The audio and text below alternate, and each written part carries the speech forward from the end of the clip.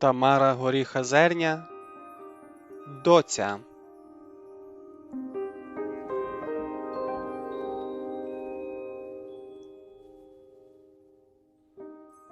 Інтро. У холодильнику зяяла діра. Нерівні краї загорнулися, і промінь ліхтарика вихоплював осколок, що припаявся до стінки.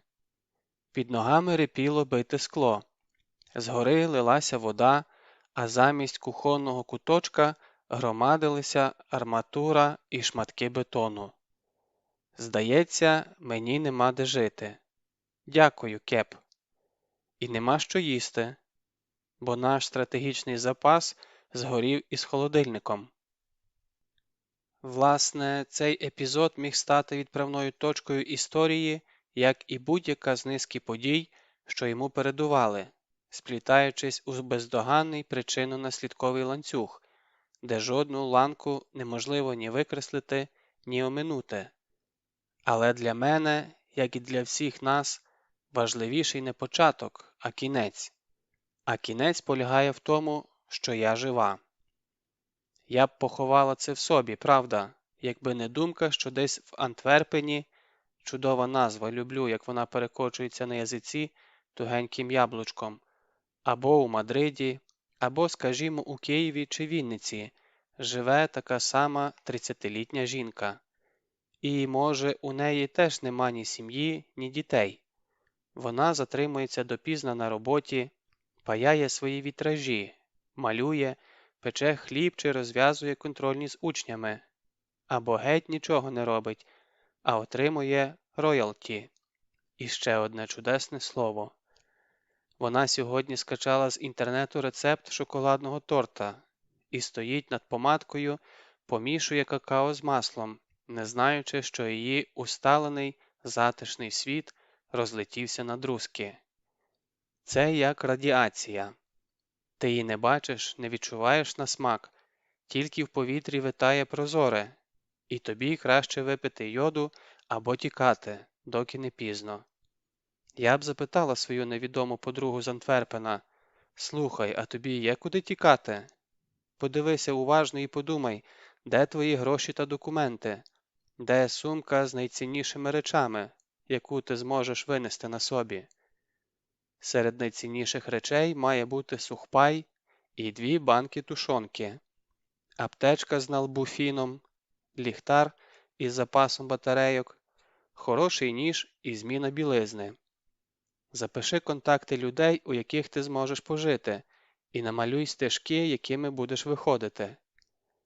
Якщо ж раптом ти захочеш залишитися, з різних причин, але переважно через власну наївність, якщо ти не наважишся покинути свою майстерню, пожалієш собаку чи сусідку, зрештою у тебе може бути сотня причин залишитися, то тобі доведеться змінитися. Щоб вижити, тобі доведеться померти. Ось дім твій згорів. Згоріла машина, колекція фарфорових дзвіночків і бібліотека. Цього всього нема, ясно? Як і деяких частин тіла, до речі. Подумай, як тобі жити без руки, ноги або з відрізаним вухом. Прийми зґвалтування, як і будь-яку іншу наругу. Абстрагуйся. Тренуйся і будь пильною. Щоб вижити, ти їстимеш землю і годуватимеш землею.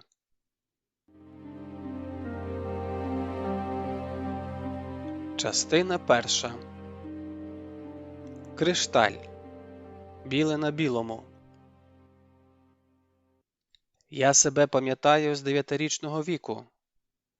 Все, що було до тера інкогніта, чиста дошка, не відгукуються ні спогадами, ні образами. Десь у білому мареві залишилася мама.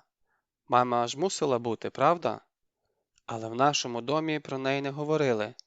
На всі питання тато відмовчувався, тільки раз прохопився, що звали її Марія, і що вона померла молодою. Так це чи ні, тепер уже не перевіриш. Напевно, я таки схожа на маму, тому що батько був невисоким, опецькуватим, із помітним черевцем і ранніми залисинами. Я ж не стільки росла, скільки видовжувалася у всіх напрямках. У мене було задовгим усе – ступні, пальці, дитиною перераховувала фаланги, все здавалося, що одна зайва. Лікті, вуха, волосся. На худенькому личку домінував аристократично загострений дзьоб, відволікаючи увагу від надміру тонких, безкровних вуст. Зі своєю комплекцією я могла б надихати Пікассо, але це слабка втіха для дівчини, яка вдягнула ліфчика останньою в класі і то нульовий розмір. Додайте, що я жила читанням, ковтаючи книги на ходу, на перервах, уночі під ковдрою і на уроках під партою. Поглинала друковане слово, як сарана. Мені було байдуже, що саме читати. Зависала над газетним кульочком із насінням або могла зачитатися рекламним буклетом. З однаковим інтересом штудіювала томи російських класиків та новітні любовні романи. І на довершення я любила фізику. Годинами затемнювала кімнату, затикаючи кожну шпарину, щоб отримати власну камеру обскуру. Без кінця експериментувала з лінзами, потім захопилася струмом. Інші дівчата мріяли про наречених, лімузини і курорти, а я ж уявляла себе електриком. Мене заворожувала лаконічна краса схем. Я в задумі механічно креслила розводки, деякі з них були парадоксально абсурдними, але гумор особливо хитрого контуру не було кому оцінити. Та й кому похвалилася? Звичайно, я не користувалася популярністю у наших Дубровицях. По-моєму, у містечку ніхто не згадає, як мене звали насправді. Для всіх, включно з учителями і сусідами, я була ельфом. Дурне, дитяче назвисько, яке взялося не від звідки. Сумніваюся, що батько сам придумав. Він звертався до мене «Ану, ходи сюди». Приліпилося, як жуйка до волосся. Хотілося би вірити, що поза очі мене називали якось інакше, але будьмо реалістами. Поза очі про мене взагалі не згадували. Коня коють, а жаба лапу простягає. Це про мене і про наших бурштинових королів. Я не мала і крихти їхньої козирної грації, стилю і шику, який вбирається з молоком матері та живиться великими грошима. Я жодного разу не підкурювала від купюри, тобто взагалі не курила, не розбила не те що машини, а навіть банального ровера. У мене не було шансів красиво відшити залицяльника, бо за 17 років до мене ніхто не спробував залицятися. Розмірковуючи над майбутнім, я дійшла невтішного висновку, що тут мені не світить. Місто, яке жило бурштиновим промислом і довкола промислу, просто не мало застосування для дівчини, яку не видно за держаком лопати. Якби ж то за мною давали придане, хоч землю, хоч щось, та ми були бідними і драними, як церковні миші.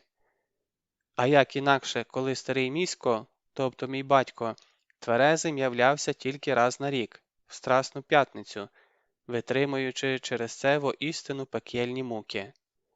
Тому уявіть моє здивування, коли, повернувшись додому з атестатом у руках, на випускне я не ходила, у чому та за які гроші? Я застала тата тихим, печальним і прямо стоячим. «Доню, ходи-но сюди, маю розмову». Що таке, нас веселяють?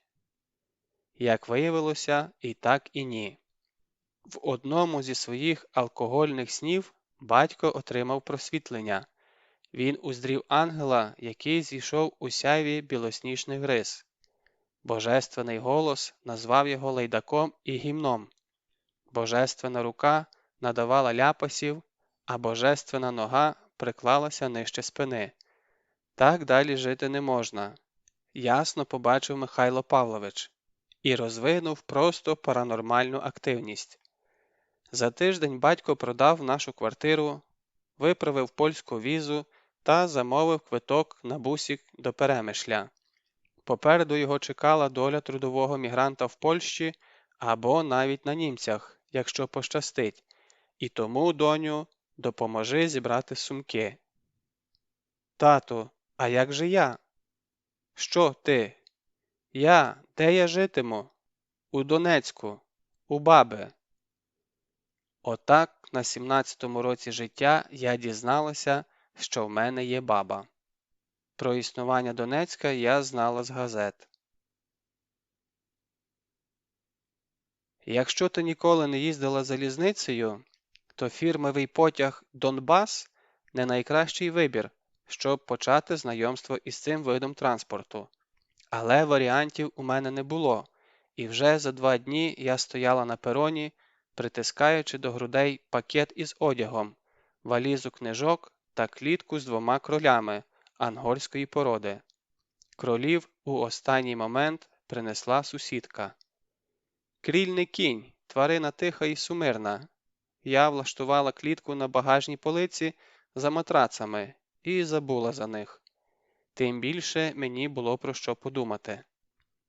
Зі скупих татових слів я зрозуміла, що його маму, а мою бабу, звали Ольга Іванівна, і що вони не бачилися рівно 10 років, що він колись пішов із дому з паспортом у кишені і волів би туди не повертатися, якби не крайня потреба.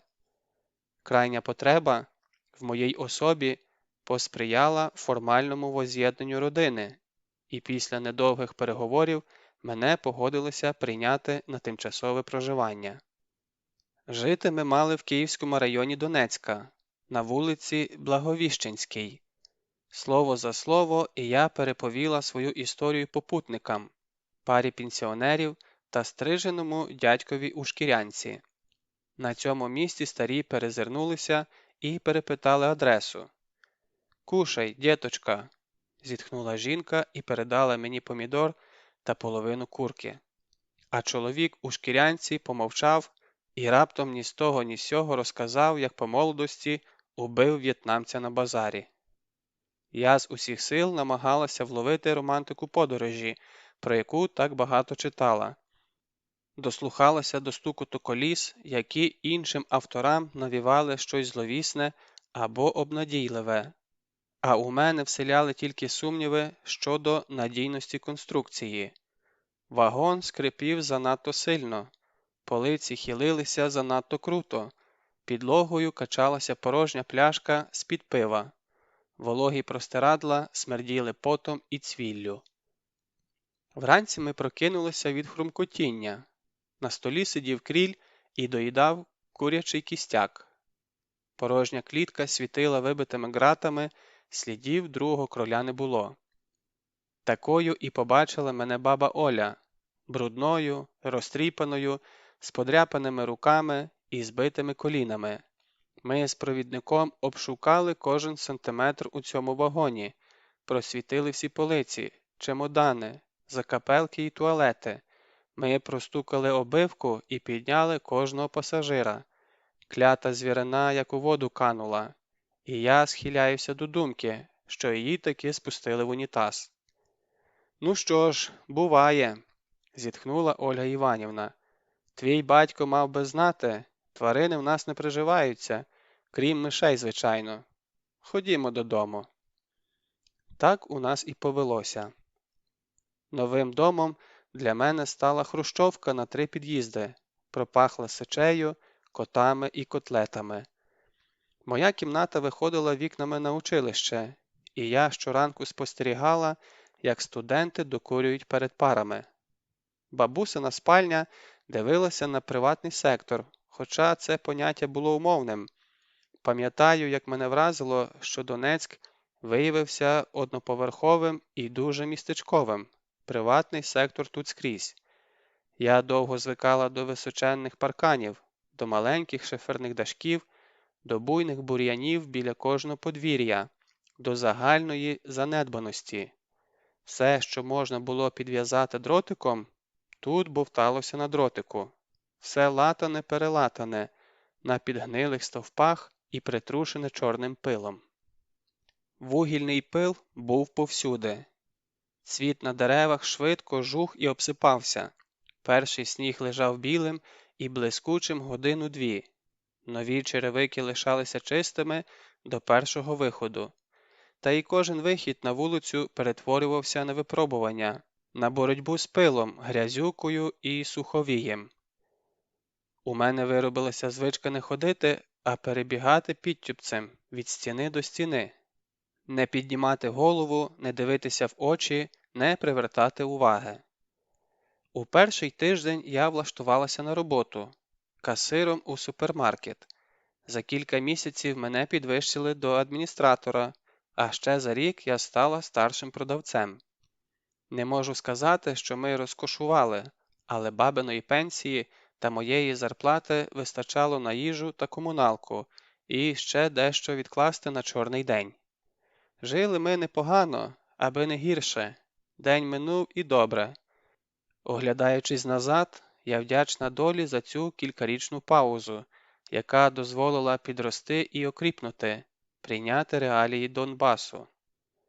Реалії наздогнали нас о 3-й ночі 18 листопада 2007 року.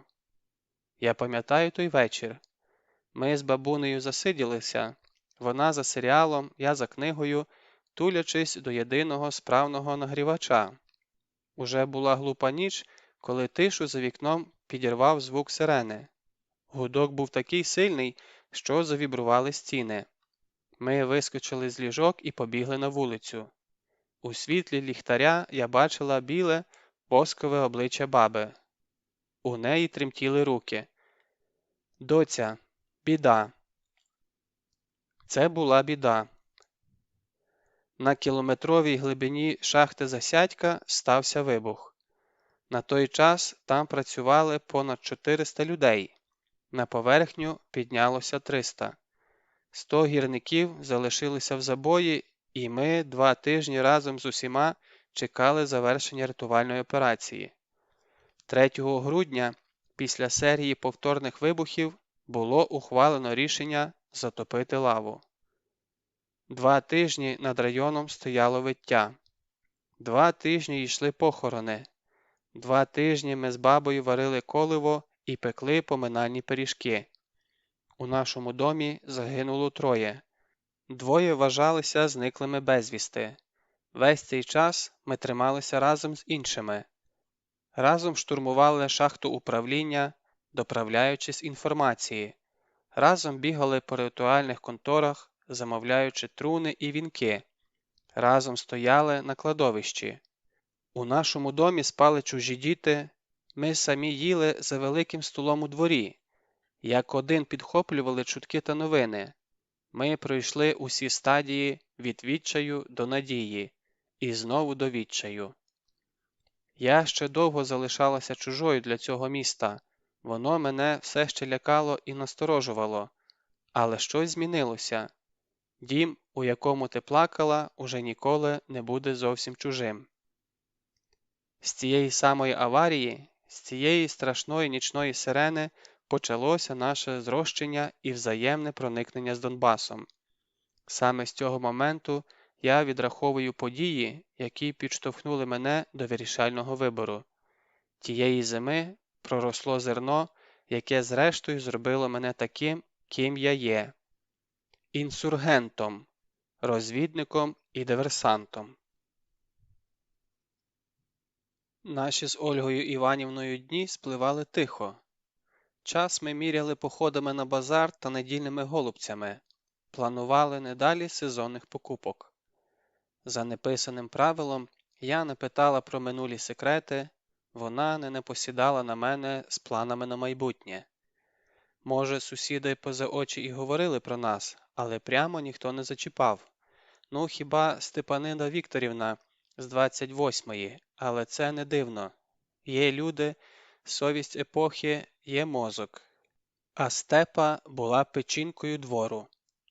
Через неї проходили всі токсини, все кубло пліток, скандалів і ненависті, якими живляться змії під колодами та комсорги на пенсії. Буває, що тебе похвалять і комплімент зроблять, але ти почуваєшся як обпльована. Ні разу не чула, щоб ця жінка почала розмову не з ойкання. Ой, какая девочка у вас хорошенькая, ну прям как моя внучка. Ой, сколько ей, годик? Не ходит, бедненькая, да? Ой, как жаль. Ой, как тебе хорошо со стрижкой. Все правильно, в возрасте нужно стричься покороче. Ой, я видела вашего мужа в кафе с женщиной. Ой, я вам так сочувствую, мужики всі одинаковые. Але у випадку з бабою вона не на ту напала. Ой, эта современная молодежь, ничего не хотят, никто им не нужен. Я смотрю, и ваша все дома сидит. Они сейчас такие, ни деток не хотят, ни замуж, правда? Баба поважно зупинилася, поставила сумки на землю, зняла і протерла окуляри. От скажи, Степо, як воно так виходить? Відьма у нашому дворі ти, а люди на мене чорті що наговорюють. Де справедливість? А тим часом до нас на роботу почав ходити такий собі Віталік. Бувало, і двічі на день навідувався то хліба купити, то пива. Жінки швидко збагнули, що й до чого, а мені все ніяково. І коли він нарешті запросив прогулятися після зміни, було ніяково відмовити. І коли додому довіз, і коли привів у готельний номер. Якби це був любовний роман, я б розписала докладніше, з красивими епітетами, але правда в тому, що не було ніяких епітетів. По завершенні процесу я так і не зрозуміла, це що, через ці рухи в нас стільки переживань, стільки трагедій, стільки літератури, через ось це, через якусь динаміку? Як ти, нормально? Дякую, супер. Я у ванну, добре? Коли я повернулася з ванни, чоловік уже спав, підібгавши під себе ковдру. Я посоромилася будити, тому накрилася рушником і так задрімала. Зрештою, з моїми габаритами рушника цілком достатньо. Вранці Віталік прокинувся першим. По-хазяйськи ляснув мене нижче спини, скривився. Все-таки, коли жінка важить 42 кілограми, ляскати її треба обережно. Місць для комфортного ляскання не так багато, і повідомив, що ми йдемо вечеряти до його мами. Я не хотіла ніякої мами, але знову ж таки було незручно відмовитися. Тим більше він пообіцяв підхопити прямо з магазину. І справді, з'явився на виході рівно о 7:00, урочистий і з розкішним букетом у руках. Які троянди! Дякую! Ти знаєш, мені ніколи не дарували квіти. Так, тільки ти розумієш, я думав, квіти для мами. Ми все ж таки в гості йдемо. Оу, вибач, не подумала. Мама зустріла нас у передпокої, видала кумедні рожеві тапки в білі горохи і запросила на кухню. Вона про мене все зрозуміла, коли ми йшли коридором, тому що за столом усе скінчилося. І з кожним шматочком торта, який ставав поперек горла, мамині губи робилися все тоншими. Віталік виглядав усе бліднішим, а паузи в розмові досягали просто таки театрального драматизму. «Ой, вы так интересно говорите по-українськи. Ви з Западної приїхали?» «Взагалі-то ні. Я з Донецька. У дитинстві жила в Рівненській області». «Ну, я так і поняла. Ой, осторожно, он кусається». Це я підійшла до клітки з папугою. «А как попугай будет по-гуцульски? Пивень, да? Скажите, а корова у вас в селе есть? И что же вы с ней делаете? Доите, да?» «А, ні, тобто так, корову доять, але в нас нема корови. Родители, я так понимаю, с вами не живут. Вы кушайте, кушайте, вот конфеты. Тосенька покупал. Ты сегодня не обедал? Так задержался, я тебя еще в 7 ждала. Я так волнуюсь, когда он задерживается. У него же режим питания. Я вам потом подробно расскажу. Ему категорически нельзя есть разогретую пищу, только свежеприготовленную. Мы готовим завтрак, обед и ужин маленькими порциями. Я вам покажу кастрюльки. Зрозумійте правильно, я втекла. Посеред чергової паузи вийшла за столу, вибачилася і запитала, де вбиральня. А вже за туалетом тихенько на пальцях чкурнула до дверей.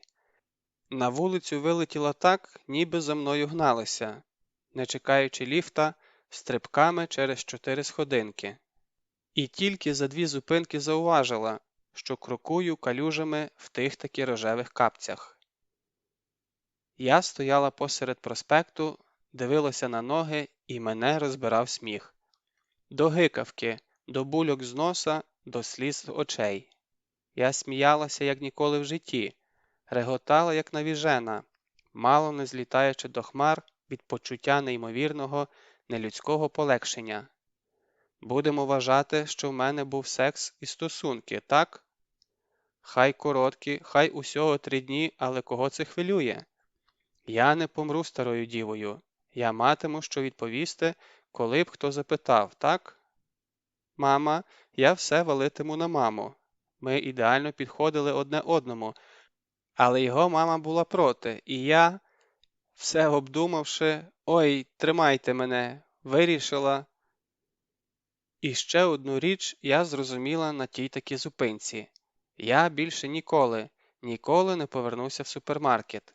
Я спатиму під мостом, я ходитиму пішки, я продам свою нирку, але не буду ні старшим, ні молодшим касиром, не розкладу більше жодної палети і не вдягну форму. Я вже казала, що на моєму родинному гербі треба написати «Не зарікайся». Озираючись назад, найбільше дивуюся, що бабуся нічому не дивувалася. Всі подальші події вона сприймала як об'єктивну даність. Ми не сперечалися, мене ні про що не питали, не було ніяких порад. Мовчки вислухала новину про те, що я тепер безробітна. Кивнула на короткий виклад моєї романтичної історії.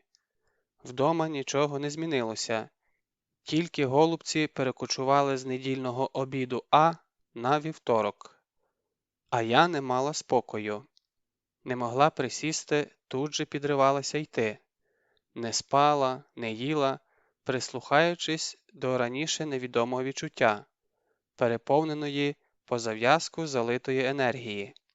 У мене іскрило волосся, закладало вуха і горіли кінчики пальців, протоптала доріжку на пошарпаному килимі, бігаючи від стіни до вікна.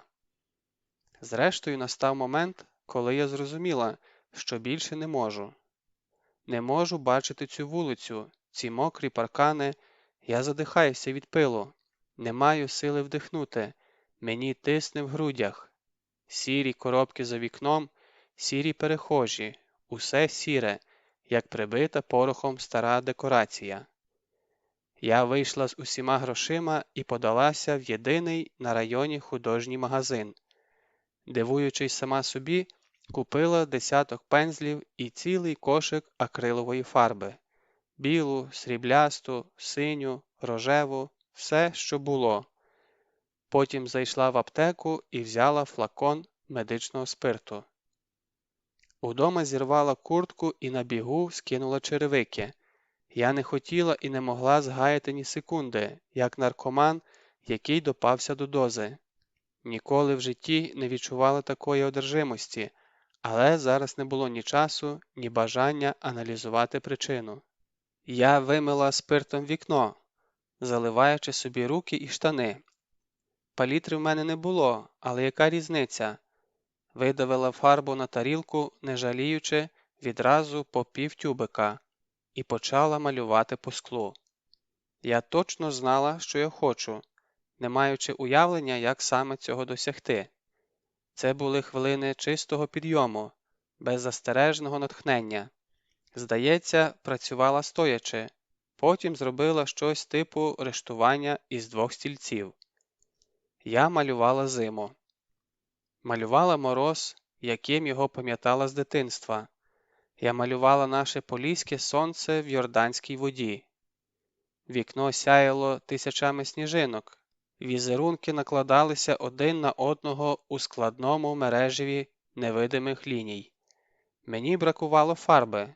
Я додавала сіль, пудру і борошно, розбила і розмолола 2 чи 3 лампочки, допомагала собі голкою і пір'їною, дихала на вікно, і дихання замерзало на склі. Спливала година за годиною, і крок за кроком вуличний світ зникав. Кімната наповнилася сяйвом, аж очі сліпила, з білими, рожевими і червоними спалахами. Так, видно, мало бути. Ба? Баба Оля стояла за спиною, і по її щоках текли сльози. Ти давно тут стоїш? І що мало бути? Яблуко від яблуньки. Твоя мама вишивала, доню.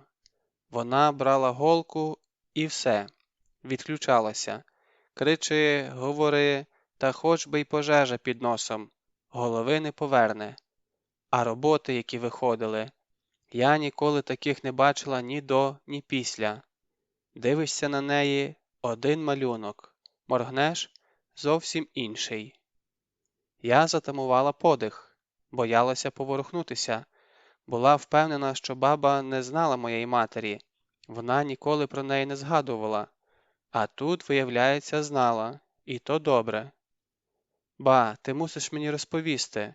Я хочу знати, хто вона, як померла. Я маю на це право. Так, напевно. Тільки що я можу тобі розказати? Що ти зрозумієш? Та її ніхто не розумів. Ми називали її Штундою, Марію цю, бо вона була не від світу цього. Мій місько її зовсім не пара. Та й ніхто не пара, якщо так подумати. І я не скажу, і ніхто не скаже, за що вона мого сина вподобала. Вони ж були, як той лебідь і щука. Все мовчить, все щось своє думає.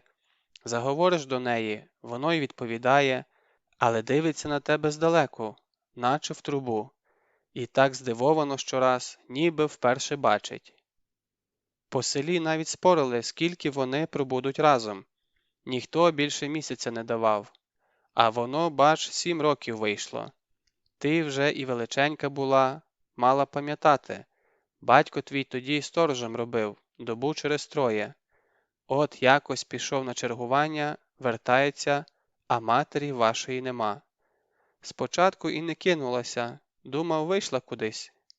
Дивно, що доньку вдома покинула, і ні сумки, ні грошей не взяла, але всяка потреба буває.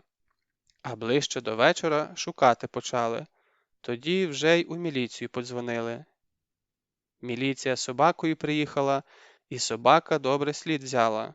Від хати зразу в поле. У нас за городом поля починалися, а через поле ґрунтовка вела. От добігають тією ґрунтовкою до перехрестя і зупиняються. Сюди кукурудза, туди кукурудза, тільки 2 просіки прорубані.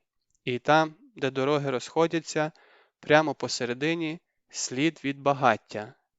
Хтось такий вогонь палив, що на півметра в землю прогоріло. Тільки що там було палено і для чого – невідомо. Біля багаття слід і обірвався. Пес іще покрутився, хвоста підібгав і назад. Розворушили попелище, що вже хотіли там знайти, але марно. Попіл і попіл. А матері відтоді ніхто не бачив. За рік нам видали свідоцтво, що зникла безвісти, та й по всьому. Батька твого в міліцію тягали разів 8, але він усю ніч на роботі просидів, і камера знімала, що не відлучався. Мене допитували, сусідів, усе марно. А життя нам у селі після того не стало. Люди ж які, аби поговорити, роти не закриєш. То в спину сичали, тоді вже прямо в очі, а у кінці нам хату підпалили. Добре, батько іще не спав. Ми повискакували хто в чому, тебе винесли, документи вхопили, речі, меблі, все пропало. Зруб спалахнув, наче бензином облитий, вигорів за секунди. Після того ми і роз'їхалися. Ви з батьком у Добровиці, міськові там роботу дали, а я сюди. до сестри. Ну а далі ти ж знаєш, тата, як візьме щось у голову. Не писав, не дзвонив, геть чисто пропав. І ось тільки зараз об'явився, попросив тебе прийняти. Баба замовкла, і я мовчала. Доню, таке краще не ворушити. Що було, те було. Але знаєш що? Твоя мамка так само вишивала, білим по білому, цілі картини. За ними з Києва приїжджали, зі Львова, з рук виривали. Живі вони були, ось як це вікно.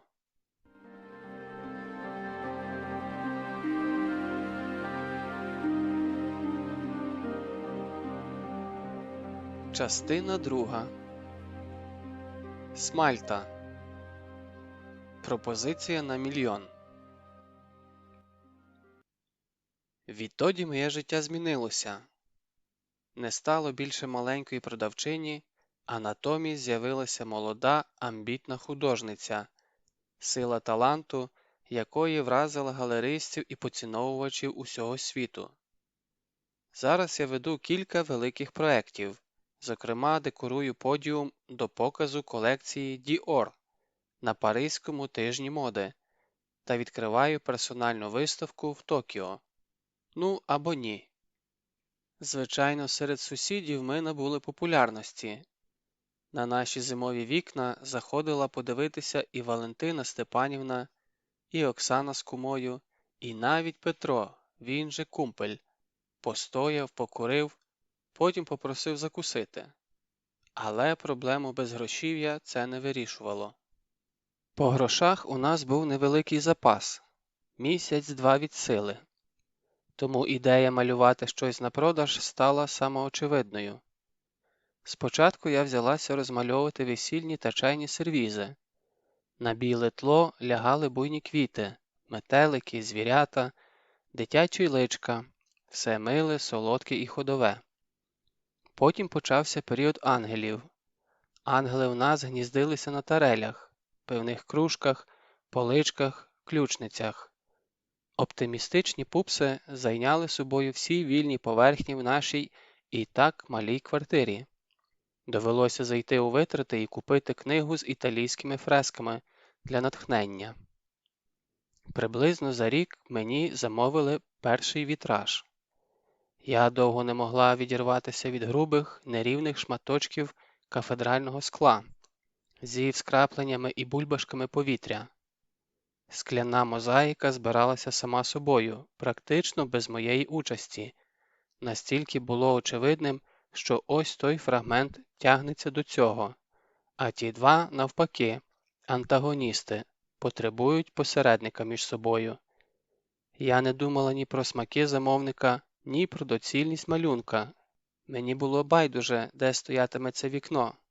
Я розуміла, що довкола цієї роботи треба будувати особливий інтер'єр, але вона того варта. Клієнтка приїхала особисто, у супроводі 4 охоронців. Хлопці мовчки зупинилися в коридорі, вона так само мовчки пройшла через нашу двушку, зазирнула на кухню, а тоді завмерла біля готового вітража. Стояла довго, пауза все тяглася, тільки репів паркет під ногами її ескорту. «Увімкніть світло. Так, добре. Підніміть. Поставте навпроти вікна. Послухай», це вже до мене, «я куплю в тебе ще 8 таких. За умови, що тут, у Донецьку, ти їх нікому не повторюватимеш 2 або навіть 3 роки». На тому і зійшлися. Тим більше з грошима, які мені дали, я могла взагалі нічого не робити 2 чи то пак 3 роки. Набиваючи руку в ремеслі, я виношувала одну ідею. Вона приходила до мене у вісні, спливала перед очима посеред дня. Я бачила велетенську сліпучу кулю, яка своїм сяйвом і присутністю змінює все навкруги. Це була квінтесенція радості і чистоти. Це мав бути схожий на діамант світильник зі складною системою граней і заломів, які б відкидали об'ємну, структуровану тінь. Кришталь Муранське скло? Я годинами викреслювала схеми і зрештою дійшла невтішного висновку, що сама не впораюся. Була потрібна тонка напайка за моїм кресленням, практично ювелірна робота. Треба шукати слюсаря-ювеліра. Не знаю, як де, а тут усі дороги ведуть до баби Маші.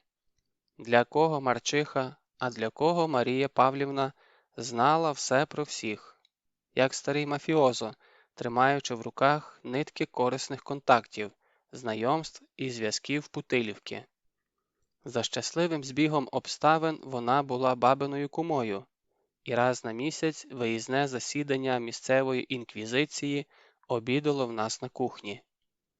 Саме з легкої руки Марчихи наш дім повнився порошками від Ейвону та кремами від Оріфлейму, а останнім часом кумасі знайшли нове джерело натхнення в місцевому осередку п'ятдесятників. Вони тепер співали, сипали цитатами з Писання та вели душеспасенні бесіди. Я потерпала від бабів, але в міру. У майстерню вони не заходили, а на кухню я навчилася проникати тінню, так що листочок не ворухнеться. «Тьоть Маш, порадьте толкового майстра по металу. Потрібно одну конструкцію делікатно зварити, щоб акуратно і недорого». «Тю, так іди до Ромчика. Золоті руки. Він тобі блоху на льоту підкує. Такий хороший, а така доля випала, бачиш?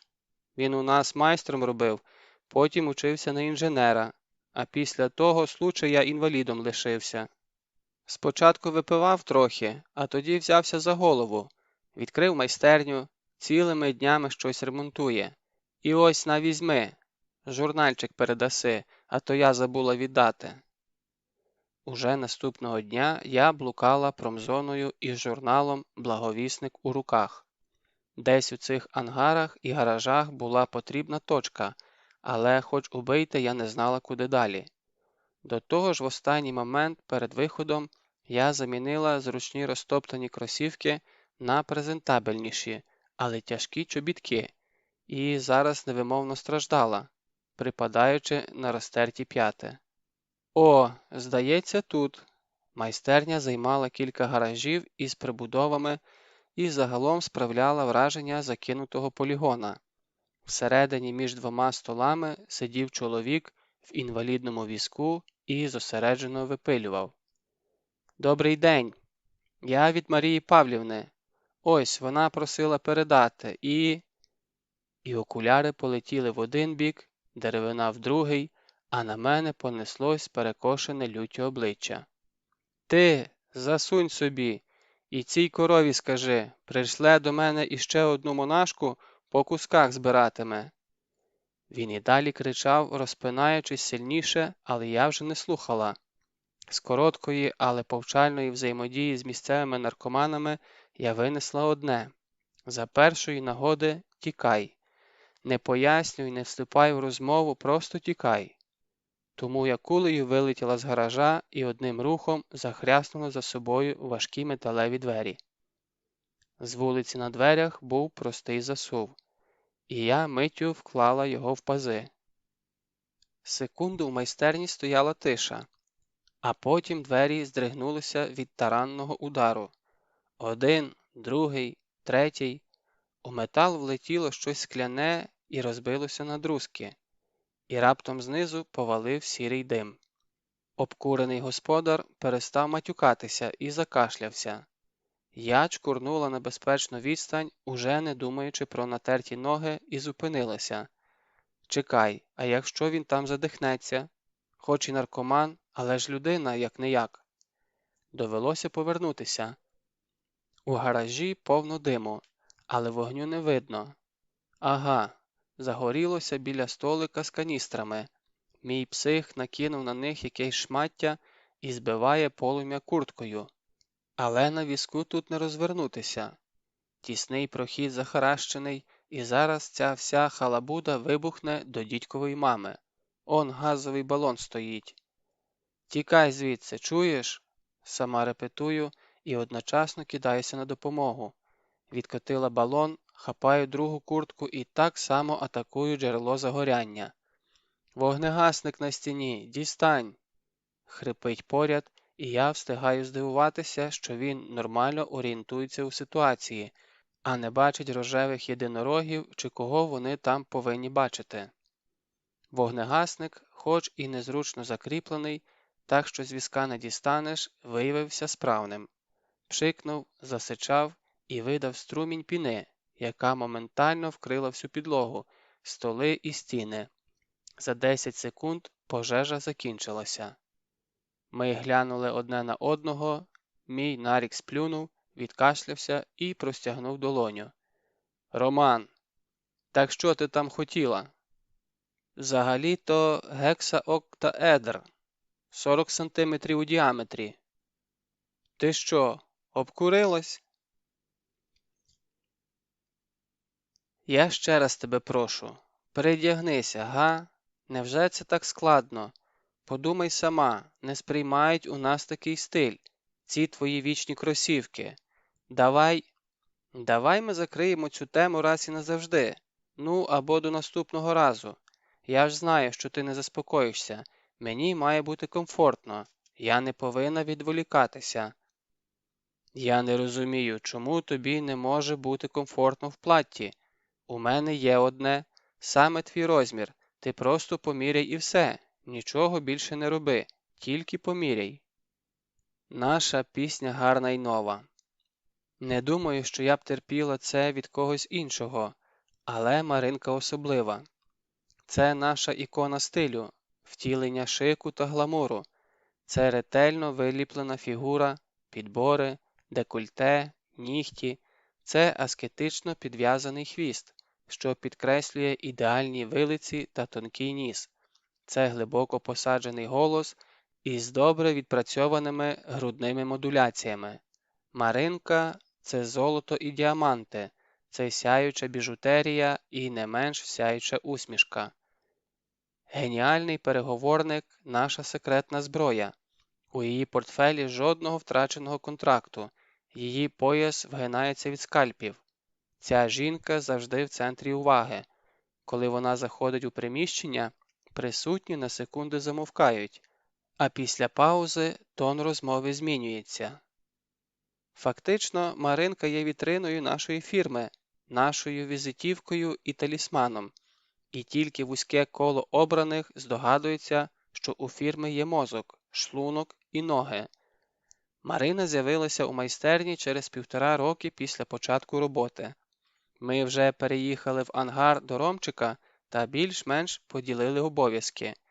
Я вигадувала нові моделі, малювала і креслила, купувала скло, емаль, смолу, фотографувала вироби для каталогів, писала коротку рекламу і ще виконувала купу дрібних завдань.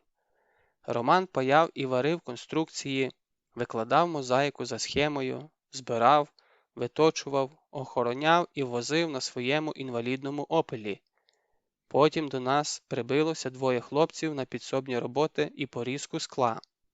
І ще був Дон, хакер на довірі, який вів сайт і фотошопив, Борисович – експедитор та охорона, і Лариса Петрівна – бухгалтер на півставки, яка приходила раз на квартал і готувала звіти для податкової. На якомусь етапі постала проблема назви.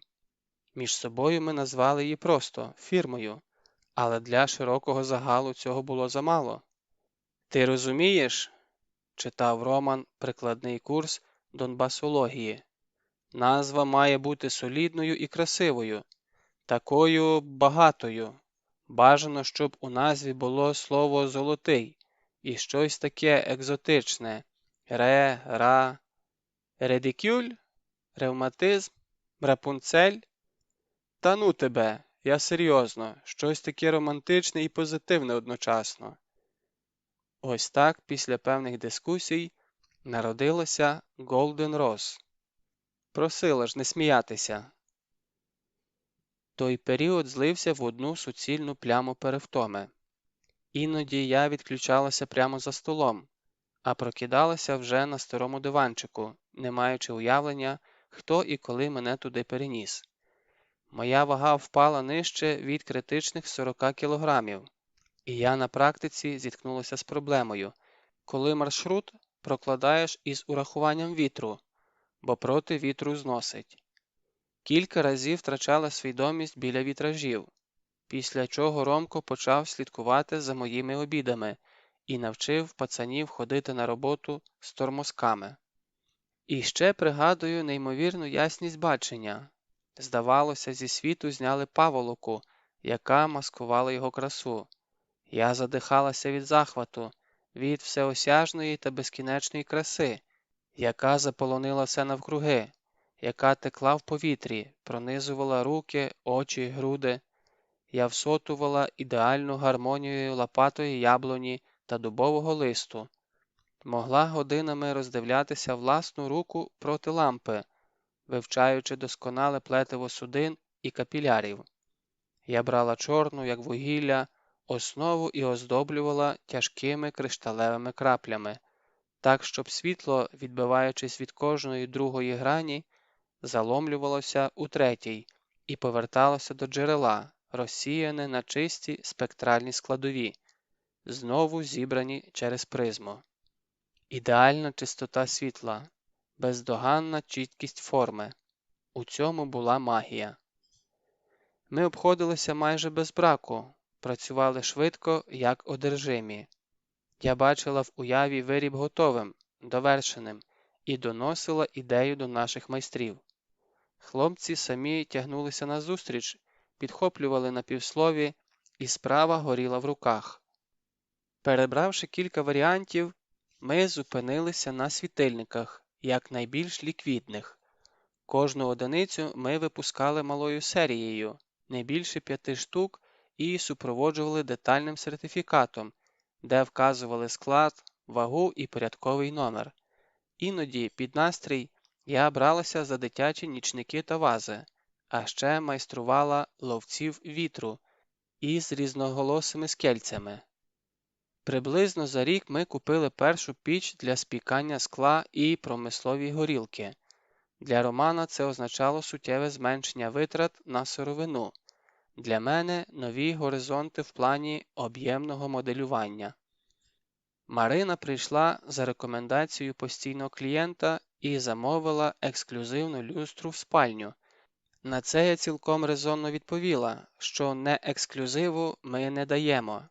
У мене взагалі першим поривом було відмовитися від цієї роботи, але, глянувши на наших чоловіків, я зрозуміла, що пізно. По-моєму, Ромчик навіть торгувався зі мною від імені клієнтки, збиваючи ціну для дорогої гості. Я зробила їй люстру, зробила сама, не довіряючи нікому жодної пайки.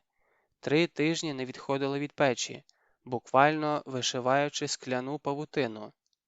Зрештою, у мене вийшла величезна кульбаба, пухнаста і невагома на вигляд, здається, дмухне і полетить. Маленькі парашутики чіплялися один за одного хаотично, невпорядковано, але коли в темній кімнаті вмикалося світло, цей хаос перетворювався на свою протилежність. На перший погляд недбалі лінії світильника давали геометричну вивірену тінь. Якщо правильно повісити, на стінах і стелі оживали читабельні слова і символи, здебільшого непристойні.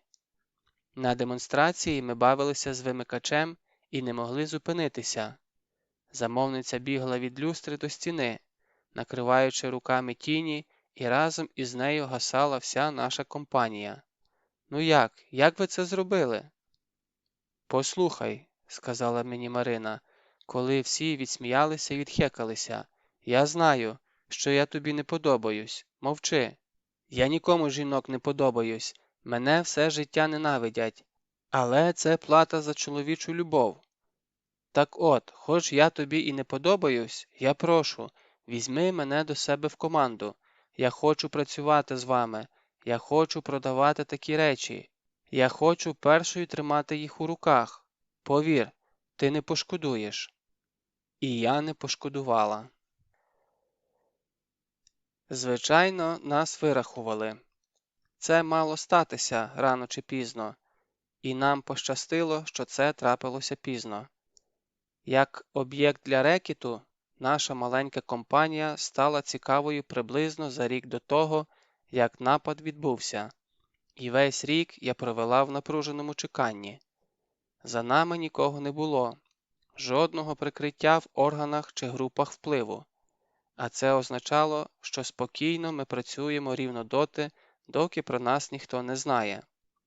А шифруватися команда, у якій більше ніж 10 людей, може місяць-два максимум. Я почала запам'ятовувати обличчя у транспорті, слідкуючи, щоб одні й ті самі люди не траплялися двічі.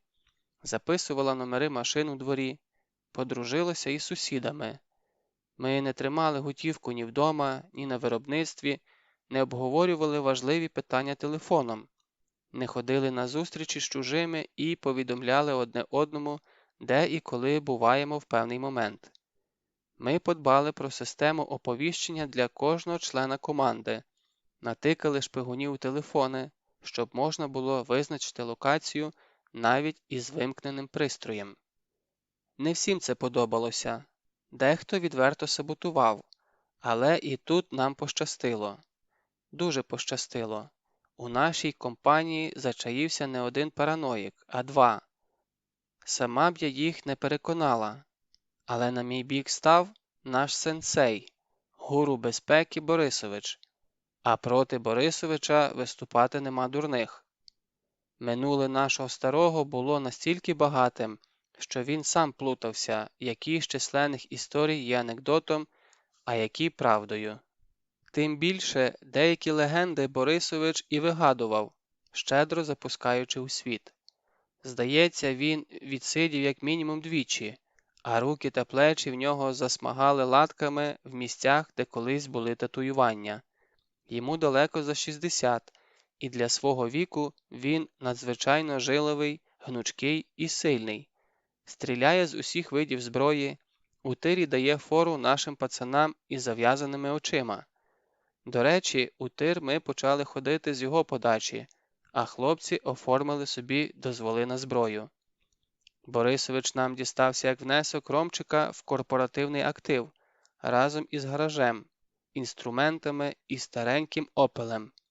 Щось таке було у їхньому спільному минулому, що переплело долі цих двох одинаків і зробило Борисовича відданою нянькою при Романові, а згодом і при нас усіх. Саме з подачі голов охорони ми не афішували своєї присутності в Донецьку. Цех – закрита територія, чужі туди не допускалися. Нормальні двері і грати на вікна ми встановили з самого початку. Було кілька інцидентів із дрібним криміналом, але авторитету і зв'язків наших хлопців вистачило, щоб відбити атаки. Двічі нас намагалися грабувати, але спрацювала охоронна сигналізація і примчала група затримання.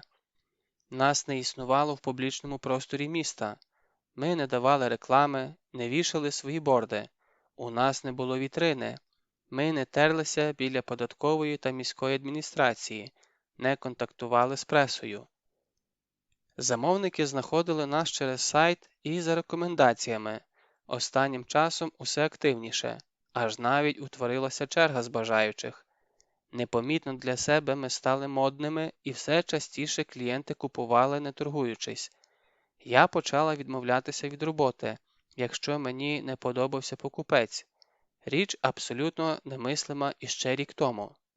Тим не менше, чим ексцентричнішою була наша поведінка, тим більш жаданими і дефіцитними ставали наші люстри та вітражі, і, відповідно, вищою ціна. Захлинаючись під валом замовлень, ми хоч не хоч були змушені визнати – настав час якісно змінюватися. Або ми залишаємося маленькою артіллю і працюємо як кустарна майстерня, або приймаємо принципове рішення і виходимо на новий рівень. Наймаємо людей, розширюємо площу, беремо в оренду обладнання і ставимо моделі на потік. Борисович, як думаєш, нам дадуть хоч розгорнутися? Скільки часу в нас є? До вересня, не більше, і то не факт. Тому роби закладки скільки можеш і, як казала тьотя Соня, арбайтен. Справа пішла. Добором персоналу займалися Роман із Мариною. Я не втручалася. По факту приймала і вчила всіх бажаючих. Платили ми непогано, розраховувалися вчасно, навіть організовували гарячі обіди в цеху. Я розкидала оголошення про вакансії в інтернеті, але чоловіки з того посміювалися. Ти звикнеш, у нас тут свій інтернет. Он, Борисович сказав, кому треба, люди будуть. Люди приходили. Хтось зникав після першої зміни, хтось навпаки, завмирав біля тиглів, і ми вгадували своїх по азарту в очах, по дрібному перебору пальців, по дозованій суміші нахабства і трепету. До нас підтяглися випускники інтернату, яких держава випустила в світ, не давши за спиною парашута, колишні шахтарі та вчителі, був навіть таксист, щоправда, із дуже короткою кар'єрою в таксі. На мозаїку ми посадили вишивальниць, бо викладка кольорових скелець за схемою має спільні корені з вишивкою бісером. Осінь того року видалася врожайною. Здається, природа, живучи за своїми законами, раптом зірвалася і пішла у відрив. Усе почалося з меду. Меду було з головою. Медові ярмарки переходили один в один, як по естафеті. Мед продавали на вулиці, з медом ходили по квартирах, розгублені пасічники обривали телефони гуртовиків, а ті приймали по 12 гривень за кілограм. Потім пішла городина. Уродило все. Терикони капусти й перцю, відвали картоплі, буряку, моркви й цибулі. Жінки на кутку стали на закрутки, переробляючи несподівано щедрі дари природи. Баба падала з ніг біля консервації, слоїки зайняли кожен вільний сантиметр, і я ночувала на роботі, щоб не чути всепроникаючого запаху лечо. І останнім штрихом стали гриби, які не проросли, здається, тільки у шахтах. На горі ж грибів було стільки, що їх не збирали, косили. Я навіть мусила лишитися вдома у якийсь із днів, перебираючи відра опеньок. Те саме робилося в бізнесі. Всі гребли і купували, як в останній день. Будували у 4 зміни. Підрядники розривалися між десятками об'єктів одночасно.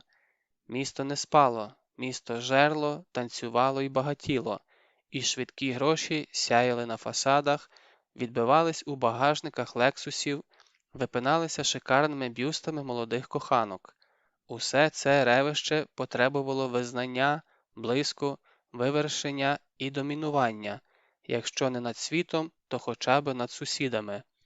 Реагуючи на попит, ми запустили лінійку із золотою фурнітурою, і люстри по $3000 розліталися, як гарячі пиріжки. «Доця, от побачиш, щось буде». Вони як подуріли, тільки гроші, гроші, одні балачки про гроші. А кредити? Ти бачила, як вони кредити беруть? Наче не будуть віддавати. Бабо, я не знаю, правда, але нам що з того? У нас кредитів нема. Та я не про те, але нехай. Мені хотілося скласти руки на животі, як Аль Капоне, відкинутися у кріслі і втомленим голосом промовити: «Все, ми виходимо із переговорів, ці люди не готові домовлятися». Ну, або просто перевернути стіл так, щоб кава на підлогу, бризки на стелю і червоне місиво мозку по стіні. Я знала, що так буде. І з самого початку ми зареклися – з попами жодних справ. І доки ми не відступали від цього принципу, все йшло добре. Але ж ні. 2 тижні Марина не злазить із голови. Серйозне замовлення, і таки змусила нас приїхати на інтерв'ю. Ось тепер серйозні люди, служителі культу в кількості 6 чоловік, переконують, що новий храм у Карлівці не мислить свого існування без ось такого вітражика, і підсовують мені картинку вівтарного вікна Ісакіївського собору. Так прямо всі 30 метрів вам повторити? Ну, трошки менше. Якщо не помиляюся, оригінальний вітраж німці творили 3 роки. Перепрошую, але навіть з урахуванням сучасних технологій я не готова замкнути фірму на одному замовленні на рік-півтора. Тобто, в принципі, ви можете це зробити, просто вас не влаштовують строки? У принципі, ми можемо зробити все, що завгодно, хоч місячну доріжку до неба і назад, але я не хочу і не буду займатися церковним декором, і тому нам нема про що говорити із шановними гостями. Та гості думали інакше. Марина давно мовчала, сховавши обличчя під епічним фейспалмом. Роман відкрито сміявся в кулак, а я борсалась у хвилях найбільш абсурдної розмови. Дуже повільно, щораз відступаючи на нульові позиції в атмосфері загальної недовіри і неприхованої зневаги, власне, я, здається, перезневажала всіх 6. Ми дійшли попередньої згоди. Замість гігантського вітража ми робимо маленький 3х1,5. Тематика – Свята Трійця у модерному форматі, з певними відхиленнями від іконописних стандартів. Попередній ескіз подаємо через 2 тижні і у разі прийняття отримуємо аванс – 1/3 від суми замовлення. Через 2 місяці встановлюємо готовий вітраж під остаточний розрахунок. Порадившись із колегами, суму ми запросили таку, що єпископ крякнув і осудливо перехрестився. Це святе знамення відкрило другий раунд переговорів. Тут уже вони нас затоптали на своєму полі. Хто хоч раз торгувався з батюшками, той мене зрозуміє. У підсумку ми узгодили обкусаний бюджет, який, тим не менш, із головою перекривав і наші накладні витрати, і звичайний прибуток.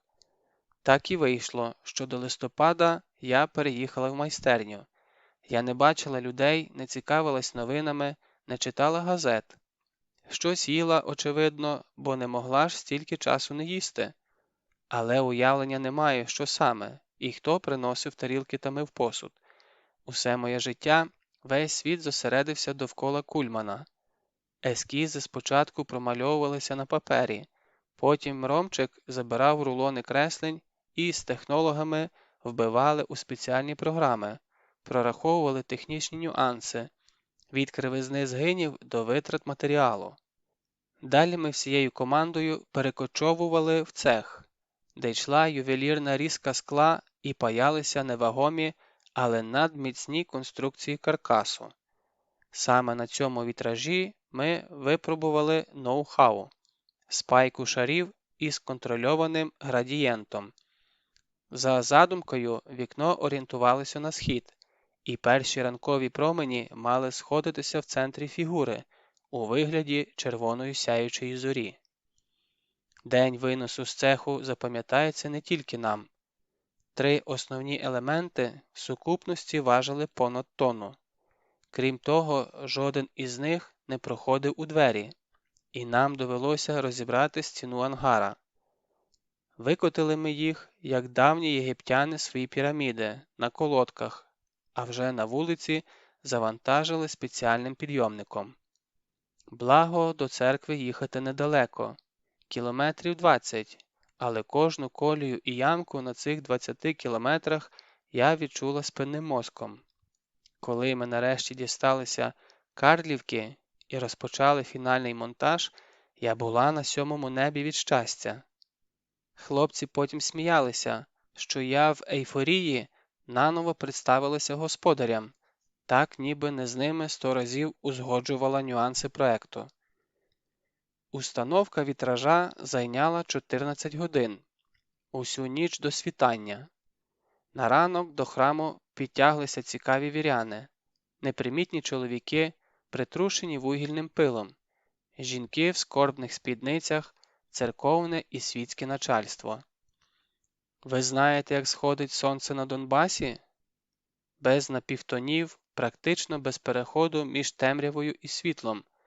Хвилину тому ми працювали поночі, підсвічуючи собі промисловим прожектором, а за кілька секунд нас сліпить із вулиці. У прозорих променях осіннього сонця фігура Спасителя засяяла золотом, ніби виступаючи зі скла. А потім усе світло зосередилося на рівні серця і спалахнуло пурпуром. І це було так. Це було як орган. Так, це було як проривна, велична органна фуга, яка спадає на тебе лавиною 50 регістрів, до того ж у момент, коли ти цього не чекаєш, наприклад, у лісі або кабінеті стоматолога. Шкода, я так і не навчилася висловлювати почуття. Дивуюсь, як не розірвалося серце від надмірної, неосяжної радості. Ми бачили перед собою шедевр із категорії нерукотворних і знали, що його створили ми. І з нами розрахувалися без торгу, насипом, зі щедрою премією. Як бонус батюшка поблагословив своєю рукою, а жіночки повели мене випити чаю. Я охоче погодилася, роздумуючи, чи не буде нахабством попроситися у них подрімати. Годин так 28. Хлопці тим часом зібрали інструменти, лебідку, рештування, набилися у бусік, як оселеці, та поїхали на Донецьк. Маючи при собі таку суму, вони насамперед повинні заїхати в банк, де на нас уже чекали, а потім на розвантаження. Зі мною лишився один із монтажників, Сергій, зі старенькою нивою. Я присіла прямо під вівтарем, відчуваючи, що свідомість потроху відчалює від тіла. Це була хвилина найвищого душевного тріумфу і одночасно повного виснаження. Все, що я могла, прихилитися до стіни із чашкою в руках, блаженно посьорбувати і милуватися сотнями відтінків благородного скла, видивлятися на просвіт кожну бульбашку, кожну нерівність. Від цього медитаційного споглядання не відволікав ні гул голосів, ні кроки десятків відвідувачів, ні безкінечна трель телефонного дзвінка. Телефон дзвонив і дзвонив, дзвонив і дзвонив, аж раптом я усвідомила, що це ніякий не виклик. Це сигнал тривоги. І ще на початку, коли ми тільки все планували, у нас була розмова з Борисовичем. Послухайте, а у разі чого, до кого нам звертатися за допомогою? До бандитів чи міліції? Ха, доця, це Донбас, у нас тут два в одному. Ну, я серйозно, нам не треба бандюки для декорації, нам потрібна нормальна структура, яка швидко зреагує. Тільки до Комара. Я з самого початку планував із ним переговорити. Так у наше життя увійшов Комар. Чому Комар, не знаю, прізвище чи прізвисько, але так він і представився. Сухий чоловік середнього зросту, коротко стрижений, із сивиною, яку з натяжкою можна назвати ранньою, і таким виглядом, ніби він зараз когось розстріляє, от хоч би муху на вікні, або вчора розстріляв, тобто з типовим виглядом людини, чия служба і опасна, і трудна. У них був гібрид охоронної фірми, спортивної секції та чоловічого клубу. Я взагалі-то сприйняла хлопців скептично, але особливого вибору не було. Плату за послуги вони брали невелику, по старій дружбі з Борисовичем. Звідки в цього діда стільки старих друзів, хотілося б знати. Одного дня на виробництво зайшли мовчазні люди, встановили сигналізацію і грати на вікнах. Просиділа кілька годин із нашим айтішником, після чого телефони та комп'ютери зажили своїм життям, почали регулярно підвисати та самовільно оновлюватися. До речі, Комару я теж не сподобалося. За перших півроку нашої співпраці він не сказав мені жодного слова, усі питання вирішував через чоловіків. Я не переймалася абсолютно, мало які бувають причини мене не любити. Так ми і взаємодіяли, киваючи одне одному на нечисленних зустрічах, аж доки нас не спробували пограбувати. Місцеві пацани, мисливці за пригодами на свою голову, підважили грати і розбили вікно. І на цьому пограбування року захлинулося. Група реагування була на об'єкті рівно через 80 секунд після сигналу. Прийняли юних бандитів на місці і тут же провели виховну роботу. Ця акція мала для нас не лише безпосередні матеріальні, але й віддалені моральні наслідки. Простіше кажучи, шпана тепер не хотіла з нами зв'язуватися. Борисович, а давайте якось подякуємо охороні. Ну, не знаю, може їм вимпел із назвою зробити? Зроби краще щось для Комарової мами. Лежача вона, давно не встає. Я подумала і відлила невелике скляне панно з кріпленням на вікно. Тоді в мене був період активних пошуків у жанрі реалістичного натюрморту, і панно являло собою плетиво вишневих гілок із максимально живим натуральним листям і великими бокатими тугенькими вишнями. Вишні я виливала довго і нудно, зате вийшов повний ефект присутності. У мене їх кілька разів намагалися відщепнути і розкусити. Подарунок відправила кур'єром із запискою і викинула з голови. 3 дні було тихо, на 4-й прийшов комар. Прямо до мене в майстерню. «Спасібо», каже. Подумав і додав. «Дякую». Тоді ми вперше поговорили. Ну як поговорили?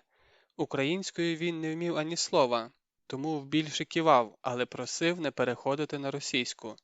«Вы говорите, я ничего не понимаю, но это так красиво». Запропонував мені пройти курс екстремального водіння у їхньому центрі з поліцейськими розворотами та екстремальним гальмуванням. Я подумала і погодилася, тому що після автошколи паркувалася тільки передом, задом наче й не вчили. Графік занять був трохи дивним, враховуючи завантаження обох сторін. Ми їздили вночі або о 6 ранку, тренувалися і на їхніх шикарних машинах, і на нашій офісній Ниві, і припинили тільки тоді, коли я пролетіла трек за 2 хвилини, завершивши ефективним керованим заносом. Відтоді між нами простяглася крихка нитка взаємоповаги. Я іноді приходила на їхні спаринги помилуватися грацією і точністю рухів тренованих бійців, які мали таке ж відношення до спортивних поєдинків, як гострозубий очеретяний кіт до пещених домашніх котиків. А комар час від часу прослизав у майстерню, обдумуючи чергову проблему. Вигляд розплавленого скла, що стікає краплями і переходять у сотні різних форм під рукою художника, справді заспокоює і просвітлює. Зараз, отримавши тривожний код від екіпажу, я за інерцією набирала охорону, не сумніваючись, що комар засік сигнал раніше за мене, і хлопці поспішають на допомогу. Судячи з усього, наших перехопили в Нетайловому. Саме там вони зійшли з маршруту і рвонули на Невельське. Як видно з GPS-у, вони чомусь зупинилися в районі закинутої ферми. Хоч би живі», – молилася я, заскакуючи в машину. Сергій тільки очі вирячив, коли я вихопила в нього ключі й стрибнула на водійське сидіння. «Слухай, наші в засідці, у районі Невельського. Ти лишайся, я поїду подивлюся». «Здуріла, так? Сама лишайся, я їду». «Добре, але я за кермом, а...» «Нема часу на «а». Ми вже неслися повз готельчик Карлові Вари, далі, не збавляючи темпу, серпантином дворядки за бетонним яйцем зупинки праворуч на ґрунтовку. Тут уже поряд, через посадку і озеро, не пригальмовуючи на поворотах, ой, мамо, я й не знала, що так умію, підлітаємо до ржавих воріт колгоспної ферми. І ще здалеку чуємо одиночні постріли біля вежі, ніби карабін. Дорога після осіннього дощу перетворилася на ріллю. Грудки землі і глини летять на всі боки. І я відсторонено дякую долі, що ми таки на ниві. Інше авто тут би не проїхало. Ось останній поворот, і ми бачимо епічну картину. Вдалині, в одному з ангарів, заховалася рідна газелька. Перед нами, під водонапірною вежею, застряг паркетник нападників, за ним тулиться сірий форт. І тут же в канаві залягли 6 бандитів, явно не знаючи, що робити далі. Бачу 1, 2, 3 стволи, але що з того, вони все одно не можуть підняти голови і чекають, доки у стрільця закінчаться набої. Наївні баби-внуки. Не знаю точно, з яким арсеналом їздить Борисович, але на локальну війну вистачить. Та й Ромчик біля нього, якщо живий, кладе ростові мішені з 200 метрів. У будь-якому випадку до приїзду підкріплення протримаються. Ці думки пролетіли за секунди, від моменту, коли ми опинилися на території ферми, і до гучної появи прямо за спинами гоп-стопщиків. Далі все сталося на рефлексах, за секунду. «Держись!» Машина підлетіла на горбочку, як на трампліні, зависла в повітрі всіма 4 колесами і приземлилася посеред бандитів, прямо на чиїсь спини і голови. Щоправда, цього я вже не бачила. Останнє, що пам'ятаю, різкий біль від ременя безпеки і скло прямо перед очима. І темрява. «Лий, лий іще! Вона оживає!» «Так, розійдись, її не можна перевертати!» «Давайте я уколю!» «Не, ну чего вы? У меня укол в аптечке!» «Дихає! Точно дихає!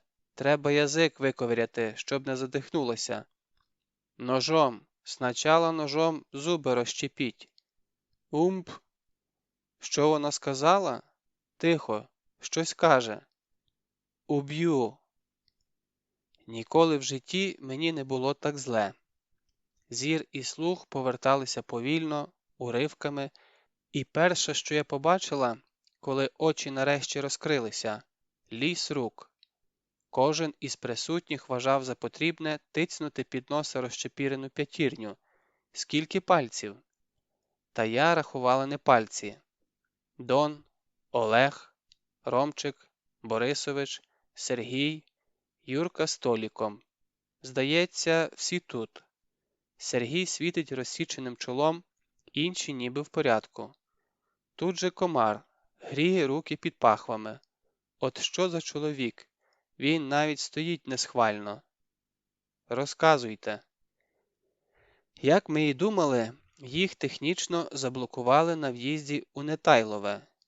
Як у кіно, підрізали 2 машинами, притиснули до узбіччя, стрельнули по колесах. Але бандити не врахували, що нашого Дона з таксі вигнали за ризикований стиль водіння, і що Борисович усіх замучив вправами у тирі. У нього навіть я знімаю пістолет із запобіжника ще в кишені та цілю в яблучко з 10 метрів. До речі, нічого складного. Треба тільки правильно вказівний палець покласти і стріляти пальцем. Вони не чекали від газельки сюрпризів. Але замість того, щоб зупинитися, бусик вильнув узбіччям, пішов на таран, зриваючи дзеркало у Форда, і пролетів уперед, впевнено відстрілюючись. Доки нападники зорієнтувалися, доки завелися, у хлопців була коротка фора. Кілька секунд, але цього вистачало, щоб заскочити на ферму перед переслідувачами і заховатися в ангарі. А далі війна з наступальної перетворилася на позиційну. Наші тягнули час до підкріплення, а ці, видно, просто розгубилися. А потім приїхали ми з Сергієм, і все стало на свої місця. Якимось дивом ніхто не загинув, але 3 з 6 учасників сафарі дістали серйозні переломи. Так що охороні, яка прибула за нами, лишилося тільки зібрати деморалізовані тіла. «Хозяйка, что с этими делать?» Питання з подвійним дном. Але я знала відповідь. Комар, не може бути, щоб вони у вас ніде не проходили. Організована група зі стволами. Віддай нашим у відділок, хай подивляться, що на них можна навісити, так, щоб вас не турбували. Транспорт трофейний, зброя ваша, десь застосуєте. І дізнайся, будь ласка, хто за цим стоїть. Чи їхня власна ідея, чи хтось підказав. Зможете? Не вопрос. По можливості нас не світіть. Понятно. Що з Нівой? А що з машиною? Машина згоріла, як бачиш. Хтось невдало покатався. Хлопці, чого стоїмо? Зніміть там, що можна, бо вже розгорається. Так і вирішили. За деякий час охорона завантажила поранених і від'їхала, залишивши нам свого шефа. Кістяк Ниви догорав у канаві. Я лежала на горбі та спостерігала за пожежею, як Калігула. Роман курив поряд. Борисович із Доном бортували газельку, благо знайшлася запаска. Ромчику, хлопці, а йдіть сюди. У нас концепція змінилася. Що таке? Ви не їдете в банк. Романе, візьми гроші із салону. Поділи порівну між усіма присутніми, з комаром включно. Це наша премія. Сергію 2000 зверху, компенсація за машину. Чого смієшся? Послухай себе. Ти вижила з Ниви 160 на ґрунтовці. Мовчи. Сірий розказав, протаранила живих людей, сама влетіла у лобовуху. І після цього хоч раз, єдиний раз ти не можеш сказати штука замість 1000? Ну давай, штука баксів, а? Колего, ідіть у баню. Додому того дня я потрапила не скоро. Спочатку ми відвезли хлопців і закинули обладнання на базу.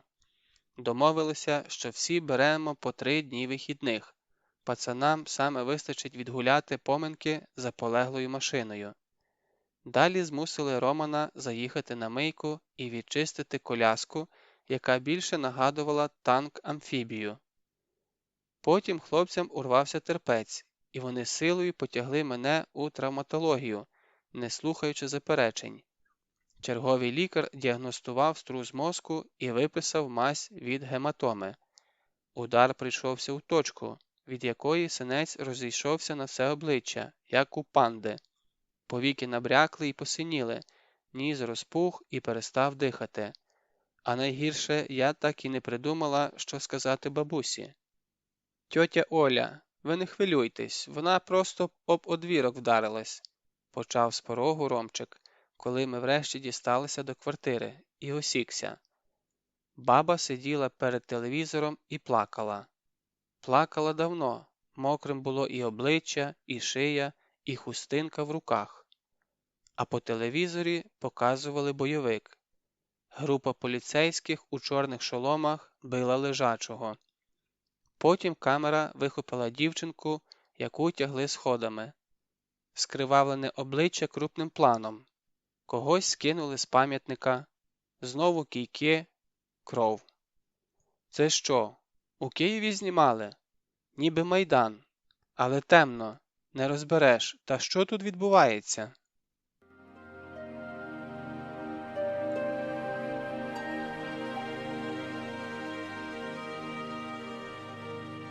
Частина 3. Патина. Всім пороблено. «Деточка, так что же, когда ваши придут, нас расстреляют?» Я витріщилася на Валентину Степанівну так, ніби в неї виросла друга голова. «Хто це наші? Ви про що взагалі?» «Ну, ваші, бендери!» І я не знайшлася, що відповісти. До сусідки я років із 10 ходила щотижня, іноді двічі на тиждень. Приносила обіди, купувала солодощі або маслини, які бабця із задоволенням приймала. У свої 90 з гаком вона прекрасно трималася. Зберегла, як мені здавалося до цього дня, світлу голову та відмінну пам'ять, і могла годинами розповідати про Юзівку, у якій народилася, Сталіно, у якому пройшла її молодість, і Донецьк, яким вона його знала.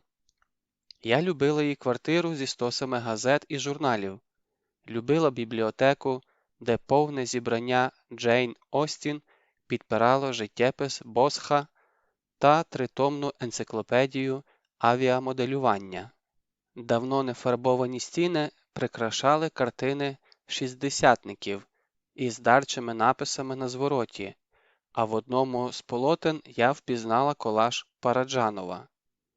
«Послухайте, це те, що я думаю? Справжній?» «Да, конечно. Мы с его Светочкой очень дружны были». У величезних окулярах із рекордними діоптріями Валентина Степанівна нагадувала сову. І чашку тримала, як пташка, лапкою, і мостилася на стільці не як усі люди, а боком, на самому краєчку. Я її любила, у тому числі за самоіронію і стоїчне сприйняття вікової немочі. «Деточка, прогуляешься со мной к магазину? Назад я и сама могу, а вот туда против ветра совершенно невозможно, уносит обратно в парадное».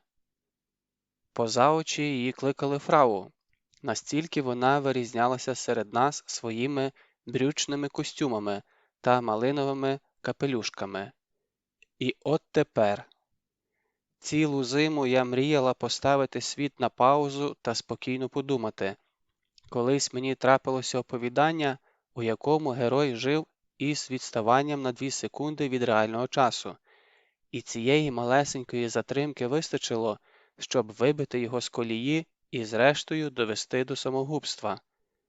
Здавалося, я теж потрапила у фантастичний роман. Може, над ними всіма розпилили психотропний газ, і тільки в мене є імунітет? Або, навпаки, це я збожеволіла, і тому ніяк не вловлю логіку і смисли оточення. Чи сплю, і це затяжний сон? Або наслідки аварії. Раптом мозок після струсу так і не зібрався докупи. Усі змінилися. Я перестала впізнавати тих, із ким жила і працювала останні 10 років. Мало того, я їх відверто боялася. Вони почали багато говорити. Сусіди буквально чатували на лавочці під будинком. Було неможливо купити хліба, щоб тебе 12 разів не зупинили дорогою. Вони вірили у правий сектор, бандерівців, Чупакабру і десант марсіан. Києва нема, він лежить у руїнах. Американські диверсанти отруїли воду, і тому можна пити тільки бутильовану. Столична влада наказала підірвати шахти і затопити Донецьк. На Майдані спалили наших ребят, а беркутівцю викололи очі. У дім до жінки увірвалися зі зброєю і прострелили ногу. У який дім? До якої жінки? У різних оповідачів версії відрізнялися, і небога з простреленою ногою кочувала від Слов'янська до Горлівки. Поїздки у транспорті перетворилися на муку.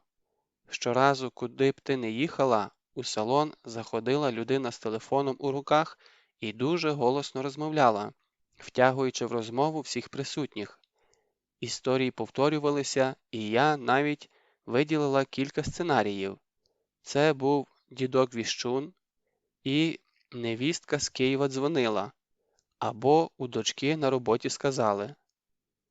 Спочатку я сперечалася, але виходило погано. А одного разу мені плюнули в лице і виштовхали з маршрутки. І після того я затикала вуха навушниками, вдаючи, що мене тут немає. Якось на Артема побачила, як пенсіонери напали на знімальну групу, трощили камеру і били оператора. Нечисленні перехожі відверталися, тут же стояв наряд міліції, старанно вдивляючись у інший бік. Я підбігла і, щось приговорюючи, почала виштовхувати хлопчину-журналіста з агресивного натовпу. Від несподіванки діди розступилися, а потім взялися за мене. Ты кто такая? Я местная, живу здесь. Местная? А ну покажи, где континент. Вон там. Врешь, никакая она не местная. Континент не там. І я зависла. Я абсолютно точно знала, де цей торговий центр, бо саме туди йшла. Та що ж таке, хто вони такі? І тут, бачу, до нас підходить молодик у спортивному. Так, що у вас? Так вот, рішуче хапаю чоловіка за руку. Пенсы с ума сошли. Доказывают мне, что континент возле Донбасс-арены. Не связывайтесь с ними. Розвертаюся і йду. Мене ніхто не зупиняє. Краєм ока бачу, що оператор із камерою втік. Острівцем здорового глузду залишалася робота. Можливо, ми непогано платили або просто пощастило, але ніхто з наших робітників не ринувся в оплачувані тури одного дня на Київ.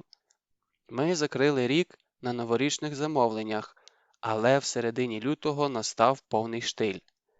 За тиждень жодного контракту, і, порадившись, ми відправили людей у відпустку. Я кілька разів підходила до пам'ятника Шевченку, де збирався Донецький Євромайдан. Постояла неподалік, але так і не наважилася приєднатися до активістів. Їх було мало, людей 20, коли 50, і вони стояли там, як мученики на лобному місці. Хто не йде, той штурхне чи плюне, чи так клянуть.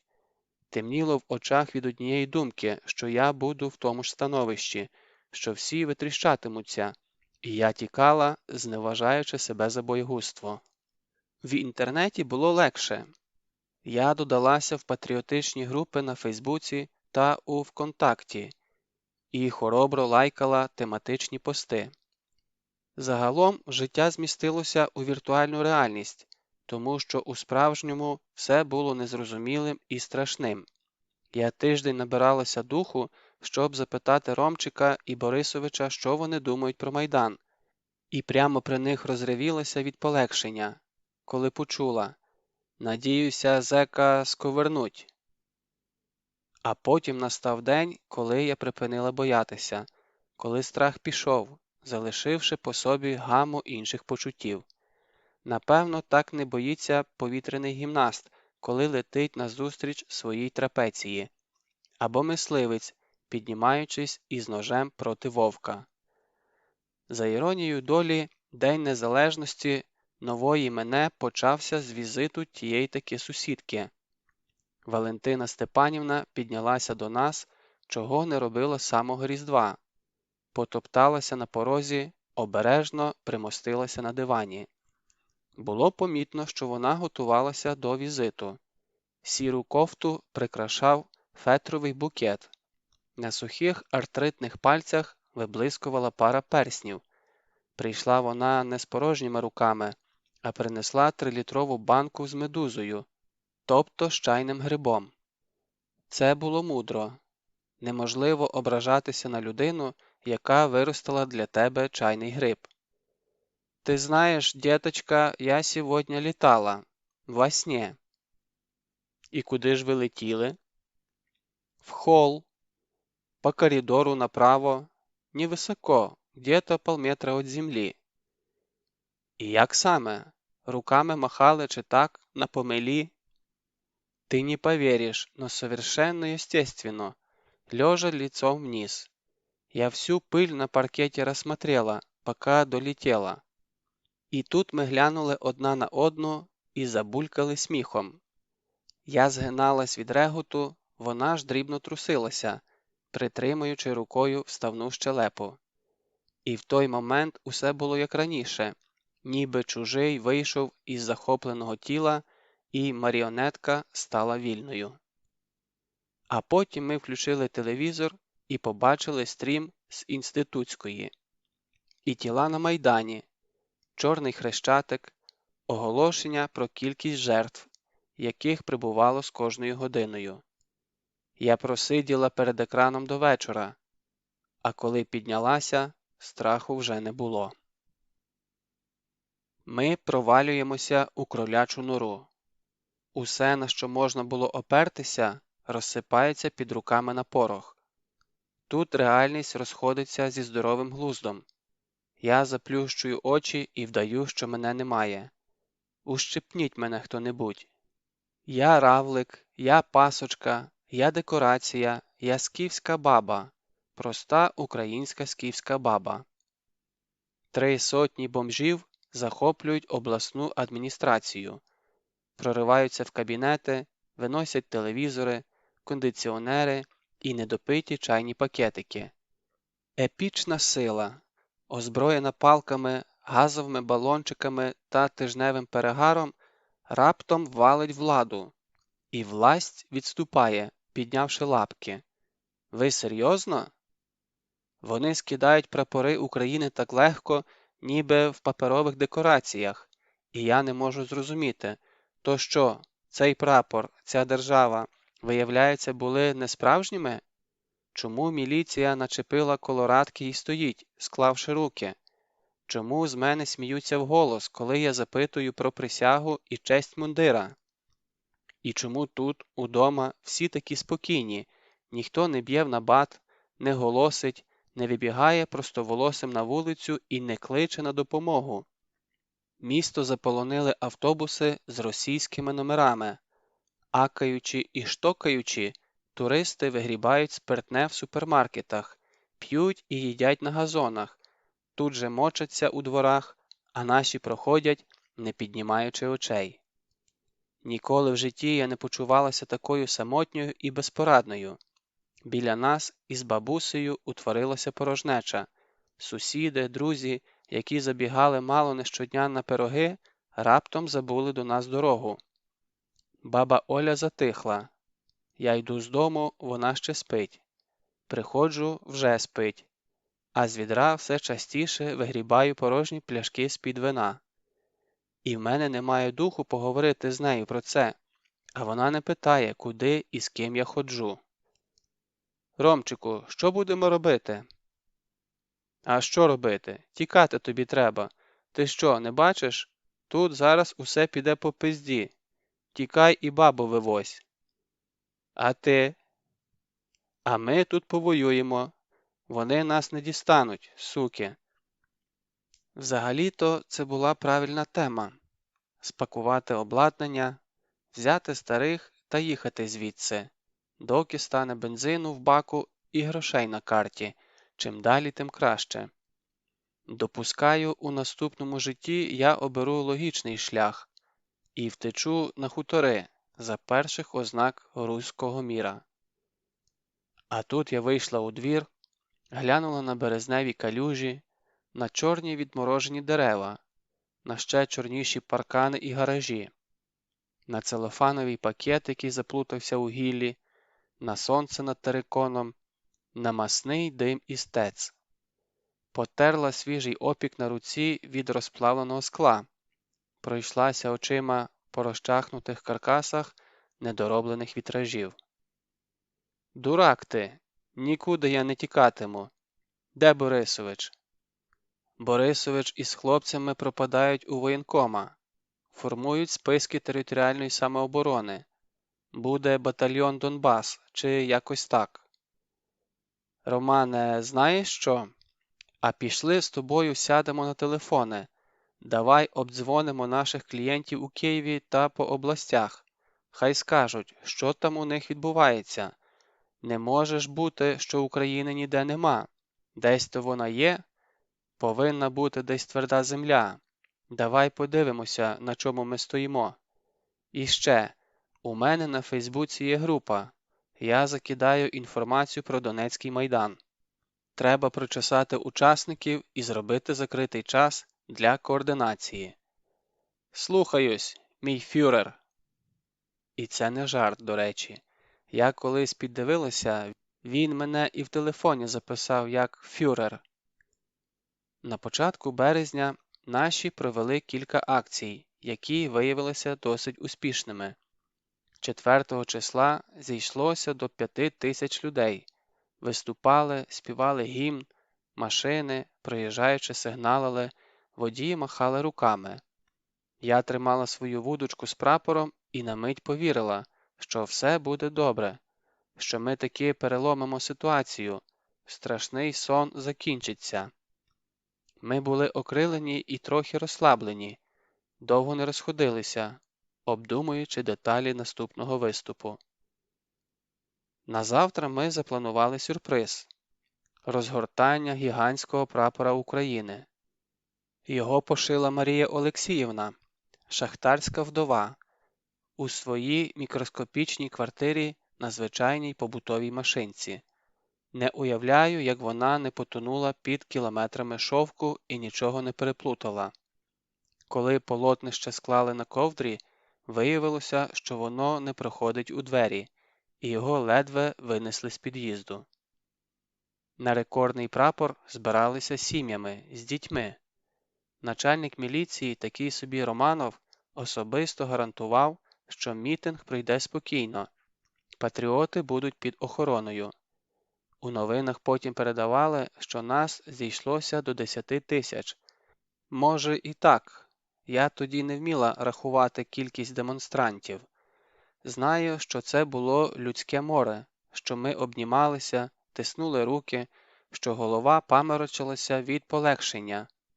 Нас було так багато, ми ось тут, усі разом, не боїмося подати голос, не боїмося заспівати свій гімн.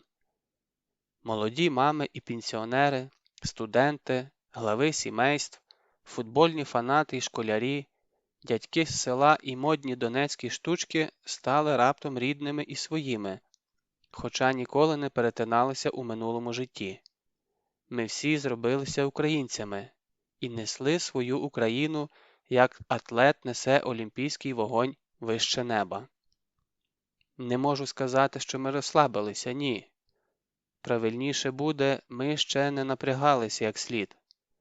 У більшості не здогадувалися, із ким саме маємо справу. Не знали, який підлий ворог нам дістався. Ми вийшли на Майдан переконувати, вони прийшли убивати. От і все. Коли людська маса сіпнулася і подалася з одного боку, залишаючи тіла на бруківці, я не відразу зрозуміла, що відбувається. Нападників було значно менше, ніж нас, кілька сотень, але це були добре підготовлені бойовики. Вони не витрачали час на розмови, вони битами і арматурою трощили кістки і голови, стріляли в натовп, закидали людей петардами і димовими шашками. Їм було байдуже кого бити – жінок, дітей, старих. Вони цілеспрямовано сіяли паніку, не зустрічаючи опору. У якийсь момент я зрозуміла, що падаю, і що це буде останнє падіння у моєму житті. Я відчайдушно хапалась за повітря, чиїсь спини, зриваючи нігті об куртки і рюкзаки, але марно. Нога застрягла в щілині між плитами, і я вже чула, як хрустить і ламається щиколотка, але нічого не могла вдіяти. І раптом підбігає один із міліціонерів, які стояли по периметру і вдавали, що їх це не стосується. Підбігає, хапає мене за комір, як кошеня, і буквально закидає під шатро нашого прапора, у натовп до своїх. Далі я мало бачила за спинами, лише чула крики з того не прокльони. Хтось лаявся, зриваючи горло, хтось молився. Певно, від переліку і зворушення я згадала слова, які ніколи спеціально не вчила. Просто знала, що це 90-й псалом «Оберіг солдата». «Тебе зло не спіткає, і до намету твого вдар не наблизиться». Що ж там далі? «Впаде 1000 збоку від тебе і 10 000 праворуч від тебе. До тебе ж не дійде». Рядки лилися один за одним, і я згадала, що мама читала це щовечора, як колискову. Здається, якщо трохи напружитися, я навіть голос згадаю. «Мамо, мамо, від чого ж ви нас відмолювали?» Події наростали так стрімко, що навіть зараз, через короткий час, я плутаюсь у хронології. Уся справа в адреналіні, я так думаю. Азарт і адреналін переповнювали єство та рвалися назовні, вимагаючи якоїсь дії. Всидіти на місці було неможливо. Ми не їли, ми майже не спали. Ми закидалися пігулками кофеїну і цілодобово висіли в чатах і на телефоні. Вперше у житті я відчула, що таке нервова лихоманка. Це коли тремтиш від хвилювання так, що чашка випадає з рук, і не можеш слова сказати, бо щелепу заклинило і кришаться зуби. До наступної акції я підгувалася ґрунтовно. Ніяких підборів, сумок, рюкзаків, волосся у гульку на потилиці, під курткою 3 светри, які теоретично мали пом'якшити удар. Питання йти чи не йти не стояло. Я мусила бути там, на площі, разом з тими, кому я вірила і кого поважала.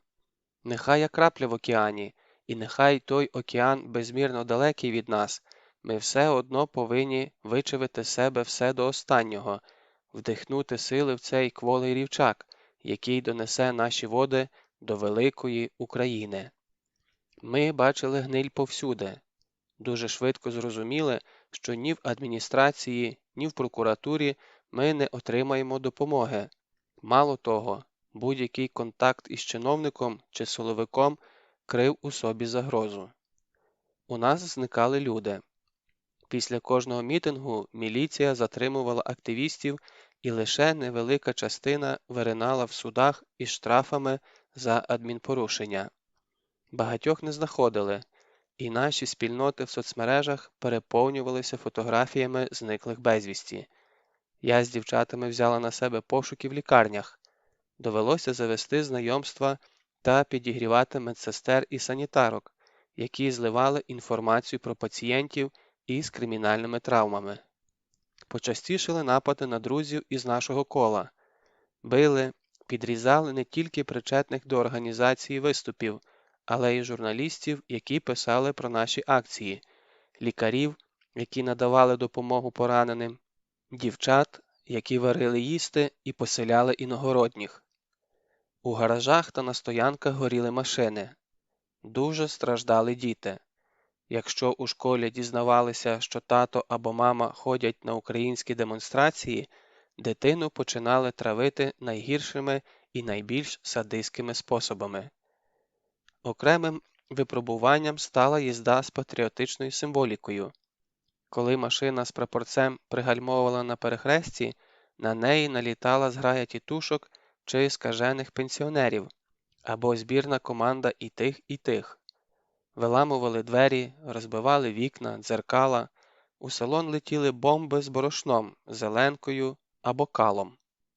Після кількох випадків жовто-блакитних машин на вулицях відчутно поменшало. Великий захід запланували на 13 березня. Крім концерту, чекали на виступи кількох київських політиків, а також церковних ієрархів. Оргкомітет падав з ніг. Я ніколи не думала, що влаштувати мітинги настільки клопітка справа.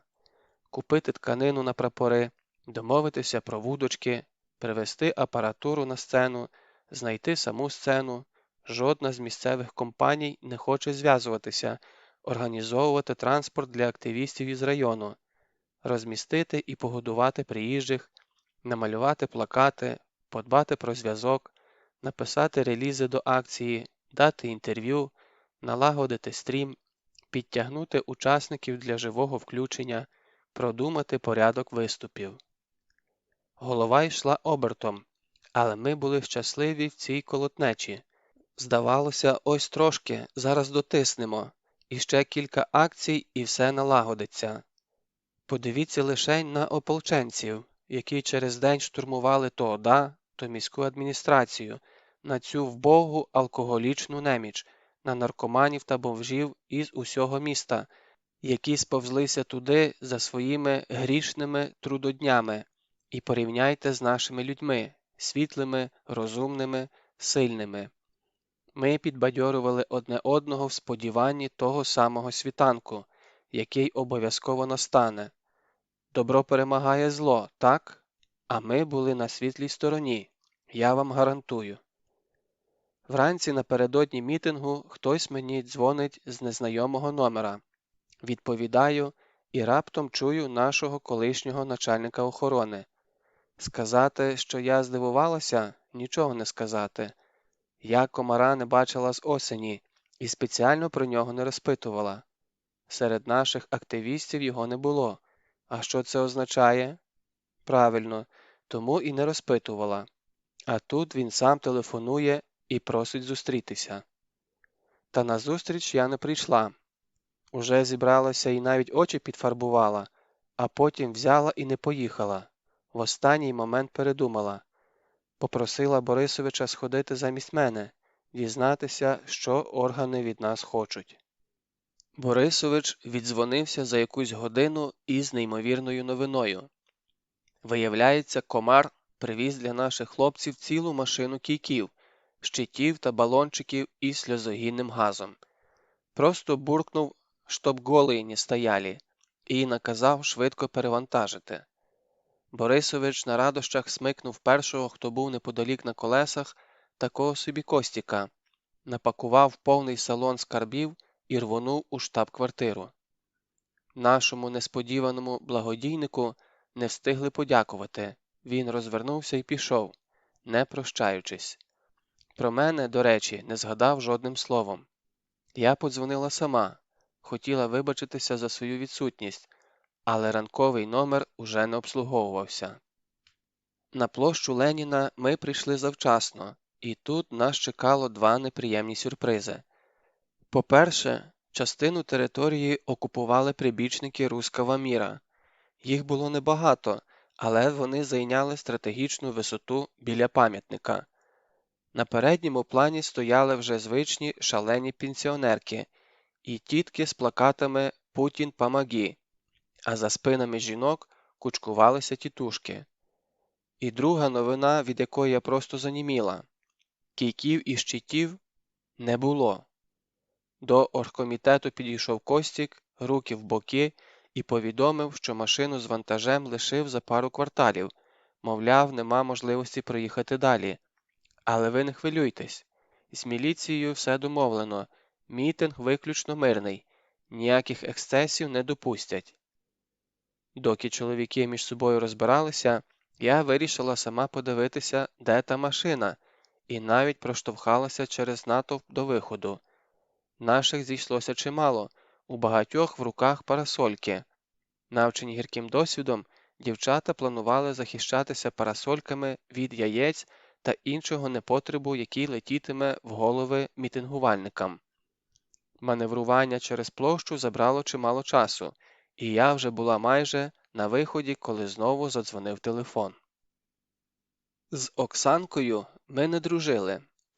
Взагалі-то я ні з ким не дружила. Не було в мене на це ні часу, ані хисту, але з Оксаною, в принципі, дружба була неможливою. Я дрібна і худа, вона втричі більша, двома пальцями охоплює мій зап'ясток, і ще лишається місце. У мене лікті й коліна, у неї м'яке і ямочки. Я мовчу, вона щебече. У мене все всередині, у неї жодного секрету. Я так і не навчилася ладнати з чоловіками. У неї один коханець дихав у потилицю іншому, іноді стикаючись на порозі. Ні, ми не були подругами. Просто так повелося, що ми разом їли. Оксана забігала на вечерю до нас із бабусею, шукаючи тиші. Мене не втомлювали її монологи, і я могла спокійно малювати під рівний плин безкінечних історій. Я не коментувала, а переважно кивала і слухала. Зате сусідка хвалила мої роботи, навіть чорнові, і не давала викидати ескізи. Удома в неї було 6 братів і сестер, а ще мама, яка вибивалася із сил, тягнучи їх усіх, і татова фотографія. Тато Шахтар одного разу не піднявся на поверхню, і ми всім двором сиділи на його заочних поминках. Це така церемонія, коли похорон є, а тіла немає. Я пам'ятаю, як оформляли пенсію по втраті годувальника для цієї родини, скільки кабінетів обігали, і як Оксана приходила до нас і мовчала. Мовчала недовго, десь із тиждень, а потім повернулася у звичний для себе режим. Я знала все про її кавалерів, про навчання у педагогічному, про перипетії з пошуками роботи. Це була одна з тих рідкісних жінок, яким пасувало вчителювання. Вона любила дітей. Її не оглушали шкільні крики і запахи. Вона часто затримувалася на роботі, досиджуючи зміну з останнім учнем, і ніколи не скаржилася. Тому, коли Оксана заявила, що йде зі школи нянею у сім'ю, я, чи не вперше за історію нашого знайомства, спробувала її відрадити. Служити їй випало чи то в сестри, чи то в небоги самого Ахметова. Перед наймом кандидатуру довго перевіряла внутрішня служба безпеки, а в процесі залякали так, що дівчина приходила до мене і показувала на мигах, остерігаючись промовити зайве слово. «Слухай, ну це ж добром не закінчиться. Тікай звідси». «Та я ще трошки. Ти розумієш, там хлопчик такий, маму боїться, батька боїться, охорону боїться, всіх боїться. А мені цукерку в кишеню підклав. Для нього це ти не уявляєш. Там баба побачили з матір'ю, коршунами на нього налетіли. Нельзя, нікогда не отдавай своє нікому». Воно зіщулилося, плаче, а вчора я знову в сумці цукерку знайшла. І от зараз, стоячи на площі Леніна в товаристві 2000 пасіонаріїв, під шквалом яєць, плювків і прокльонів з одного боку, і оплесків сирен та криків підтримки з другого, я приймаю розпачливий дзвінок. «Будь ласка, я молю, будь ласка, приїжджай прямо зараз. Вони сказали, що уб'ють, якщо я не з ними. Сказали, що закопають прямо тут. Будь ласка, зроби щось». І з великими трудами, продираючись крізь ридання й істерику, я зрозуміла, що господарі вирішили виїхати у Росію і повідомили няні, що в неї година на збори.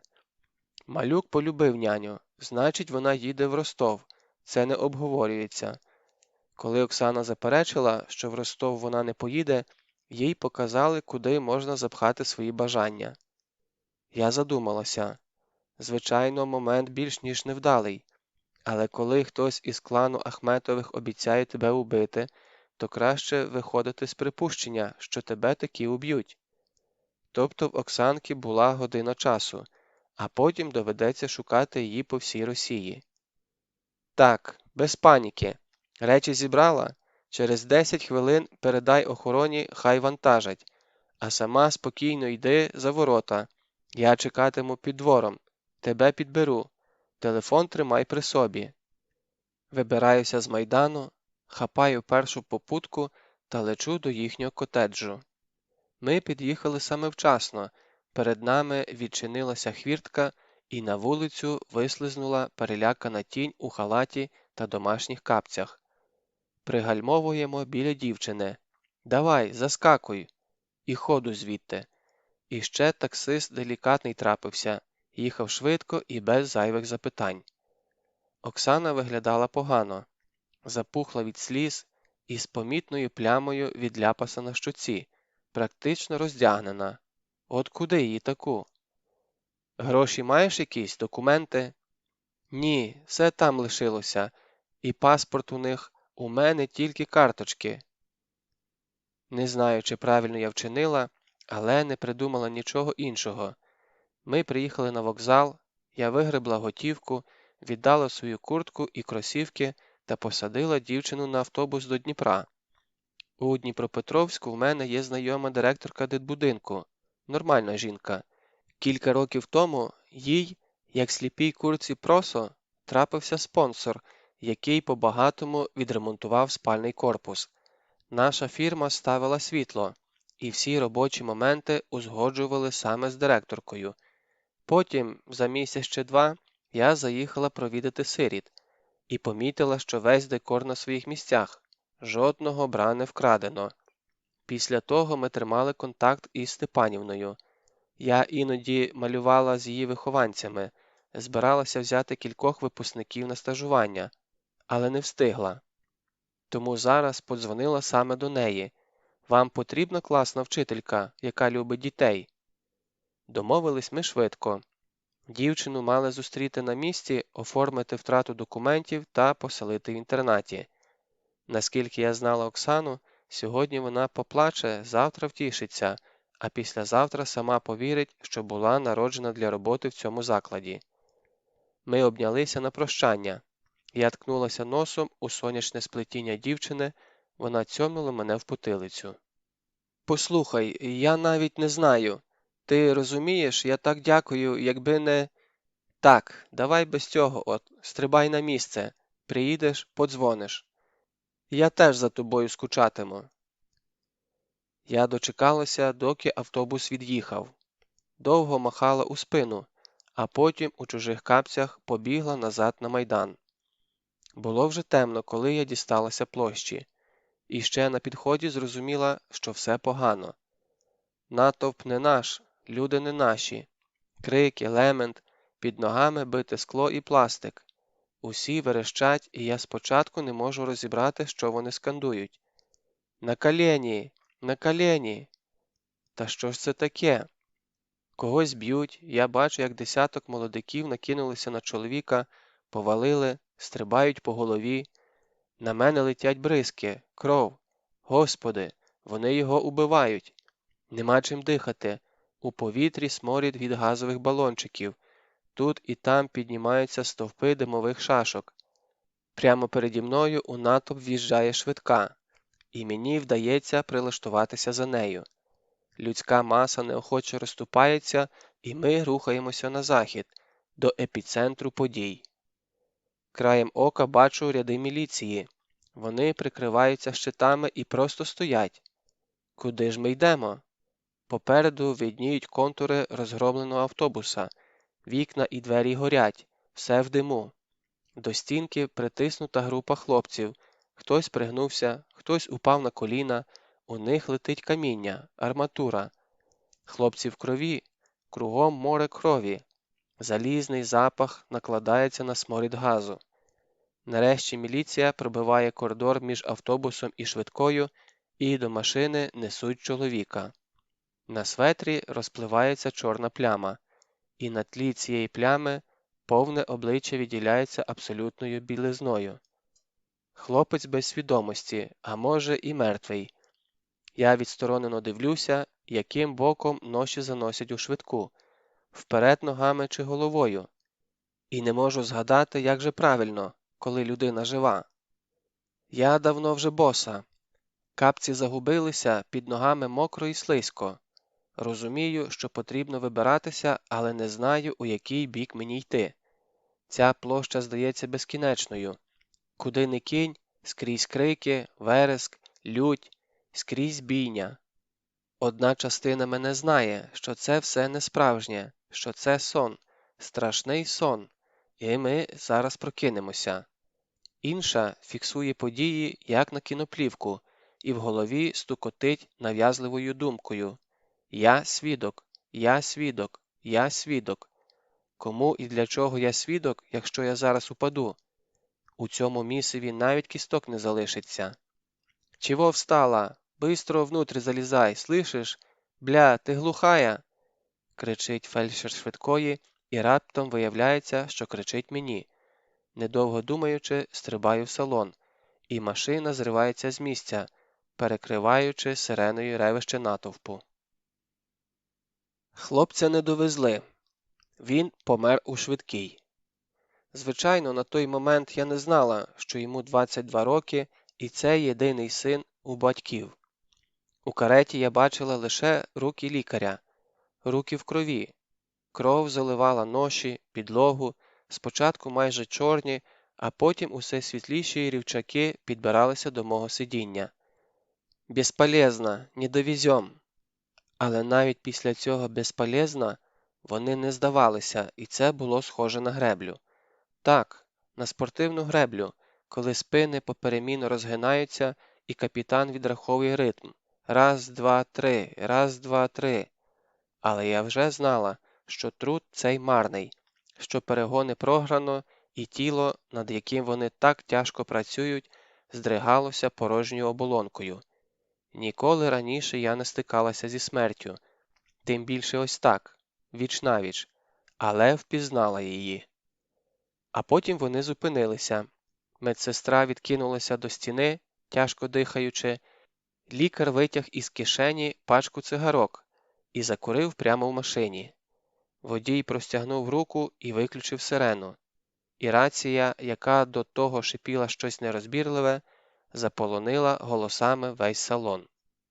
«Ти ранена?» Нарешті всі подивилися на мене. Не маючи слів відповісти, я просто похитала головою.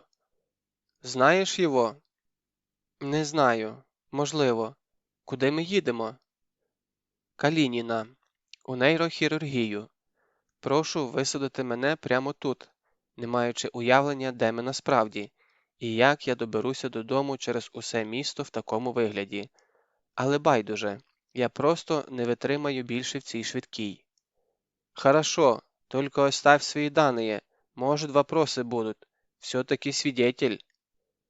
Киваю і диктую телефон та ім'я. Звичайно ж вигадані, і лікар це розуміє, але записує. Машина пригальмувала. Я вийшла на вулицю та озирнулася. Я впізнаю це місце, ми біля лялькового театру. Розумію, що потрібно дістатися додому, бажано не привертаючи до себе уваги, і згадую, що готівки в мене немає. Десь була карточка. А, ось вона, у кишені. І телефон дивом зберігся, але шукати термінал, кудись дзвонити просто не було сили.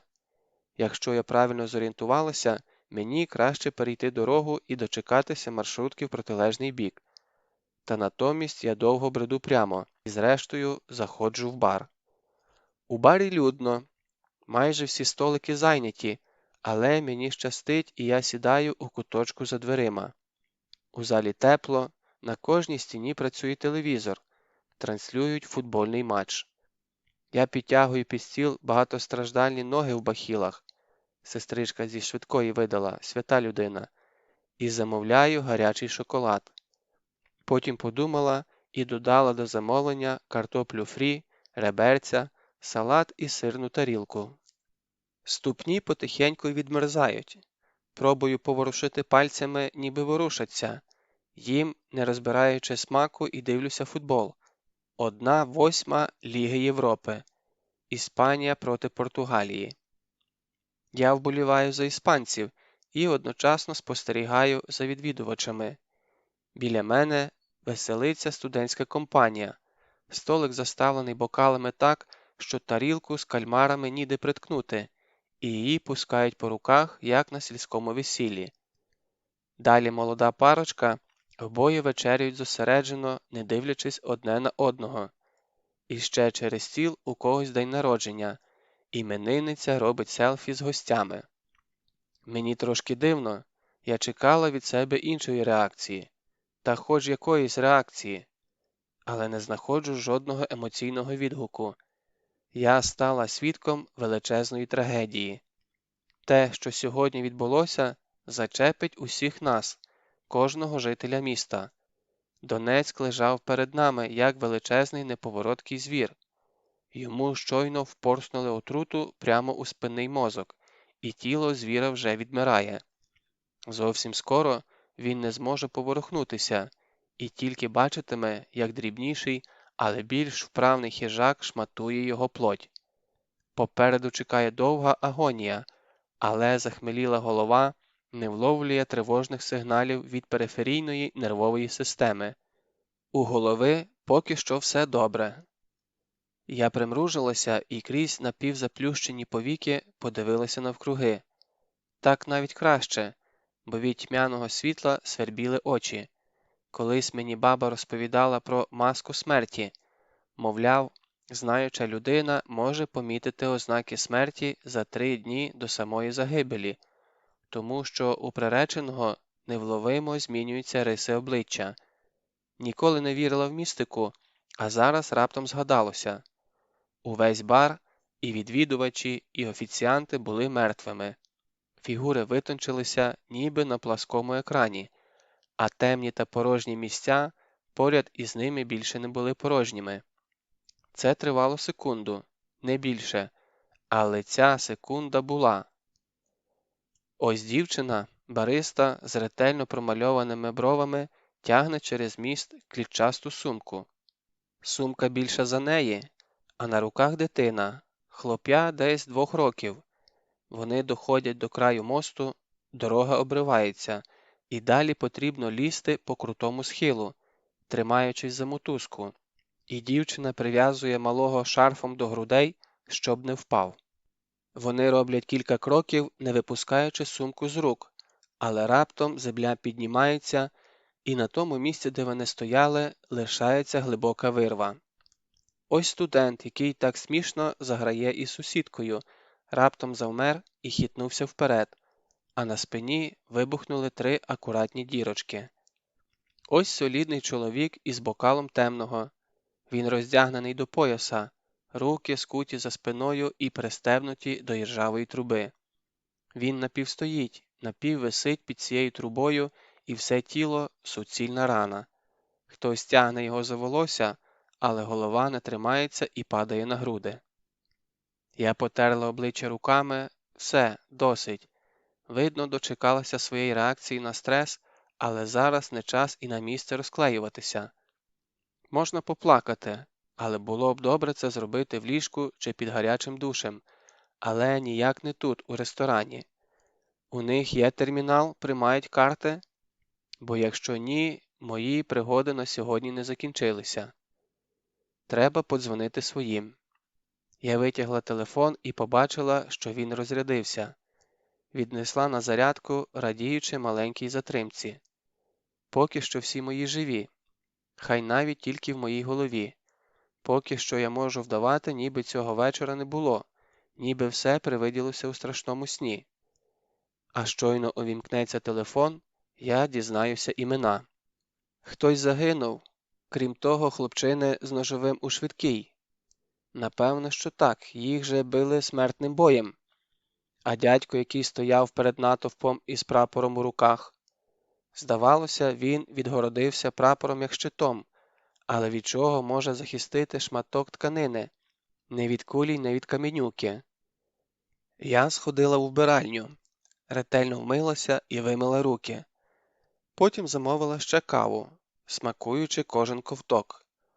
Телефон нарешті ожив, і я чула, як на стійці в бармена пікають прийняті смски. Десятки повідомлень. Хтось відчайдушно до мене додзвонювався.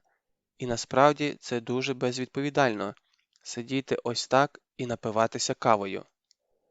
А потім відкрилися двері, і в приміщення завалила ватага з вулиці. От на що я не сподівалася, так це побачити їх тут. Першим забіг скуйовджений Борисович і Олег з Доном. Слідом заїжджає Ромчик. На сходах йому допомагає Комар.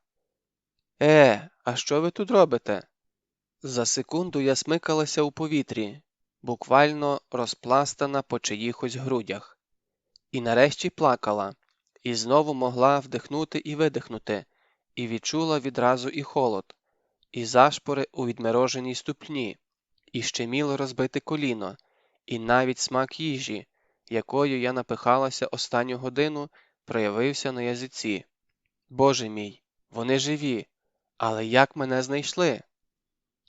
Виявляється, шпигун у телефоні, про якого я давно забула, справно собі працював, і Комар із командою слідкували за моїми переміщеннями того дня. Вони бачили і метання по площі, і наш ривок на вокзал, а потім сигнал зник у розпал заворушень на Майдані. Ну, так, мене перед швидкою добряче притиснули, там, де капці загубилися, і телефон розрядився. До останнього часу, доки я знову не з'явилася в мережі, багато людей обдзвонювали лікарні та обходили відділки міліції в пошуках моєї скромної персони. А коли сигнал відновився, переїхали сюди з різних кінців міста, переважно з наміром придушити. Хлопці мої дорогі, як же я вас люблю! Давайте присядьте, у мене 2 важливі питання. Перше. Хто хоче кальмарів? У мене ціла миска. І друге. Тут буде війна. Скажіть мені, будь ласка, на чийому боці ви плануєте воювати?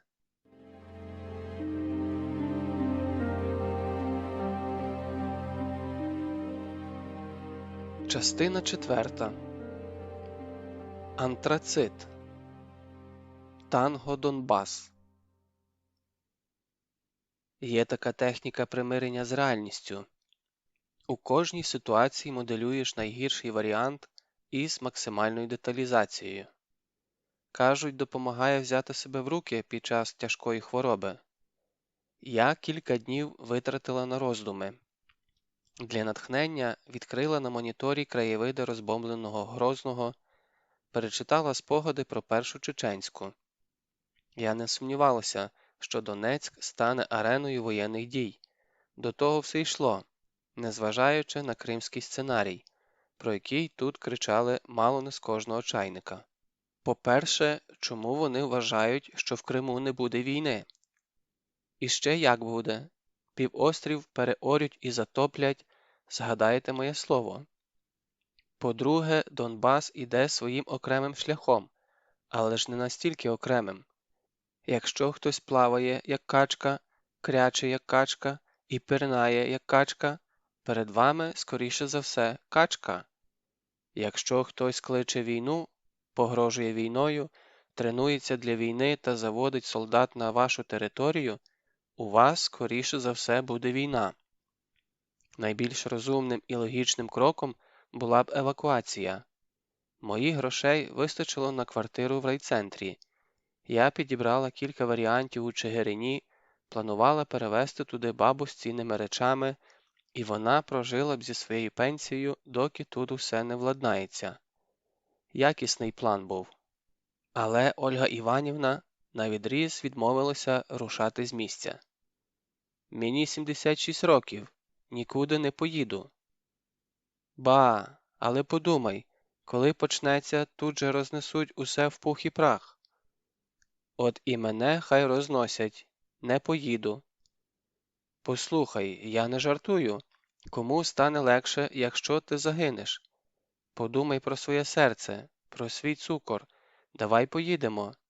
Там тиха квартирка, перечекаєш, потім повернешся, якщо захочеш». «От сама і їдь. Чому не їдеш?» Я знала, чому не їду. І це усвідомлення постало переді мною в одну з безсонних ночей чітко і ясно, як таблиця Менділеєва перед ошалілим Менділеєвим. Я хотіла помсти. І то не абстрактної, на рівні відновлення глобальної рівноваги і торжества справедливості. Я хотіла реальної, матеріальної відплати.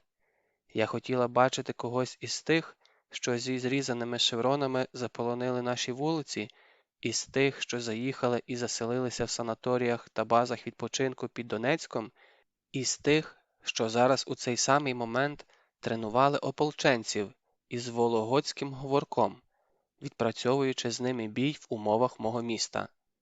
Я хотіла їх бачити прямо перед собою, на відстані витягнутої руки із перерізаним горлом. Хочу, щоб кров била фонтаном із артерії, щоб пузирилися повітрям на кожному видиху. Хочу запхати пальці в цю рану, відчути гарячу плоть, перебиту трахею, гостре кришево шийних хребців. Як же я мріяла дотиснути хоч одного. Здається, тоді зникне порожнеча у грудях, і я нарешті зігріюся. Не знайдеться слів, щоб описати цю ненависть. Ні один схимник так не молиться в ескезі виснажливого посту, ні одна билина так не мріє про краплю холодної води серед пустелі, ні одна сирота так не тужить за материнськими руками, як я ненавиділа, як я хотіла і прагнула їхньої агонії. Я була в ідеальній позиції для ведення партизанської війни. Нікчемна і непримітна зовні, але жилава та витривала, я знала ці двори і вулиці, я могла виїхати з міста сотнею різних доріг і так само непомітно повернутися. Я не мала ні чоловіка, ні дітей, і те, що раніше здавалося особистою трагедією, зараз обернулося помітною перевагою. Немає сім'ї, немає слабких місць, мене нічим шантажувати. Я можу піти з одним наплічником або й зовсім без речей, і так само швидко вигулькнути деінде.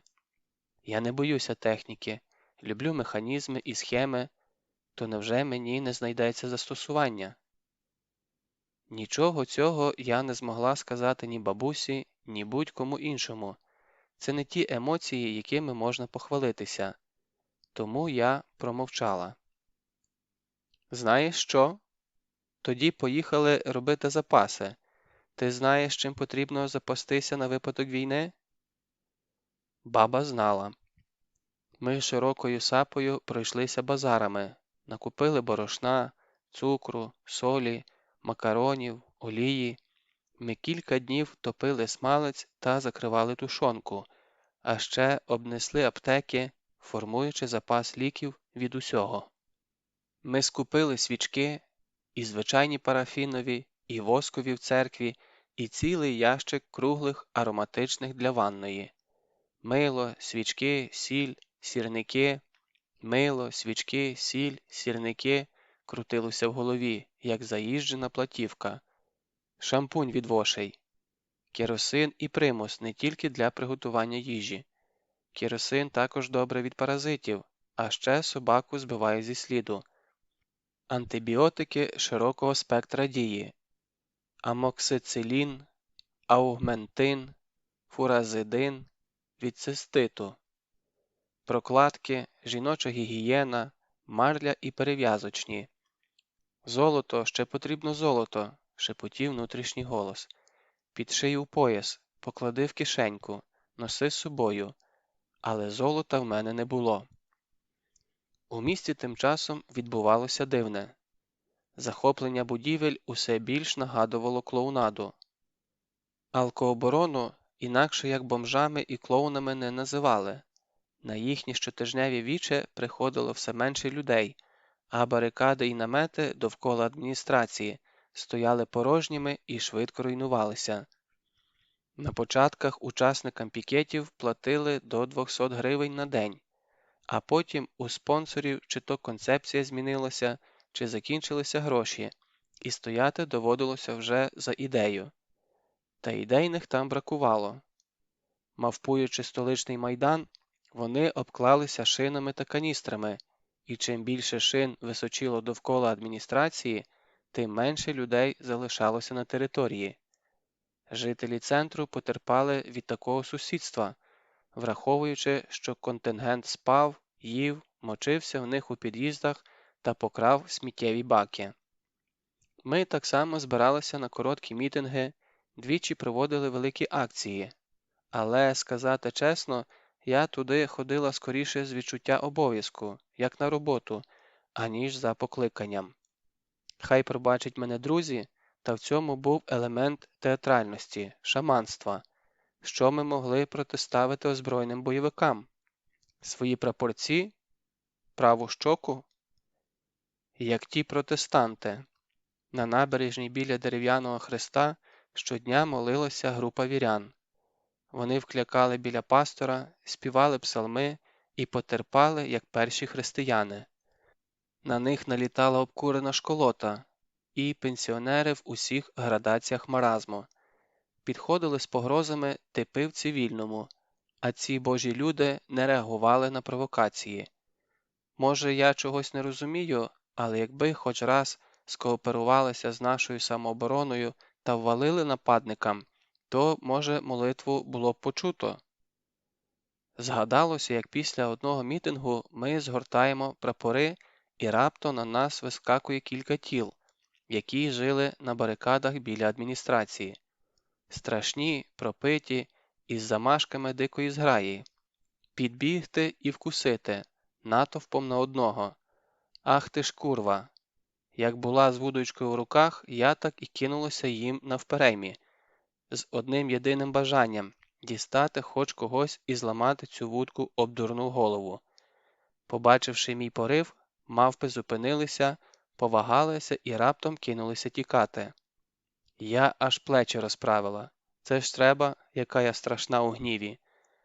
А тоді обертаюсь і бачу за спиною десяток наших хлопців, які підтримали мою вилазку.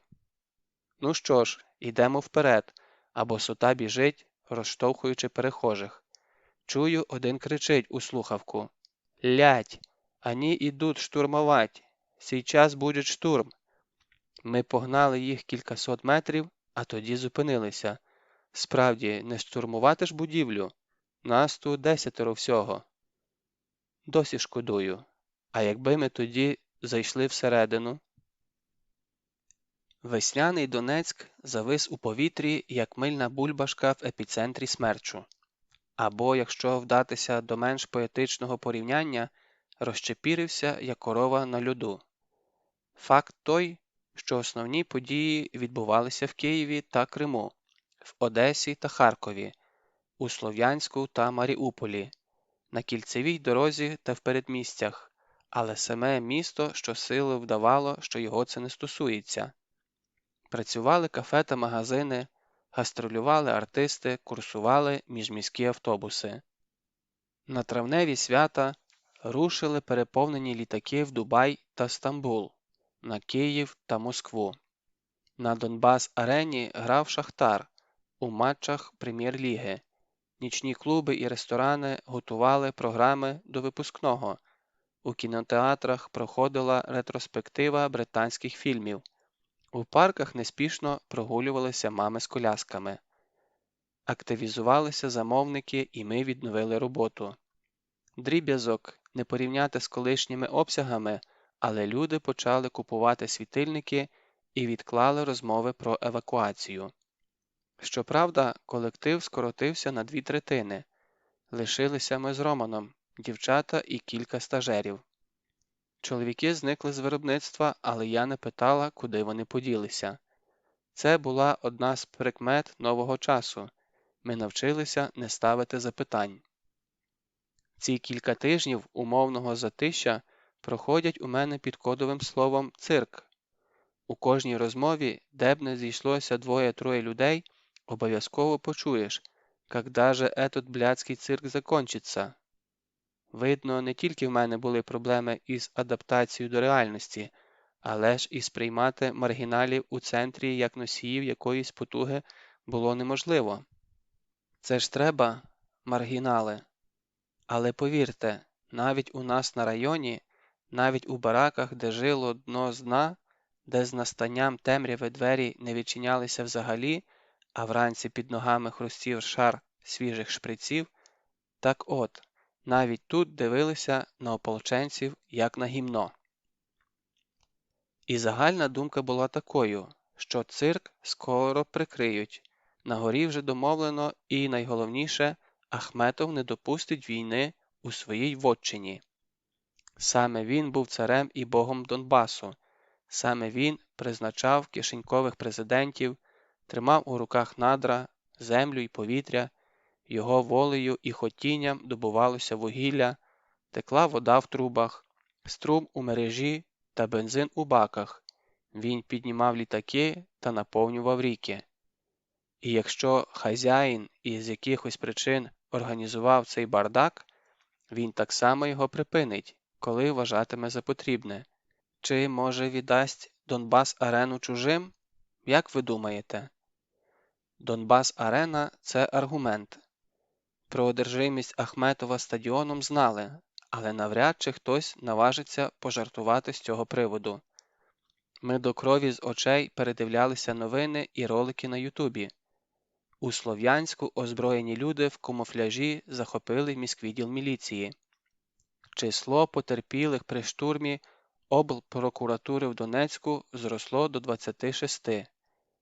Сепаратисти увірвалися до приміщення Горлівського УМВС та трощать вікна. У Краматорську сепаратисти вслід за міліцією зайняли міськраду. І ти стоїш, як у тому анекдоті. А що, так можна було? Десяток обкурків оточує силову установу, і міліція виходить із піднятими руками. Кадри, де вони переприсягають народу Донбасу? Ганьба! Як же мені було соромно за чоловіків у формі, хотілося кричати, плювати в очі. Ви ж клятву давали на вірність Україні. Ви ж мали захистити і вберегти. Що ж ви робите, кнури? Ми тоді всі втекли в онлайн. Навіть ті, хто раніше уявлення не мав про соціальні мережі, повідкривали сторінки ВКонтакті, висіли в чатах днями і ночами. Тільки так можна було обмінятися новинами, почитати незалежні думки, бо в живих розмовах доводилося контролювати кожне слово. Я взагалі, зустрічаючись зі знайомими, мугикала, як німа. «Ой, доця, как дела? Как бабушка? Как настроение? Ау? Да не говори, у нас то же самое. Не уезжаете? Угу. Ну ничего, даст Бог, спасут нас от этих бандер. Отобьемся. Ага. Ну привет, Івановні. Угу. У мене теж завівся блог. Для конспірації я назвалася чоловічим ім'ям. Писала з окремого телефону з лівою сімкою. У разі чого, планувала собі, просто викину телефон і мене не знайдуть. Телефон працював як портативна камера.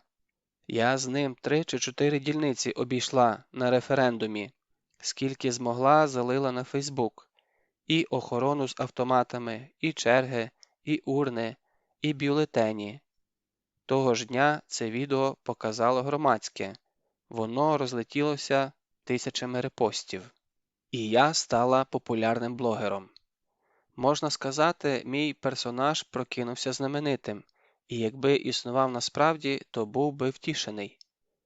Другим секретним проектом стало переобладнання Опелька. «Ромчику», – підійшла я до колеги, – «треба зробити в машині тайник». За що я поважаю партнера, так це за вміння швидко прийняти, оцінити і реалізувати технічне завдання. Уже за тиждень наш мураха обзавівся подвійним дном із доступом під заднім сидінням. Сховок вийшов досить просторий. За бажання навіть я могла там поміститися. Не дай Боже, звичайно, чисто теоретично. Крім того, було укріплено стійки, перебрано ходову, замінено всі фільтри, акумулятор, проведено капремонт двигуна. Машина лишалася такою ж пошарпаною та втомленою зовні, зате заводилася з півоберта і їхала значно тихіше.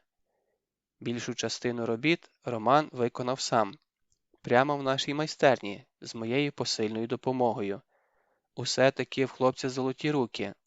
І якби не інвалідність, дідька лисого я б утримала в себе такого спеціаліста. У процесі ремонту нас навідали Комар із Борисовичем. Ну, тобто я так думаю, що це були вони, бо ноги Борисовича я впізнала, а Комар привітався знайомим голосом. Ми саме встановлювали захист днища. Довелося вивернутися так, щоб і ящик прикрити, і ходову не зачепити. Ромчик переварив глушник, і вся конструкція кріпилася з ювелірною точністю. Для цього треба було підважити з 2 сторін і акуратно вкласти у пази. Ями у нас не було. Машина стояла на домкратах, і внизу залишалося мінімум простору для маневру. Алілуя! Настав зірковий час для мого нульового розміру, бо жінка з нормальним бюстом застрагла б у цій щілині.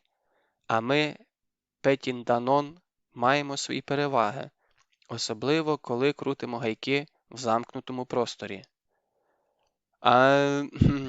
Що тут таке? Діти мої, чи ви не подуріли? Ай, Борисович, не підкрадайтесь так тихо, все нормально, працюємо. Романе, ти там живий? Допомогти? Нормально, сам упораюсь. Зараз, секунду, ми вилазимо. Ні, не треба, лежіть, раді були бачити. Не знаю, що їм там Роман показав на прощання, а я ногами зобразила реверанс. 22 травня 2014 року. А потім настав день, коли лавина зійшла. Коли напруга, що накопичувалася всі місяці, таки вибухнула. І цим вибухом знесло підпорки, які ми старанно ліпили, зберігаючи видимість нормального життя. От і все. Більше не треба думати про заробіток, будувати плани на ремонт чи відпочинок. Не треба турбуватися про старість і життя на пенсії, бо з абсолютною ясністю ми побачили, що пенсії не буде. Дивне відчуття свободи приреченого, і ще дивніше усвідомлення, що ось цей жереб, він і випадковий, і закономірний водночас, що це кара Господня і невидана, неймовірна честь. Настав день, коли більше нічого не треба доводити, коли ти лишився сам на сам зі своїм вибором, зі своїм небом і своєю совістю. Відтоді все змінилося і наповнилося новим змістом. У сні та у безсонні, у страху та безстращі, у тиші та крикові, у любові та ненависті я не була одна. Я чула за собою потугу жінок, які робили те саме за тих же умов. Я пекла хліб, і руки вправно вимішували тісто, ніби це їхня звичайна праця. Я прала форму і згадувала, як полоскали скривавлену одіж в ополонці. Я виходила в ніч, і безшелесна тінь текла по землі невидимою паволокою, і я знала, що дійду і повернуся до світанку. Не знайдеться слів, щоб описати біль та приниження, з яким ми вступили у війну. Це відчуття безпомічного розпачу, коли ненавчені, невмілі, неготові чоловіки падали підкошеними, не розуміючи, звідки стріляють. Цю глибину потрясіння, коли ми побачили, що свої ж командири працюють на ворога, коли зрозуміли, що потрібно будувати заново усі зв'язки, усі укріплення, що в нас немає ресурсів і немає держави, що той механізм, який ми звикли вважати державою, насправді замкнений сам на себе, його давно заклинило і паралізувало страхом та некомпетентністю. Спляча красуня піднялася зі столітнього сну, зняла павутиння з очей, зі скрипом і стогоном розім'яла шию і озирнулася довкруги. «Та то капець!» – просипіла вона, перевзуваючись на ходу і витягуючи із купи лахів, поточених мишами меблів та трухлявих балок, хоч щось замашне, хоч дрючок, аби тільки відбитися від вовків, які вже ось тут, підбираються до горла, уже капають на груди голодною слиною. Не дай вам, Боже, жити в часи потрясінь. Але хай би кожен знав, що це таке – знайти опору в годину найбільшого відчаю, вхопитися за повітря, упертися в землю, почути, як у крові піднімається глибинне, прадавнє, закладене і заховане на рівні інстинктів. Як це – підійти і плюнути в пекло, будучи впевненим, що з тобою не трапиться лихого? Бо правда на твоєму боці, бо рід і коріння на твоєму боці, бо твої мертві на твоєму боці, і твої ненароджені теж тут, на правому плечі. Хай би кожен побачив, як спадає манна, як вирує і піднімається сила, яку більше не стримують давні закляття, як тут, у легендарних степах Донбасу, які насправді є зовсім не степами, а полями, ярами та лісосмугами, між трубами та териконами пройшла тоненька фігура, як вона невпевнено ставила ногу на початку шляху і яким гучним та переповненим став її крок у кінці, як вона доторкнулася неба і засміялася в азартному перечутті, і від того сміху земля репнула і вивернулася нутром, зриваючи розтяжки і випльовуючи наконечники скіфських стріл. Не чекали? Тим гірше для вас.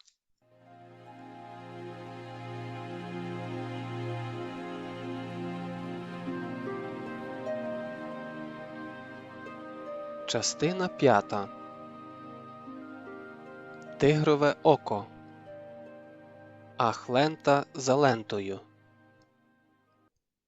Припікало по-літньому. Весни тут короткі. Природа не бачить смислу в напівтонах та перехідних періодах. Новонароджена зелень із перших днів береться рудою паволокою, а весняний вітерець вже у травні набирає сили пустельного суховію. Ми стояли в черзі з десятка машин на виїзді з Донецька. Черга практично не рухалася, кожне авто ретельно обшукували. Водії покірно віддавали документи, відкривали багажники, щось довго пояснювали ополченцям. Видно, алкооборона не поспішає. Пацани насолоджуються новими можливостями. А от нам би бажано прискоритися. Слухай, штовхаю колегу під лікоть, а відкрий вікна. Ага, а за бортом плюс 30. Голубці скиснуть. А якщо не провітрити, то скиснемо ми. Ти чуєш запах? Аромат у машині був концентрованим. Якісний вийшов аромат. Напередодні я цілу ніч простояла на кухні. Усі 4 конфорки, мультиварка і духовка не вимикались до ранку. Наварила голубців 2 видів із томатною і сметанною підливкою. Накрутила 100 котлет, налисників, насмажила трохи риби. Ну як трохи? Як на весілля приблизно. Вдосвіта приїхали Роман з Доном. Підвезли апельсинів і печива. Завантажили в машину. Контейнери зі стравами поскладали в термопакети із сільпо, накрили рядниною, зверху я кинула сумку з одягом, лопату і сапку. Типу дачники замаскувалися. Тільки запах розімлілих голубців у сметані псував маскування. У дорогу ми зірвалися на емоціях. За день перед цим розлетілася новина про розстріл військових під Волновахою. Я спочатку не повірила, настільки це було дико, все ж таки тил. Та і обставини розстрілу не вкладалися в голові. Місто гуділо, ніби ЗСУшники відмовилися воювати з цивільними, і за це їх підірвали бойовики Коломойського, а поранених добивали з вертольотів. Их насильно привезли на Донбасс, угрожая их семьям, а когда они отказались убивать, то приехали машины Приватбанка и всех розстріляли. Чутки накладалися одна на одну, говорили про десятки загиблих, сотні поранених, про спалене карателями село. На питання, навіщо Коломойському це треба, відповідь одна. У нас все думают, что Коломойский сошел с ума, і завтра Аваков буде зачищать Волноваху. Потім виступив Бєс. Похвалився успішною операцією. З його слів, ополченці гнали українську армію мало не до Дніпра. Ну, хоч зрозуміло, до чого тут Приватбанк. У Донецьку бандити повіджимали інкасаторські машини і кілька зелених броньовиків брали участь у нападі. А от усе інше, якщо вірити центральним каналам, наші хлопці заночували на узбіччі дороги, тому що жителі не пустили їх в Ольгинку. А потім хтось із місцевих навів сепаратистів, і вночі хлопців просто розстріляли, як у тирі. І якщо це правда, а скоріше за все так і було, можна уявити, з яким настроєм зараз стояли бійці на позиціях, і що роїлося у їхніх головах. Тому я подумала, що потрібно якось підтримати людей, поспілкуватися, підвести їжі. Я планувала їхати сама, але колеги з роботи мене не відпустили, і від цього я страшенно мучилася. Я не боялася бойовиків із перевірками на дорогах, бо вірила, що зі мною поганого не станеться. А от підійти до незнайомих чоловіків, втомлених, озлоблених, які щойно втратили друзів, ну і що я їм скажу? «Добрий день, ви мене не знаєте, але я привезла котлети?» А вони мені у відповідь. Що там буде у відповідь, поняття не маю. В уяві поставали жахливі картини, де я, розпатлана і боса, реву над зневаженими котлетами. І от у цей трагічний момент бажано, щоб мене не побачили друзі. Я ж точно або розгублюся, або розплачуся і все зіпсую. А може так? Добрий день, я жителька Донбасу, ось паспорт, тільки не стріляйте. Господи, я забула посолити останню партію. І тут нарешті бусік, який трусили хвилин 40, рушив із місця, і ми зупинилися перед шлагбаумом. До нас підійшло 3 військових, заглянули у вікна. Водій їх не зацікавив, коли побачили інвалідську наклейку та коляску в багажнику, а мені наказали вийти з машини і простягти руки. Я протягаю ліву долоню, а занадто охайний і підтягнутий, як для ополченця патрульний, бере праву. «Ой, ви хотіте погадать?» Звідки в мені ці дурнуваті жарти? І чому вони вириваються у найбільш непідходящий момент? Ненавиджу. «Да, погадать!» І проводить по долоні великим ліхтарем з екранчиком. «Все, можете їхать». Ми від'їхали мовчки, і вже за блокпостом Ромчик уточнив. «Кавказці, бачила?» «Бачила. Ти зрозуміла, що в нього в руках? Аналізатор газів, так?» «Так. У наших таких нема». За Новотроїцьким повернули на Ольгинку. Я знала ці місця, не раз вибиралася сюди за натхненням. Тут у селах добувають вапняк, пісок, порфірит, а в кар'єрах деколи піднімається вода і утворюються неймовірної краси озера. Одне таке яскраво-блакитного кольору з чистою і глибокою водою на тлі червоних відвалів ми фотографували для свого сайту. Пам'ятаю, розклали кілька люстр прямо на березі, біля самої води, і зробили фотосесію з природним освітленням. Ці фото не треба було обробляти, вони вийшли ідеальними. Згадуючи про минуле, я забула узгодити із Ромчиком стратегію. А що ж ми скажемо солдатам? У мене жодної ідеї. Яке щастя, що я не сама.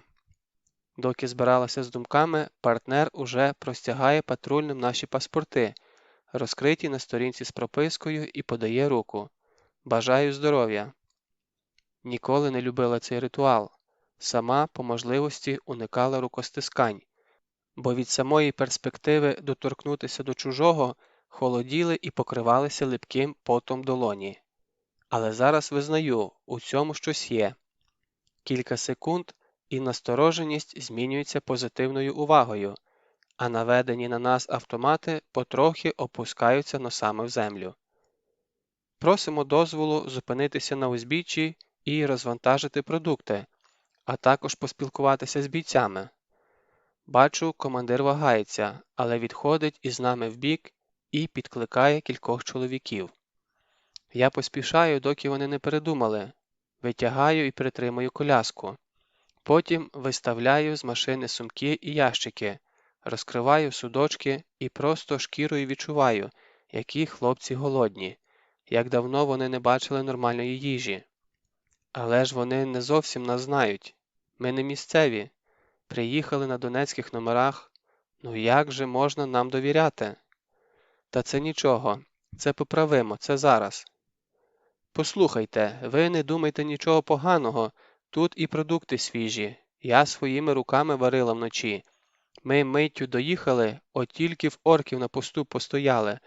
Але всі каструльки в термопакетах були. І не переживайте, тут ніякої отрути нема. Я вам клянусь від щирого серця. Ось зараз, дивіться. Зараз Ромчик прямо при вас щось попробує. Ось хоч би цей голубчик. Так, Романе? Трошки ошалілі від мого напору солдати, як загіпнотизовані, повертають голови за голубцем. Я підступаю до колеги, і раптом він смикається, як кінь, хапається за коляску і відкочується назад. Я не буду це їсти.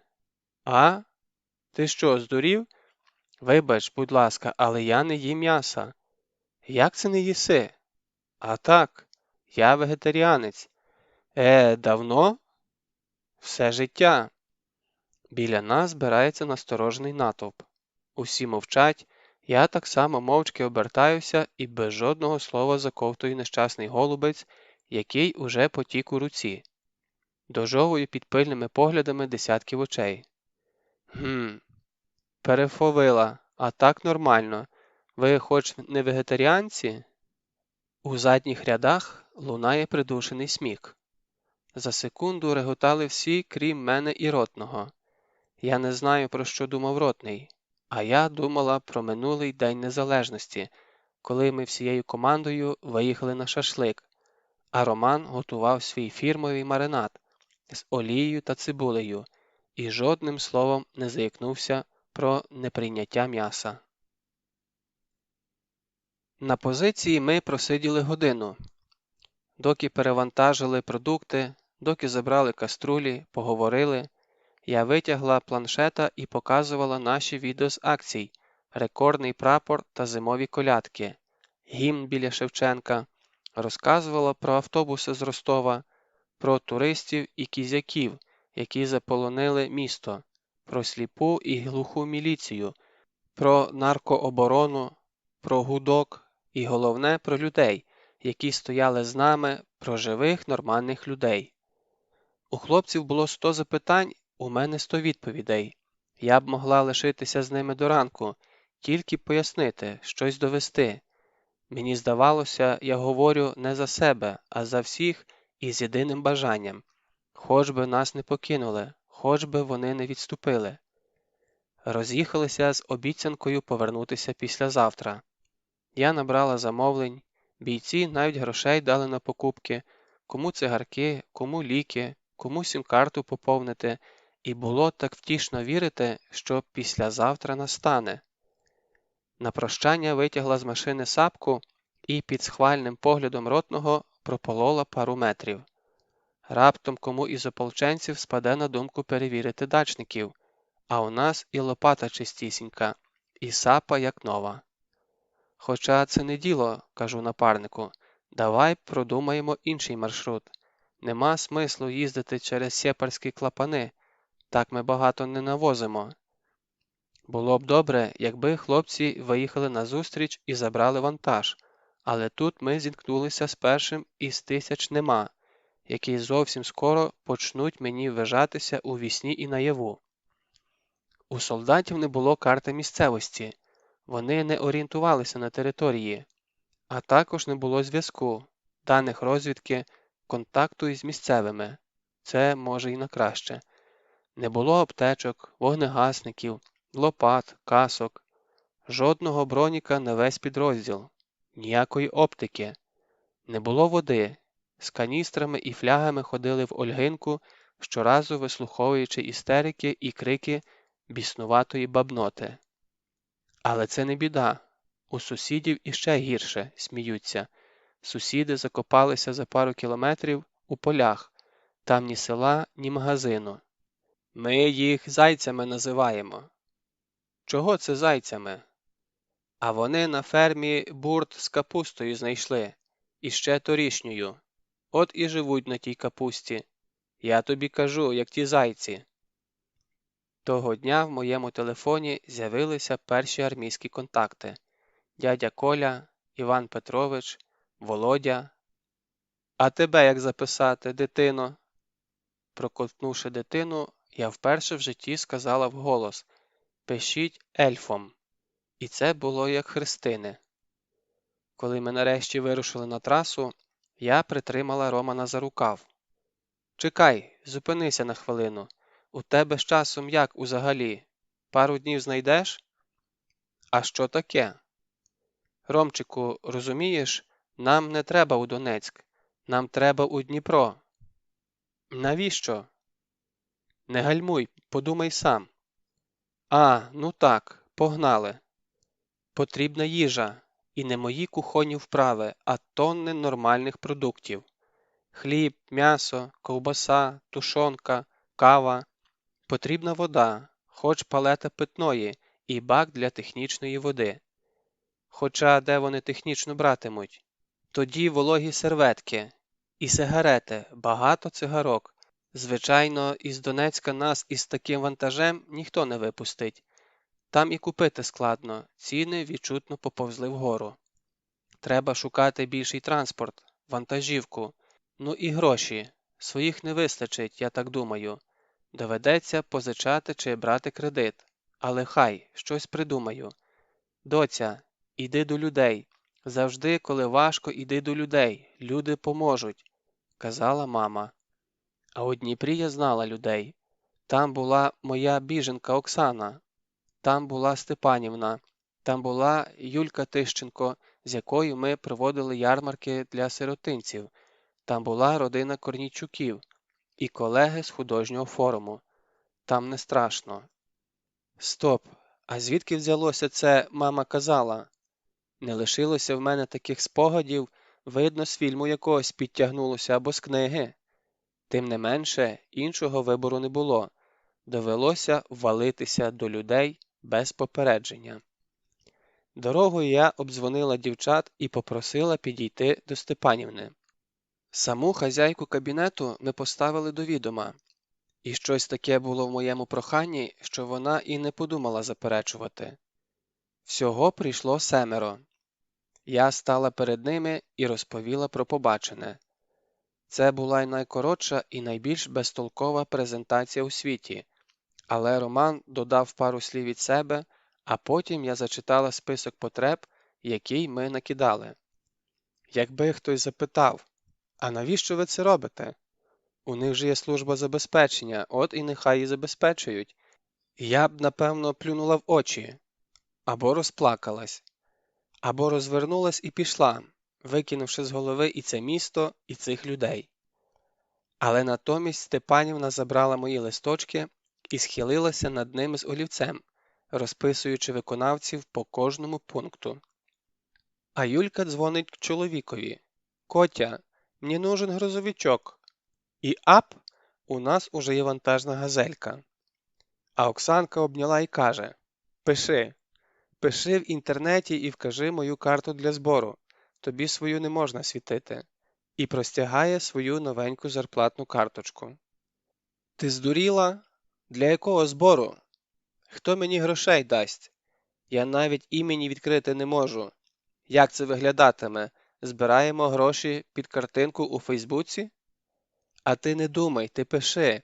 Ось як нам розказала, так і пиши, тими самими словами». Я сіла і написала про кар'єр із бірюзовою водою і білим піском, про те, що місцеві все життя продавали на трасі раків-мутантів завбільшки з долоню, і що ми з хлопцями колись облазили те озеро, але не знайшли навіть ракової клешні. Про недосолені голубці, змовчала тільки про вегетаріанця. Вже потім у машині зізнався, що не любить капусту ніякої ніде, навіть у борщі. От і бовкнув перше, що на думку стало. А ще: «Ти така прикольна була з цим голубцем у руках». Я не втримався.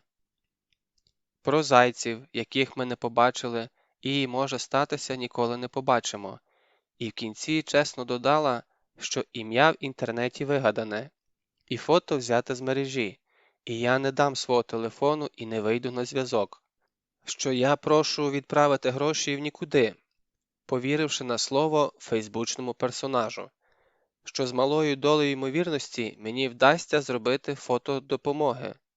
Але мене не тиждень і не 2, доки солдати дозволять фотографувати на позиції. І що на закупи в нас 20 годин, але я б хотіла встигнути за 10. І що толку з тієї писанини? Я б сама ніколи не повелася на таке прохання. Правда, це речення потім витерла, бо навіщо писати очевидне, так?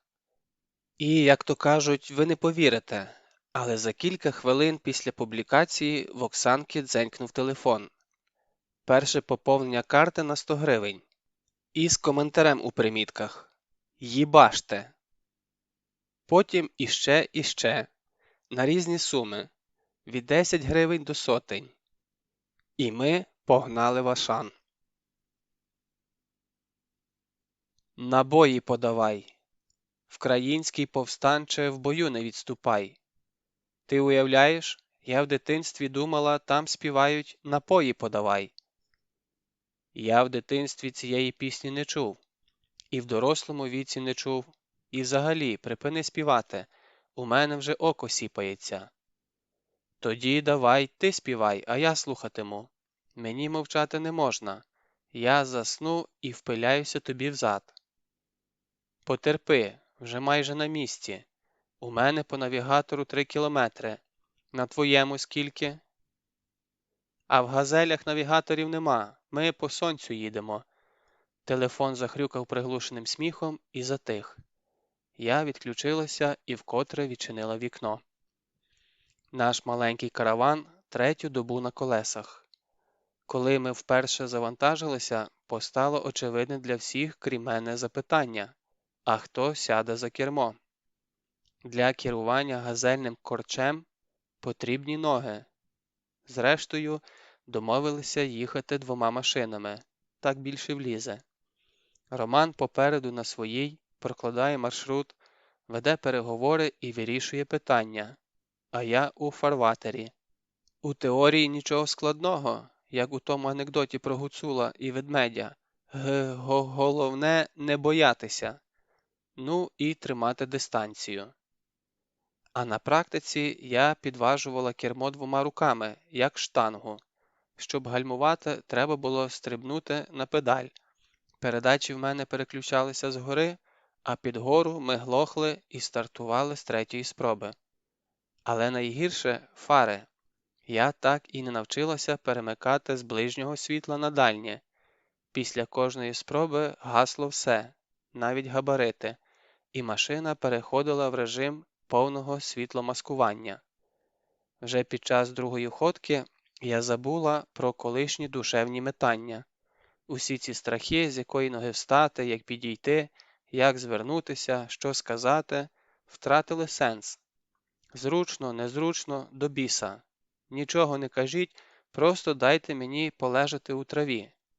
Я випадала з кабіни, мов паралітик, той на роздоріжжю, буквою «зю», не в силах розігнути спину, і шкандибала до бійців. «Хлопці, привіт! Кому сигарети? Ми вам різного добра навезли. Покличте командира». Ми з колегою викликали материнські почуття у найбільш суворих ротних. Звичайно, у військових мали бути інструкції по роботі з цивільними, і в армії НАТО нас би точно не допустили в бліндажі та командирські палатки. Але тут, в умовах степової партизанщини, нас прийняли як своїх. Не знаю, що допомогло.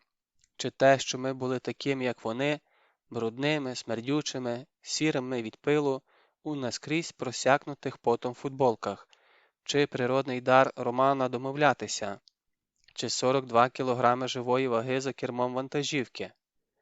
Жодного разу нас не розвернули, не затримали для перевірки і не поставили під сумнів мандат їхати куди хочемо і вести те, що вважаємо за потрібне.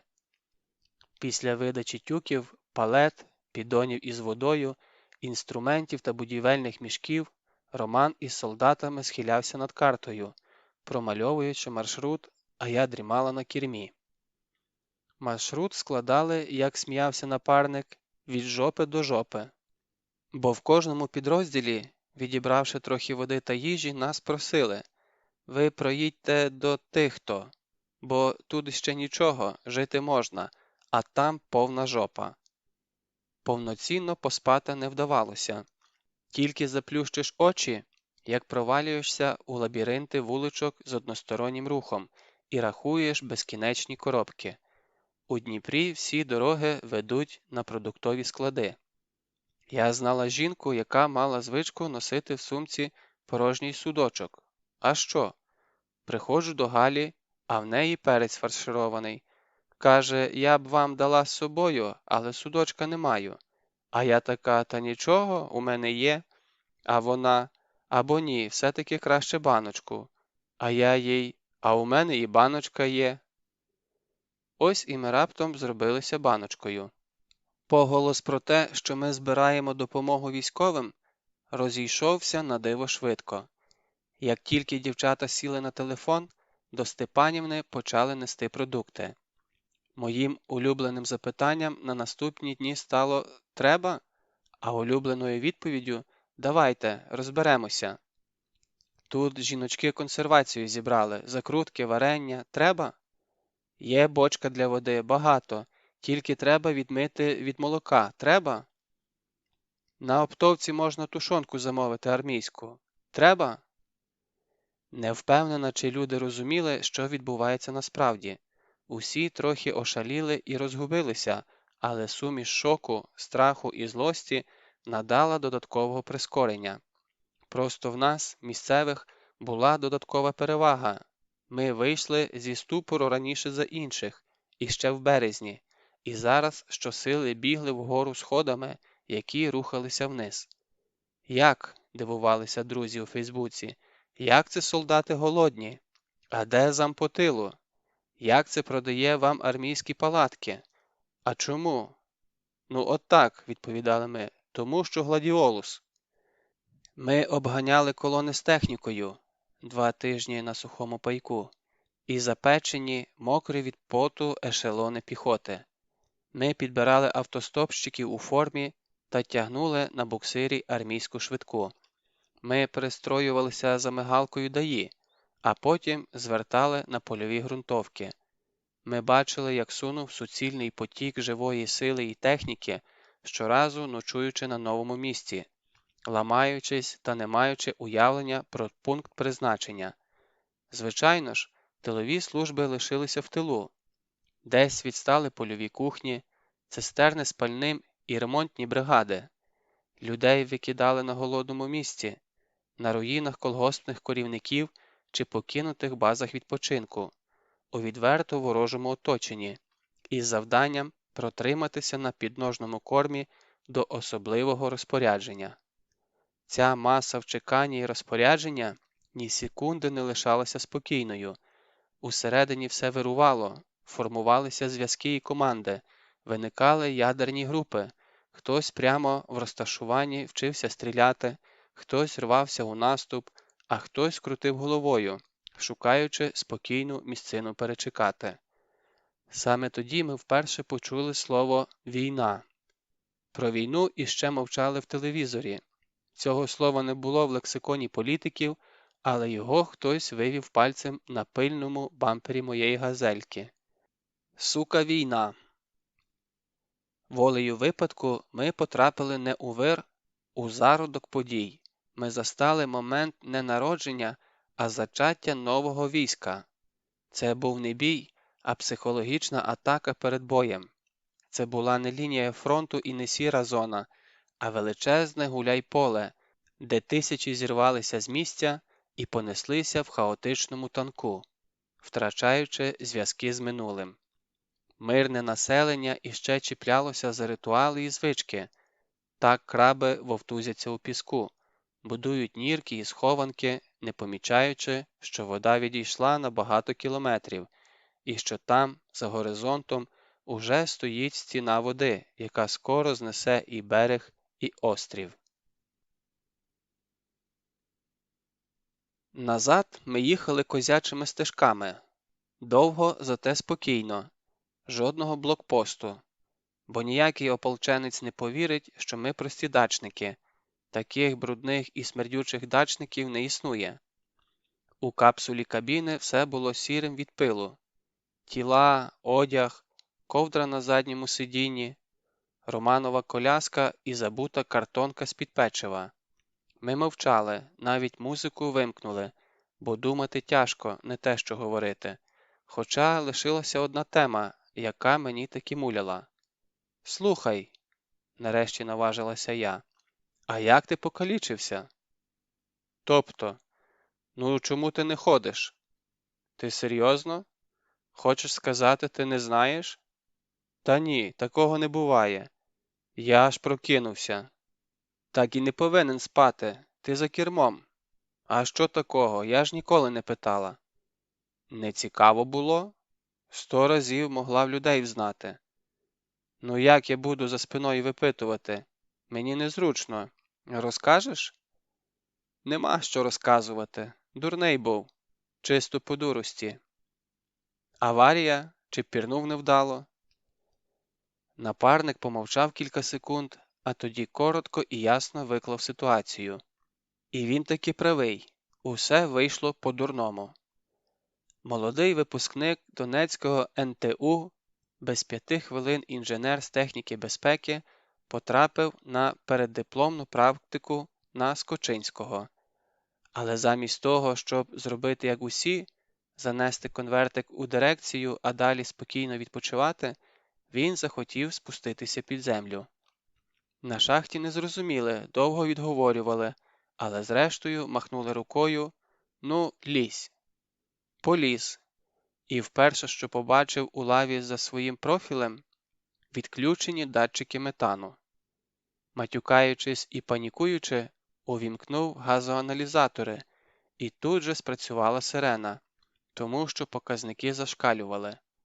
Людей вивели на поверхню, запустили продувку, начальство матюкається, роботяги дивляться вовком, бо зміну їм не зарахували. Назавтра те саме. Приходить на практику, перевдягається і до ліфтів, а там його вже чекає ініціативна група. Мені ж прямо сказали: дурак, куди ти нариваєшся? Одійди від гріха подалі. А я що? Молодий був, борзий. Пішов? Ага. І в той же день потрапив під обвал. Такий собі обвал, локальний. Каменюкою по голові, а потім іще лопатою по хребту. Бачив, хто бив? Нє-а. Я аж зразу вирубився. Вони подумали, що помер. Добивати не стали. Породою прикидали. Мене Борисович знайшов і нагору витягнув. І потім у лікарню приходив. Я після того довго лікувався, півроку лежав. Потім почали руки рухатися, розробляв на реабілітації. І ще через 2 місяці сів. А що в інституті? Та нічого. Відрахували, я диплом не захистив, інвалідність оформив. Слухай, а ти не думав, не дізнавався, хто саме це зробив? Може, можна якось? У них там викид стався через тиждень у Західній лаві. 13 чоловік загинуло, якраз із тієї зміни, до речі, і Борисовича племінник. І ще 3 десятки поранених, так що нема в кого випитувати. Та й що казати? Моя вина, моя дурість. Не можна перти проти системи, тим більше тут, у нас. Ну, звичайно. Далі розмова не клеїлася. І ми замовкли, кожен думає про своє. Роман, звіряючись із внутрішнім навігатором, виплутувався з лабіринту приватного сектора. Я б давно тут здалася, настільки ці вулички з убогими хатами схожі одна на одну. Мене нудило від утоми і недосипання, відчайдушно пекли повіки. Здавалося, із кожним кліпанням лінзи дряпають рогівку. Очі налилися кров'ю, як у вампіра, і сльозилися. Та що ти мучишся? Зніми ті лінзи. Куди? Я контейнер забула, та й не бачу без них нічого. А що тобі бачити? Ми майже приїхали. Зараз на Київський вирулюємо. Поклади та хоч у пляшку з мінеральною водою, вдома відмиєш у розчині. Так і зробила. Ледве видерла ліву лінзу, яка, здається, вросла в око, підняла руку до правої і завмерла соляним стовпом. Картина, що постала перед нами, назавжди закарбувалася у пам'яті, бо хоч не хоч, а таке не забудеш. Ми виїхали на проспект у районі лікарні і побачили абсолютно порожню вулицю. На зазвичай заповненій магістралі були тільки ми. І прямо на нас несеться величезна армійська вантажівка. Її на низькій висоті переслідує вертоліт. Так низько, що мало не торкається асфальту. Я чітко бачу великий чорний ніс, розляписте дно, білі спалахи пострілів. Із вертольота стріляють по машині. Я чую власний вереск. Роман відчайдушно гальмує. Нас веде. КамАЗ розвертається бортом уперед, і ми неухильно зближуємося. Ми вправо, вони вправо. Ми кидаємось ліворуч, і вантажівка теж вискакує на ліву смугу. І буквально за секунду до зіткнення, за півсекунди, коли я вже роздивилася обличчя водія, 10-тонний причеп налітає на бордюр, піднімається вертикально, завмирає і завалюється на бік. І далі котиться, як гігантський некерований болід, підминаючи все на своєму шляху. З причепа випадають люди, прямо під колеса, під гігантську м'ясорубку. Скільки ж їх там, Господи?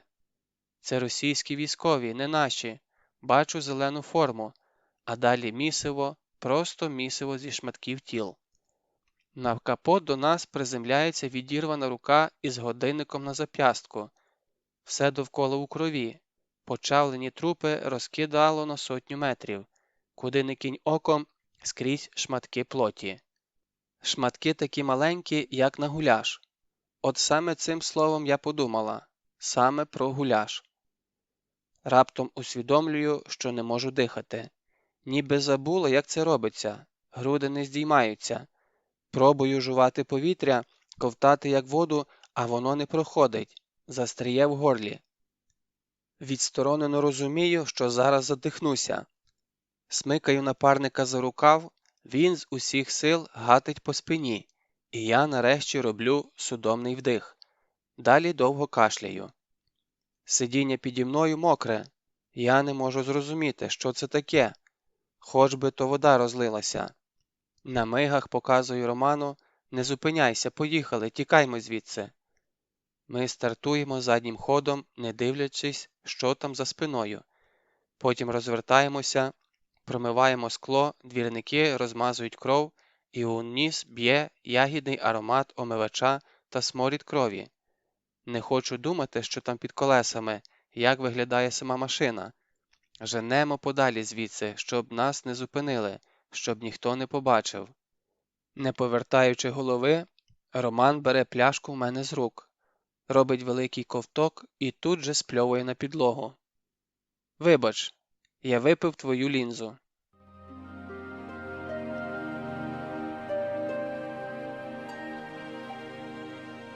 Частина 6. Бурштин. І їх безчестіє і зрада. Удома нікого не було. Я заглянула в кімнати, пройшла у ванну, скидаючи одяг прямо на підлогу. До світла світло не вмикається. Води теж нема, ні холодної, ні гарячої. Витягаю телефон подзвонити будь-кому, аби тільки почути голос, аби тільки не бути самій. Але чорний екран не оживає. Розрядився. Умиваюсь із чайника і падаю на ліжко. Можливо, доки нас не було, місто захопили іншопланетяни. Можливо, я провалилася у суміжну реальність.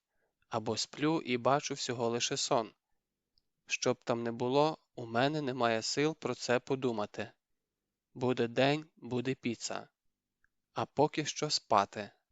Але поспати не вдалося. Розбудили мене голоси в коридорі. Кроки, штовханина. Щось габаритне тягли підлогою. Щось падало з гуркотом. Підхоплююся на ноги, натягаю халат. Двері розчахнулися, у кімнату заходять двоє. Переді мною стоїть худий, цибатий пацан у камуфляжних штанях і куртці. З ним типовий ополченець-вульгарис, у шльопках на босу ногу, а з-за спини виглядає моя баба власною персоною. «Ой, ти вдома? Вибач, не знала. Хлопці, заносьте, складайте біля шафи». «Ба, ти? Що тут?» Потім. Ваня, золотко, он туди коробки став, біля шифоньєра. От спасібо, синочка, от спасибі, порадували бабушку. Петровні привіт від мене. Не забула кому, хай їй Бог здоров'ячка дає. Так, відерце на кухню, це у холодильник. Пішли, синочки, розчитаємося». Мужики занесли в кімнату кілька будівельних мішків. В одному борошно, у другому цукор. Далі я не заглядала, але Ваня сказав, що тем рожки. Біля мішків стали ящики з яблуками і барильце олії. Далі звичайне пластикове відро, доверху заповнене пакетиками зі спеціями: перець, паприка, ванілін, сухі дріжджі і палета рибних консервів, насипом впереміж із шампунем, зубною пастою та упаковками карамельок. У кінці Ваня повернувся із повним оберемком дитячого харчування і сіткою капусти.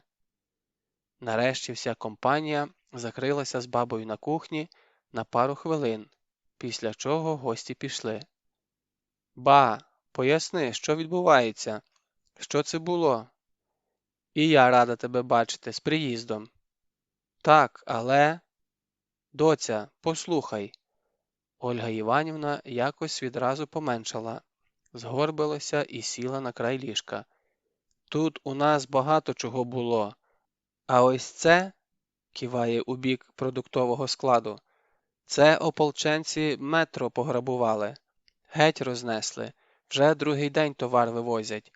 Деякі там і сплять, і їдять, і сруть, а другі продають по дешевці. Ось цей внук Петровни, він грамотніший, біля командира треться, а ми з Петровною давно дружимо. Та ти її знаєш, ми на Пасху разом у церкву ходимо. Згадала? Вона до мене і прислала хлопців. Їй всього навезли повний сарай. Ну і мені трохи перепало. Я 200 гривень заплатила. Босяки й раді. Бабо, але ж це ж крадене. Для чого нам? Крадене. І якщо вийде, я іще попрошу, хай привезуть. І ти приймеш, і спасибі скажеш. Ти хлопцям варити з чого думаєш? А самим їсти? А як голодовка буде, не приведи Господи, а якщо? Ба, тихо. Я підійшла, сіла поряд, тицьнула носом у тверде кістляве плече. Не треба, ба, все нормально. Ти молодець, правильно зробила. Якщо буде можливість, хай іще несуть. Правда? Ти розумієш, правда? От у війну моя мама, твоя прабаба, на фермі теличку вкрали. Я мала була, але сестра покійна розказувала, вони на тому м'ясі тільки і вижили, хоч голодовка була. Їх тоді бомбили сильно, вони всією сім'єю в ямі ховалися, а мати маленькі такі були, худі, як ти оце, вилізли з ями і побігли в село. Всі думали, може, з головою щось сталося, вже й оплакали, коли вони вночі вертаються і теличку тягнуть. Ба, послухай мене. Я думаю, у нас буде гірше, ніж у ту війну. І ще я думаю, що тобі треба виїхати звідси, як ми колись планували. Давай, поки є можливість, а? Ні, і ще раз ні, не в моїх руках.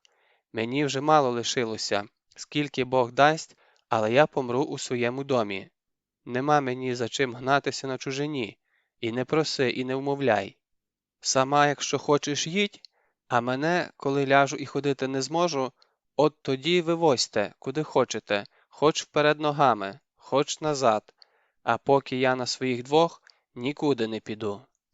Ми замовкли, закриваючи неприємну тему. Я не хотіла сперечатися.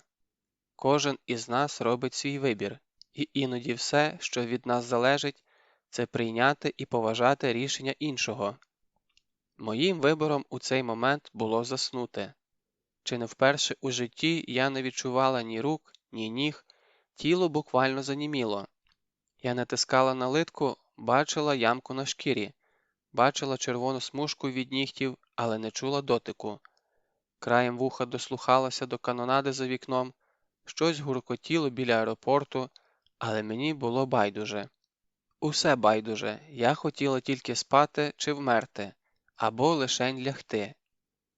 Ба, давай ми потім поговоримо, бо я зараз відключаюся. Баба трохи посиділа, а потім зазбиралася до Петрівни. Вони собі подумали, що баба деякий час поживе вподруге. У приватному будинку їм буде безпечніше, у разі чого заховаються в підвал, та й веселіше вдвох, не так страшно. Я згорнулася на ліжку, кожною клітиною тіла відчуваючи силу земного тяжіння. Руки й ноги моментально затерпли, але за всі шоколадки світу я б не змінила положення. Так солодко уявляти себе в тихому човні, відчувати прохолоду і запах чистої білизни. І немає довкола ні обшарпаного міста, ні доріг, ні вікон, ні людей. Я одна у своїй мушлі, я чую грім за вікном, але мені до того байдуже. Я ритмічно дихаю, і з кожним видихом забуваю. Вдих, раз, два, три, 4 і немає страшної вантажівки перед очима. Не поспішаю. 2, 3, 4 і ніколи не було. Тягну подих до останнього, аж закладає вуха. Це сон. Всього лише сон. І знову глибоко вдихаю. А потім уявляю, що в мене з грудей тягнеться тонка золота нитка. І ця нитка намотується довкола тіла, виток за витком, створюючи непробивний кокон. Крім мене, ніхто не потрапить всередину, і я можу залишатися у своїй секретній золотій печері скільки завгодно, хоч усе життя. І мені байдуже, що хтось ззовні стукає. Ідіть геть, мене немає вдома. Але нав'язливе гупання в голові не припиняється.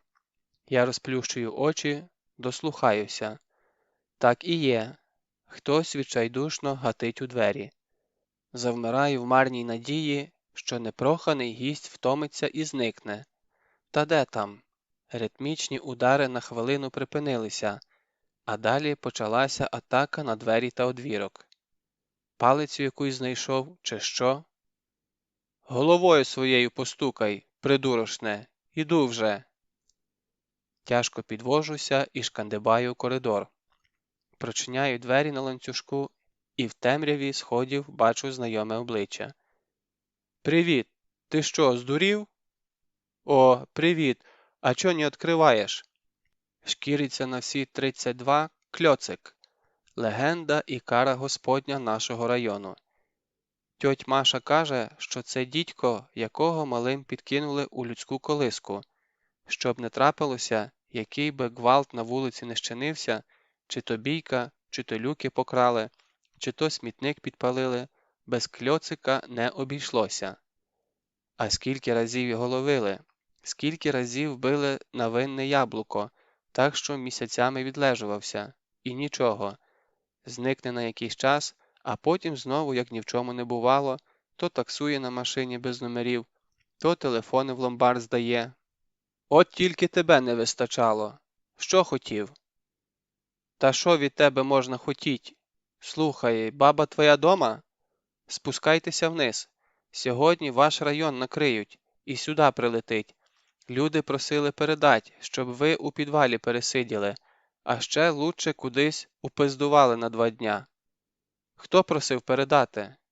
Дід Пихто. Все, я пішов. Пока. Хлопець побіг униз. А я постояла секунду і кинулась на кухню. Відкриваю вікно, ага, ось він, голуб, дзвонить прямо під балконом.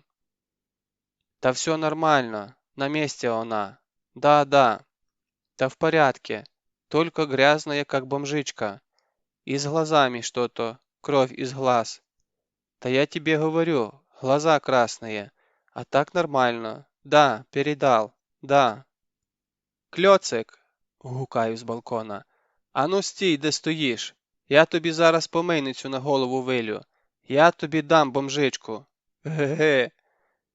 Закриваю вікна, замикаю двері і знову падаю на ковдру.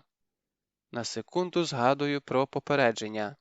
Може, справді треба зійти у підвал, але відкидаю цю ідею. Я просто не маю сил іти. Я посплю тут. У двері делікатно постукали. Я б у житті не відчинила, якби мене не розібрав сміх. Зрештою, хто я така, щоб іти проти Всесвіту? Якщо всі сили мобілізувалися з єдиною метою не допустити мене на цей клятий диван, напевно, так і треба. А що, як мій ангел-охоронець, бідолаха, трубить усі сурми і задіяв усі канали, тільки щоб не дати мені заснути? Може ж бути, що Кльоцик не просто собі накурився, а постав переді мною, як сурмач апокаліпсису, як «Привіт!». Цього разу сурмачем апокаліпсису була Марина, і ми замерли на порозі з відвислими щелепами, роздивляючись одна одну. Що побачила Маринка, я приблизно уявляю, а я витріщалася на втілення Дольче Віта по-донецьки. Де б наш колишній піар-менеджер не провела останні місяці, час пішов їй на користь. Ідеальна зачіска, рівна морська засмага, золотиста міні-сукня переливається в мене в холі, як перо жар-птиці.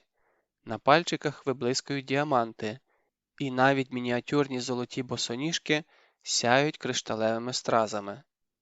Ні, мої очі цього не витримують. Я повинна сісти.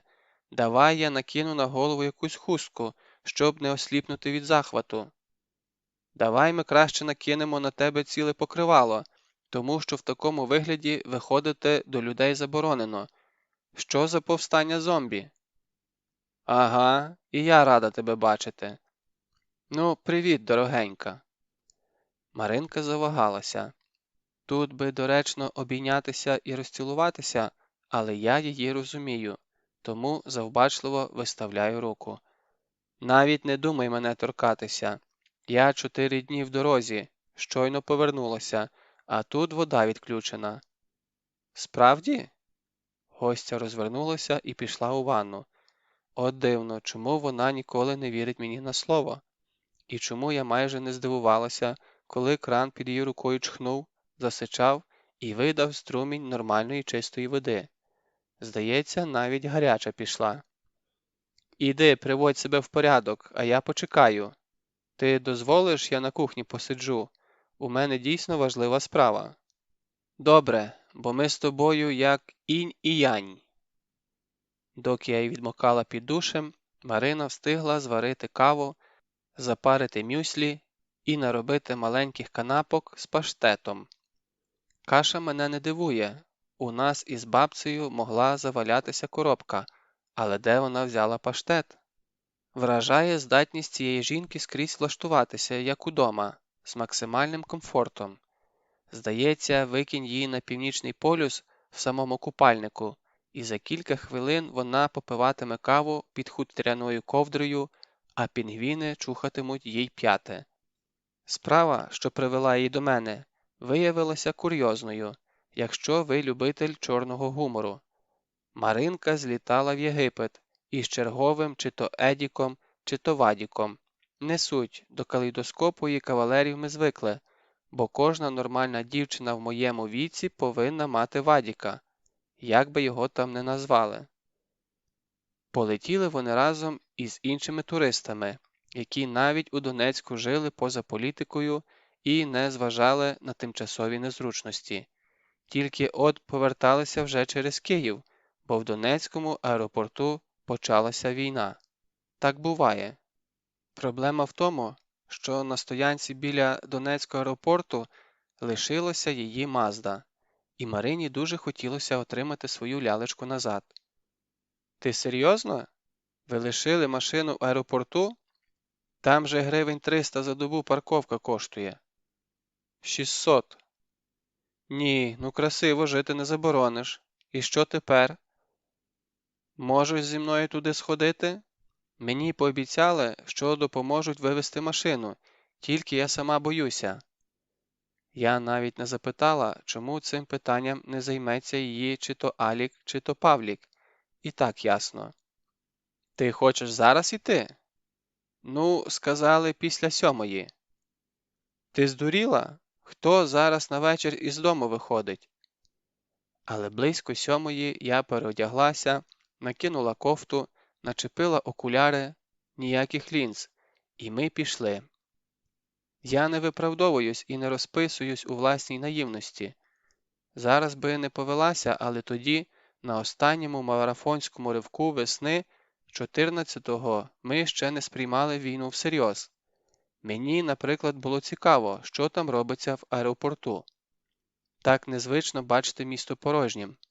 Нам не зустрілася жодна машина, жодна жива душа, навіть собаки, яких завжди повно на вулиці, і ті поховалися.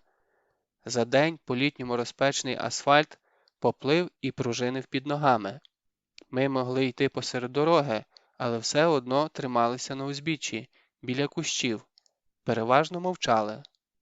А хто твоя контактна особа? З ким домовлялася? Та один, із української сторони. І я пригальмувала. Це нюанс, але наші, тобто справді свої, не називали армію українською. Вона для нас просто армія, без уточнення.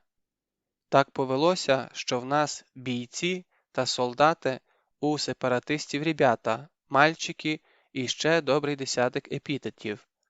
Так само ми уникали абревіатури, якою з усіх російських телеканалів тепер називали нашу область.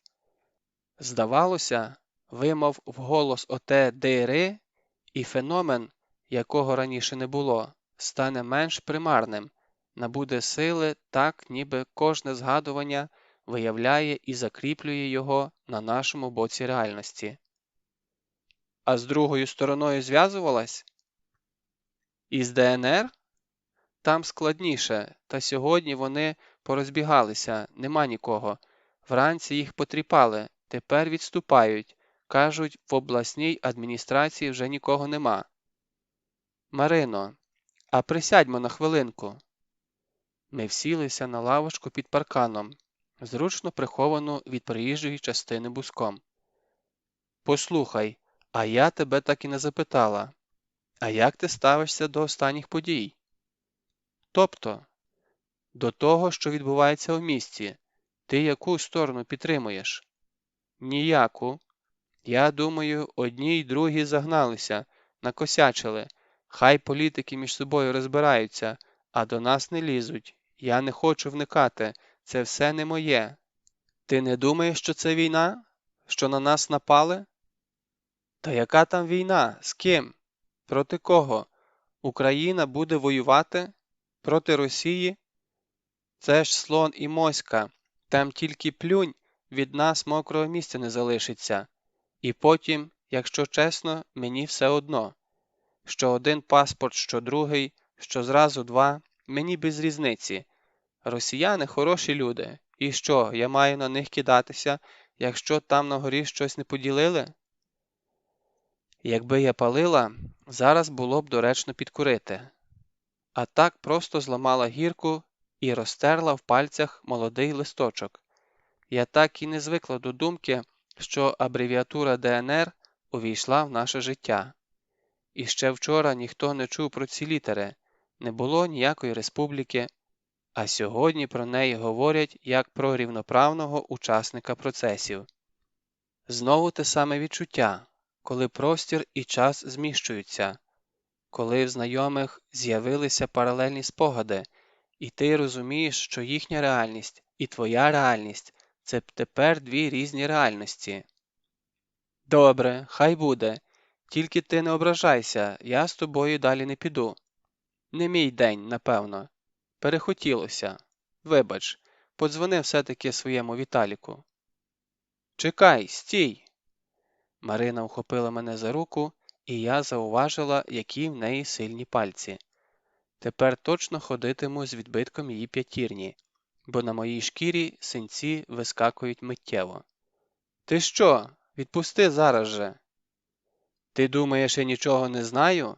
Не знаю, чим ти займаєшся? Чи тебе хтось буде прикривати? За тебе ж ніхто не впишеться. Мені правда байдуже, що ти там знаєш. Ми ж не будемо битися посеред дороги. Іди собі, куди йшла, щасливо. Ну, правильно, ти ж у нас одна така свята та Божа. Є тільки дві точки зору. Твоя і неправильна, так? Марина нарешті відступила, і я позадкувала від неї, потираючи руку. Здавалося, відстань між нами збільшується з кожною секундою на кілометри. Усього кілька слів, і дівчина переді мною стоїть, як по той бік Великого каньйону. Є речі, для яких не може бути двох точок зору.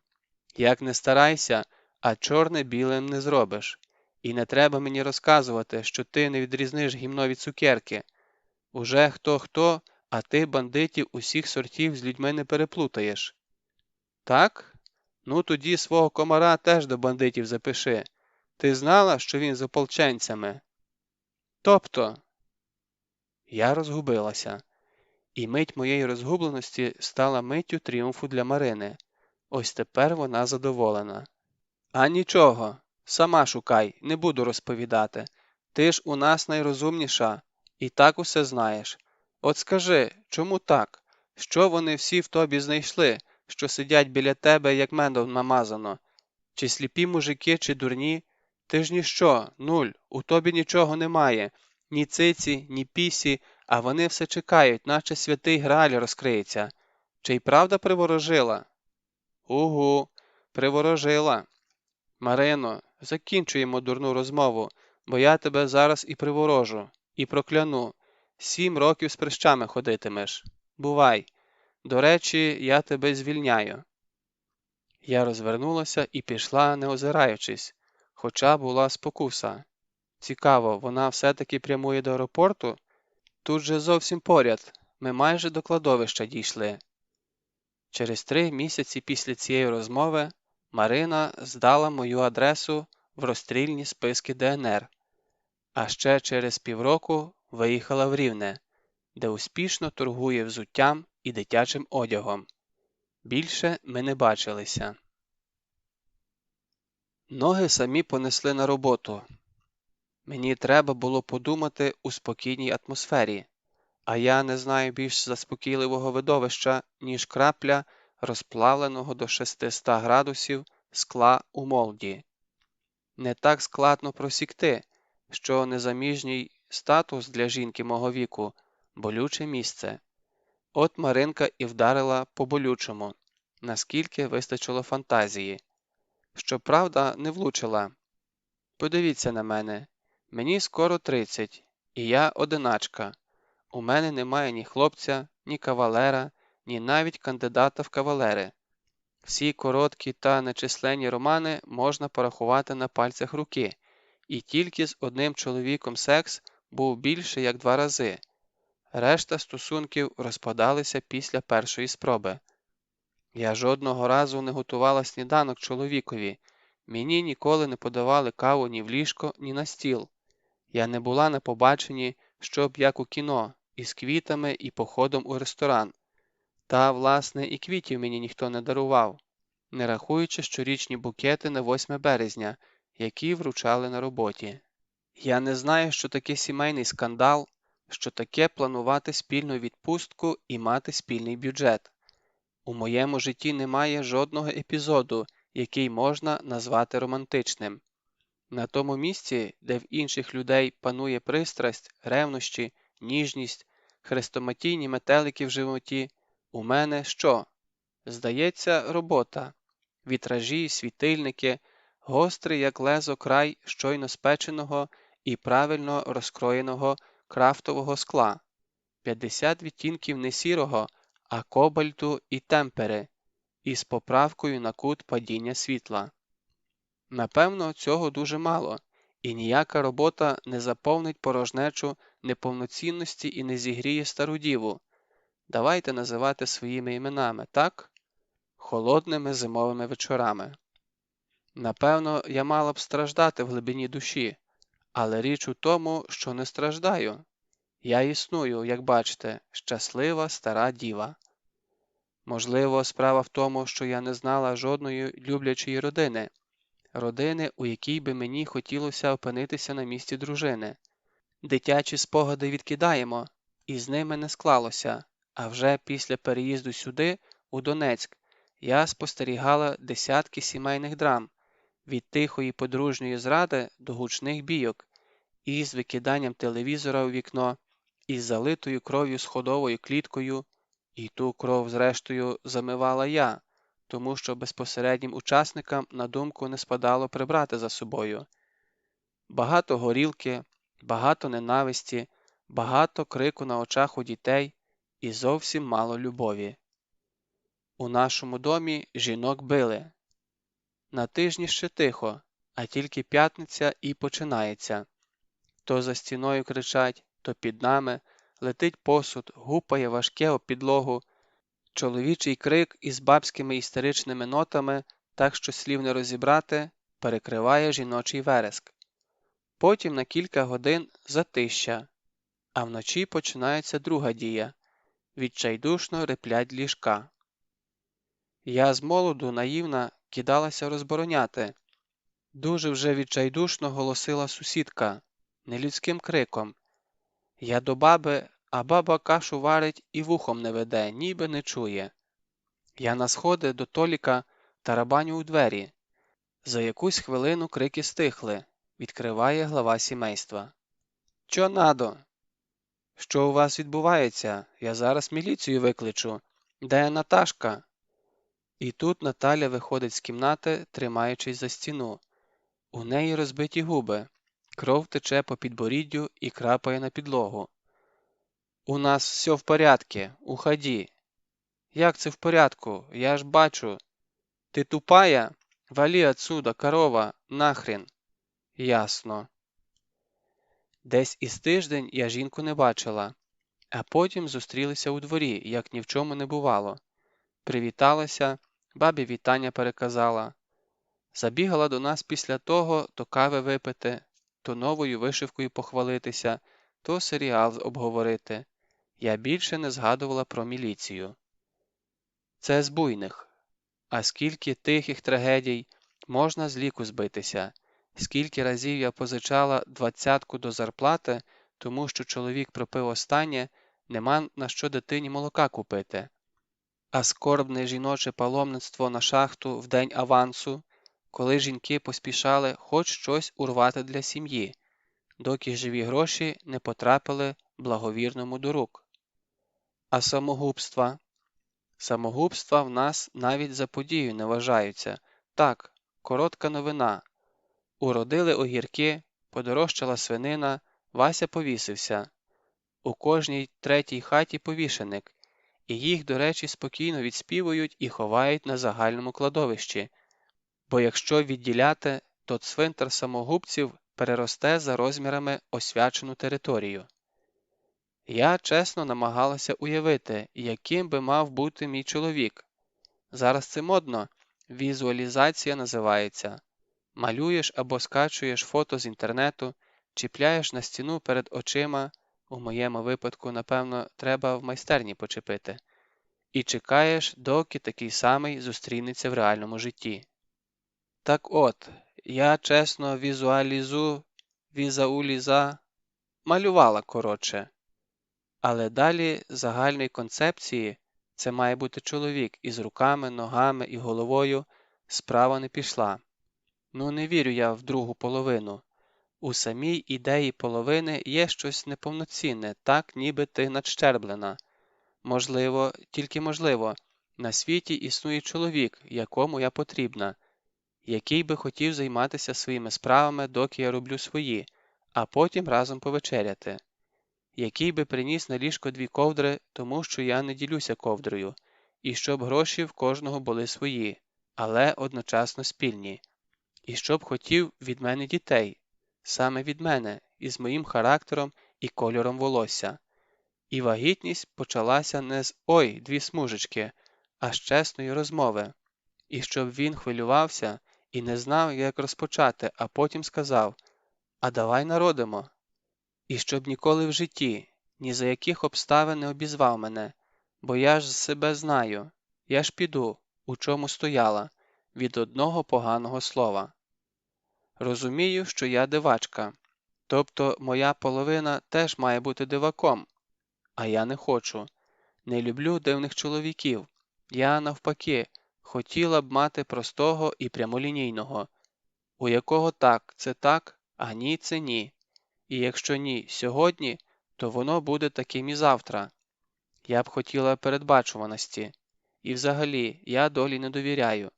Коли кажуть, що в кожного своя доля, в мені прокидається скептик.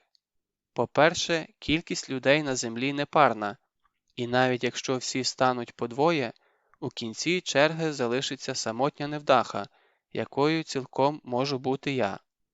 Далі, якщо прийняти часову шкалу за вісь ординат, а географічну точку вказати по осі абсцис, то яка ймовірність, що твій чоловік опиниться у твоєму місці у твій час? А якщо ми розминулися на 30 років, бо що таке 30 років у масштабі вічності, і мій ідеал саме народився, або, навпаки, вийшов на пенсію і переїхав на дачу, бджіл завів.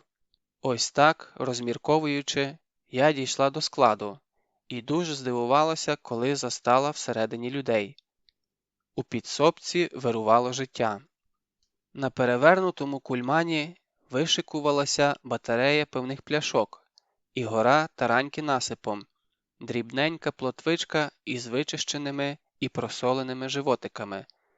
Тут же салат із насвидкоруч покришених перших огірків із редькою, тут же ковбаса і напівпорожня пляшка хортиці, тобто напівповна.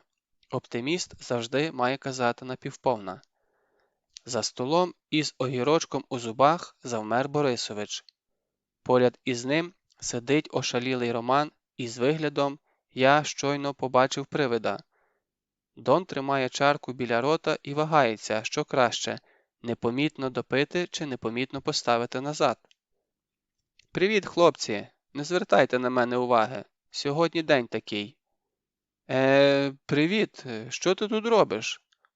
«Думаю. Просто думаю. От ви, Борисович, знаєте анекдот про царя Петра, якому приносять доповідну? Гармати не стріляли з різних причин, далі перераховується, а причина номер 30 – не було пороху. Так і в мене. Я можу назвати 100 причин, чому я так і не вийшла заміж, але 101 буде, тому що мені ніхто не запропонував. Уявлення не маю, чому. Скажіть, можна вас на хвилинку? Справа є. Борисович в абсолютній тиші поклав свій огірок на тарілку, і ми вийшли з кімнати під прицілом ошалілих очей. По-моєму, таранька теж витріщалася. Борисовичу, була в мене одна сорока сьогодні, і сорока принесла на хвості новину, ніби наш комар пішов до сєпарів. Ви про це не чули? Навіть не договоривши, я зрозуміла, чув. Чекай, зачастив чоловік, щось прочитавши на моєму обличчі. Чекай, ми самі не впевнені. Чутки ходять, але що таке чутки? Зараз тільки Деза запускається. Борисович, якщо ви хочете, щоб я зберегла до вас хоча б частку довіри і поваги, ви мені чітко і ясно дасте всю відому інформацію. Та нема інформації. Десь із тиждень тому їхній відділок захопили. Потім було спростування в новинах, що УВД працює в штатному режимі. Я дзвонив кілька разів, хлопці не відповідали. А вчора на Ютубі залили відео. Дивись сама. Ми підійшли до столу, і Борисович відкрив потрібну вкладку. На відео біля цегляної будівлі, може і відділок, не знаю, я там не була, вишикувалися міліціонери у синій формі. Перед ними виступає чоловік середнього віку у жаб'ячому камуфляжі. «Равняйсь! Смірно! Здравия желаю, товарищи!» Із синіх рядів у відповідь «Здравия!» Далі «Благодарим за службу! С этого момента, с этой минуты начальником УВД назначается Александр Викторович. Все его распоряжения выполняются беспрекословно. На данный момент ваша задача – вывести сотрудников милиции. Здесь нормальные лояльные люди. Выводите сюда. Ваша задача – охрана общественного порядка, недопущение захвата зданий. Для того, чтобы вас отличить от всех остальных сотрудников милиции, которые еще не перешли на сторону народа, прошу повязать георгиевскую ленточку на правый погон. Вопросы есть? І несміливе питання із залу. А ленточку де взяти? З лентами пока вопрос не решен. Фініш. Кінець сюжету. Ану, розкрийте на весь екран. Я так розумію, наші тут? Це їхній відділок. Ось, дивись, оператор проходить по фасаду. А ось на 32-й секунді. Двох бачиш? Хлопці до нас на виклик приїжджали, коли сигналізація спрацювала. Ти, може, не пам'ятаєш, але я знаю. А ось... Бачу. Другим справа стояв комар. Зображення було нечітким і розмитим. Його видно в профіль, але впізнати можна. Ось іще раз віддає честь сєпару. Цікаво, колорадку вже начепив на погон чи ще ні? Чому? Борисович, ви знаєте? Чому? Це ж така ганьба. Не знаю. Досі не вірю. Очам своїм вірю і все одно не вірю. Ви з ним контакт мали? До останнього часу. Наш був хлопець. Правильний. Ви бачите, кому вони честь віддають? Краще б не бачив. Ти це послухай. Поміняй телефон. Ми тут з Доном 2 дні просиділи. Він операційку перевстановлював на всіх комп'ютерах. І на твоєму також. А телефони треба поміняти. Зроблю. І знаєте що? Пішли на кухню, налєте і мені. Пішли, доця. Нікому не можна довіряти, тільки собі. І то не завжди. Скільки разів помилялася в людях, але ніколи не було так огидко і боляче. Але, зрештою, чого я побиваюся?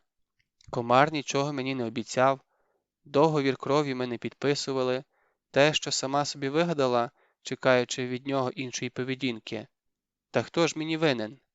Ох, майор, що ж ти так? Так, давай конструктивно думати. Напевно, закриємо виробництво за цією адресою. Треба розпустити людей, не наражаючи їх на небезпеку. Треба, зрештою, і з телефоном розібратися. Точно. І з телефоном найлегше. Я витягла аркуш паперу і переписала номери потрібних контактів. Не знаю, чи можна перенести адресну книгу з однієї трубки на іншу, не прихопивши жучків. А з'ясовувати в техніків посоромилася. Тому хай буде як є. Через папір віруси не передаються. Аж самій дивно, скільки в мене виявляється важливих знайомих. Робота зайняла кілька годин. А потім я розпалила пічку, дочекалася, доки температура в камері сягне 800 градусів, і вкинула телефон у топку. І ще подумала, що начебто романтичніше було б утопити його в кальміусі, пустити за водою у буквальному сенсі. Але нічого, вогонь теж згодиться. Тим більше, до ріки я зараз не дійду. Я заснула прямо в майстерні, на старому продавленому дивані, прикритому затертим карпатським ліжником. Ліжник немилосердно коловся і смердів котами. Диван стогнав усіма пружинами, і з кожним порохом піднімаючи в повітря хмару пилу, фарби і крихт. Але мені байдуже. Я проспала 30 годин поспіль, не прокидаючись, і не бачила жодного сну.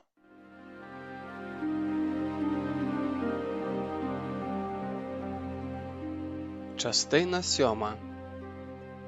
Срібло. Ніколи не кажи ніколи. Спалити телефон – це була дуже погана ідея. Ніколи так не робіть. Я мала би звикнути. З кожним пробудженням це місто повертається до мене новими, незвіданими гранями. Як тонко обіграно слово дупа, правда? І тим не менше я лишалася глибоко наївною, щоразу вважаючи, що гірше не буде. От тепер уже точно.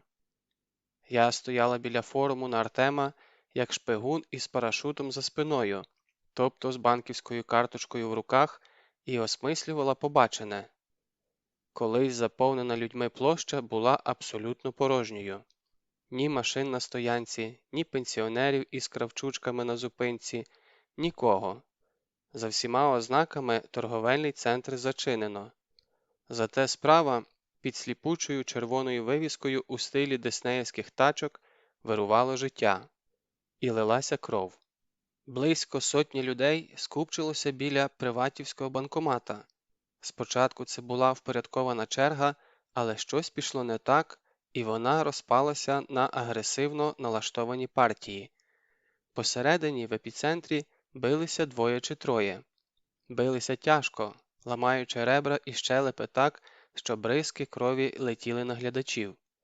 Глядачі відступали на півкроку, але відразу поверталися назад, приваблені не стільки видовищем бійки, скільки бажанням добитися до банкомата. Сьогодні це моя 3-я спроба зняти готівку. У сукупності я безрезультатно відстояла в чергах більше як 7 годин. І в «Континенті», і в «Магніті» гроші в терміналах закінчилися перед носом. Кажуть, іще працює банкомат на залізничному вокзалі. Ну і ось цей, на форумі.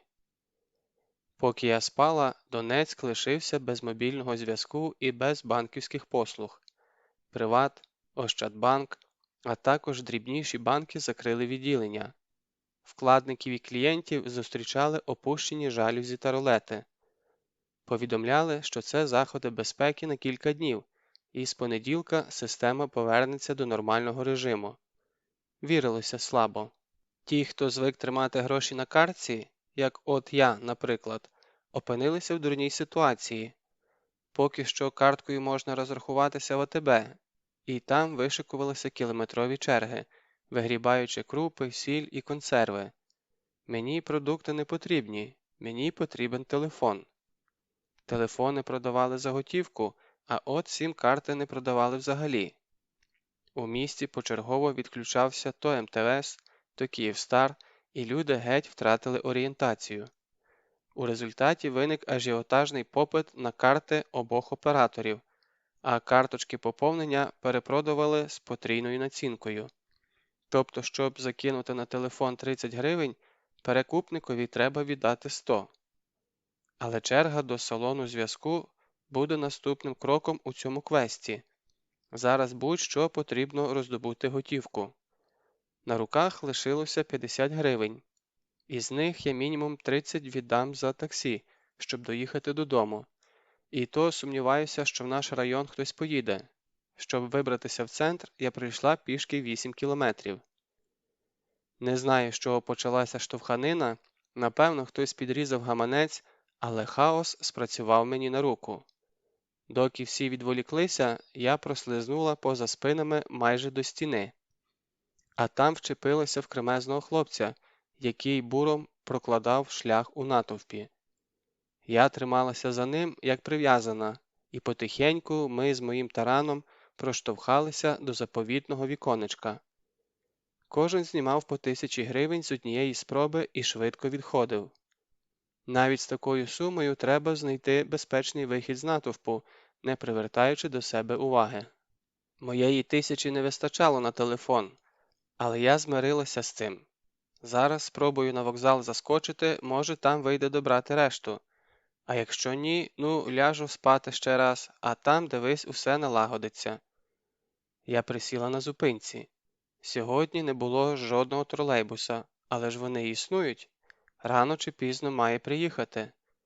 Поряд зі мною чекали кілька пенсіонерів, теж такі оптимісти, як я.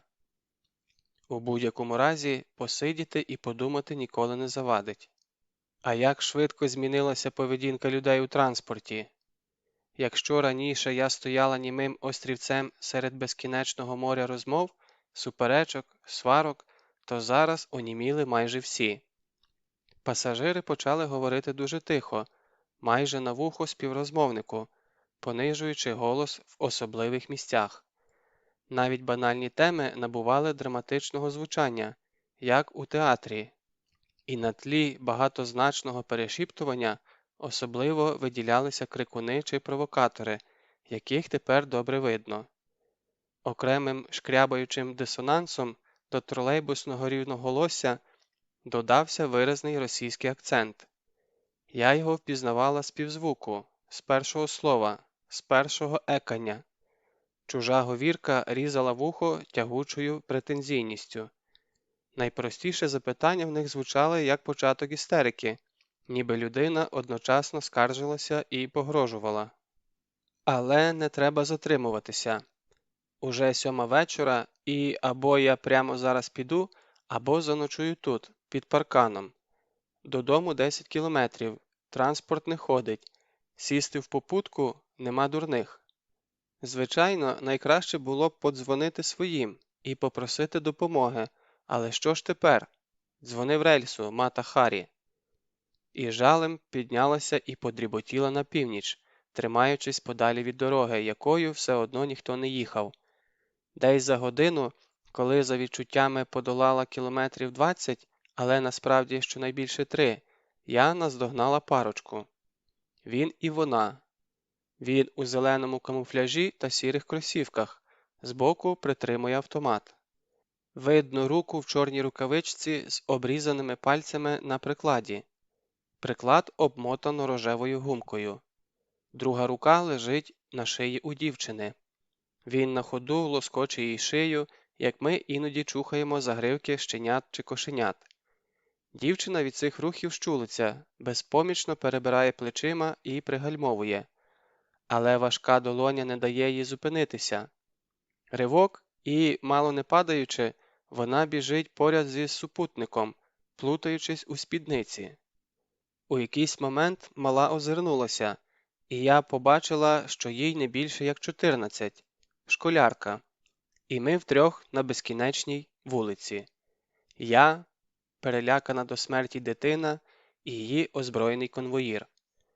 Ну, власне, і все. Відсторонено і спокійно, ніби в кіно, я зрозуміла, що зараз помру. Що набагато розумніше зупинитися і заховатися в лабіринтах приватного сектора, що єдино правильним вчинком було б пропустити їх уперед і порахувати до 100. Ось так, стоїмо. Стоїмо, хай іще пройдуть. Стій, я кажу, стій, що ти робиш? Закричала, як навіжена, аж самій заклало вуха. Анька, Аня, стой, подожди, Аня. Пара попереду зрозуміла, що я кричу до них, і зупинилася. Сєпар пересмикнув запобіжник і навів на мене автомат. Але я не зважала, бігла, волаючи, як на пожежу, намагаючись повище підняти руку із затиснутими купюрами. «Аня, ты что, мать везде ищет? В комендатуру пошла, все на ушах. Отец ребят поднял. Какого? Спасибо, спасибо большое». Це вже до бородатого полченця, який опустив зброю і ніби розгубився на секунду. «Вот, возьми!» Тицюю йому в руки свою 1000, і він машинально бере гроші. Як добре, що видавали по 50 гривень.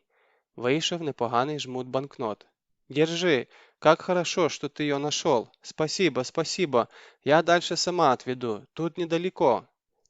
Хапаю дівчину за руку, смикаю з усіх сил, вона, молодчина, відмирає і ми вдвох біжимо в найближчий провулок.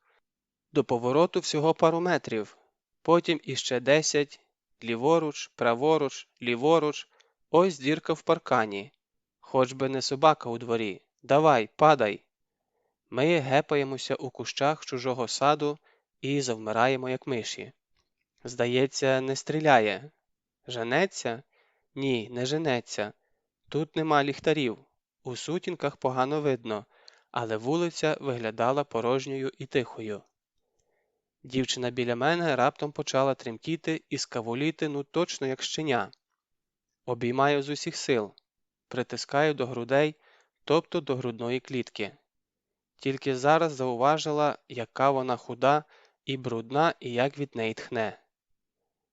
«Тихо, тихо, все добре. Він пішов. Уже нікого нема. Тихо». «Откуда вы меня знаете?» «Я тебе не знаю». «Ну как же, вы кричали Аня». «А ти Аня?» «Да». «Ти не повіриш, Аня, але просто вгадала». «А хто ви?» «Я так думаю, що я ельф. Один відбитий на всю голову ельф, який лишився без копійки грошей. Аня, а скажи, будь ласка, чи є в тебе телефон?» У принципі, могла і не запитувати. Телефону не було, як і не було гаманця, золотого ланцюжка і пари маминих сережок. Дитині просто дуже не пощастило. Хоча, з другого боку, сьогодні був найщасливіший день у її житті. Аня жила з мамою на Смолянці, а це означало, що нам доведеться розвернутися і дворами, манівцями виходити в інший бік міста. Ноги, ноги мої. Мама хоч приблизно уявляє, куди ти поділася? Тебе шукають? Шукають. Її шукають 8-й день. Саме стільки Аню протримали в підвалі. І Ані 14 років. Господи всеблагий, я не хочу знати деталі. У мене був однокласник, який міг годинами говорити про майбутнє сімейне життя. Одружитися – це була його заповітна мрія іще з початкової школи. Якось я не витримала. «Васю, ну скажи, навіщо тобі дружина?» Ти не розумієш. От іду я додому зі зміни, задрочений, руки в мазуті, ледве ноги волочу. Підходжу до під'їзду, піднімаюся на поверх, відкриваю двері, а вдома наварено. І таким капслоком звучало те наварено, і з таким смаком, що відразу уявлялися і миска борщу зі сметаною, повна повінця, аж ложка стоїть, і налиснички, і картопля з салом і цибулькою, і пухкий домашній пиріг із маком. От пироги нічим крити. Наварено – нормальна підстава для шлюбу. Я сиділа у спальні, дописуючи звіт на Фейсбуку по витратах, і водночас почувалася глибоко і щасливо одруженою людиною. Бо на кухні в мене гриміло, шкварчало, смажилося, проникало в усі шпарини запаморочливими ароматами. Бо щохвилини мені підносили то котлетку на пробу, то голубчика, то креманку з морозивом і горішками. Бо варили ми тепер у промислових кількостях, баняками, виварками, ящиками, і все це справно, чисто і акуратно, із ідеальним балансом солі та перцю. Бо тепер у мене була Тетяна. Із Тетяною я познайомилася тієї ночі 2 тижні тому, коли ми з Аннею нарешті дісталися додому. Трохи пересидівши в кущах, або не трохи, а до глибокої ночі, ми вирішили йти на мою квартиру, а звідти вже зв'язатися з Аніною мамою все-таки до нас ближче. Доки ми лежали під парканом, дівчина, схлипуючи і затинаючись, переказала їхню історію. Діти. Звичайна дитяча витівка закінчилася трагедією. 3 підлітків, новоспечені зірки Інстаграм, робили селфі перед захопленою будівлею СБУ. Ну і сам будинок фотографували. Це ж так круто. Їх і затримали всіх 3. Спочатку ніби формально, але в телефоні одного з пацанів знайшли фото і відео з нашого українського блокпосту, плюс браслетик із тризубом. Я намагалася не слухати про те, що було далі. З усіх сил уявляла перед очима велике пшеничне поле з волошками. Пташки щебечуть, колоски налилися, шелестять.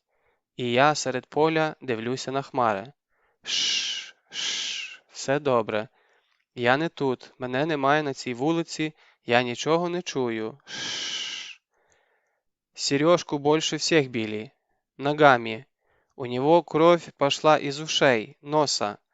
Он начал рыгать кровью, и тогда его потащили по коридору.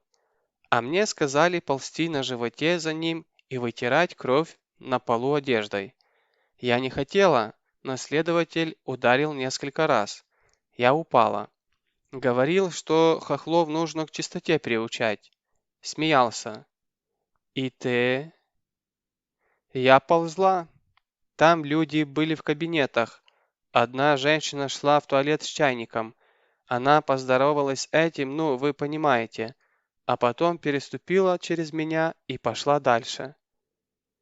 Волошки і колоски, пшеничне поле. Шшш. Останні кілометри нам далися дуже тяжко. По-перше, ми присідали у траву на кожен порух, коли здавалося, що попереду чи позаду хтось є, і ховалися, доки випадковий перехожий не зникав з очей. По-друге, у мене є вада, яку я ретельно приховую від усіх. Це куряча сліпота, повна втрата орієнтації в сутінках. Якщо вдень я бачу більш-менш нормально завдяки лінзам, насправді мінус 7 діоптрій на кожному оці, але коригується окулярами, то вночі повністю втрачаю об'ємне бачення. Тому й не дивно, що біла стежка в місячному сяйві, на яку я так впевнено вступила, виявилася зливним каналом, куди я булькнула під перелякане Аніне «Ой» майже по шию. Видно, Бог таки береже ідіотів, бо нам не трапився жоден сєпарський патруль, і, здається, взагалі ніхто не звернув уваги на дві самотні фігури на порожніх вулицях одного з найбільш кримінальних районів Донецька. Зате вдома, за щільно завішеними ковдрою вікнами, нас зустріла справжня вечірка, ну або похорон. Тут були всі. Роман з Борисовичем курили прямо у спальні. Олег із Доном схилилися над ліжком, де розклали карту міста, розмальовану кольоровим маркером. Незнайомі хлопці переглядали пошту в моєму власному ноуті. Не зрозуміла, а пароль? Ольга Іванівна незворушно викидала пасьянс на картах і, здається, була єдиною, кого не шокувала наша поява. За шкалою від 0 до 10, де нулем була б фінальна сцена «Ревізора», а десяткою приземлення Руста на Червоній площі, ми з Анею вибили 20-ку. Простіше кажучи, всім відібрало мову, і тільки Роман видав щось типу «е-е-е», показуючи на нас пальцем. Бабця відклала карти, піднялася і обійняла мене на відстані витягнутої руки. «Ну що, старий чорт?» Це до Борисовича. «Я ж казала, що з дитиною нічого не станеться, не з того вона тіста. Лихе не пропаде». «Дитино, дай я за горло подержуся». Це Борисович до мене. «Клянусь, я тобі чіп вживлю з маячком». «У сраку, чіп», це вже Роман. «Ти де була?» Трохи часу пішло на те, щоб описати ситуацію. І ще трохи часу, щоб затягти перелякану дівчину в кімнату, закутати в ковдру, дати в руку чашку з чаєм і випитати мамин мобільний. Дитина відтарабанила заповітні цифри на пам'ять, чим неабияк мене здивувала. Я ж бо не пам'ятаю жодного номера у своєму телефоні, навіть власного. Дзвонити довірили мені. Жінка відповіла на виклик миттєво, після першого гудка. Так може тільки мама, яка не випускає трубки з рук. «Добрий день, це Таня?» Уточняю про всяк випадок. Да. Ви тільки не хвилюйтеся, вже все добре. Ваша донька у нас, вона у небезпеці. Хто ви? Де?» Зараз я все поясню. Даю телефон дитині, поговоріть із нею. Але поговорити у них не вийшло. Ця тут реве, мама, мамочка, та у слухавці ридає. У моїх хлопців очі на мокрому місці. Олег підійшов і обхопив ззаду так, що мало не роздушив. Ну а потім все владналося. Малу хлопці відвезли додому. Інтернів із Олегом відправили в гуртожиток. Мене відмили, нагодували і вклали спати. Роман, який, за словами баби Олі, по стелі бігав, доки тебе не було, я особисто не схвалюю такий гумор щодо людини з паралізованими кінцівками, улігся на розкладному кріслі, а бабця з Борисовичем пішли на кухню знімати стрес. Борисович полюбляє Кептен Морган, і хоч баба критикувала його за барство, у шафці стабільно стояла пляшка рому з чорною етикеткою. А рано вранці приїхала Тетяна, висока огрядна жіночка, яка колись, може тиждень, а може 100 років тому, була красунею і розревілася у мене на плечі. За її спини виглядала відмита і посвіжіла Аня і теж рюмсала. Дівчата робили те, що на їхньому місці зробила б і я сама, і кожна здравомисляча людина. Вони тікали з Донецька з однією валізою на двох, покинувши квартиру, роботу в престижному ресторані, школу. Не маючи жодного знайомого за межами області, без копійки грошей. Усе цінне Таня продала чи віддала, намагаючись викупити дитину з підвалу. Вони мчали на потяг, щасливі від того, що живі, не думали про завтрашній день. Я думала, що ми попрощалися назавжди, але за тиждень Таня знову стояла в мене на порозі, без доньки і валізи. Коротко повідомила, що дівчинка у безпеці і що вона поживе в мене. «Я повар. Тобі ж потрібен повар?» «Потрібен. Заходь». З праздничком! Протяжно вітає сусідка і розкриває руки для обіймів. І з яким? Так Путин же признал независимость народа Донбасса. Ты что, не слышала? Вперше чую. Все, теперь уже все. Можна сказати, ми в Росії. І почовгала далі, тяжко припадаючи на обидві ноги, задихаючись від серцевого кашлю. Ситцевий халат, товсті литки, погано зафарбована сивина. Через 2 місяці її розірве бомбою на дачі, де тьотя Марта підгортатиме картоплю. Кажуть, у 2-метровій вирві знайшли ступню і шматок скальпа, так і поховали в коробочці. А кабачки з городу розкидало вибухом на півкілометра. Синочки, храні вас Господь! Бабця у черзі хрестить 2 ополченців, які втиснулися перед нами з пляшкою горілки. «За то, что нас защищаете! Как же мне вас жалко! Я каждый день в церковь хожу!» Ті щось буркнули і подалися на вихід, черга мовчить. І етіх жалко, і наших жалко, всіх жалко. Я вискакую на двір без покупки. Все одно нічого не можу вибрати, навіть полиці в супермаркеті стали чужі. Я руками збирала свій кошик автоматично, руки самі знають, де молоко, де шинка, де печиво. О 9 ранку в наш магазинчик підвозять свіжу курятину, після обіду свинину і фарш. Щодня розпродажі із 3 улюблених видів йогурту 1 іде зі знижкою. Соки садочок, томатна паста в трикутничках чумак, сметана президент. Сотні звичних товарів, і втрата кожного з них муляє, як камінець у чоботі. Поспіх, із яким мережі кинулися заміняти українські товари російськими, нагадує незграбні спроби замити кров на місці злочину. Як же вони бояться ту Україну, якщо воюють навіть із сметаною? «Привет! Можешь приехать? Мы с девчонками закрутки собрали». Можу, звичайно, хоча в місті давно почалася комендантська година.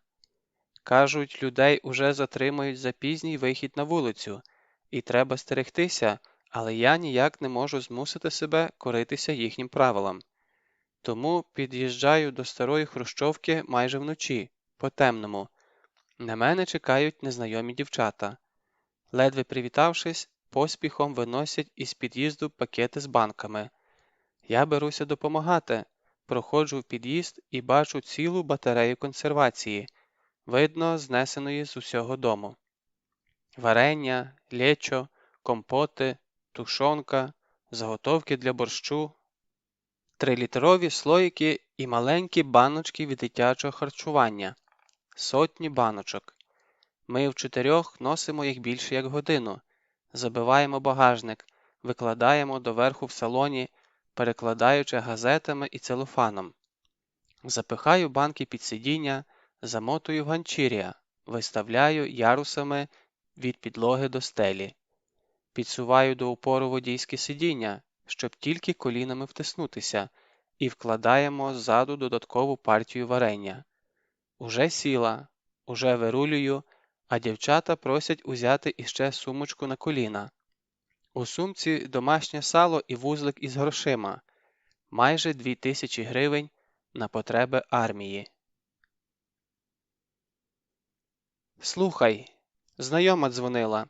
На станції юних туристів спальники списали. Можуть нам віддати. Забереш?» «Ще б пак, спальники. То страшний дефіцит. Хай навіть старі радянського зразка. Летимо з хлопцями в колишній палац піонерів і за 4 ходки вивозимо сотні спальників. Тяжкі, злежані, схожі на ватні ковдри, вони нам видаються за скарб. Скарб до стобіса брудний і смердючий, місцями прогризаний мишами і добряче заквацяний слідами їхньої життєдіяльності. Можна б відвести бійцям і такі.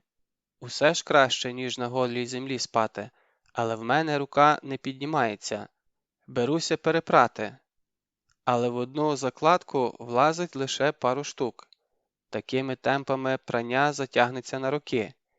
І тут баба Оля пройшлася по сусідах, у кожну квартиру віднесла по кілька мішків. Мовляв, треба допомогти. На диво ніхто не відмовив, навіть у квартирах, де не було пральних машин.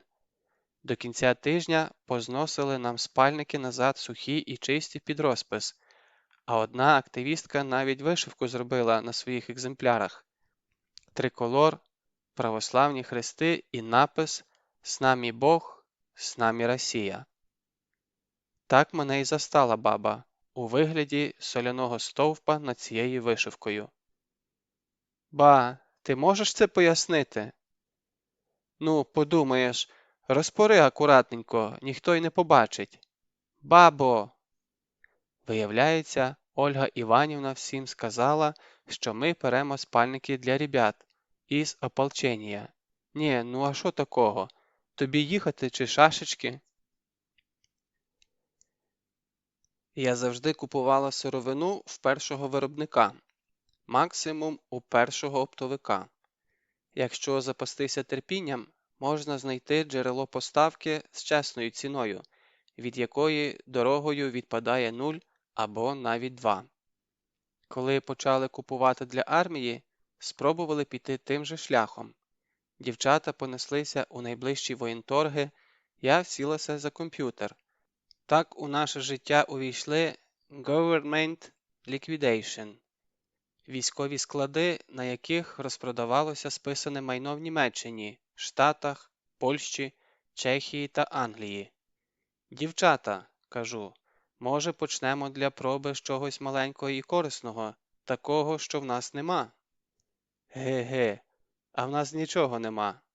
Берці, наколінники, жилети, розгрузки, каски, окуляри, турнікети, перев'язочні, сотні позицій, про які в нашій армії ніхто не чув».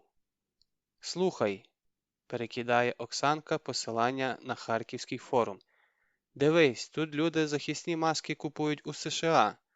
Давай і собі візьмемо. У нас у госпіталі кожен другий із пораненням очей». «Та я не проти. А це що, типу броніка на обличчя? Від чого вони захищають?» «Аби я знала». У наших магазинах нові маски коштували по 800 гривень за штуку. В Америці по 70 гривень вживані, при закупці від 1000 штук іде дешевше. Але, по-перше, треба виграти аукціон, для участі в якому має зареєструватися людина з американським номером соціального страхування. По-друге, знайти машину, яка поїде на цей склад кудись у пустелю і забере нашу покупку. Потім доставить на пошту і відправить в Україну. Далі треба домовитися зі службою доставки, щоб дали знижку на перевезення і розмитнення в Україні.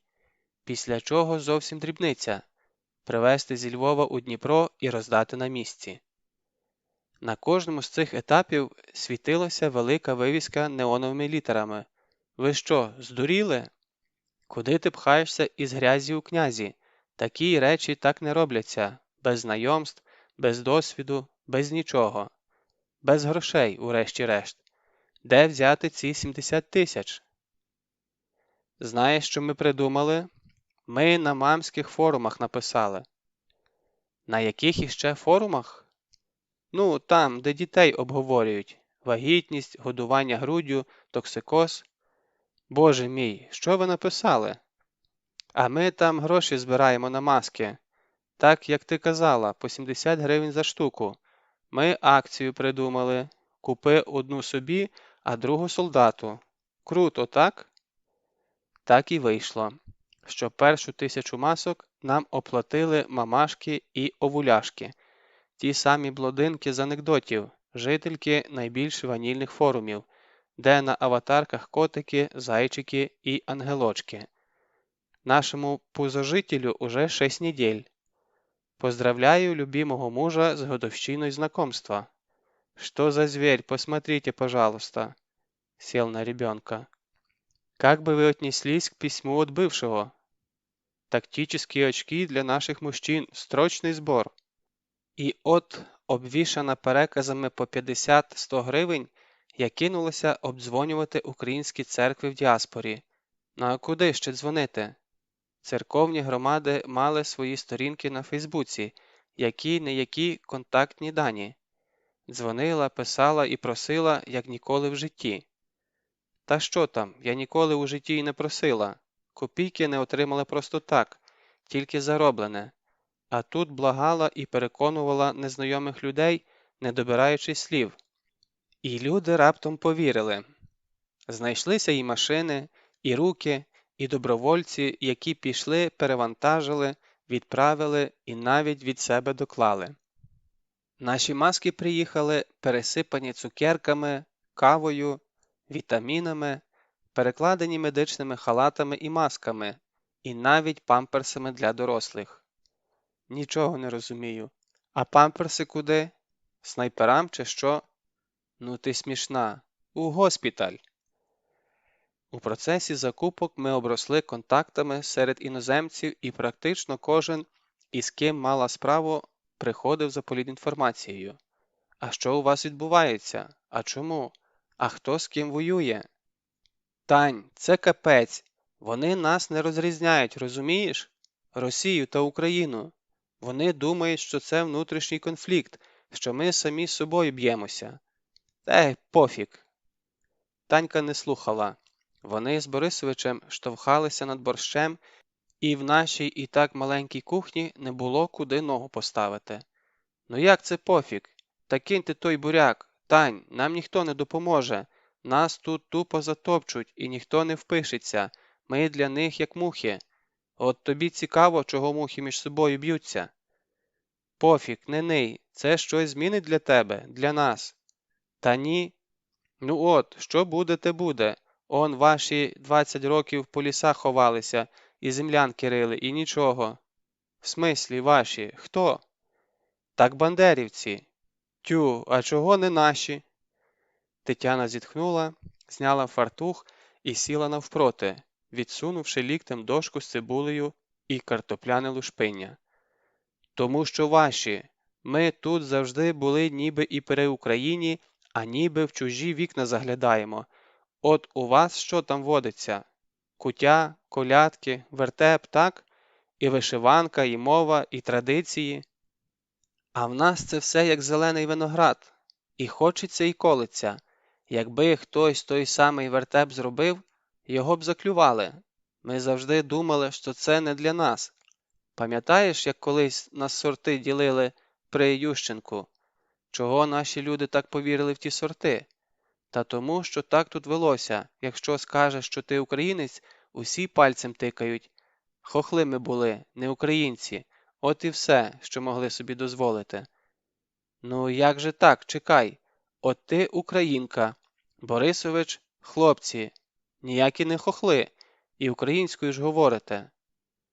Так то з тобою. Я спочатку рота боялася розкрити, все слова підбирала, це вже потім розговорилося. Ти ж сама чула, як ми бекали і мекали спочатку. Та перестань, не так і мекали. А то я не знаю. Розказати, як мій дід тут поселився? Ну, розкажи. Після війни у Вохрі служив. Його поставили одного доходягу стерегти. Зима люта, той у ямі замерзає і проситься, щоб відпустили в бліндаж погрітися. Дід і пожалів, пустив. А арештант зробив ноги. Втік із бліндажа, коротше.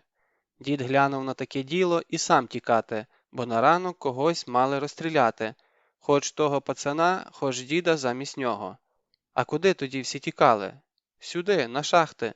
Тут усіх без розбору брали. Хто здоровий був і міг у шахті стояти по коліна у воді. Видали документи замість страчених, і з дідових слів записали його як Петра Тонкаля. Звідси й повелися наші тонкалі. А хто він був насправді, якого роду, якої нації і з яким прізвищем, це вже невідомо. До смерті мовчав. Ну, добре, то колись було. А зараз як? От ти себе ким відчуваєш? Зараз? Зараз я думаю, що нам треба вижити і од русні відбитися, а там уже нас Україна прийме такими, як є. Ми їй усякі пригодимося, і глухі, і німі, і безпам'ятні. Повивчаємо ми ваші колядки, нікуди вони не дінуться. Не можна сказати, що я живу в інтернеті, хоча видаю по 2-3 пости на день. Фейсбук став віддушиною, у якій можу виписувати під чужим ім'ям, щоразу повторюючи, що персонаж, від якого я пишу, вигаданий, що мене не існує і ніколи не було, а є тільки Донецьк, війна, і ми посеред цього міста, як мухи у бурштині, і що короткі радіальні вилазки на позиції до військових чи не єдина причина, яка тримає нас саме в цей час і в цьому місці. Я намагалася звітувати перед донорами. Нам надсилали кошти і досить активно, хоча я щоразу підсвідомо боялася, що переказ попросять повернути назад. Так от, ці звіти. Ну що я покажу?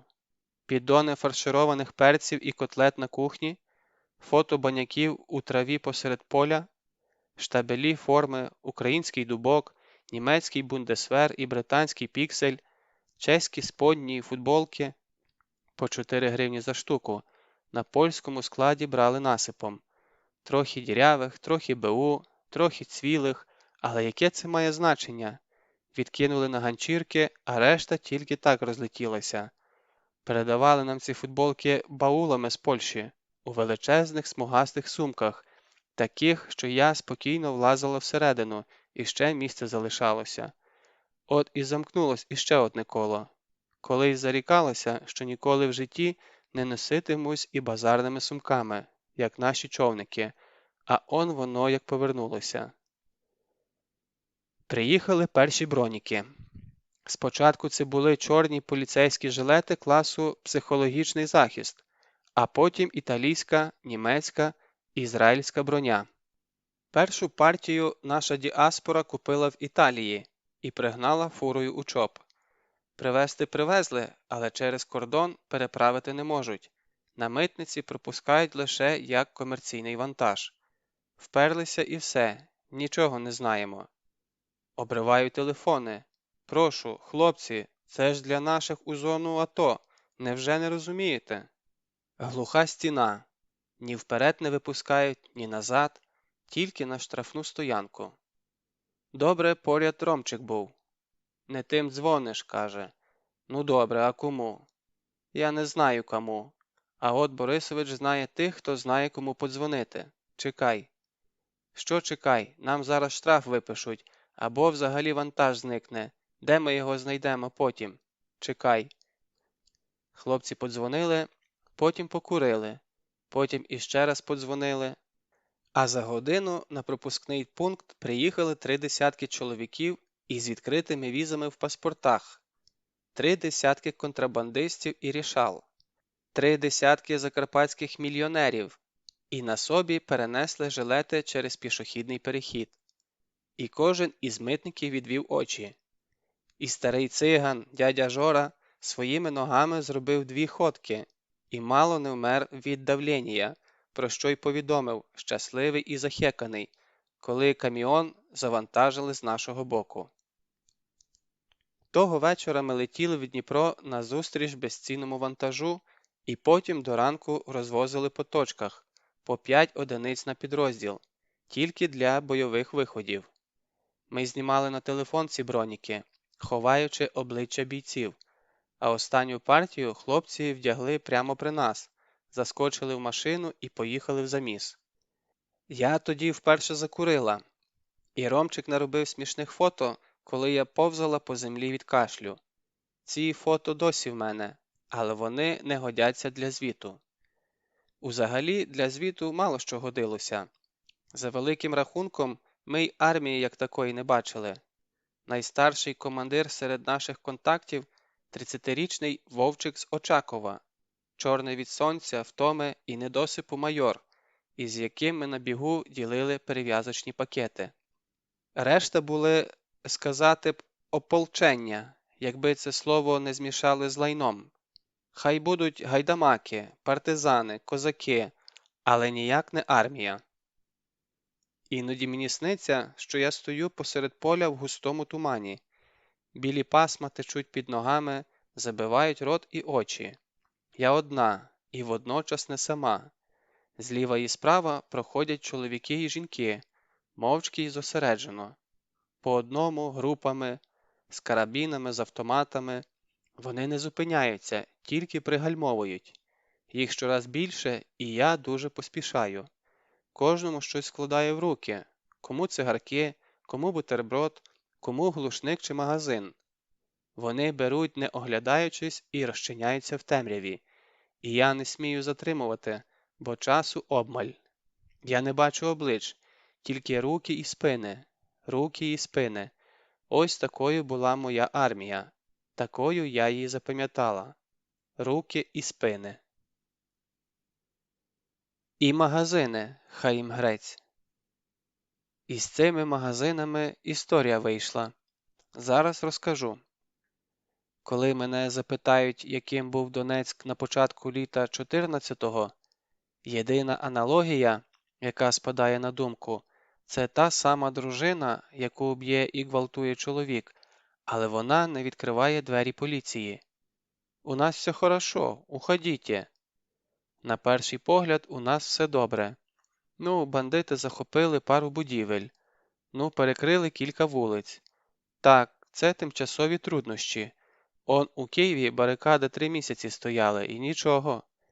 Мерія щодня звітує про розкриті злочини, працює громадський транспорт, суди судять, двірники замітають, кіоски продають. У принципі, у місті можна дістати що завгодно, хоч і з невеликою переплатою. І тут просять нас бійці, у них магазини в дефіциті, тобто ріжки до автоматів. Не кажучи, що й самих автоматів не вистачає, а витратні – то взагалі рідкість. Воно ж як? Людина відстріляється, згаряча скине на землю, а потім уже ніколи підбирати. Так і губляться. Ми пообіцяли пошукати. І тут Борисович такий є. Прямо тут, на військовому складі, можна купити слівка по 20 гривень за штуку. У сенсі на складі. Та у прямому. У Донецьку? Це ж наші склади, виходить, самі своїм продають? Бінго! Ти у нас сьогодні чемпіон із дурних запитань. Добре, ми з пацанами погнали, ти чекай. Як це чекай? Я з вами. Сиди дома, а то ще почнеш там розпитувати. Клянуся, я могила. Можете сказати, що я німа. Але я з вами, я не хочу це пропустити. Склад являв собою павільйон по типу базарного, біля колишньої військової частини в Ленінському районі. Військове містечко жило своїм життям іще місяць тому. Потім особовий склад вивели, потім було кілька спроб штурму. І тепер взагалі не ясно, що відбувається за високим бетонним парканом. Залізні ворота із колючим дротом замкнено, техніки не видно, вікна у більшості вибиті. Але коли ми заїхали з тилу, на нас чекали. Виглянув чоловік у камуфляжі і кивнув у бокові двері. «Давайте, швидко». «Слава Новоросії!» – привітався Борисович. «Храни Господь Донбас! Подгоняйте машину і пошли, я приготовив для вас». Крім ріжків, для нас приготували тушонку і бліндажні скоби, глушники, дефіцитне мастило. Також були в наявності армійські намети по 3000 гривень за штуку. Ми взяли 4. На стелажах насипом лежали солдатські ремені, фляги і ще якесь барахло, коробки з крупами. «Єсть резинова лодка надувная, надо?» Від човна із жалом відмовилися. Назад ми їхали мовчки. У мене пломба розкришилася на зубі мудрості, і вперше за багато днів я не знала, що спитати. «Привіт! Можеш глянути? З Америки лист прийшов, я не розумію, що він хоче». «А тебе що, у гуглі забанили? Прожени через перекладач». «Все одно якась абракадабра виходить. По-моєму, він питає, скільки у нас градусів морозу». «Це Крейг з eBay. Ми в нього підсумки брали. Так, бачу. У нього є партія зимових полярних чобіт на -40. Питає, чи не візьмемо ми на зиму. Глянь, які снігоступи. По $30 за пару. Та ну, для чого нам зима?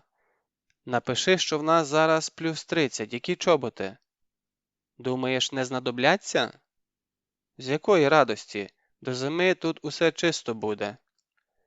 Ми так і не купили ті чоботи, про що, звичайно ж, пошкодували.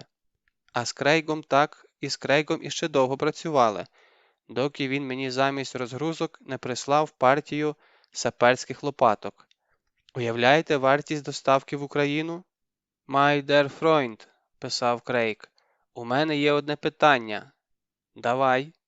«У нашому магазині росіяни купують те саме, що й ви. Форму, підсумки, взуття. У вас не буде проблем на полі бою, якщо обидві сторони вдягнуться однаково?» «Не переймайся, любий друже. No problem».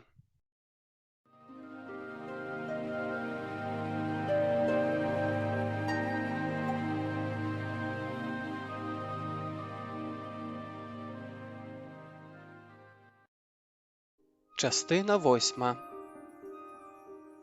Коралі. Моя чаша – то надмір пиття. Вставай, чуєш, вставай, бігом прокидайся. Коли тебе так будять влітку 14-го, ти спочатку падаєш на підлогу, а потім розплющуєш очі. Що таке, в нору? Ні, дивись, дивись. Танька прямо в носа тицяє ноутбук. Марік відбили. Наші в Маріуполі сьогодні зайняли. Вам знайоме відчуття, коли спадає гора з плеч? Яке це щастя просто потягтися до хрускоту і розім'яти спину. Тань, це ж воно, так? Наші наступають? Наші наступають, наші наступають, наші. Як до стобіса гарно звучить. Ми припали до екрана, раз за разом переглядаючи сюжет, особливо той момент, де десяток сєпарів у спортивних штанях поклали носом у пилюку.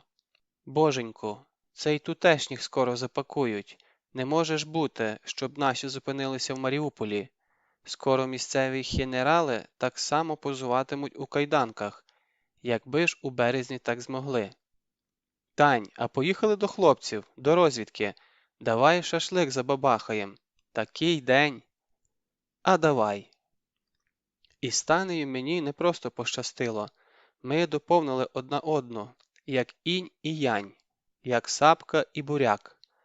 Недарма кажуть, якщо в одному місці міліє, у іншому заливає.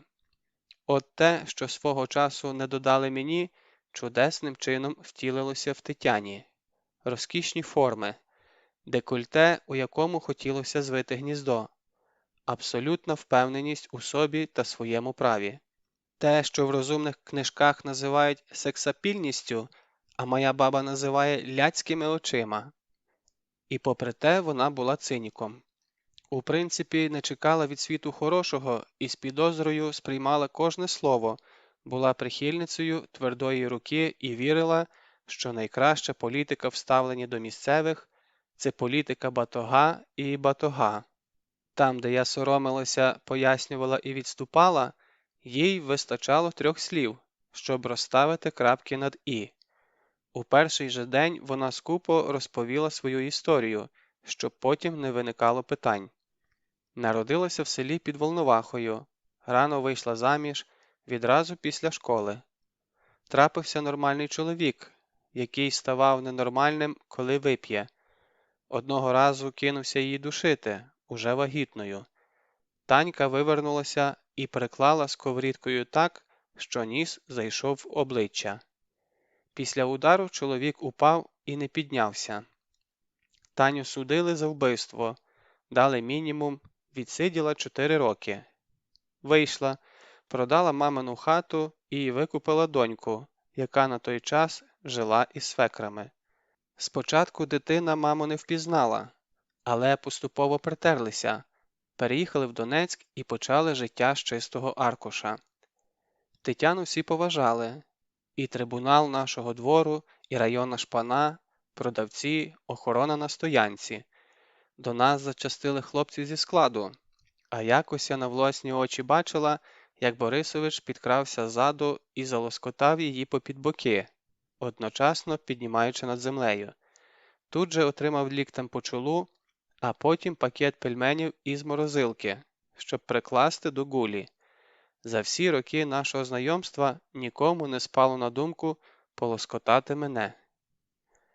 Так вийшло, що ми почали їздити з Тетяною. Звичайно, Ромчик був проти, але люби Боже правду. Дуже колоритні дачники ми з ним, примітні. Тому домовилися так. Наша дача у Курахівському напрямку і тільки там. На схід або південь я їхала сама, якщо недалеко, або з Танею. Тепер ми торгували овочами, і це було ідеальним прикриттям. Хлопці за копійки знайшли розбиту кенгурушку 1993 року народження.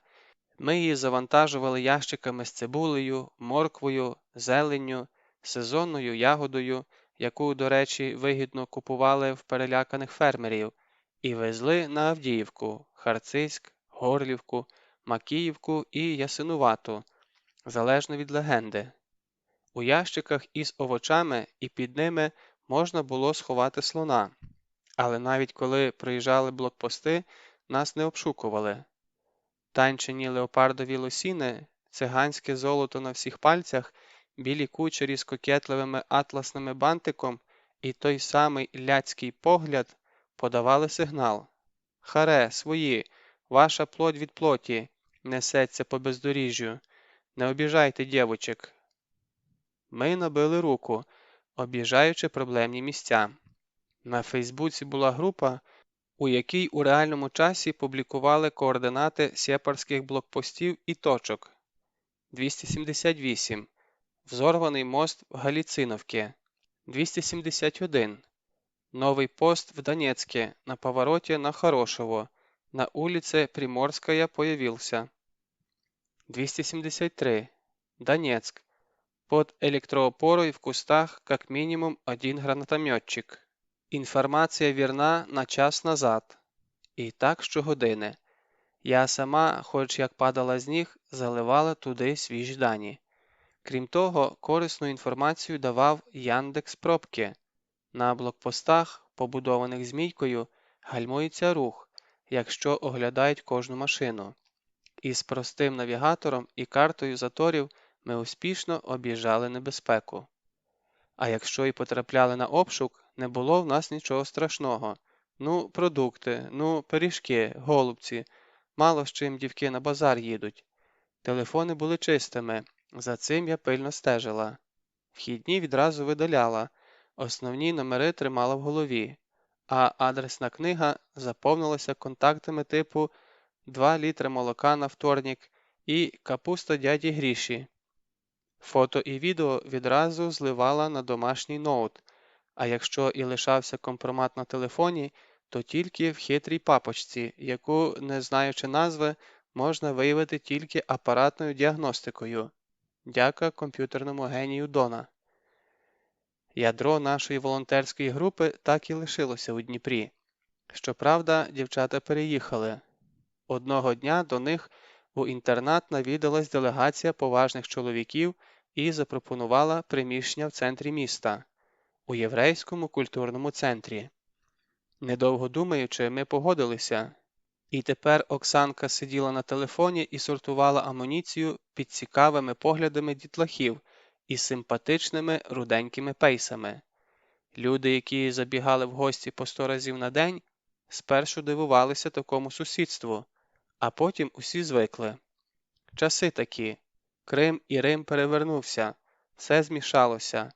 Рабин служить у правому секторі, волонтери сплять на диванчиках у синагозі. Через день ми заїжджали у Дніпро, затарювалися повінця і швидко неслися на позиції, де викидали тюки і коробки з формою або ніжно передавали футляри з оптикою і поспішали додому, прикривши сидіння рядном і порожніми ящиками з-під бананів. Усе так добре йшло, і дуже-дуже прикро, що ми спалилися на дрібниці. Тань, ми заблукали, зупиняйся. Мовчи, ми не могли заблукати. Ми практично вдома. Це наш район. Зупиняйся. Уже 7 кілометрів ми їхали навмання. А 7 кілометрів – це багато в нашій ситуації. По ліву руку тяглася безкінечна посадка з рідким підліском. По праву молоді соняхи переходили в кукурудзу і жодної живої душі. Ні назустріч, ні за нами. Вечоріло. Якби я писала роман жахів, на цьому вечоріло в читача мала б заворушитися волосся. Ну або підібгатися пальці на ногах, як зараз підтискалися у мене. Тому що з кожним вечірнім променем сонця ми перетворювалися на мішень.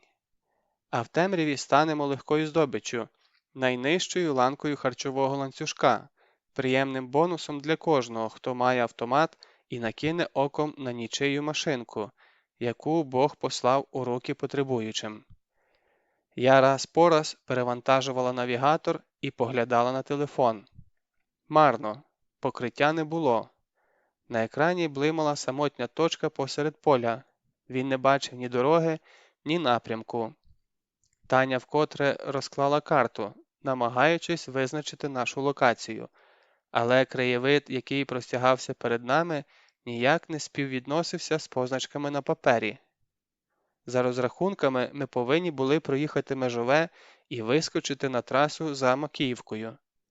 І чого абсолютно точно не було на карті, так це кілометрів кукурудзи із бруківкою посередині. Ми їхали через поля широкою дворядною дорогою, якою тут не мало бути, і ця дорога була вимощена бруківкою.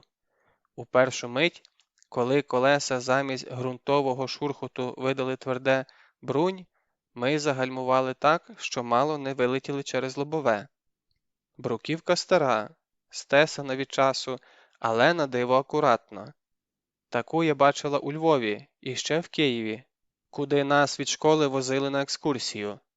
Не сучасна фабрична плитка, а вручну обтесане каміння, прилаштоване так, що у шпарину не проходило лезо. Ти знала, що тут таке є? Смієшся? Не чула навіть.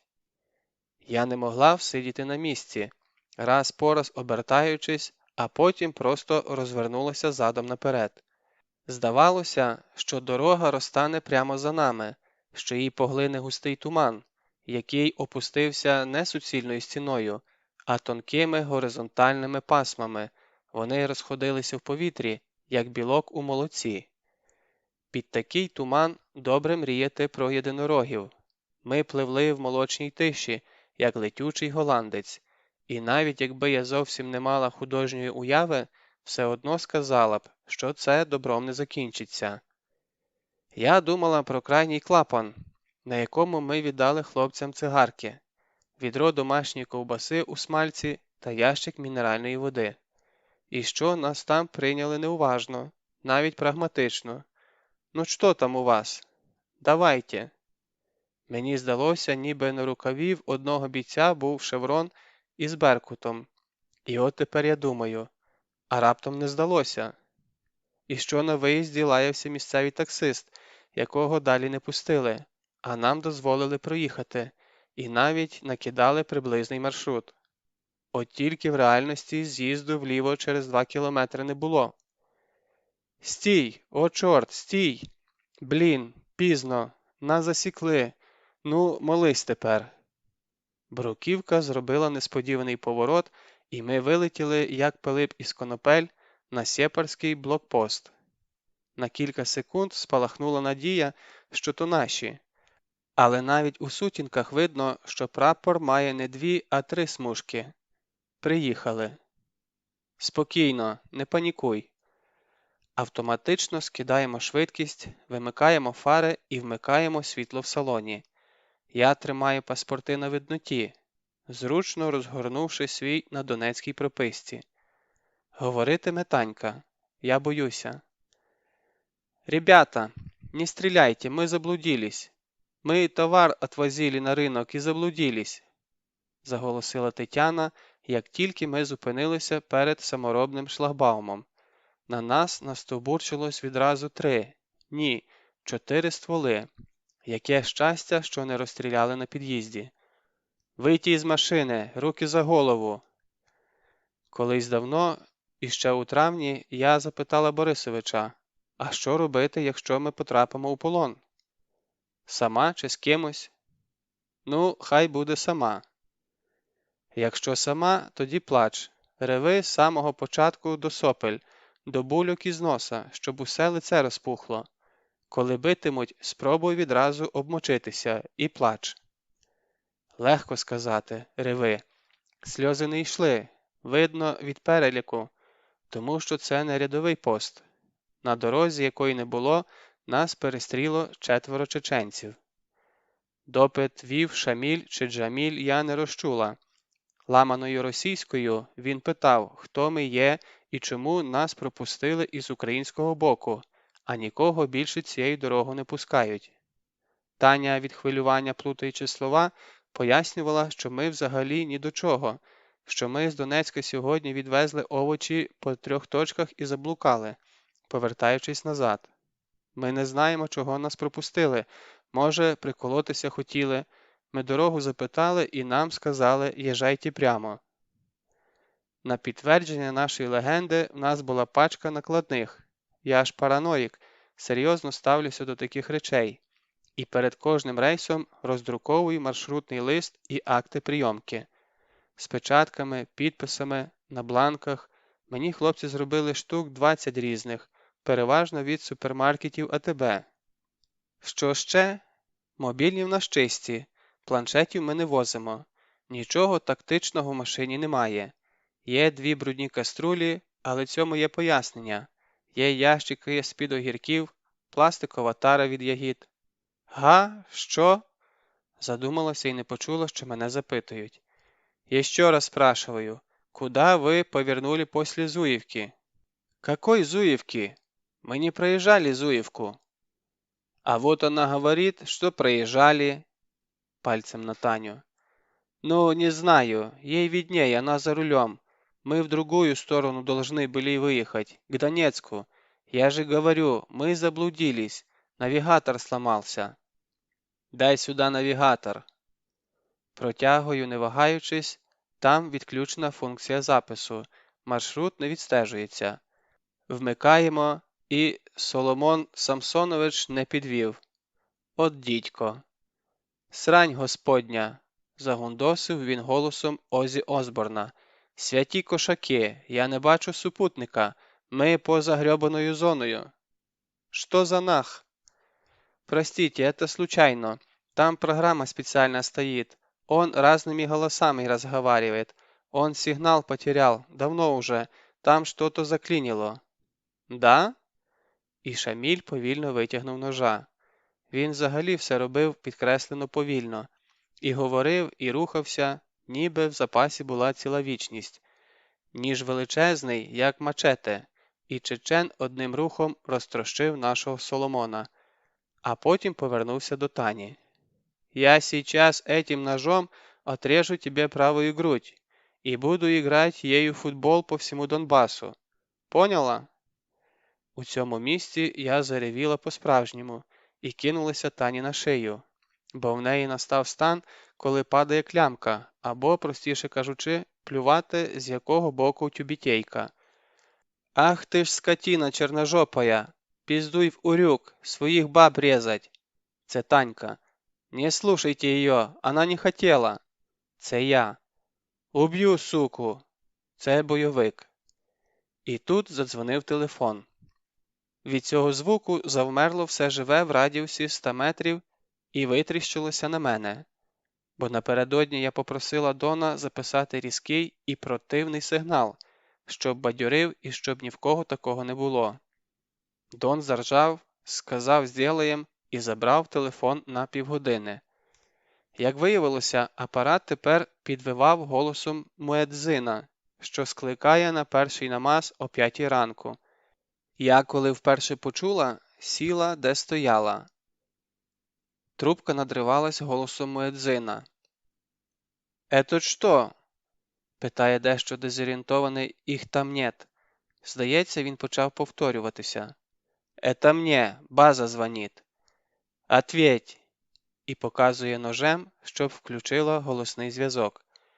Дзвонив Ромчик, якого я внесла в адресну книгу як база пролетарка. «Алло, слушаю вас!»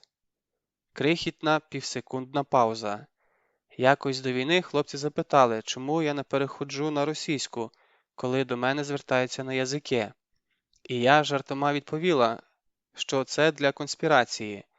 Якщо мене викрадуть і триматимуть з ножем біля горла, я зможу попередити своїх, просто заговоривши російською. Невже не згадає? Згадав, розумничка наша. «Девочки, куда вы пропали? Почему не отчитались по точкам? Почему машина не на базе? Что с ягодой? Вы где?» «Шеф, нас тут задерж...» Удар по руці, і телефон полетів на землю. Бойовики залишили нас під деревом і пішли обшукувати машину. Тетяна сиділа мовчки, напружена, як струна. Я продовжувала рюмсати. Не кидати ж тепер, коли так добре розкочегарилися. І ще невідомо, чи вдасться заревти знову. Для зручності поклала голову на коліна подрузі, і штанина в неї потемніла від сліз. Наскільки я бачила, ніс у мене розпух капітально, так, як треба. Пробач мені. За своїм хлипанням я ледве розчула. Ти мені? За що? Ми не виберемося звідси. Я наклейки в машині забула. Я раніше думала, що говорити помертвілими губами – це метафора. Насправді ні. Губи ворушаться, а ти їх не відчуваєш. Де? У Козирку. Тиждень тому ми отримали вантаж у Дніпрі. Ящик національної символіки.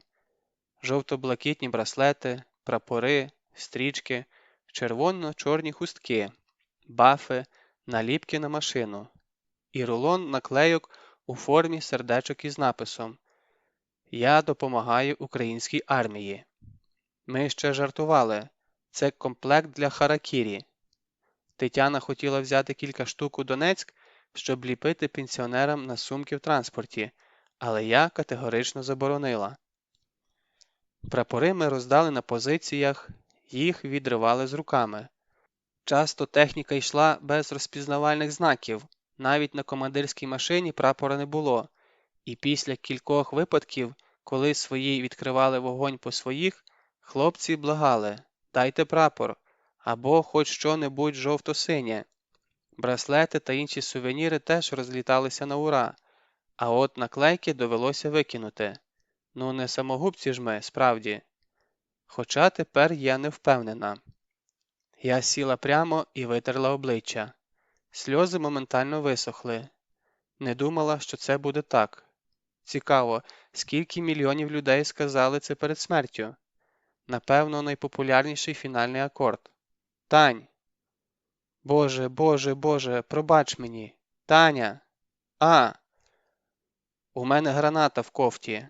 Я можу прямо зараз, ти розумієш? Тільки для нас, але з гарантією. Або кинути їм. Їх там всього 4. Але без гарантій. Якщо не долетить, тоді для нас усе буде дуже довго. Давай підгадаємо, коли вони докупи зійдуться. Ми замовкли, спостерігаючи за машиною. Справді, куди поспішати? Сєпари витягли коробки з салону, принесли домкрат, щоб зняти колеса, потім перейшли до багажника. Я вже забула, скільки в нас там мотлуху накопичилося. О, моя рожева косметичка знайшлася, а я шукала. І сапка. Бідна старенька кінгурушка світила розчахнутим кістяком, і було очевидно, що звідси вона не вийде. Раптом один із гоблінів піднявся з пляшкою моєї вишнівки в руках. Коли вродили перші вишні, мені захотілося зробити класичну наливку, але я спростила взяти з інтернету рецепт.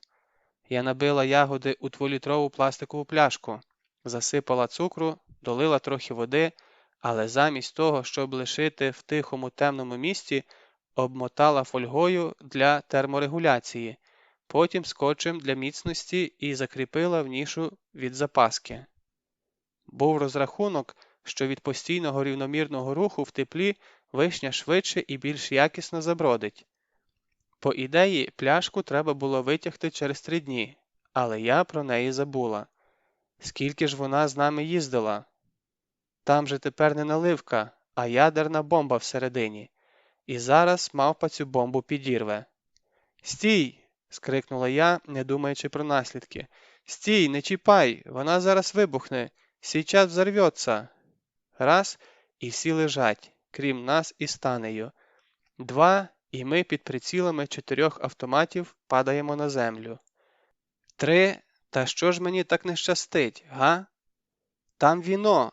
Оно испортилось, нельзя бутилку трогать! Встигаю сказати, одночасно прикриваючись від черевика, який з усього розмаху цілить у живіт. «Віно!» Шаміль одним рухом піднімає мене на ноги і за барки тягне до багажника. «Откривай!» Господи, царице небесна, ну добре, добре. Ламаючи нігті, знімаю скотч і фольгу і намагаюся повернути корок. Та кришка залипла намертво. Припеклася вона там, чи що? Я і так, і сяк. Мокрі від хвилювання руки проковзують на пластмасі. Пробую підважити зубами. Безнадійна справа. Аж Тетяна не витримала «дай-но я». Взяла і одним рухом скрутила в'язи моїй пляшці. І в ту ж секунду на волю вирвався потік червоної магми. Хто б знав, що у 2-літровій пляшці такий потенціал. Ми могли зняти десяток фільмів про різанину бензопилою, і ще б залишилося. В одну мить у густих кривавих патьоках машина, дерева, кукурудза, ми з ніг до голови, сєпари, хто не заховався, а ніхто не заховався, навпаки, ближче підійшли подивитися на безкоштовний цирк. Свідки великого наливкового вибуху завмерли, як вкопані, і мовчали. У повітрі витав соковитий вишневий дух. На траву падали останні краплі червоного дощу. То був ідеальний момент, щоб кинути гранату. Але я стояла й обтікала разом з усіма, у глибині душі сподіваючись, що це сон. А наступної секунди момент втратився, бо на блокпосту ми вже були не самі. За повороту, точно як ми перед тим, виїхали 2 військові вантажівки. Навколо нас стало велелюдно. Я так розумію, прибув командир бойовиків, які нас затримали. І навіть чечени не змогли сходу пояснити, а що тут відбувається. І хто зміг би? Я спостерігала відсторонено. Кажуть, це форма психологічного захисту, коли концентрація стресу на одиницю часу зашкалює, і ти раптом усвідомлюєш, що все на світі суєта-суєт, і перед лицем Всесвіту не має значення ні твоє мізерне життя, ні його тривалість, ні те, якими будуть твої останні думки. Лік мого існування пішов на секунди з тієї миті, коли я опустила руку в кишеню і відігнула металеві вусики. Кільце запалу лягло на великий палець, як обручка. «Ну що? Чого чекаємо?» – підштовхував внутрішній голос. «Не бійся, боляче не буде». «Ага, багато ти розумієш. Ось хай начальник поближче підійде, може його теж накриє. А може, прилетить НЛО і забере нас із Тетяною на добре укріплену безпечну тарілочку. Я до останнього сподіватимусь на диво». Командир тим часом лаявся із місцевими бойовиками або просто розмовляв. У них не розбереш, дуже мова неблагозвучна. Хай там як, незабаром частина сєпарів почала виносити з вантажівки дерев'яні ящики, а решта переключилася на нас. Кілька чоловіків повитягали телефони, щоб зробити виграшне селфі на нашому фоні. Інші просто роздивлялися, як мавпочок у зоопарку. «Ну, давай же, давай!» – стукотіло у голові. «Лови момент!» «Привіт, дівчата!» «Якого дідька?» Переді мною у жовтій брезентовій горці, без шевронів, зі смужкою червоного скотчу на рукаві, брудний, зарослий, смердючий і постарілий, аж якийсь нижчий зростом, стояв командир гоблінів. Комар. Шановний Всесвіте, у тебе погане почуття гумору. Не знав, що ви торгуєте огірками. Не знала, що ви говорите чеченською. Хан-ха, аварською. У мене мама з Дагестану. Ми замовкли. І це була одна з тих пауз, що тривають вічно. Я не уявляла, що сказати цьому чоловікові. Запитати, як справи? Прочитати молитву на вигнання духів? Плюнути в очі? Чому щоразу, коли я думаю про вас, то згадую вишні, а тепер ще вишневе варення? Це вино, і я думаю, що вам не потрібно думати про мене.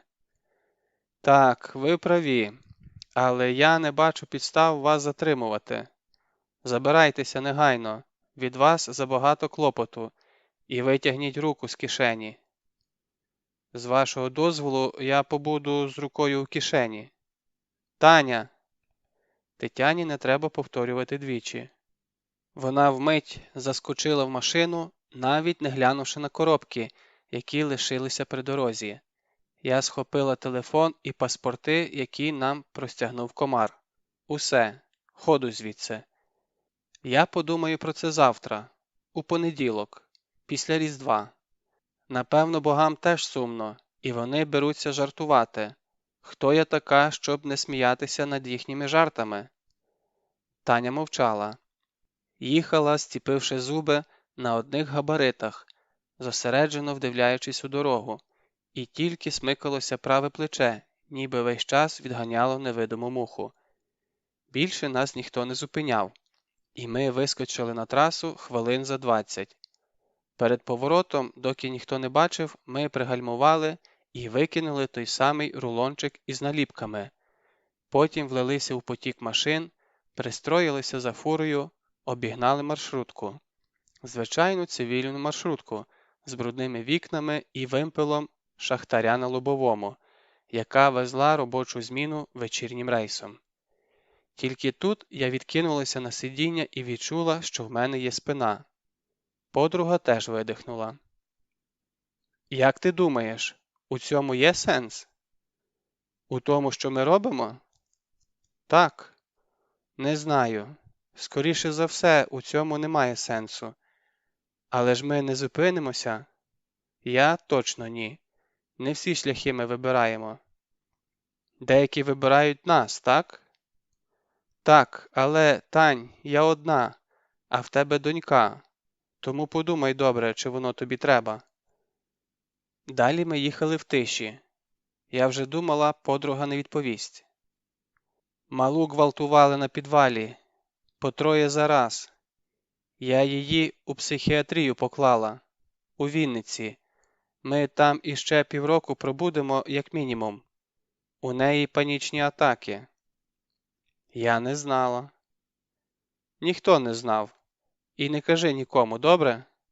Слухай, давай поспіваємо. Ось цю. Зелене є жито зелене. Ти що, у мене ні слуху, ні голосу? Пофіг. Хороші гості у мене.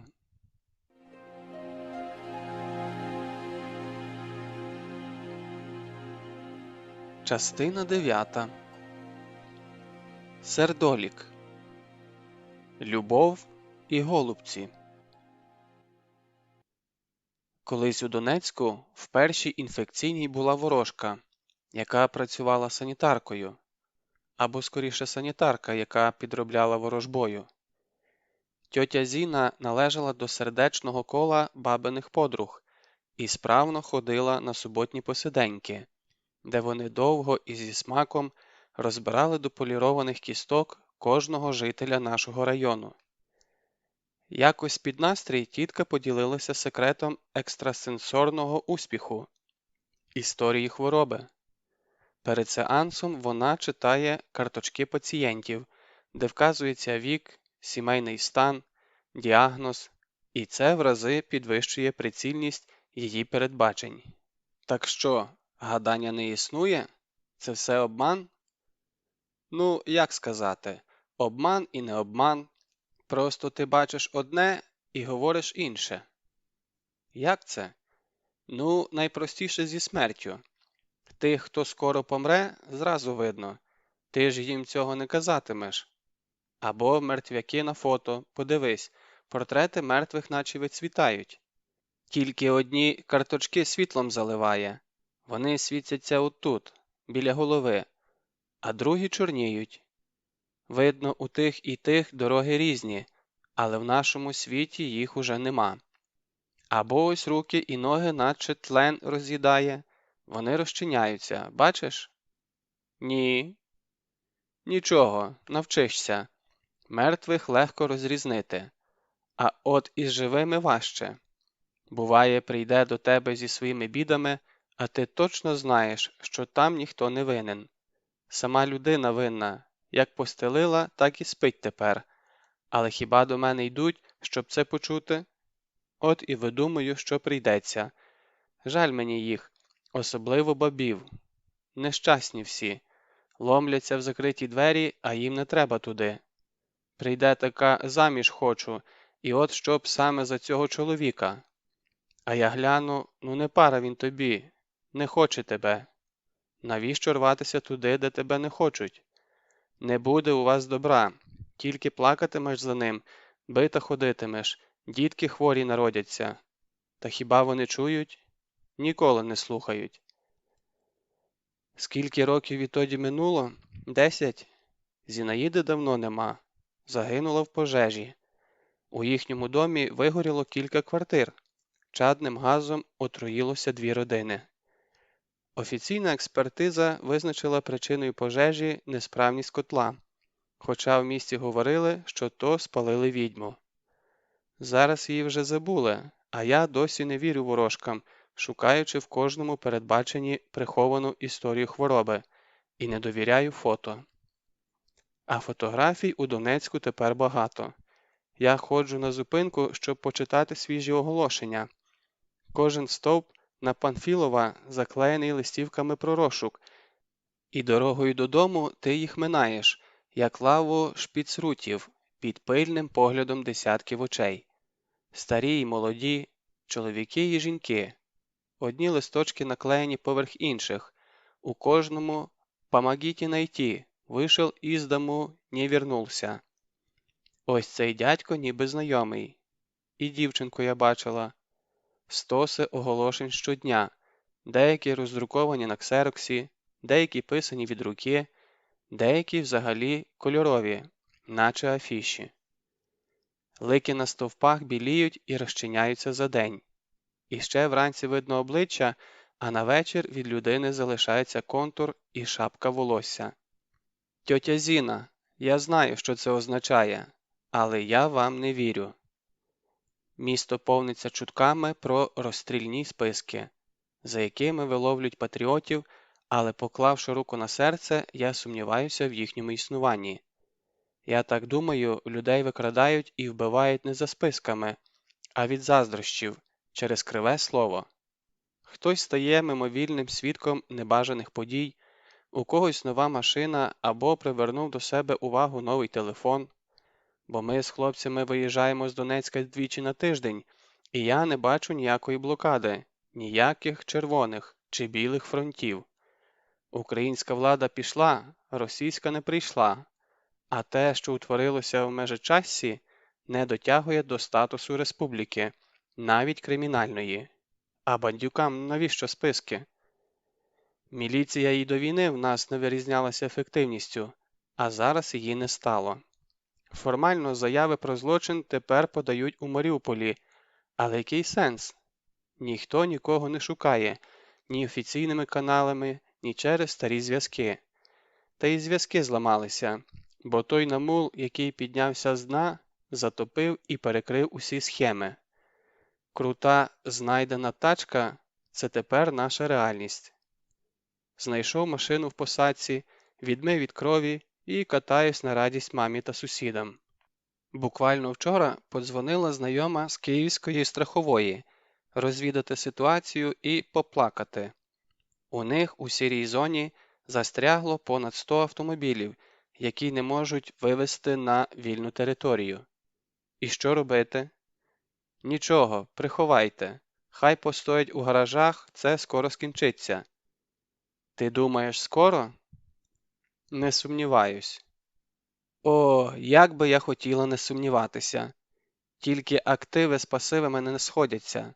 У пасиві зараз ось ці стовпи з вельоном похоронних оголошень, дещо збентежені, але вперто крокуючи у світле майбутнє з Росією жителі, магазини, у яких почали приймати рублі, гарячий попіл спорожнілого міста і зв'язка ключів на столі від 13 квартир, де хазяї попросили поливати квіти до їхнього повернення. В активі моя віра у краще. Так довго тривати не може. Це ж несправедливо. Спорожніле місто – це не метафора. У мене взагалі туговато з метафорами. Як казала колись Галина Степанівна, наша вчителька української, тобі б не твори, а протоколи писати. Спочатку з вулиць зникли діти й чоловіки. Замовкли і спорожніли майданчики. Заріс стадіон, на якому раніше щонеділі ганяли футболісти. Закрилися бари і кіоски. Найдовше тримався хлібний на розі, але настав день, коли замість хліба ми побачили залізні жалюзі. Зникли машини і навіть таксі не їздили в наш район. За бажання можна ходити прямо по проспекту, хоч задом, хоч і зав'язаними очима, але самотні перехожі тиснулися попід парканами, перебігаючи від тіні до тіні. У мене з'явився десяток нових обов'язків – наносити води з колонки, доки можна, і заповнити відра і каструлі про запас, обійти підопічні хати, включити світло, розсунути фіранки, протоптати стежку від хвіртки до порогу, щоб відчувалася жива присутність, погодувати котів. У нас тепер живе 7 котів і слинявий бульдог Бакс. Бакс боїться дверей, звуку води в унітазі, сміху та різких рухів. Від страху він неконтрольовано обсирається. Від того лякається ще більше. Носиться по квартирі, доки не впреться в мої ноги. Потім завалюється на бік і завмирає. Тому всі тепер ходять плавно і повільно, як під водою, а Таня кладе кришку від сковороди на спеціальну фетрову ганчірку для звукоізоляції. Тварин принесли сусіди, які виїжджали на кілька тижнів, і я не відмовила. Не запитуйте чому. До останнього моменту хотіла сказати ні, але чомусь відповіла так. Мені треба сходити до психолога, попрацювати над укріпленням особистого простору. На додачу до котів і пса, які хоча б тихі, маю гурток бабиних соратниць, яким би не завадило замовкнути. Баба Оля практично переїхала до коліжанки у приватний сектор. Їх там зібралося 4 могікан. Облаштували сховище в льосі і тепер просиджують днями, чекаючи бомбардувань, розписують пульку і лякають одна одну страшними історіями.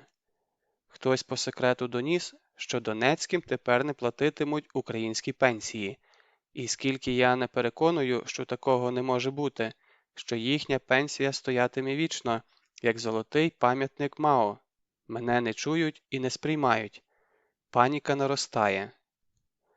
З нашим виробництвом так і не вирішилося. Закривати? Вивозити? Куди і як? Це ж не пара шкарпеток, щоб у наплічник кинув і пішов. Це ж важке обладнання. І дороге. Я за станки ще кредит не погасила. З другого боку, кому ми тут потрібні зі своїм склом? У місті зараз попит на фанеру, а не на вітражі. З третього боку, а за що людям жити? Старі запаси не бездонні.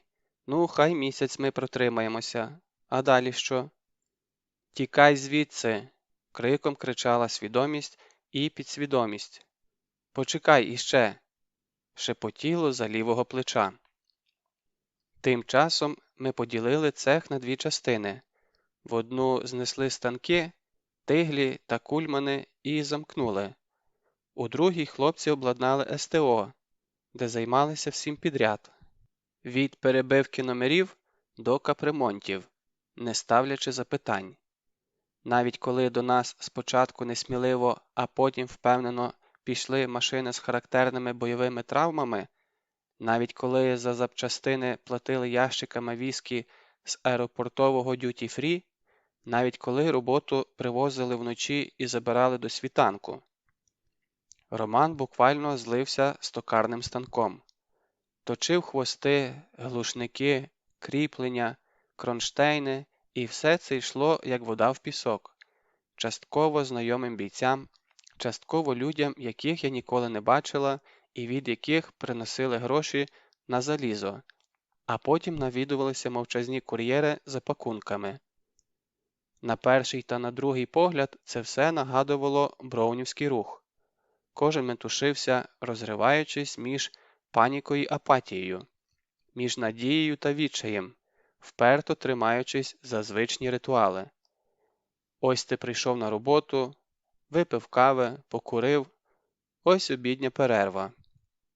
Навіть після обстрілу, навіть коли загорівся сусідній склад, у нас була обідня перерва.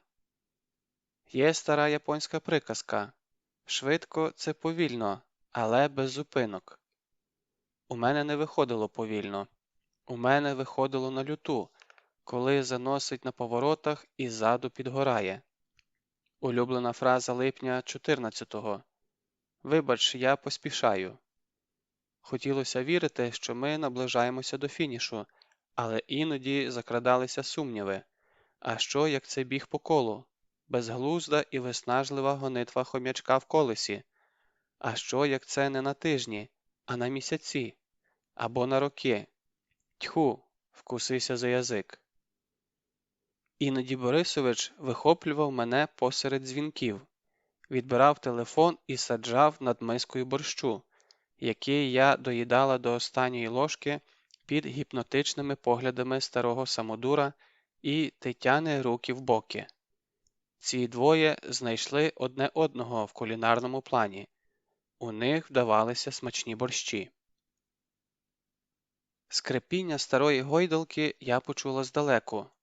Ми так відвикли від звуків з майданчика, що я не відразу впізнала це протяжне стертя.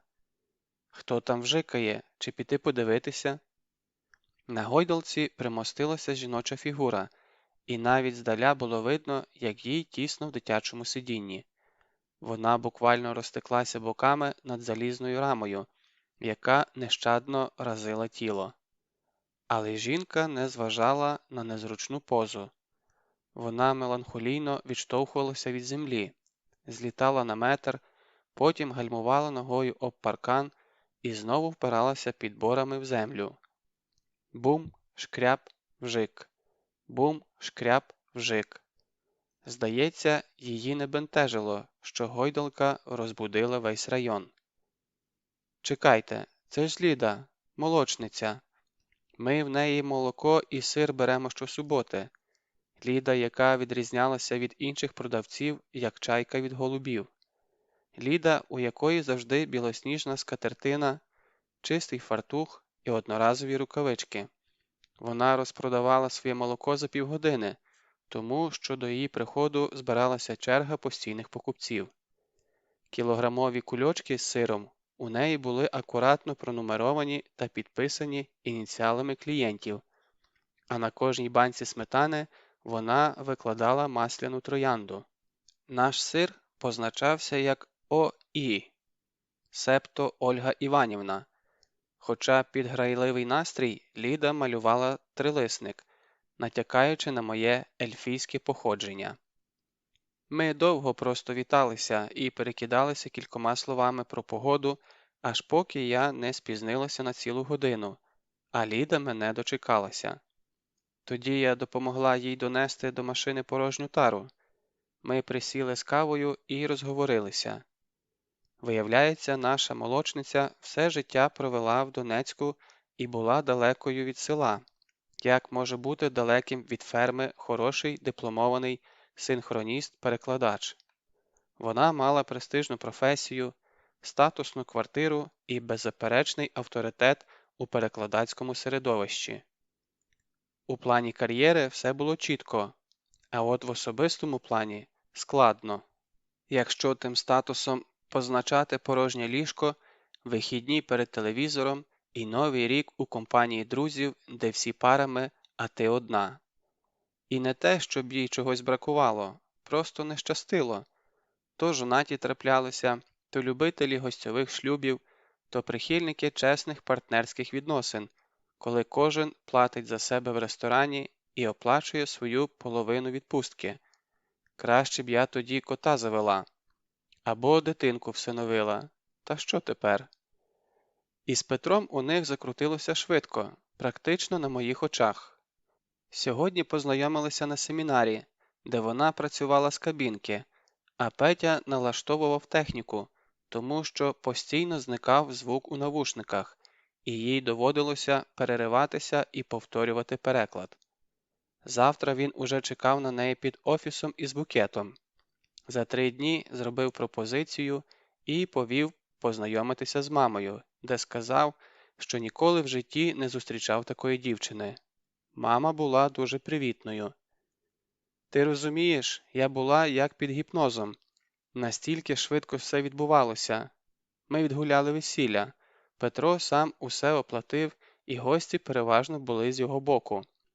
З моїх тільки хрещена приїхала з Харкова і колеги по роботі. Подруг запрошувала, але якось не склалося в них. Одна саме на морі була, друга ногу зламала. Як букет кидала, жодного знайомого обличчя. Всі чужі. Після тижневого медового місяця молоде подружжя переїхало до Петра, у село під Донецьком. Формально і хата, і садиба належали мамі. Та й жила вона разом із сином, але вважалося, що хазяїн у домі Петро. Дім був великим, двоповерховим, але потребував ремонту. Весільні гроші пішли на облаштування гніздечка, молодята підфарбували стелю, поклеїли шпалери, змінили вікна, а от на ванну і нові меблі уже не лишилося. Та нічого, Петро світився оптимізмом. Візьмемо маленький кредит, ми його легко погасимо. Вони взяли маленький кредит на кухню, потім іще один на меблі в спальню. Потім підвернулася нагода підкупити 20 соток городу під домом. Потім заплатили за проведення газу і свердловину, бо вода в сільському водогоні часто зникала і мала сильний металевий присмак. Потім захворіла мати, щось із тиском, і довелося пройти дороге обстеження в обласній лікарні. Через рік народився їхній старшенький, Богдан. Чудесне хлоп'я, веселе й допитливе, але біда. З непереносимістю глютену, тобто змалку на строгій дієті. Дитина потребувала пильної уваги, і Ліда так і не вийшла з декрету. Про переклади довелося забути, тим більше, що згодом знайшлося іще 3 діток. Старші Оленка та Марія, менший Сергійчик. На сімейній нараді вирішили продати її дошлюбну квартиру. Виручених коштів вистачило, щоб закрити кредити і купити 4 породисті корови, 10 чорних в'єтнамських поросят і 2 сотні каченят. «Село завжди прогодує», – казав Петро. Біля сала і молока ще ніхто не пропав. Із кормами для худоби проблем не було. Город біля хати розрісся до цілого гектару, який засадили буряком і картоплею. Ні, не подумайте, Ліда не сама гарувала на тому городі. Час від часу їй наймали помічників, коли одного, а коли цілих 2. А от догляд за скотиною, дім, діти, господарство – це все було на її плечах. Каюсь, я піддалася цікавості та з'їздила в гості до фермерів. Хотілося подивитися, як поживає хата, яка поглинула і донецьку квартиру, і 10-річний труд цієї жінки. Ну і на карликових поросят глянути, не без цього. Як Ліда й казала, свекруха, себто мама, була дуже привітною. Вона ні на секунду не лишила нас удвох, довго і зі смаком переповідаючи історії з дитинства Петра. Ліда щосекунди вибачалася і виходила, потім знову поверталася, але так і не випила свою каву. Привезли пластикові бочки з помиями зі шкільної їдальні, де вони задешево купували відходи. Бочки треба було спорожнити, вимити і повернути чистими водієві. Потім прибігли старші зі школи, потім батько привів малого з садочка. Петро сів біля нас із мамою, підсунув до себе миску з виноградом і взявся чистити ягоди, пальцями знімаючи шкірку з кожної виноградини. «Ой!» – засміялася Лариса Вікторівна. «Петя все у нас чистить, узагалі шкурок не їсть. І огірки, і помідори, і перець, усе-усе». Потім я зазбиралася додому, а Ліда поспішила на вечірню дійку. Кожна корова в неї давала по 20 літрів за раз, тричі на день. У коморі відстоювалося свіже молоко, тут же дозрівала сметана, тут же крутився сепаратор і стікав свіжий сир. «Лідо, послухай, ти не ображайся, але я запитаю. Ось це все майно, кому воно належить за документами?» «Чесно?» «Матері. Її дім, землю оформили теж на неї. Петро сказав, що воно і так все наше буде, а поки хай мама потішиться. Вони при совку дуже бідно жили, то мати заслужила трохи нерухомості». «Але як? Послухай, а як захищені твої інтереси, інтереси дітей?» І тут Ліда глянула так, що я зрозуміла. Напевно, ми не будемо подругами. Але я глибоко поважатиму цю жінку. «Нічого, от побачиш, я їх усіх тут переживу. І стару Каргу, і Петра». Більше я в село не їздила, але з Лідою ми спілкувалися. Свекруха далі хворіла, Петро працював на фірмі, корови множилися, город колосився, сім'я прибувала. Після Сергійка народився Коля. Останнім часом ми не бачилися. Ліда не виїжджала на базар уже з півроку, а в мене руки не доходили подзвонити або провідати. І от тепер, серед ночі, я знаходжу її на нашому дворі, а двір, між іншим, прострілюється. «Господи, що ти тут робиш? Де діти? Тобі погано?» Скрип припинився, і на мене подивилися два ока. Якби я була поетом, то сказала б, що це очі відчаю. Але в нашому більш приземленому світі це були очі загнаної собаки, у якої не лишилося сліз і яка просто міркувала, як зручніше накинути на гойдалку петлю. Мене вигнали з дому. «Ти розумієш, мені ж нічого не сказали». А сама я навіть подумати не могла. Усе як завжди. Петро поїхав на роботу, я поралася, мати прилягли. І тут раптом чоловік повертається перед обідом, у неурочний час. Щось із матір'ю говорить і вдвох виходять із двору. Від мене тільки відмахнулися. Потім. Ну потім то й потім. Усяке буває. Не було довгенько, години 3 і заходять. Відкликають мене в залу, і мати каже: «Так і так, доню, але я продала хату і хазяйство. Ти маєш зрозуміти, що коли в місто зайдуть бандерівці, вони всіх нас повирізують. От по телевізору такі страхи показують. Коротше, їдемо ми, доню, у Росію, за Урал. Там у мене рідня живе. Запрошують до себе». «Ми це хто? Петро? Скажи щось, Петро». А Петро мовчав. Постояв трохи, щось буркнув під ніс. «Самі розбирайтесь», та втік на кухню. «Ларисо Вікторівно, я не поїду в Росію і дітей не відпущу». І тут вона так скрушно зітхає. «Ну що ж, мовляв, дивіться самі, я молитимуся за вас». Уявляєш, вона так і сказала, що молитиметься. І пішли з сином речі пакувати. А я лишилася з малими, і нам треба завтра переселитися кудись, а я нічого не можу придумати. У мене голова порожня, як барабан. Я все щипала себе, думала, що сон. А тоді сусіди в Донецьк їхали машиною. Я попросилася, щоб мене підвезли. Чогось придумала, до тебе зайду, поговоримо. У мене ж ні подруг нема, нікого. Прийшла, а у вас не світиться. Я тоді присіла собі, гойдаюся. Ти вибач, я правда не знаю, чого я тут і що від тебе хочу. Не зважай, я піду. Сиди, куди тобі йти? Тільки до людей, у біді завжди до людей треба йти. І не дивися так на цю перекладину. Пообіцяй, що не будеш на неї дивитися.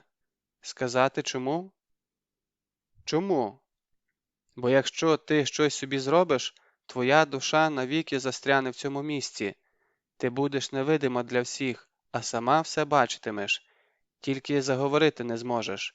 Ні заговорити, ні відійти вбік. І цілу вічність до кінця світу ти ліпатимешся на цій гойдалці. Уже й гойдалки не буде, і Донецька. І взагалі все залється світовим океаном, а ти так і стирчатимеш у цій щілині, як собака на цепу. Хочеш такого? Ні. Тоді амінь, сестра. Ходімо повечеряємо і подумаємо, як вибратися з цієї сраки, урвавши хоч шматочок.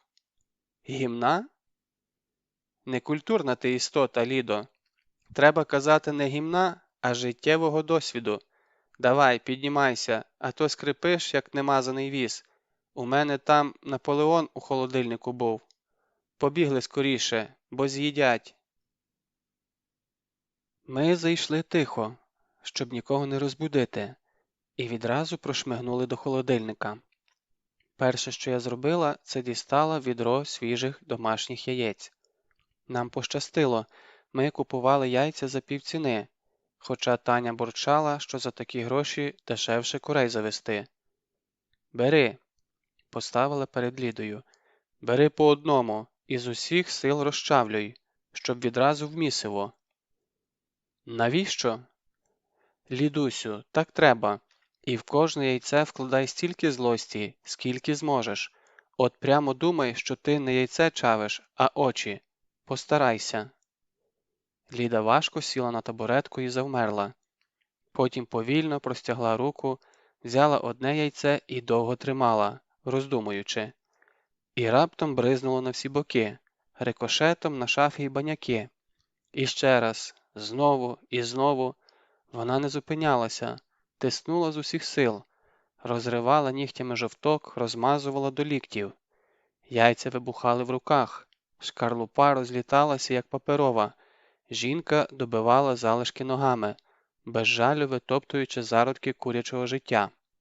Вона підвивала, сміялася, а під кінець ревла, як поранена ведмедиця, страшна у своїй незграбній повноті, у своєму відчаї. Я мовчала, мріючи злитися зі стіною, ні порохом, ні диханням не видаючи своєї присутності. Нема дурних відволікати жінку, коли жінка вбиває. Вона вклякла на підлозі в жовтій масі. Перебирала обома руками, запускаючи глибоко, гріла долоні, як мисливець гріє їх у нутрощах вовка.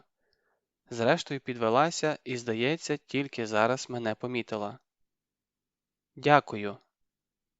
«Нема за що. Іди, вимийся, сьогодні є вода. Я тобі штани поклала, футболку і рушник. Змий усе, а цей одяг ми викинемо. Біжи, я приберу». Попереду було багато роботи, але то не страшно, з цим ми впораємося. Головне, що сьогодні вона не накине петлю на шию, а вийде з ванни і завалиться спати. А завтра буде новий день. Треба знайти місце, де вони зможуть відсидітися. Такі удари збивають із ніг, але коли ти мама 5, то ти піднімешся. Буде боляче, і не одна подушка відсиріє від сліз, але діти стануть її опорою. Вони виживуть усі разом, підтримуючи одне одного, і вивчаться, і позаводять сім'ї, і народять онуків. От тільки рішення доведеться ухвалити мені, тому що вона не зможе. Вона сьогодні сама як дитина. Куди за руку поведеш, туди і піде. Тому я потяглася до телефону прямо посеред кухні, сидячи в яєчних калюжах, які підсихали на очах і які потім зубами не віддереш. Борисович, добрий вечір. Не розбудила? Ви мені будете дуже потрібні вранці, годині о 5. Ви іще 3-4 хлопців, із толкових. І вантажівка. Тут така справа. Ми прибули до їхньої хати на світанку. Як я й думала, з вечора після ванни Ліда впала на гостьовий диван і заснула, як убита. Жодна пружина не скрипнула. І всі 7 котів вляглися довкола неї, так, що я вперше за довгий час спокійно виспалася, не спихаючи з грудей волохаті тільця. Вранці виникла спокуса не будити гостю, зробити неприємну роботу своїми силами, але я відкинула цю думку. Те, що зараз відбудеться за цією брамою, залишиться в її пам'яті назавжди. Це буде гірка пам'ять, яка отруюватиме наступні роки і довго дійматиме фантомними болями, але це її чаша, яку доведеться випити до дна. А може і ні, зараз побачимо. Я іноді помиляюся в людях. Ліда відкрила двері своїм ключем. Її ніхто не зустрів, усередині всі спали. Ми ж лишилися чекати біля машини. Жінки не було довго, більше як годину, хоча вікна у 2 кімнатах засвітилися і почався рух. Коли виходять. Першою Ліда з немовлям на руках, потім Петро з рюкзаком і меншим хлопчиком, далі 3 старших, у кожного сумка. Богданчик тягне валізу на коліщатках і колеса буксують у траві. Останньою з хати вислизнула Лариса Вікторівна, але так і лишилася стояти на ганку, кутаючись у червоний махровий халат. Ліда сіла біля водія, не повертаючи голови до чоловіка. Діти розмістилися на дерев'яних лавках у кузові. Петро завагався, не знаючи, куди ж прилаштувати малого, і зрештою передав у кабіну. «Ну все, можемо їхати». «Лідо, ти жартуєш?» «Тобто?» – дивиться на мене здивовано. «Добре, спишемо на тимчасовий стрес. Ти залишаєш дім, у якому прожила скільки? 10 років? 12. 12 років із 5 дітьми на руках і з ручною кладдю? Пішли, будемо виносити речі. Ти переселяєшся з комфортом». «Мені нічого не треба. Головне я забрала».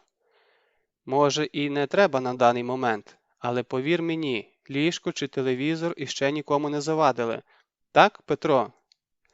Петро явно не чекав такого повороту. Я почала звикати до його манери говорити, не відкриваючи рота, тому не слухала, що він там відповів. На чоловіка, який щойно своїми руками виставив із дому 5 дітей, можна особливо не зважати. Тим більше, за моєю спиною стояли 4 молодих здорових хлопців і агресивно налаштований Борисович, який уже пропонував спалити тут усе до дідькової мами. Я чекала, що Вікторівна кинеться нам навперейми, але вона тільки тісніше вчепилася в поле халата і відступила, підібгавши губи. Моя баба називала такий рот курячою жопкою, і за потреби я могла скривитися не гірше. У будинку я відправила хлопців збиратися. На мою думку, переселенцям знадобиться посуд, постільна білизна, пральна машина, холодильник, дитяче ліжечко і ванна, іграшки, 2 дитячі і 3 дорослі велосипеди, ноутбук, мультиварка і десятки інших предметів, що траплялися нам на очі та перекочовували в коробки й мішки, які ми завбачливо принесли з собою. Ми поспішали з усіх сил, щоб не затягувати болісний для Ліди процес. Тим більше у машині почали пхінькати діти, а в хліві ревли недоїні корови, і ще невідомо, від якого звуку вона страждала більше. Коли вантажівка заповнилася, я повернулася до дітей і жінки, яка тихо плакала, спостерігаючи за крахом свого життєвого проекту. «Ти думаєш, я дурочка, так? Ти думаєш, я не знала, із ким живу?» «Знала, звичайно. Як можна не знати?» «Знала. Я все про нього знала із перших місяців, але ти не розумієш». «Діти?» «Діти, але не в тому сенсі. Я з ним була не для дітей, а ради дітей, щоб вони народилися. Вони такі в мене хороші, я ж кожного хотіла, я ж кожного так чекала і так любила, і люблю. І з ким би я народила, мені ж 30 стукнуло, коли ми познайомилися. Він думає, що виграв, що у плюсах лишився. Господи, та хай забирають своє барахло, свої стіни, тільки б мене з дітьми випустили. Якби він їх не віддав, я б нікуди не ділася, я б за ними поїхала, хоч до кацапів, хоч на край світу». «Не треба на край світу. Я тут вночі посиділа, ми вам, здається, квартиру на перший час знайшли, у Кременчуці. Зараз приїдемо, покажу». «Кременчуці? Чому?» «А чому ні? Прекрасне місто, от побачиш, тобі сподобається. Там парк класний, річка і роботи повно». «Яка ще річка?» «Дніпро. Чим не річка? Купатися будете». «Чекай, я нічого не...» «Але за які гроші? У мене нічого немає, кілька тисяч на карті». І тут у вікно всунувся любитель театральних ефектів Борисович, який підслуховував за дверима. «Ось», – протягав я конверт, – «тримай. Тут твоя рідня з тобою поділилася виручкою від продажу фазенди. На перший час точно вистачить». «Але як? Ніколи в житті вони грошей не віддадуть». «Бо ти не вмієш із ними говорити. До кожної людини можна достукатися, якщо добряче стукнути. Поїхали звідси». І ми поїхали. У гаражі було тихо, але я точно знала, що Роман там. Просто в інших місцях, де він міг бути, я вже подивилася.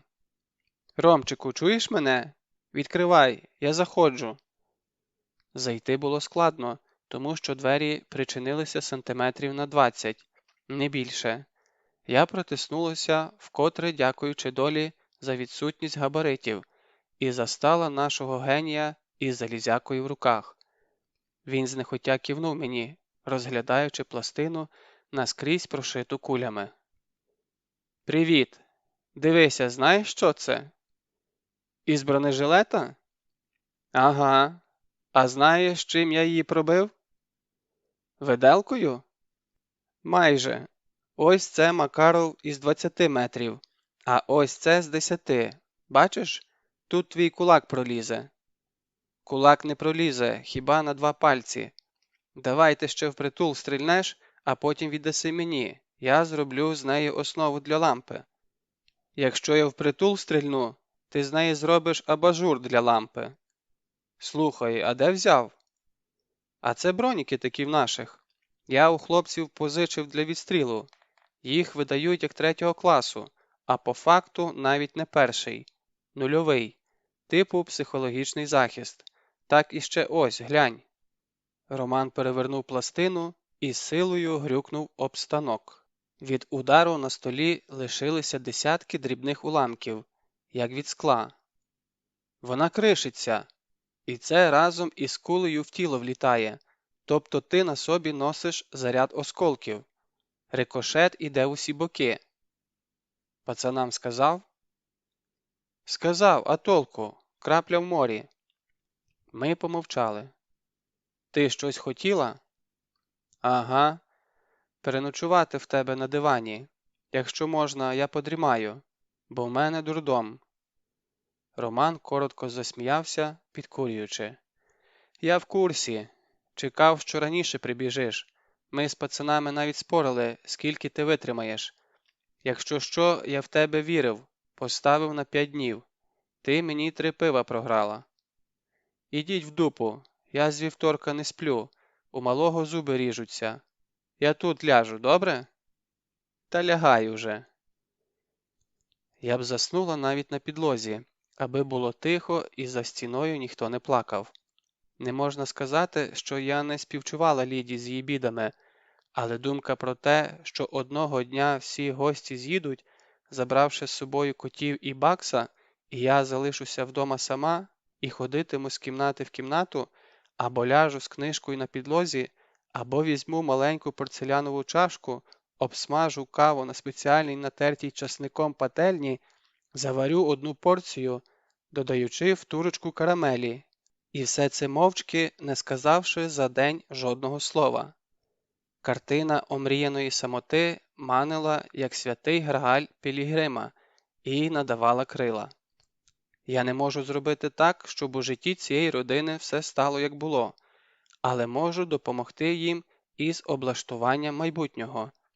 Мій відчайдушний крик про допомогу на Фейсбуці підтримали сотні людей, і в масі співчутливих і просто цікавих коментарів знайшлися зерна конструктиву.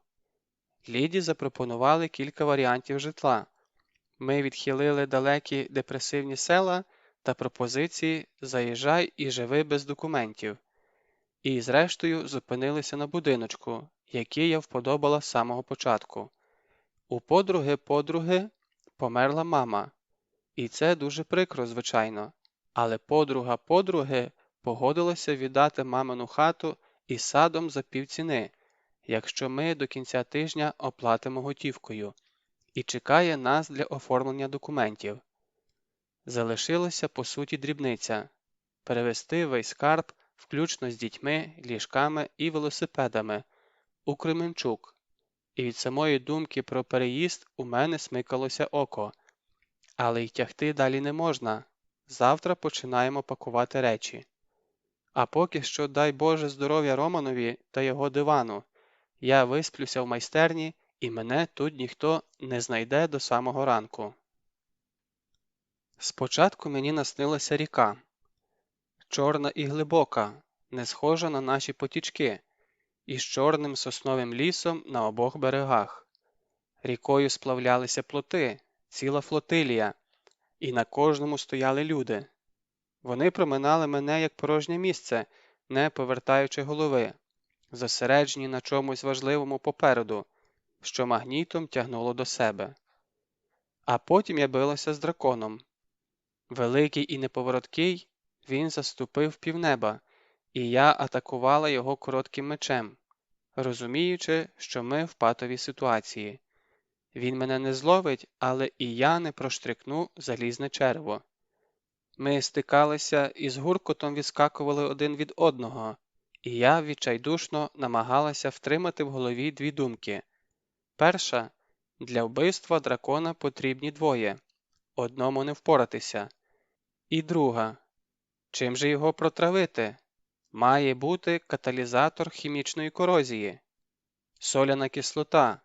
Здогадалася за секунду до пробудження. Я залю його соляною кислотою. «Ромчику!» «Тсс! Ти чого кричиш?» – підвівся Роман на підлозі. «Ми його протравимо!» «Кого?» «Дракона!» «Ой, чекай! Приверзлося! Вибач, я тебе розбудила. Але що це?» Хоча дракон лишився у вісні, металевий ляскіт нікуди не подівся, а навпаки наростав. Від цього звуку завібрували стіни гаража, як від землетрусу. Здавалося, хтось прив'язав до ланця сотню металевих щитів і тягнеться по асфальту, висікаючи іскри. «Побігли подивимося!» Ми вискочили з майстерні, в чому були. Добре, що я була у джинсах та кофті. І я швидко покотила коляску до проспекту, звідки лунала какофонія. Ми розуміли, що йде колона важкої техніки, можливо, навіть танки, і це могло означати тільки одне – наші зайшли в місто.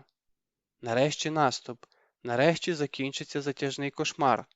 Аж не вірилося, що прорив відбувся в повній секретності, ніхто ніде не прохопився. І ще вчора стискалося кільце довкола Слов'янська, позавчора ми були у розвідників під Краматорськом. І от уже вони тут, у місті. Господи, у мене зараз серце розірветься. Давай передихнемо, я не можу так бігти. Або ні, не зупиняйся, поїхали. Я не можу це пропустити. Я ж до кінця життя пам'ятатиму. Ромчику, яке це щастя! Я не плачу, дай я тебе обійму. Боже мій, дочекалися. Ну чому ти стоїш? Давай швидше. Ми вилетіли на проспект, як двоє божевільних, і я впала на коліна у спориш на узбіччі, відхекуючись. Ось їдуть, їдуть. Подивися, як вони їдуть, ведмежата, красунчики. Подивися, скільки їх, там же ціла армія. Подивися, командирська машина з прапором. Сюди, скоріше. Ми тут. Дорогі наші, як же я чекала. Скільки щастя. Божечку, як же перенести це і не вмерти від щастя прямо тут, на цьому асфальті? Слава Укра! Важка рука заткнула рота, і я захлинулася криком. Вони тут, зовсім поряд, перша і друга машина, і нарешті я бачу те, що Роман побачив здалеку. Прапор. Піратський прапор із синім хрестом на червоному полі. Там люди на броні, вони махають нам руками у відповідь, і я з усіх сил відштовхуюсь, щоб піднятися, щоб не стояти перед ним на колінах. Я згинаюся навпіл від різкого болю. Блискавкою прошиває шлунок, груди, вибухає десь за грудиною, і мене вивертає жовчю Ромкові під ноги. Яка ж вона противна, ця кислота, подумала я і вперше в житті зомліла від горя. 7 липня 2014 року. Як виглядає місто в окупації? Ви не повірите, але ніяк. Тобто так само, як і на волі. Їздять маршрутки, ходять люди, працюють магазини, пожвавлення у годину пік, базар у суботу. Просто ти вивалюєшся з липневого автобуса, де з тебе зійшло 7 потів, а на виході стикаєшся із солдатами. Вони чемно пропускають пасажирів, а потім утрамбовуються в салон, допомагаючи собі прикладами.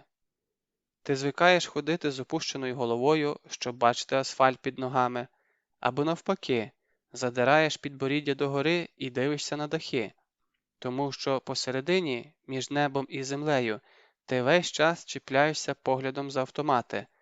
Ти бачиш підняті запобіжники і завмираєш, коли вони недбало розвертаються, прокреслюючи лінію вогню тобі через груди. І не можеш не дивуватися, чому всі спокійні, чому ніхто не падає, прикриваючи голову руками, чому не сахається вбік, як вони можуть проходити через зелені скупчення, розсуваючи їх мало не плечима, не стишуючи ходи і не припиняючи розмов. Вони їх що, не помічають? Ну чо ти дергаешься? Они нас не трогают, и мы их не трогаем. Нас не касается. Поняла? Потрібно пристосуватися до життя в нових умовах, але для початку я ніяк не могла визначитися, чи хочу жити. 100 разів повторюю, що моя цінність як людини і як особистості не залежить від зовнішніх обставин, що найголовніше всередині, попри думку інших, що ось ця гостра туга, діра в грудях, ось це відчуття покинутої дитини – це все наслідок моїх комплексів і невиправданих сподівань, а значить, виключно моя проблема. Якщо світ раптом не відповідає твоїм уявленням, то змінюй уявлення, а не світ. Ніхто не подзвонив. Ні бійці, хоч я й не сподівалася, ну, може трішки, у глибині глибин. Хотілося б 2 слова почути, що ми вас не покинемо. Але мовчала моя велика Україна, ніби прислухаючись до себе. Як воно – жити без руки? Чи я знову обманююсь, і не рукою ми були, і навіть не пальцем, а апендицитом? Гангреною, гнилою плоттю, без якої всім стане легше? Може, праві ті, хто кричить, що тут нема кого захищати? І чи вартує ця сіра земля, щедро переорана і засіяна кістками і залізом? Чи вартує вона крові, яка пролється на її захист? Може, треба тікати звідси як із холерного бараку, і дурний той, хто засидівся. Я бачу радість моїх земляків, я бачу мародерські прапорці на кожному кроці, я чую, що вони республіка. Якщо вони молода республіка, то хто тоді я? І що роблю серед республіканців? Бігти звідси, не озираючись, і не шукати праведників у содомських степах, бо тут кожен сам за себе, і ніхто за нас. Зазираю взавтра тьма і тьмуща тьма, і тьмуща тьма, і тьмуща тьма, тільки чорна водь і чорна пуща. Він усе знав про Донецьк, цей ломом обперезаний поет із кочегарки, цей пророк, який не боявся нікого з них і який усіх переміг, але толку з цієї перемоги, коли Василь Стус мертвий, а вони живі, і діти їхні живі, і внуки заполонили всі вулиці. І що б він мені сказав, по правді кажучи, а я йому, якби мала таку можливість, я б йому сказала: відповзай, відповзай, здавайся, живи нормальним життям, виховуй сина, виїжджай на дачу, лови карасиків, пересидь, збережи генофонд, якось воно буде. Або ні. Засуньте в дупу свою хату з краю.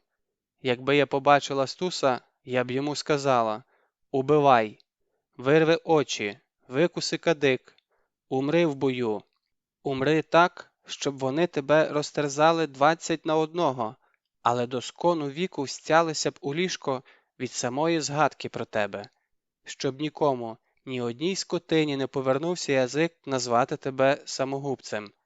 Стій прямо і смійся, смійся їм в очі, навіть якщо довкола тебе немає України, навіть якщо там пустка і лід, навіть якщо там тьма єгипетська, у тобі самому України стане з головою, бо Україна – це ти. Я вам відповзу, сучі діти, я вам так відповзу, що ви своїм недоколиханим правнукам закажете до мене сікатись.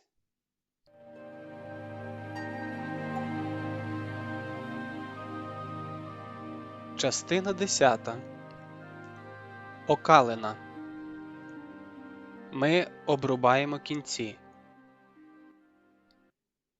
Лідо, вилазь. Ти не повіриш, але в мене 2 новини. Ліда засовувалася на підлозі, намагаючись виповзти з-під дивана. Поряд із нею стирчали 4 дитячі ноги і 1 хвіст.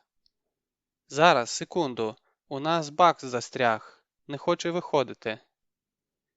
І я його чудово розумію. Діти, біжіть на кухню, я вам персиків принесла. Діти гайнули з кімнати, а ми з подругою присіли на диванчику. Під нами зачаївся пес, категорично відмовляючись полишити зону комфорту. Лідусю, ми не вийдемо машиною. Із речами точно ні. Ну або стрясуть із нас стільки, що дешевше те барахло просто викинути. Що ж тепер? Прямо зараз пакуватися і везти на пошту.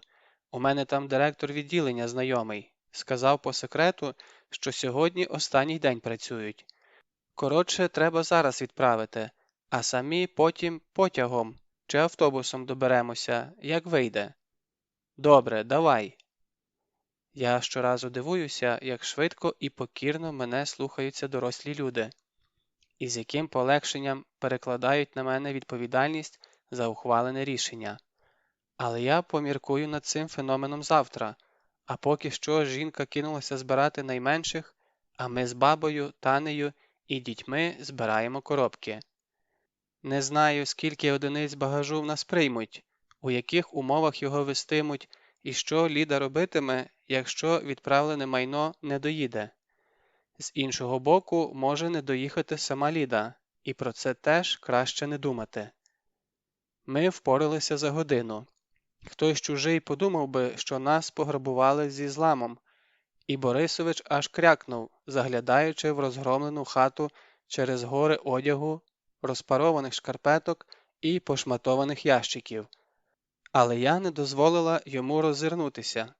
Бігом, бігом, закидайте в машину, поїхали, у нас ні секунди часу.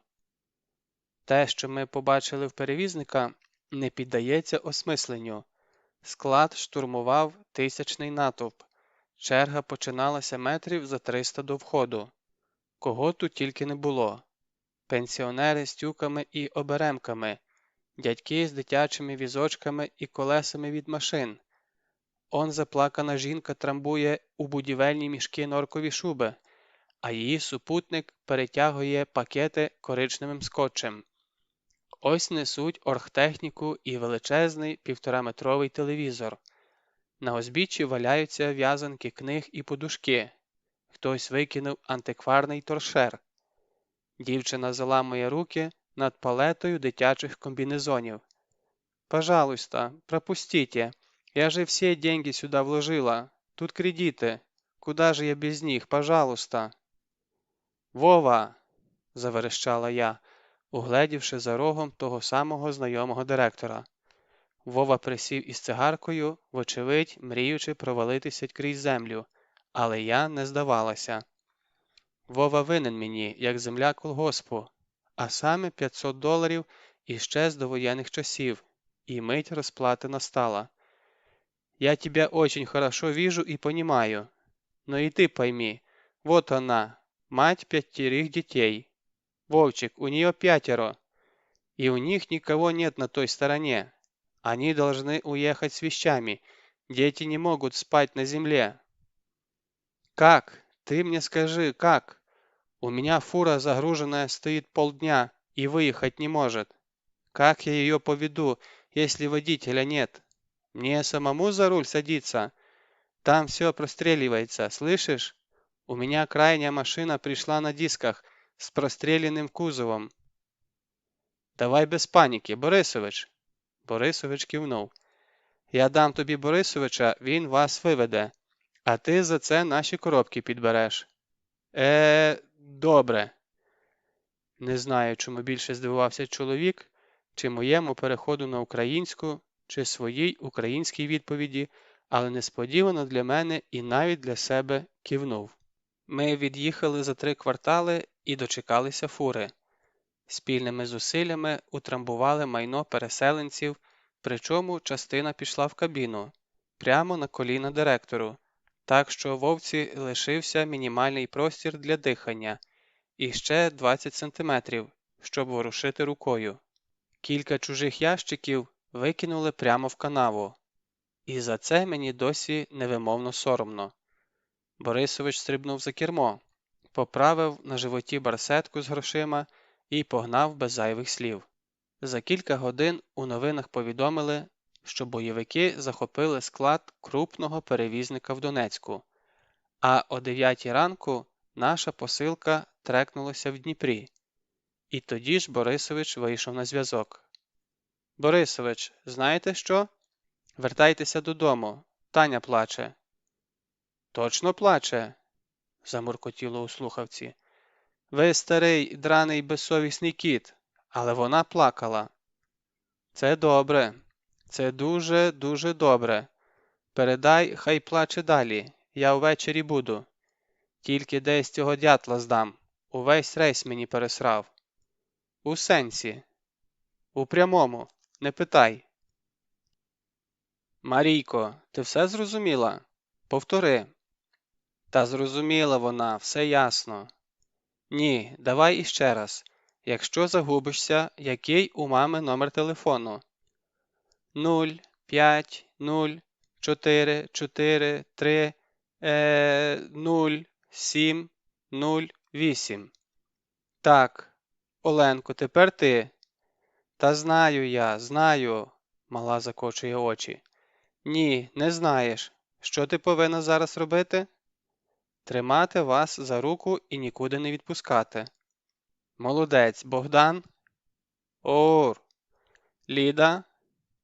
«Не переживай, ми з малим вчепилися в тебе зубами. Я тобі зараз цей хлястик відірву.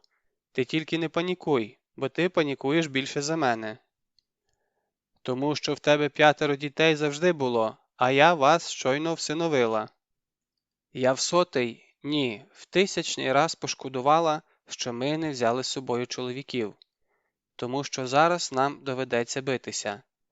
Ми збиралися на платформі, чекаючи на потяг. Ззаду напирали нові пасажири, а спереду стояла нерушима стіна. Там попереду хрипіли, верещали, вили. Хтось падав під ноги, у когось тріщали ребра. І нас із дітьми втискало, вкручувало в місиво людських тіл, без жодної можливості вибратися звідтам. Яке це диво, що нам вдалося переправити речі окремо, і ми їдемо з маленьким рюкзаком. Тому що люди, які прийшли сюди з валізами і сумками, опинилися перед вибором – або негайно їх покинути, або загинути в тисняві під вагою власного багажу. Ні про які квитки не було й мови. Ніхто не знав, коли нарешті прибуде потяг і куди він нас довезе. Ми підхопили малюків на руки, з останніх сил впираючись ногами і спиною, щоб виграти для них життєві міліметри. Мене садонули під боки, і хоча рюкзак пом'якшив удар, на секунду здалося, що хребет зламано, і я розсиплюся прямо тут. Біля мене притерся хлопчик із кліткою у руках. У клітці був чи то щур, чи то хом'як, і пацан намагався його прикрити собою, але не втримав. Коли клітка впала під ноги і затріщала, хлопчик пірнув за нею. Я не побачила за спинами, що з ним сталося далі. Тиск з усіх боків посилився, коли нарешті прибув потяг. Оскаженілий натовп сахнувся назад, подалі від колії. Ми якимось дивом просочилися на метр уперед і вигулькнули майже біля дверей. Зі сходів звісився провідник, і я, не роздумуючи, з усіх сил штовхнула Ліду йому в обійми. «Помогите! Здесь дети!» За Лідою скочили Бодя з дівчатами і останніми втягли мене Сергійчиком.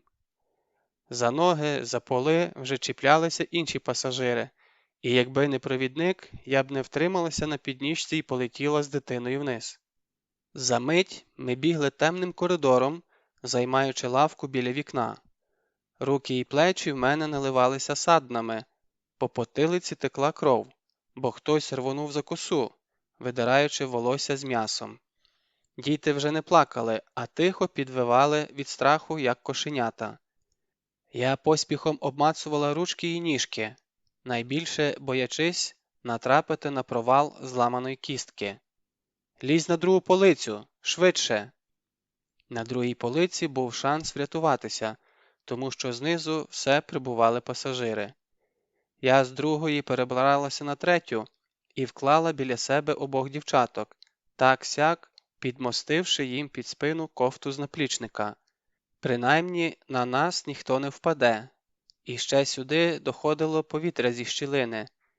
Вікна у всьому вагоні були забрані фанерою, і тільки вгорі відкривалися на пару сантиметрів, запускаючи з надвору хвилі чаду, спеки і концентрованого вокзального смороду. Все тіло тут же вкрилося пилом і липким потом.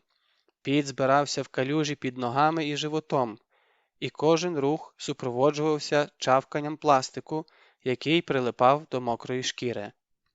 Потяг стояв довго, понад 4 години, хоча двері замкнули майже відразу, відсікаючи хіба 10-ту частину спраглого натовпу. У щілину у вікні я бачила, як перон знову заповнюється людьми, і людська маса хвилями колишиться зі сторони в сторону. Хтось вилазив на дах вагона, і я чула, як бамкають кроки над головою. Кілька разів штурмували наше вікно, але тут уже навалилися чоловіки зсередини, не даючи опустити скло. У вагоні, попри критичну тисняву, було тихо, дорослі мовчали. Нема й мови про те, щоб вийти в туалет чи пройтися по коридору. Дуже швидко ми почали економити воду, передаючи по кілька ковтків для дітей і тварин, ну і злити на лице, коли хтось умліває.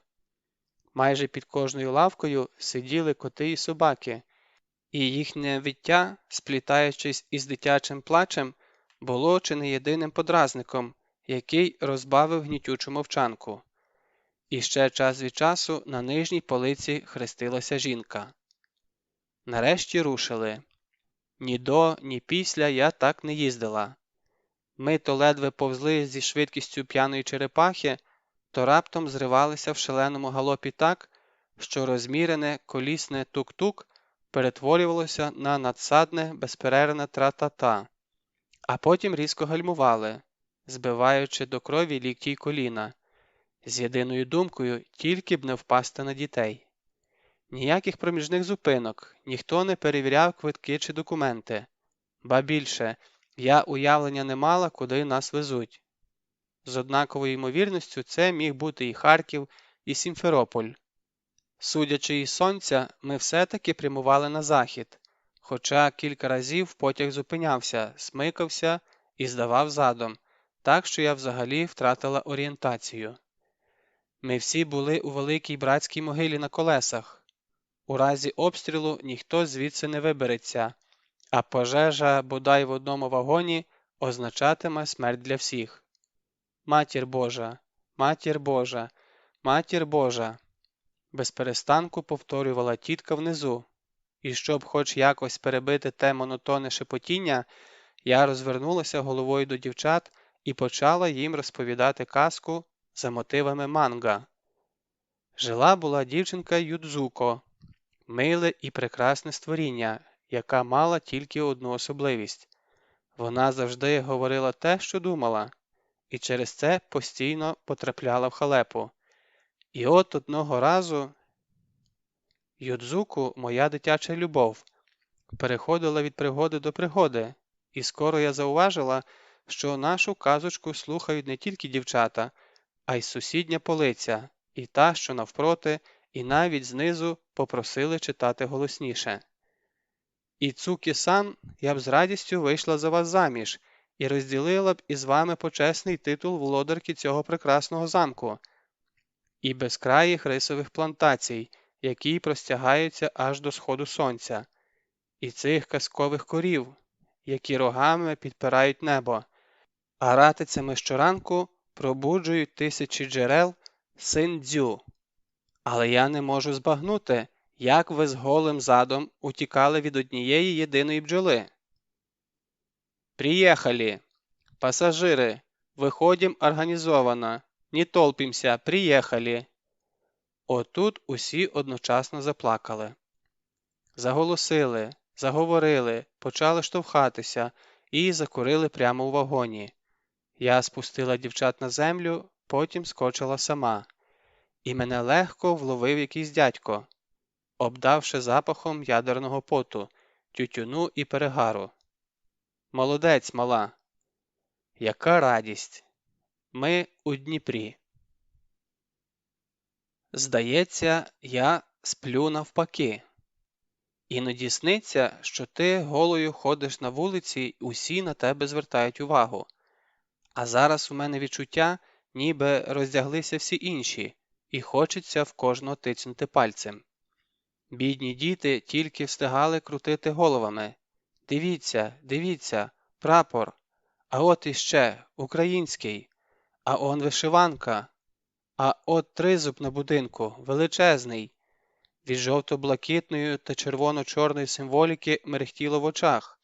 Наші кольори були скрізь. На парканах, на стовпах, машинах. На вокзалі і довкола нього купчилися і проходжувалися десятки військових. І це були українські солдати. І я бачила, що Ліда плаче, розмазуючи вагонний бруд по обличчю. Господи, вибралися, але куди далі? Куди нам іти з дітьми? Чого голосиш? Усе добре. Куди ти хочеш піти в першу чергу? В туалет і Макдональдс. Ну, вперед. І ми пішли в туалет і Макдональдс. А потім примчали мої дівчата, і все стало на свої місця. От запитайте мене, скільки разів у житті я була щасливою? І я почну відлік із того моменту, коли ми з Лідою ревли на прощання одна в одної на плечі, а поряд стояв проплачений бусик до Кременчука, і водій заливав 6-літрову бутиль омивача в дорогу. Ну давай уже, давай, рушайте. Діти спати хочуть, хай лягають на сидіннях. А може, усе-таки з нами? Поїхали, обживемося. Корову заведемо. Хай і корову. Я боюся за тебе. Мені здається, тобі не треба в Донецьк повертатися. Та ні одній нормальній людині не треба в Донецьк повертатися. Але де тих нормальних взяти? Вони з нами, психами, не вживаються. Пообіцяй, що приїдеш до мене. Обіцяю. Максимально твердо пообіцяла я, так само твердо знаючи, що збрехала. І ще побачимось.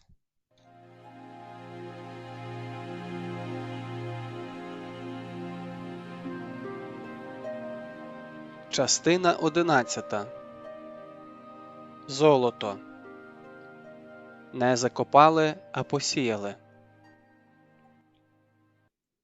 Їж, доця, їж, лагідно промовляв старий солдат, підштовхуючи до мене миску. Їж, бо тобі треба. Ну, те, що треба, я чую все життя, але така конституція. Скільки не старайся, моє треба так і лишиться на рівні нульового розміру. І хоча я справді голодна, коли ж ми снідали, але не настільки, щоб давитися салатом мівіна із тушонкою. У тарілці бульйон мівіни вступив у хімічну реакцію із жирами, які виконували роль яловичини першого сорту, і поверхня страви вкрилася твердою сірою плівкою. «Дядь Коль, я не можу це їсти. Я його боюся». Бійці стримано засміялися. «А до нас по темному заїхати не боялися?» «Так уже вийшло, форс-мажор». «Ну то їж, мажорка». Не питайте, чому я опинилася сама в цьому секторі і де поділася група, яка мене мала зустріти. Якщо колись у когось і дійдуть руки до хроніки війни, то перші три сувої спокійно можна називати – хаос, анархія та відвага. Все змішалося у нашому салаті, де свої, де чужі – неясно. І якщо воювати за принципом кіношних командос, тобто спочатку стріляти, а потім ставити питання, то всі давно б одне одного перекришили. Ось ми сидимо з хлопцями на покинутих дачах, вечеряємо, коли за кущами йдуть двоє з трубою. І вірогідність того, що вони наші, на цьому хуторі складає 50/50. Тобто або так, або ні. Їм навперейми метнулися тіні. Короткий діалог і розійшлися в різні боки. Фух, такі свої. Я 8 годин прочекала на розбомбленій заправці. Мене мали підібрати розвідники, яким я привезла біноклі та приціл. Група не вийшла в домовлене місце, і я зрештою розвернулася на базу. Добре, що дорогою трапилася таблетка дяді Колі із піжонським написом «Батяри на борту». Ми з львівськими батярами вже перетиналися, тому я не злякалася, коли бійці зі свистом і гиканням перекрили мені проїзд. «Ти що, здуріла? Куди прешся? Там арта працює, бій іде. Ану назад». «Та я на базу». «Нема вже бази, завертай». Зараз ми вечеряємо на терасі розкішного котеджу. Масивний дубовий стіл завалено залишками риби, яку наглушили в тутешньому озері, шкірками від кавуна і спитими чайними пакетиками. Дядя Коля змітає то все на підлогу, розчищаючи місце для наших тарілок. Світла нема, газу також, і хлопці прилаштували звичайний туристичний пальник у центрі розкішної барбекюшниці. Видно, що колишні власники любили дерево та залізо. У промені ліхтарика я бачу виноградне плетиво паркану, майстерну ковку перил на другому поверсі і дороге різьблення альтанки. «А які тут люстри! Ти таких у житті не бачила. Пішли покажу, як у палаці». «Ну, пішли». Заходимо в будинок через чорний хід. На першому поверсі величезна вітальня. Зараз вікна закладено мішками з піском до самої стелі, а італійські дивани та комоди звалено барикадою в дальньому кутку. Дивись, який туалет! Справжній трон! Унітаз справді зроблено у вигляді сфінкса із масивними золотими колонами ніжок. Води в туалеті давно нема, і сидіння монументального трону вкрилося чорним нальотом, про походження якого краще не думати. Піднімаємося на другий поверх, роздивляємося мармур, підлоги і дитячу кімнату, оформлену в стилі Формули-1. Червоно-чорно-біла клітинка стін, колиска боліт, на стінах постери відомих гонщиків із автографами. І так, люстри. І в дитячій, і в хазяйській спальні масивні триярусні люстри. Тільки в дітей авангардна конструкція зі скла і хрому, а в батьків каскад кришталевих підвісок. Розстріляні підвіски кришаться та скриплять під ногами. І я підняла одну, яка дивом ціліла. Гарна, правда? По-багатому. От чого їм не вистачало, не знаєш? Так, гарна. Бронза з патиною, пресована яшма і червоний кришталь. Моя робота. Ми закінчили це замовлення перед самою війною. Кожна люстра в одному екземплярі за моїми авторськими ескізами. Треба глянути у вітальні, там має бути квітковий вінок на 9 ріжків. Тепер я пригадала клієнта. Це був власник автосалону, уже немолодий заклопотаний чоловік, який запекло торгувався. Ні, не за гроші, а за строки. Усе потрібно на вчора, бо дружина народжує і він готує їй сюрприз до виписки з пологового. Точно, у них же хлопчик планувався, первісток. Вони лікувалися від безпліддя 12 років. Слухай, а ти не знаєш, що з господарями сталося? Нє, не знаю. Сєпари якісь. Слухай, ми тебе покладемо на горищі, добре? Там у нас ничка, матрас за коменом. Саме безпечне місце. Підеш?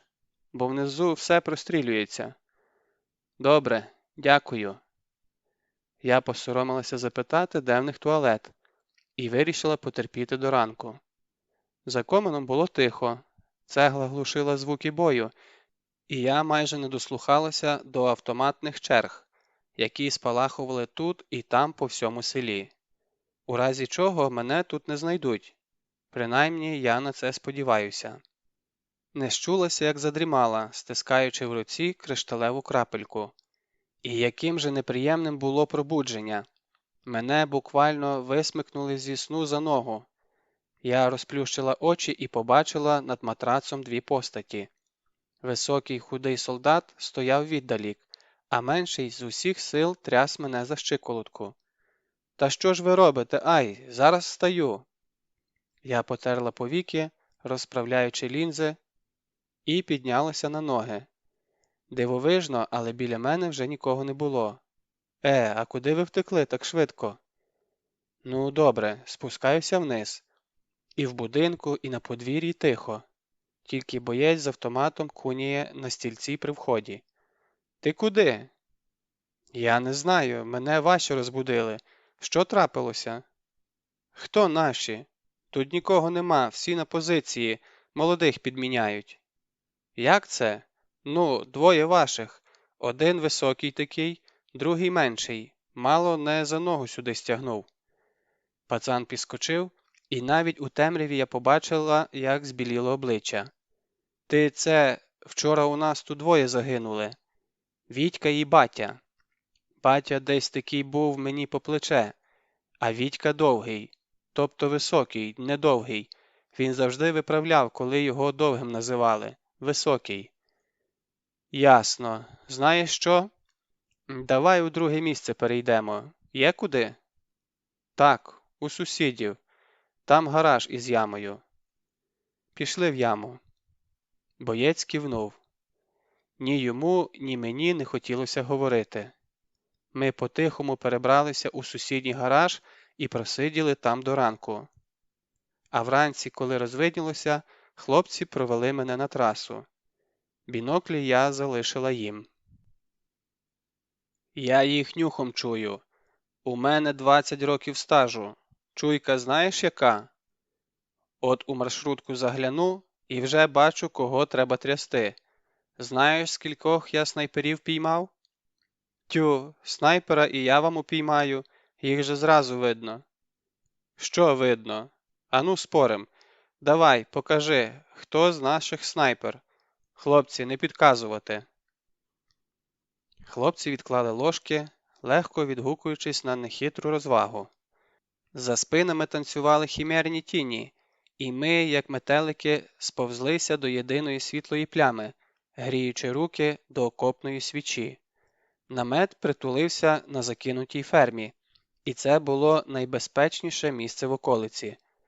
Чагарі по периметру заплелися нитками розтяжок. На вулиці чергували вартові, змінюючись через кожні 2 години. І ті, хто повернувся з виходу, падали на спальники, не роздягаючись, і засинали з півоберта, не випускаючи з рук автоматів. Ну добре, дайте гляну. 2 близнюків у тільняшках, білоголові соняшники із синіми очима. Точно ні. Занадто живі, непосидючі, ходять один за одним, як хвіст за собакою. Скалозуби і сміхуни, вони або загинуть разом, або виживуть удвох, на радість мамці і одружаться в один день на таких самих двійнятах, щоб уже ні в чому не відрізнятися брат від брата. Мовчазний хлопчина з підкачаними руками, сухі м'язи, які наростають під землею, з молотком і відбійником, з відрами вугілля і вагонетками. Зразу видно із шахтарських. Йому на горі незатишно з неприкритою спиною, тому навіть гадати нічого – механік або водій. Колишній учитель із тих, що не бувають колишніми, математик або географ, а ще турист-ентузіаст. Усе життя витягував проблемних підлітків із проблемних сімей, лікував, відмивав, травив воші, відбирав клей, учив битися, завалити ведмедя і розпалити вогнище одним сірником. Пішов на війну своїм ходом, попри воєнкомат, просто одного дня з'явився на позиції і 3 вовченят разом із учителем. У цих єдиних є розгрузки і нормальні берці, і гострі, як бритва, стилети на грудях, невеликі, але замашні, відточені та зважені по руці так, щоб виймалися одним рухом. Диверсійна група. Хто ж іще? Сапер. Ким він був до війни? IT або ремонт комп'ютерів. Сидяча робота, Майнкрафт і танчики для душі. 2 дітей, щоліта море і риболовля на дачі. Він міг бути снайпером, але я бачу професійний лазерман на поясі. Ми купували ці мультитули, і я в курсі, для кого вони призначені. Крім того, я абсолютно точно знаю, хто в них снайпер.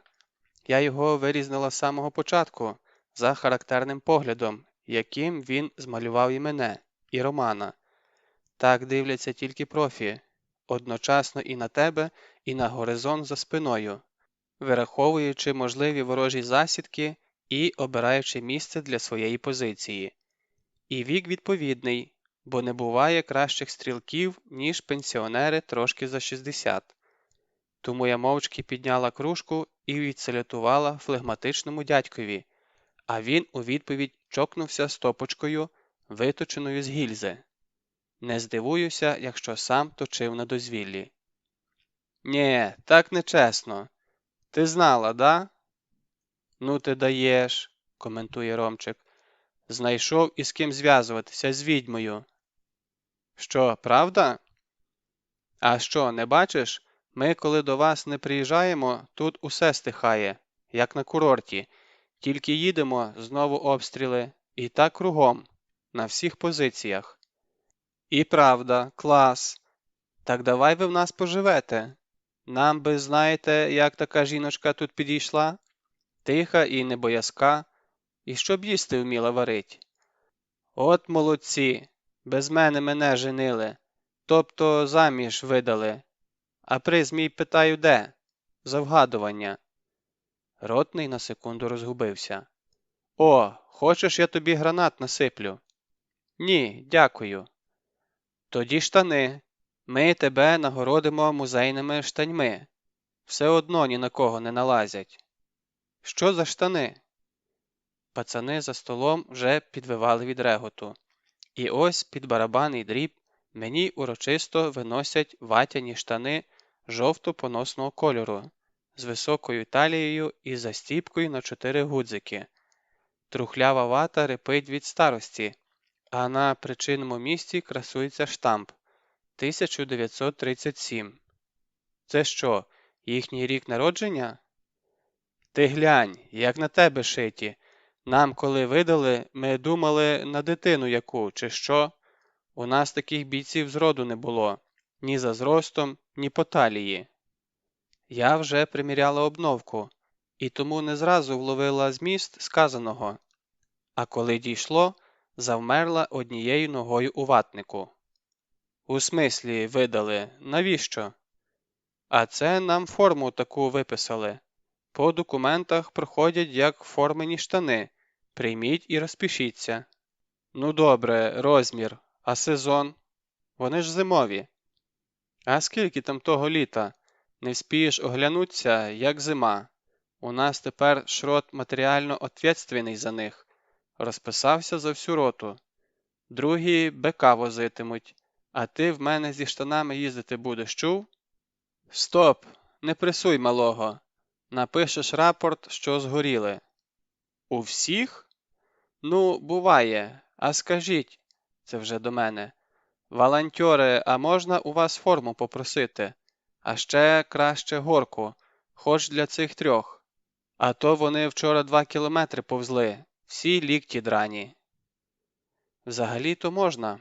У нас можна попросити і форму, і взуття, і 1000 інших предметів, від касок і згущеного молока до машин і боєкомплекту. Не знаю точно, скільки людей для нас купували і вишукували товари, закриваючи всі мислимі замовлення. Тільки зі мною напряму листувалися більше як 3 сотні людей, не рахуючи донорів, які переказували гроші на оголошені потреби. За пару місяців ми домоглися того, на що в мирний час можна покласти роки. Ми здобули репутацію. Якби я дізналася, що комусь до рук прилипає хоч крихта солдатських грошей, я б відгризла руки, але ні в кого навіть думки не було відщепнути собі від зібраних фондів. Ми стояли, як маніяки піротехніки біля гігантського Мартена, засипаючи в топку все більше і більше палива. Броніки? Туди. Маскувальні сітки?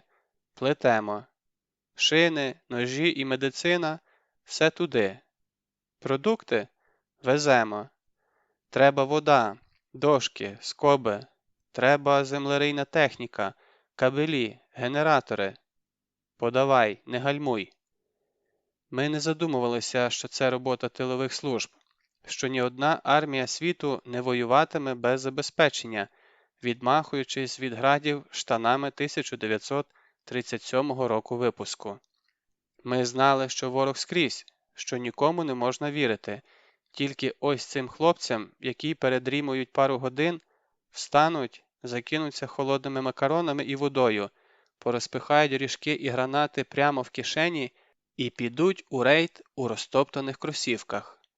Тільки собі, бо себе я знаю, тільки своїм очам і рукам, тільки тому, що можна привезти і віддати особисто, тільки ось цьому непередаваному відчуттю потуги, коли твої сили вже закінчуються, ти падаєш, падаєш, і раптом тебе підхоплюють, дають хвилину перепочити і вливають ресурс, який ти мусиш передати далі.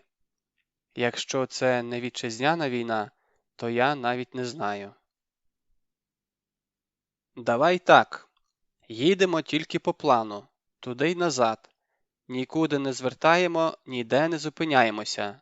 Ночуємо на базі. Або що? Або я футбол хочу подивитися, ясно? Маю право раз за півроку? Мені дівчата ляща копченого підігнали і пива. Ну, коли дівчата... Добре, командуй. Робимо, як ти скажеш. Роман скоса глянув, чи не жартую, але я була серйозна. Та й завдання у нас коротке – завести артилеристам планшети і ремнабори, тобто прогулятися по тилах. Але хлопцям піцу купимо. Ми навіть гарячою довеземо. Скільки тут? В італійській піцерії, єдиному пристойному закладі на все місто, нема де яблуку впасти. Усі столики зайняті і в приміщенні, і на вулиці. Що це в них? А, футбол. Люди розслабляються. Ну, добре, нам на виніс 3 піци, будь ласка. Засікаю на спідометрі. Їхати недалеко. Порожня дорога, кожна ямка знайома. Нас уже чекають. І загалом усе складається оптимістично. Я навіть не забула ключові моменти програми, на які треба звернути увагу спеців. У планшетах 3 типи карт. Від старих штабних до сучасних. І окремо алгоритми для кожного виду зброї. Починаю перераховувати всі функції і замовкаю, зауваживши скептичні посмішки. Ай, нехай самі розберуться, якщо такі розумні. Переключаюся на солдатів. У мене прокидається фотограф, і я роблю кілька виразних світлин на конкурс каналу Discovery, тобто на заставку у Фейсбуці. Фоткаю руки, тому що все інше фотографувати не можна. А руки в них такі, як треба для драматичної фотографії, із чорнотою під нігтями, збитими кісточками, опіками і капітальними мозолями. Прошу хлопців узяти щось брутальне, типу гільзи, а вони притягли молоток і саморобну гирю. Кажу, це для звітів, а Ромко регоче, не вірте їй. То вона вам спеціальні рукавички привезе корейські для пом'якшення шкіри. Будете як батюшки, із маленькими долонями. Га-га-га, дуже смішно. Хлопці закопалися в сосновому ліску. Карликові сосни чесно віддали життя, закриваючи потребу в бліндажному дереві, і свіжий запах смоли перебиває запах заліза. Ноги по кісточки провалюються в пісок, і якщо заплющити очі, здається, що ти на морі. Як же давно я не ходила в ліс, і як погано, що ми з бабою так і не побачили моря. Допиваємо з бійцями каву. Піца розійшлася на ура. І тут до нас із Ромком підходить комірник, спокійний і розсудливий чолов'яга, від якого я за вечір не почула і 10 слів. Він сам ніколи нічого не просить, але мені подобається, як він організовує логістику. У нього і продуктів розумний запас, і льох викопали замість холодильника, і люди сплять не на землі, а на дерев'яних лежаках. Єдиний підрозділ, де не беруть тушняк на складі, а спеціально ганяють у Харків за нормальною тушонкою. Дівчата, у мене просьба до вас, якщо можна. Ромчик проковтнув дівчат і кивнув. Тут таке діло, я у відпустку їду. Ви не могли б мої речі на нову пошту закинути? Я ось коробочку спакував і осьо адресу написав, куди відправити, бо я своїм ходом добиратимусь, мені не з руки. Та без проблем, давайте, завтра відправлю. На швидку прощаємось і від'їжджаємо. До ляща і футболу лишилося півгодини. От тільки за пару кілометрів напарник пригальмовує. Слухай, тобі теж муляє? Є таке. Давай розкриємо акуратно. Сиди, я сама метнусь, зараз принесу. Приношу ящик із багажника, розрізаємо шари скотчу, ліземо всередину. Здається, усе нормально. Зміна форми, старі берці, якісь светри, футболка, вафлі, цукерки. Куди це він вафлі пересилає? У Пирятин? У Пирятині що, вафлі закінчилися? Так, далі. Знову штани, новенькі кросовки, тепловізор. Блін, сука. Ну що, повертай. Назад нас пропускають без паролю і перевірки документів. Видно, щось таке було на лиці, що черговий на клапані просто відійшов убік. Роман лишається в машині. Я йду в намет до ротного. Чемно питаю дозволу війти, так само чемно виставляю на стіл коробку і пояснюю ситуацію. Троє бійців, які тут курили, піднімаються і зникають за дверима. Ми лишаємося з командиром сам на сам. Кави? Ні, дякую. Ви розберетеся? Ми розберемося. А що з ним буде? Що заслужив? Це наша справа. Забудь. Я простягаю руку і виходжу. Він абсолютно правий. Цей сивий пацан, який потиснув мені на прощання не долоню, а лікоть, так як ми ручкаємося між своїми. Це виключно їхня справа, і нема чого чужим заглядати на кухню сімейного правосуддя.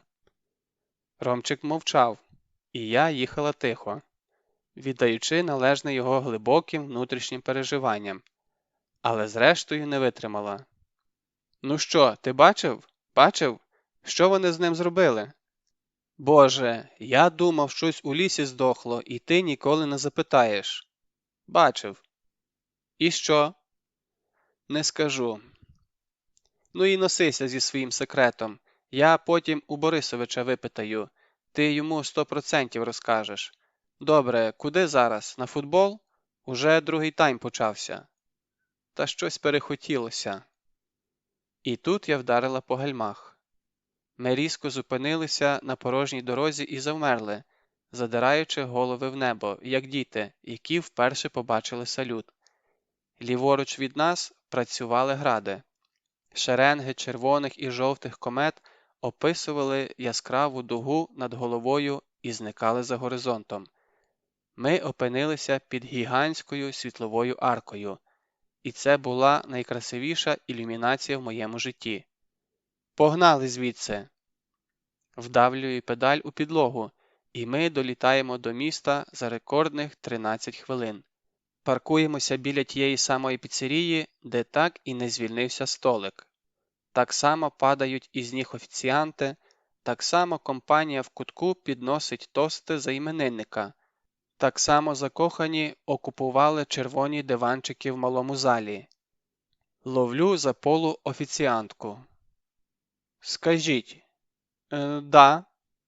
А ви якось відчуваєте, що біля вас війна?» «Та нет, как-то не особо». «Тоді 3 піци з собою, будь ласка».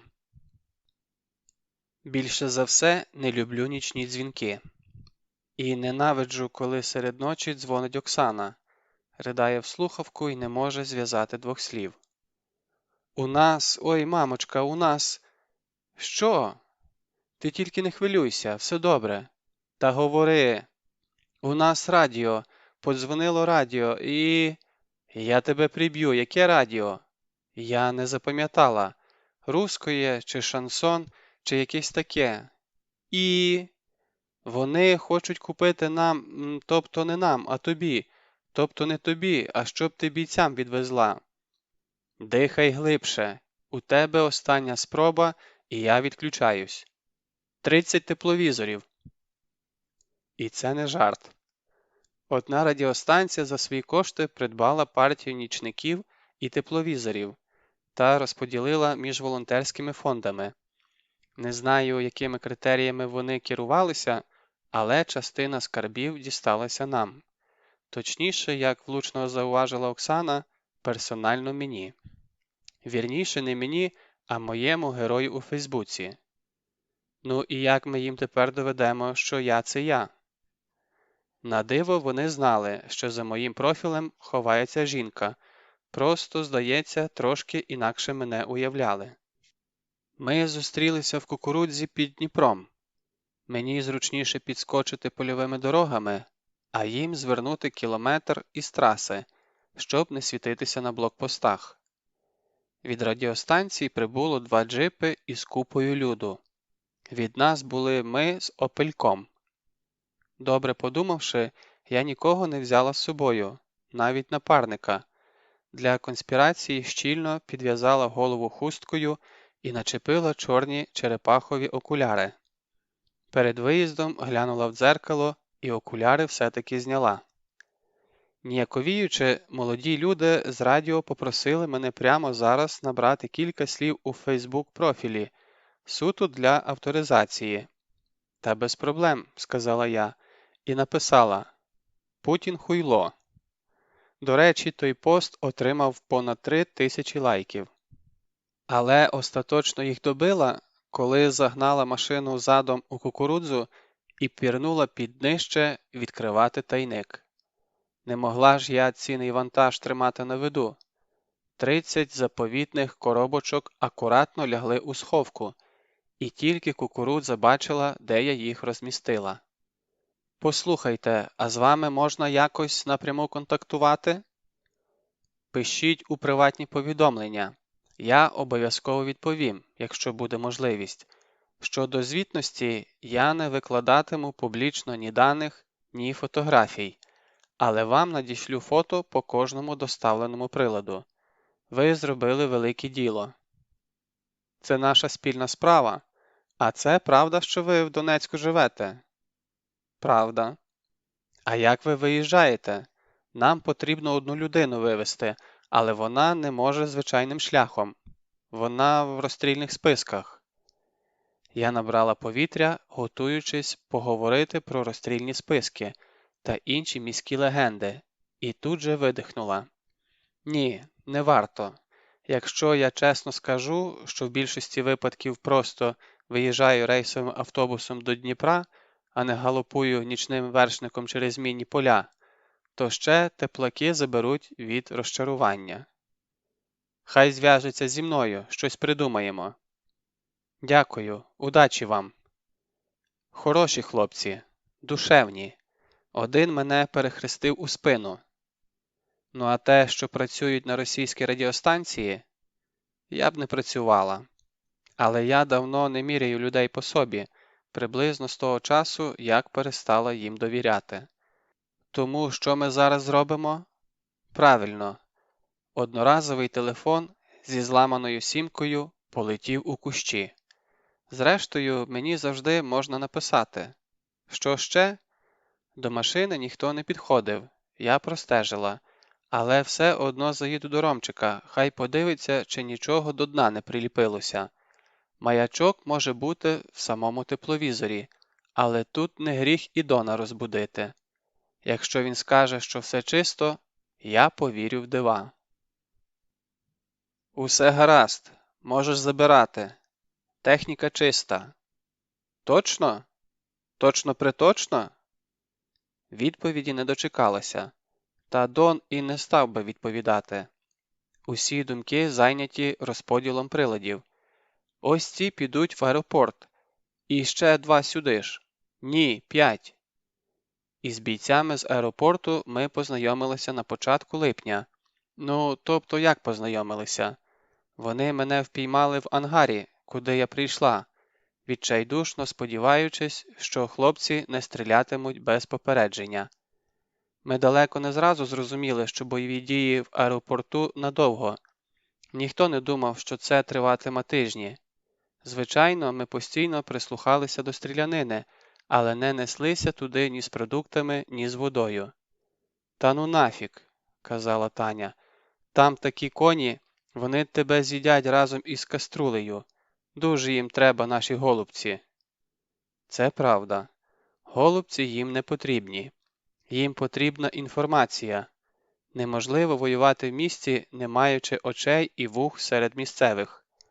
В ідеальному світі я б об'їхала з тилу, зв'язалася з командуванням, запропонувала свої послуги. Але в наших реаліях дешевше і простіше дати оголошення у газету.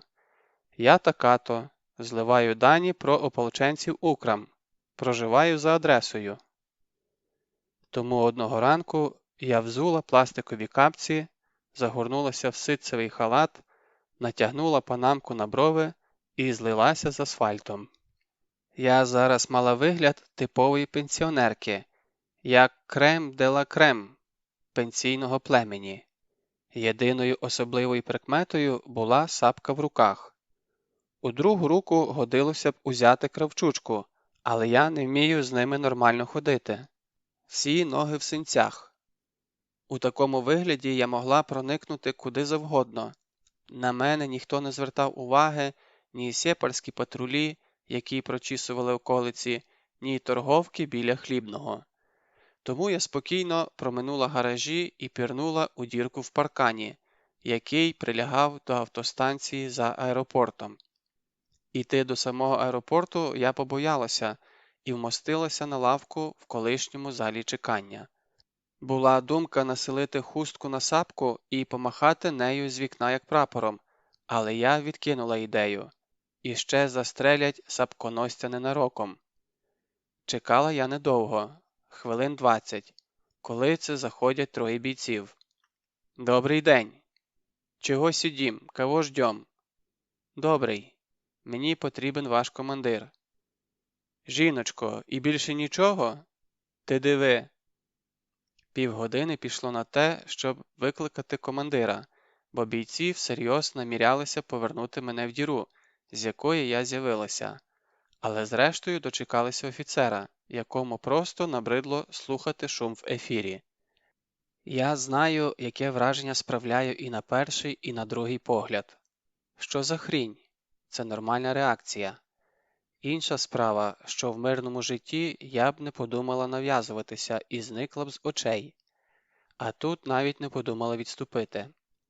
Видно, так зійшлися зірки. Я була голодна, зла і втомлена до неможливості. Мене не хвилювало, який вигляд я маю і що про мене подумають солдати. Головне – справа.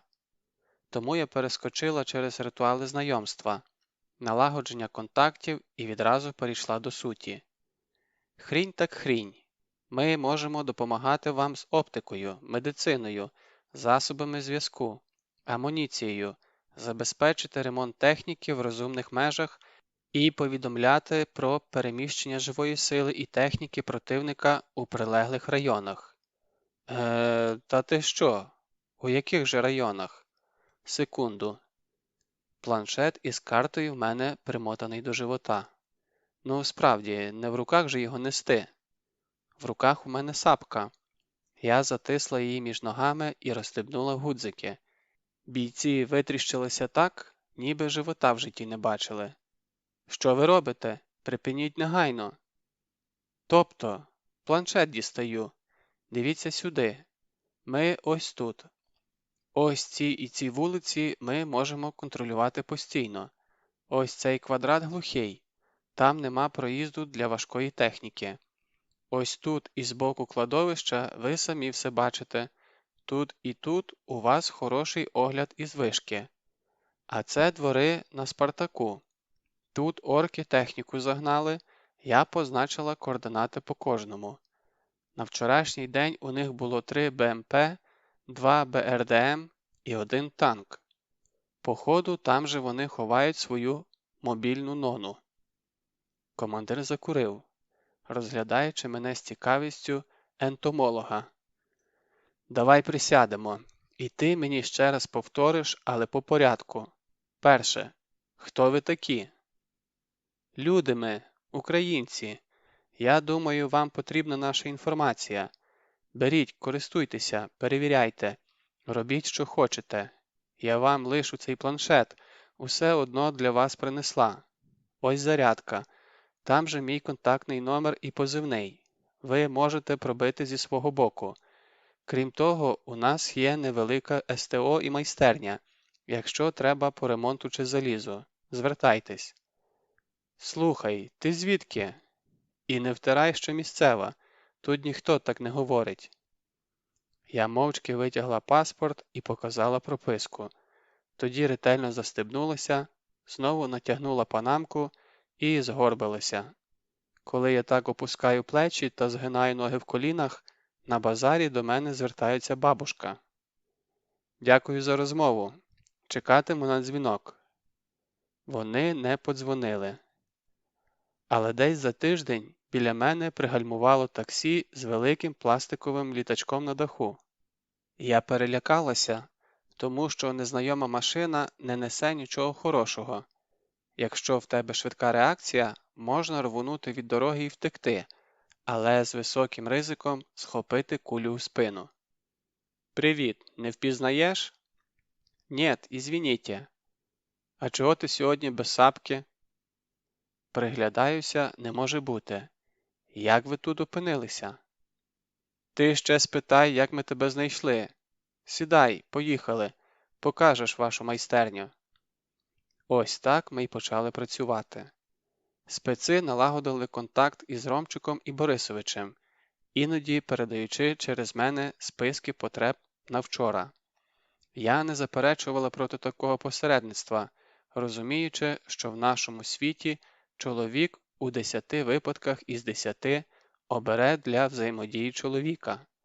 Жінкам у цій негласній ієрархії відводилося місце на кухні, і кого насправді хвилює, що метеостанції, розгрузки і турнікети знаходжу і купую саме я, тримаючи в голові і постачальників, і деталі кожного замовлення. Головне, що Роман вийде до них, поважно витре руки, переговорить, вип'ють по пиву. Війна – це закритий чоловічий клуб, тільки жінкам чомусь рикошетом прилітає. А примітний Ланос із літачком я потім зустрічала в різних районах Донецька. Не здивуюся, якщо хлопці справді таксували, я б на їхньому місці так і робила. У цьому селі ми були на початку травня. Саме цвіли сади, і вулиці тонули в білому мареві. Фруктові пелюстки висіли в повітрі, як туман, а перед кожним парканом красувалися фантастичні клумби. Тут між господинями велася затята тюльпанова боротьба. І вдруге ми заїхали вже в липні, коли цвіт зав'язався тугенькими яблучками. Заїхати ми заїхали, але проїхали недалеко. Єдину вулицю перегородила підбита водонапірна вежа, що впала впоперек шляху, як гігантський шлагбаум. Об'їзду як такого не було. Село кишкою тягнулося вздовж дороги. І спитати ні в кого жодної живої душі. «Чекай, я зараз когось знайду». «Навіть не рипайся, ти що, не бачиш?» «Що?» «Глянь на городи». Городи стояли незасаджені. Зорана ріля заросла лободою і щирицею. Подекуди бур'ян піднімався вище пояса. Городи були покинутими, а значить, тут немає людей. «О, Господи, тікаймо звідси, розвертайся!» Роман акуратно вирулив, намагаючись не зачепити узбіччя, і ми вилетіли з цього хутора, як корок із пляшки, не оглядаючись. Але куди ж далі? На порожній дорозі ми одні, хоч пісню співай. Кину піль наліво – посадка, кину піль направо – кукурудза. Коли це назустріч несеться запорошений мікроавтобус, вправно об'їжджаючи ями. Наближається до нас і раптом гальмує, вікно до вікна. Опускається скло, і ми бачимо міцного сивого чолов'ягу в чорному із великим золотим хрестом на грудях. «Отче, подскажите, мы так выйдем на Красногоровку?» «Конечно же нет, сын мой», – забасило у відповідь. «А, за мною, чада!» І ми рушили слідом. Так вперше в житті я побачила живого капелана. Як не дивно, ми відстали від нього і заїхали в містечко з півгодинним інтервалом. Містечко так само збезлюдніло, як і багато інших поселень, що ми сьогодні об'їхали. Так само світили магазини вибитими вікнами, так само літали порожні целофанові пакети, чіпляючись за ялинки, і валялося неприбране сміття. Новенькі сміттєві баки давно переповнилися, і кожен поворот відкривав стихійне звалище.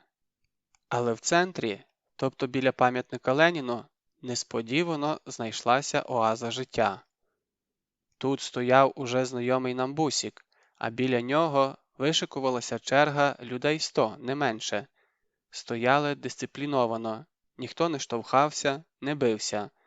Люди швидко отримували гуманітарний набір і миттєво зникали в сусідніх дворах. Капелан видавав по 2 буханки хліба в руки і пакет із бакалією.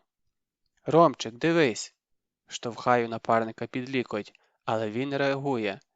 «Твою ж мать! Ти чого?» «Ти глянь на дорогу, ну все, приїхали, у нас тільки одна запаска». Я придивилася і похолола. Уся дорога рясно засіяна уламками від снарядів. Проїжджа частина вкрита килимом заліза.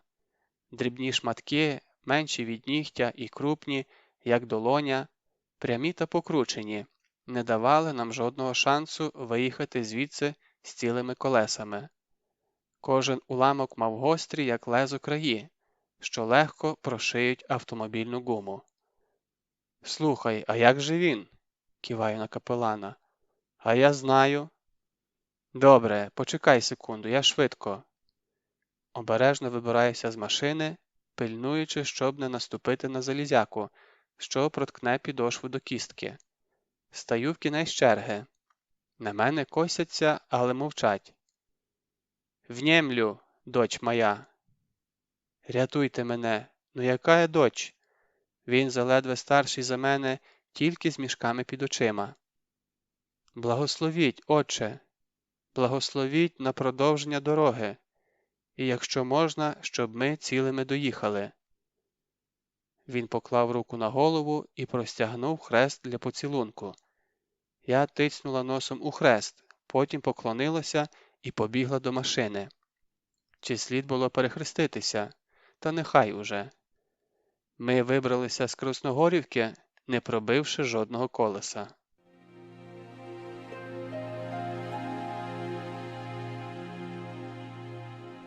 Частина 12. Слюда. Практика підводного дихання. «Ба, ти серйозно? Ну це ж на голову не налазить». «От скажи, я тебе що, багато прошу? Я тобі хоч слово сказала за всі ті твої викрутаси? Я тобі хоч чимось дорікнула?» «Ну, дорікни, якщо хочеш, але я все одно не поїду. Я тобі що, виїзна аптека чи ветеринар?» Баба відвернулася до вікна.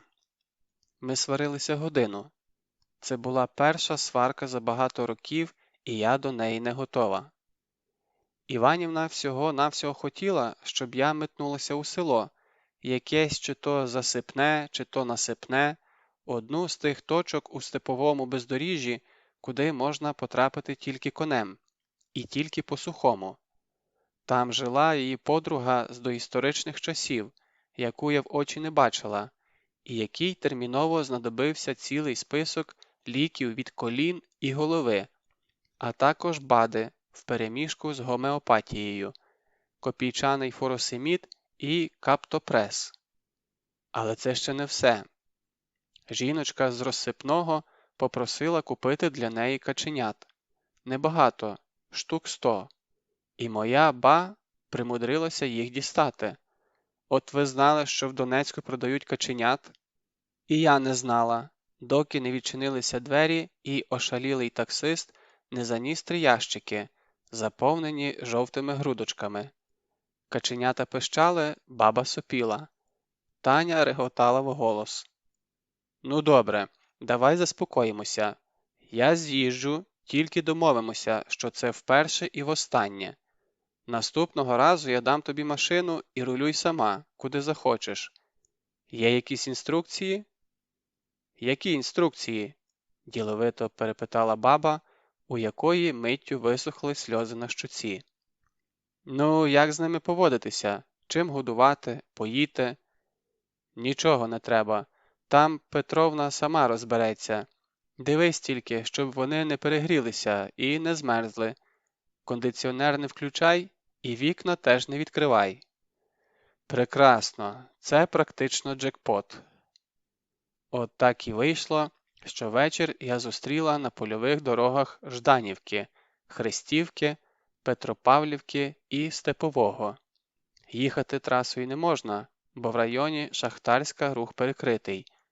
Крім того, виявилося, що або Розсипних на карті 2, або одне село розчахнуто залізницею надвоє, а до кожної частини веде своя під'їзна дорога. І цілком прогнозовано, у районі не працював ні мобільний зв'язок, ні навігатор. Я заглядала до каченят через кожних 10 кілометрів. Вони підозріло затихли і поклали голови одне на одного. Поняття не маю, чи це нормально для качок? Може, вони заслабли? Хочуть пити? А як їх напоїти? Поливати з пляшки не можна, напевно. Зробити мисочку і поставити на підлогу, щоб самі напилися? Але ж тоді доведеться випустити птахів із ящиків. Я не уявляю, як по газельці ходитиме сотня каченят. І Ромко, думаю, буде не в захваті. Я сумнівалася, чи правильно їду, але спитати не було в кого. Чим ближче до пункту призначення, тим менше людей траплялося на вулиці, а за останню годину я взагалі нікого не зустріла. Села як вимерли, жодної зустрічної машини, жодної собаки чи курки на узбіччі, жодного світлого вікна. І це було дивно, бо тут не велося бойових дій. Це був глибокий тил і для наших, і для сепаратистів. Фактично, ці селяни взагалі нікому не здалися. Вони тут жили завжди і житимуть іще 1000 років, незалежно від влади. Звідси однаково далеко, що до Києва, що до Москви. Тут у людей городи по гектару, вони досі садять картоплю під плуг, а вечорами дивляться єдиний доступний телеканал. І копанки. То тут, то там у полі виднілися курники. Якщо підійти ближче, можна знайти під навісом ляду і нехитру лебідку, відро, лопата і відбійник – основні знаряддя праці місцевих хлопів. Що накопав, те й твоє, все по-чесному. Кажуть, на багатих жилах заробляли до 1000 гривень на день. Але якщо не пощастить, і ти залишився під завалом, ніхто не кинеться тебе відкопувати. У кращому випадку занесуть удові кілька тисяч на похорон, у гіршому і більш вирогідному прикидають твою ляду землею, так що і сліду не лишиться. Але це вже не смішно. Де мені шукати ту Петровну?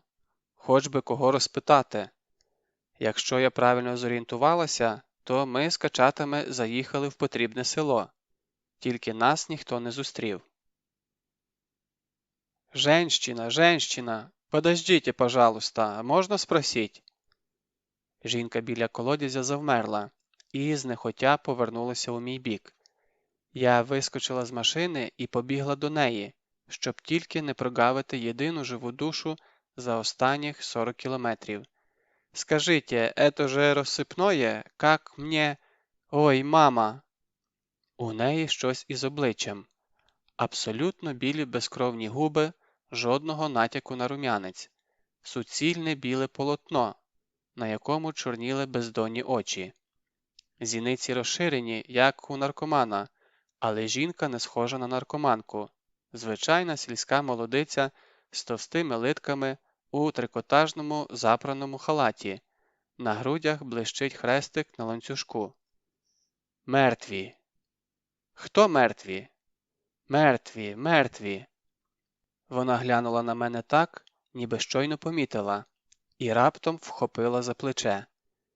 Здалося, що в тіло впилися залізні лищата, такими сильними були ті пальці.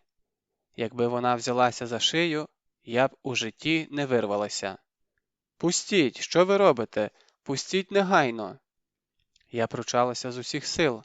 Мені вдалося вдарити її по коліну, і лищата на мить ослабли. Одним стрибком я відскочила до дороги і рвонула до машини, але щось змусило озирнутися. Жінка так і стояла, тримаючи руку поперед себе, і тільки нижня щелепа тремтіла. Таке враження, ніби раптом зробилося дуже холодно, і вона намагається щось сказати, але губи не слухаються, і крізь щеплені зуби прориваються глухі стогони. Що це, епілепсія? Я розгубилася. Напевно, треба її посадити на землю, а ще краще покласти і почекати, доки мине напад. Тихо, тихо, усе добре. Я обхопила жінку за талію і почала гладити по спині. Ось давай зараз сядемо, все добре, не бійся. Вона припинила труситися так само раптово, як і почала, повернулася до мене і сказала спокійним та буденним голосом, без жодного сліду істерики. З неба люди падали, у мене на сараї, і на городі лежить. Голі, всі голі, і ноги кругом. І затремтіла знову. Що ж робити? Вона під кайфом, іншого пояснення немає. Де ж вона в цій глушині таблетки знайшла? Щось синтетичне, он які галюцинації. Але дихає рівно, координація рухів є. Лишити її тут? Хоч би машина не збила, раптом крім мене сюди ще хтось заїде. Спробую заманити у двір. Може, послухається, бо силою я її не зрушу. Сонечко, золоце, ти тільки не плач. Це сон, страшний сон. Зараз усе пройде. А ми підемо додому, ляжемо в ліжечко, укриємося ковдрою. Пішли зі мною, пішли. Зараз дістанемо водички. Зараз я накапаю корвалольчику, зроблю чайку. Давай, давай, моя хороша. Іще трошки. Пішли зі мною. Так приговорюючи, я перевела свою несподівану супутницю через дорогу і прочинила браму. Хоч би собаки у дворі не було, бо від собаки я не втечу. Жіночка йшла як сновида, навалюючись на мене всією вагою, але все ж таки просувалася вперед. І раптом її тіло скрутила судома. Я відчула, що задерев'янів кожен м'яз. Вона здійняла руку вперед і вгору, тицяючи на дерево, і я мимохідь провела поглядом у вказаному напрямку. Прямо перед нами, на даху цегляного сараю, висіла дівчинка. Ноги і нижня частина тіла провалилися в діру, і гострі уламки шиферу розсікли її навпіл. Верхня частина тулуба від грудей і вище звісилася по стіні, і довге біле волосся запеклося від крові. Там, де мало починатися плече, стирчала синя кістка, але руки не було. Я зробила крок назад, і ще один, і нарешті побачила собаку. Великий кудлатий пес сидів над людською ногою у кросівку. Хотілося б сказати, що в цій ситуації я проявила витримку і відреагувала адекватно. Але правда в тому, що мене знудило. Рот заповнився солодкою слиною, ноги ослабли і затремтіли, як ватяні. Я буквально відчула, як нутрощі піднімаються вгору і перекривають дихання. Тому я покинула жінку в її власному дворі під трупом, у паніці рвонула до машини, розвернулася так, що у ґрунтовці залишилася борозна, і втекла з цього села. Кілометрів 20 я неслася, не оглядаючись і не розбираючи дороги. У канаві загубився бампер. Ззаду торохтіло, кермо відчутно вело вправо. Та мені байдуже. Навіть якщо газелька їхатиме на самих дисках, я не зупинюся. А якщо стане, то побіжу своїми ногами, куди очі бачать, тільки подалі звідси. Коли попереду виник блокпост, мені вперше було все одно, чий там прапор. «Стой, стрілять буду! Документи! Ти що, больная?» Я підняла руки над головою і виповзла з машини. Я добре чула, що вони вимагають, але не могла пригадати, які в мене документи, куди я їх поклала. Я все шукала очима прапор і намагалася порахувати смуги на ньому, але несподівано і дуже недоречно перестала розрізняти кольори. Усе довкола стало чорно-білим, потім сірим. У вухах дзвеніло, і дзвін наростав противним писком, ніби в повітря піднялися тисячі комарів. А потім світла пляма перед очима теж вимкнулася, і я опинилася в повній темряві. В останні секунди я здивувалася, що смерть така проста. За останні півроку я втрачала свідомість частіше, ніж за все попереднє життя. І це вже перетворюється на погану звичку. Ніби перегорає запобіжник, і система вимикається в аварійному режимі, щоб уникнути перевантаження. Ми з прикордонниками сиділи за столом у добротній хаті на краю села. Тут були великі сіни, де годилося знімати взуття, кухня з газовим балоном і справжньою лежанкою, 3 прохідні спальні з важкими дерев'яними дверима, пофарбованими в синій колір. Хлопці роздобули телевізор із саморобною антеною, який показував тільки російські канали, і зараз дивилися передачу «Жді меня». «Ти потерпи, доця, зараз будемо вечеряти. Знаєш, який я борщ варю? Божественний. Хто хоч раз попробував, той нічого другого їсти не може». Я кивала, безумовно погоджуючись. Мені так добре лежалося у старому продавленому кріслі, на кухні смачно шкварчала цибуля, під рукою простяглася кішка. І я була абсолютно і повністю п'яною, як то кажуть, у дрова. Перед тим бійці відлили мене водою і вислухали. Я довго затиналася і добирала слова. Усе повторювала, як та жіночка у селі. Мертві, мертві. Але хлопці на диво швидко зрозуміли, про що йдеться.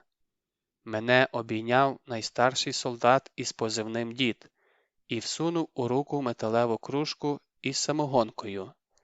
Я випила одним ковтком, не відчуваючи алкоголю.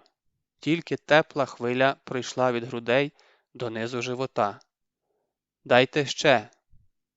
«Пий, дитино!»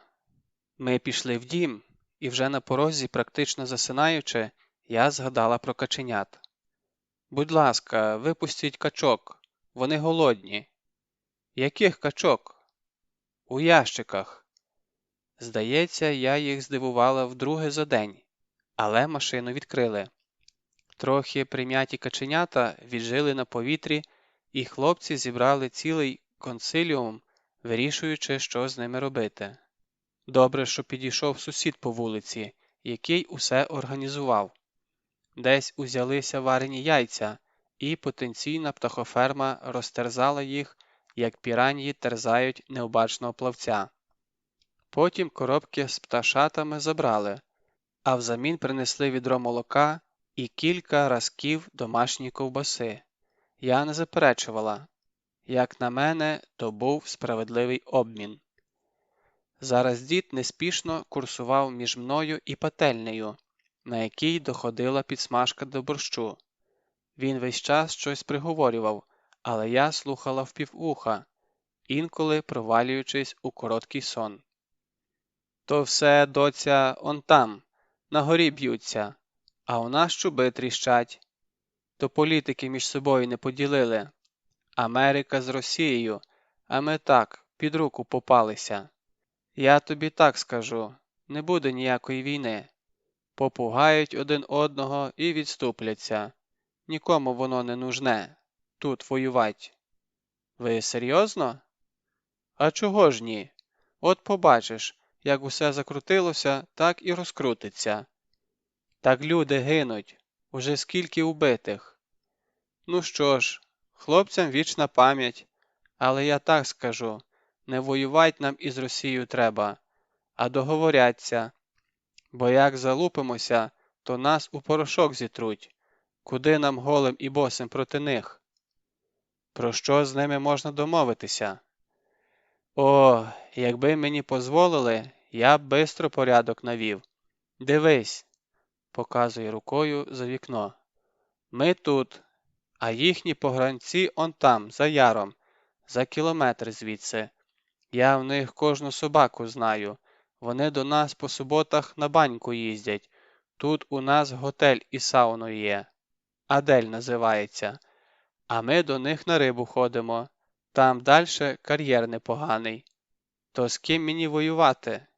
Чи ти думаєш, вони хочуть війни? Думаєш, кум мій буде у мене стрілять? Який ще кум? Начальник застави їхньої. Він теж з наших. Хохол. Ми разом училися в Харкові, а потім я у нього сина хрестив, Володьку. Як ото все началося, я йому подзвонив і кажу: «Ну що, куме, тоже думаєш, що я фашист?» «Та ні, – каже, – я у таке не вірю». Знаєте що? Ви хоч бліндаж викопайте, бо розстріляє вас кум, навіть не думаючи. Ет, мелеш дурне, нічого тут не буде. Попугають і роз'їдуться. А бліндаж? На що мені бліндаж? Тут погріб знаєш який. Я сам його у скалі видовбав, і ще як зі строчки прийшов. У нас же тут ґрунту на метр, а дальше алевроліт. Чула про таке? А що, це ваш дім? Нє, діда мого. Тут багато хто з нашого села, у нас так заведено було. І служили дома, і жили на службі, можна сказати. І я замовкла. Не той був час, щоб сперечатися. Мене тут пригріли, зараз нагодують. У скло б'ється гілками яблуня, за вікном гудуть бджоли і порпаються кури. На колінах мурчить кицька, яка вчора народила, і хлопці поставили під столом ящик із 4 рудими кошенятами. Тут справді все по-домашньому, дуже мирно. Дорогою бігають діти, які без страху підходять до солдатів і випрошують то банку згущенки, то жменю цукерок. Під хатами сидять баби на лавках, виглядаючи череду. За півгодини приженуть корів, і дід принесе свіжого молока. Я переночую в домі, на перині, на дерев'яному ліжку з великими шишками на бильцях, де кожну шишку можна відкрутити, а потім акуратно вставити назад. Кому я зроблю гірше, якщо почну щось доводити? Тільки собі, більше нікому. Ну все, готово, можна їсти. Я зараз хлопців покличу і в погріб спущуся. У мене там помідорчики мочені киснуть. Перший раз будемо пробувати. Так давайте я схожу, разом і на ваш знаменитий льох гляну. А піди. Тільки на сходах акуратно, вони крутенькі. Зразу як зайдеш, справа від дверей бочка стоїть. Ось, тримай миску. Кришку підважиш, а тоді назад покладеш і каменем придушиш. Добре. Мені хотілося провітритися.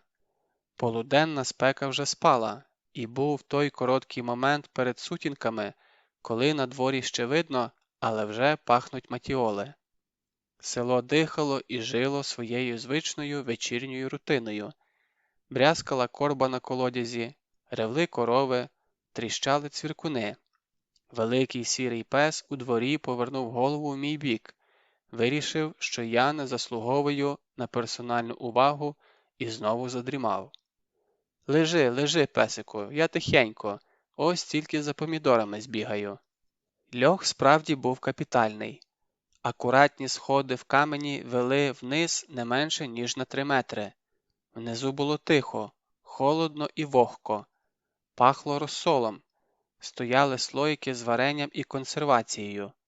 Ряди лечо і аджики губилися під павутинням у глибині. І якщо тут були миші, то надзвичайно виховані, тому що характерного мишачого запаху не відчувалося. Я нахилилася за помідорами, притримуючи важку дерев'яну ляду. І тут, у цей самий момент, пролунав перший вибух. Я раніше читала про ударну хвилю, але у страшному сні не могла уявити, що доведеться відчути це наживо. Я б хоч морально підготувалася, якщо до цього можна бути готовим. Напевно, так почувається людина, яка на повній швидкості врізається у бетонний стовп, або стрибає з 20-метрової скелі, над самою водою не встигає згрупуватися і падає животом. У груди влетів таран, так що ребра захрустіли, і мене відкинуло до дальньої стіни. Це була не секундна справа, а справа мілісекунд. Ось я стою з помідором у руці, а ось миттєво, без переходів і півтонів, лежу на твердому. На мене падають дошки і банки. Я не можу ні вдихнути, ні видихнути, ні крикнути, і тільки хапаю ротом повітря, як риба на льоду. Від страшного гуркоту заклало вуха, а потім я взагалі перестала чути саме суцільне гудіння. По обличчю тече, заливаючи очі. Може кров, може варення, я взагалі не відчуваю болю. Із вулицю потягло чорним димом. Дим швидко заповнив льох і піднявся під стелею. Розуміючи, що треба вибиратися, я поповзла на світло, але не наважилася піднятися сходами. Тут був маленький шанс на порятунок, навіть якщо мене завалить, а на горі шансів не було. Земля здригалася і просідала від серії вибухів, а потім снаряд влучив у склад із боєприпасами. Це було наче ядерний вибух або спалах на сонці. Я побачила вихор вогню, що пронісся над головою, і відчула, як горить волосся. Спина нестерпно запекла, і я інстинктивно покотилася по долівці, збиваючи полум'я. Не знаю, скільки тривав обстріл. Напевно, так жертви кінця світу не зможуть сказати, скільки тривав Армагеддон. Кілька секунд, вічність, я припала до долівки і майже не дихала, бо стіна гарячого пилу обпікала легені. Дід не збрехав. Льох справді видовбаний у скелі. Кам'яні стіни здригалися і вигиналися, але встояли. Я чекала до останнього, зариваючись обличчям у вогке місиво помідорів. Але зрештою відчула, що зараз спечуся, як Байда Вишневецький. Треба вилазити. Я порачкувала нагору, і кожна з 15 сходинок була персональною Голгофою. Ноги не слухалися. Я не могла спертися на долоні, руки підгиналися, як чужі.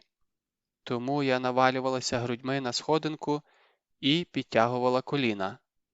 Підлога гойдалася, стіни тремтіли. Я нічого не бачила в темряві, крім спалахів далеко попереду. Вони закінчилися одночасно – і обстріл, і мій затяжний підйом. Я випала на поверхню і з останніх сил відкотилася вбік. Горіла хата і яблуня. Вікна, з якого я щойно виглядала, вже не було. Стіна завалилася. Від паркану лишилося кілька стовпів. На тому місці, де був сарай і собака, утворилася вирва. Я бачила кістяк своєї машини. Бачила чорний сніг у повітрі, відсторонено дивуючись, звідки у липні сніг. Але він був. Скрізь. Куди не кинь оком, м'яко падали великі чорні сніжинки, і мене почало трусити від холоду. Довкола панувала тиша, ніби в телевізорі вимкнули звук. Від дерева безшумно відстрілювали і падали гілки. Сипалися гравій і дрібне каміння. Здавалося, що замість голови в мене на плечах великий акваріум, і я, мов риба, дивлюся на все через товщу води. Раптом наді мною схилилися люди – чоловік і жінка. Чоловік дуже схожий на діда, і я радію, що старий живий, хоч і сєпар. На ньому жодної подряпини, і навіть одяг як новий. Де він знайшов білу сорочку? Жінка мені зовсім незнайома, худенька, русявий мишачий хвостик на голові, теж біле вбрання, схоже на медичний халат. Щось кричать мені удвох прямо в обличчя. Я бачу, як ворушаться вуста, але не розберу жодного слова. Трохи піднімаюся на ліктях, щоб краще роздивитися, і з зусиллям повертаю голову в акваріум. Очі злипаються, їх наглухо запечатало кров'ю, пилом і помідорами, і я пальцями роздираю кожну повіку. Не можу зрозуміти, чи є на мені лінзи, чи повилітали від вибуху. Зір не фокусується. «Сюда, скорее! Здесь ребенок!» Хтось волає прямо за спиною. Я спинаюся на коліна і розвертаюся на чотирьох, щоб подивитися на дитину, але нікого не бачу. «Лежи, лежи, не дергайся!» Це до мене? «Я не ребенок, відповіла я, бо мені це видалося важливим. Але відповіла в голові, бо назовні вирвалося щось тупе «е-е». «Живая! Быстрее в машину! Я не вижу, что здесь? Осторожно, спина! Раз, два, бігом! Іщи вену!» Мене хтось підхопив на руки і поніс, притискаючи обличчям до твердої розгрузки.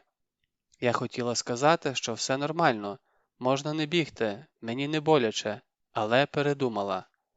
Говоріння потребує зусиль.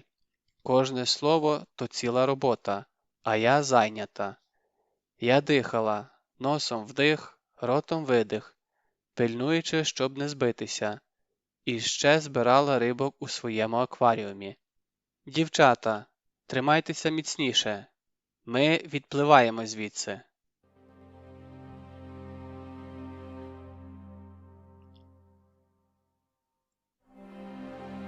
Частина 13.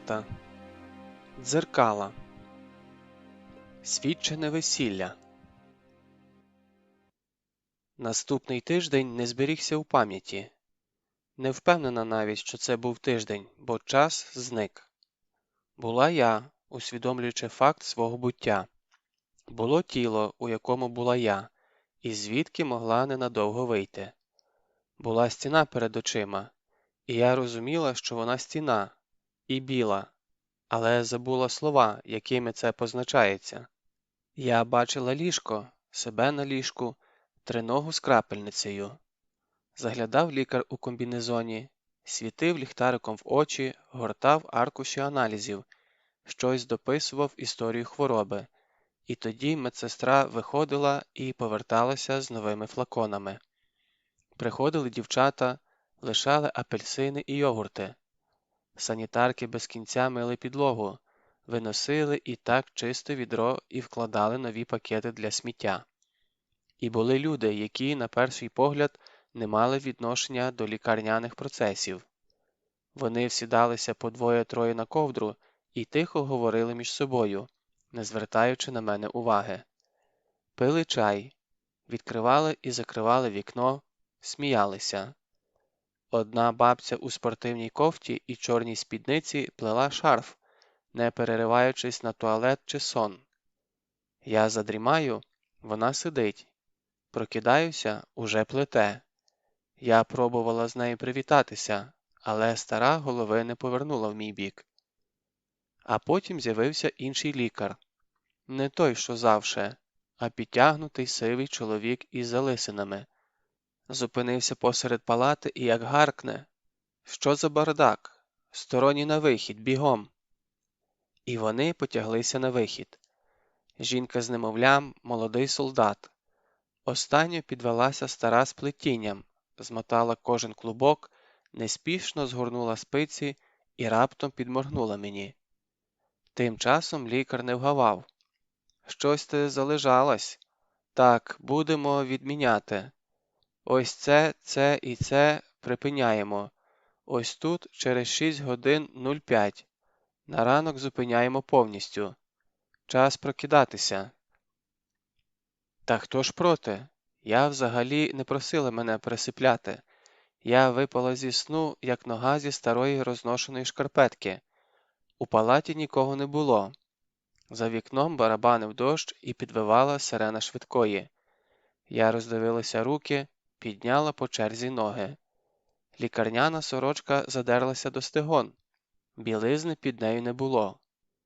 Обережно торкнулася голови. Голова на місці – це добре. Замість звичної коси вкололося об щетину. Я лиса? Мушу на себе глянути. Дзеркало висіло над умивальником. Майже не дихаючи, повертаюся на бік і спускаю ноги на підлогу, піджимаючи пальці від холодної плитки. Нічого не болить, тільки в очах темніє від довгого лежання. І ще дивне відчуття, ніби між мозком і черепною коробкою з'явився проміжок, і його чимось щільно заповнили. Я відчуваю присутність чужого, але твердо наміряюся дійти до дзеркала. Зараз побачимо, може я взагалі не відображаюсь. Тоді перейдемо до плану Б, яким би він не був. Але план Б не знадобився, тому що мене перейняла медсестра, одна з 3, які позмінно чергували в палаті. «Господи!» – сплеснула руками. «Анатолійович геній! Только куда ты поднялась, девочка? Тебе нельзя!» «Все нормально», – прокашляла я. Таке враження, ніби довго і сильно кричала. І тепер сипіла на зірваних зв'язках. «Де ми? Яке сьогодні число?» «Так 20-те, і ти у Дніпрі». «20-те чого?»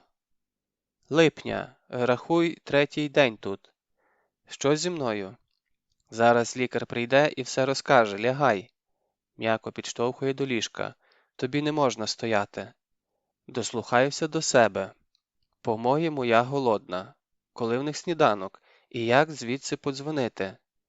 Ніби прочитавши думки, жінка пропонує. Ти пам'ятаєш, як тебе звати? Дати телефон, може, родичам подзвониш? Певно, що пам'ятаю. Кого ж набрати? Бабу? Для неї ранувато, баба не любить дзвінків до обіду. Ромчика? Ото вже ні, він іще встигне мене прибити за машину. Тоді Тетяні.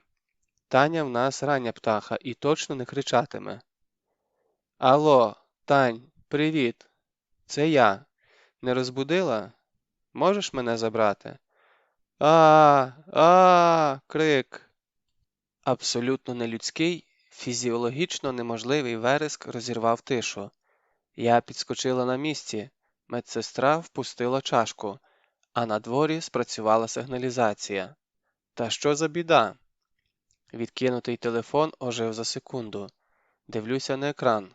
Номер Борисовича, хоча я вже не певна. Приймаю виклик і вислуховую потік найбруднішої лайки у своєму житті.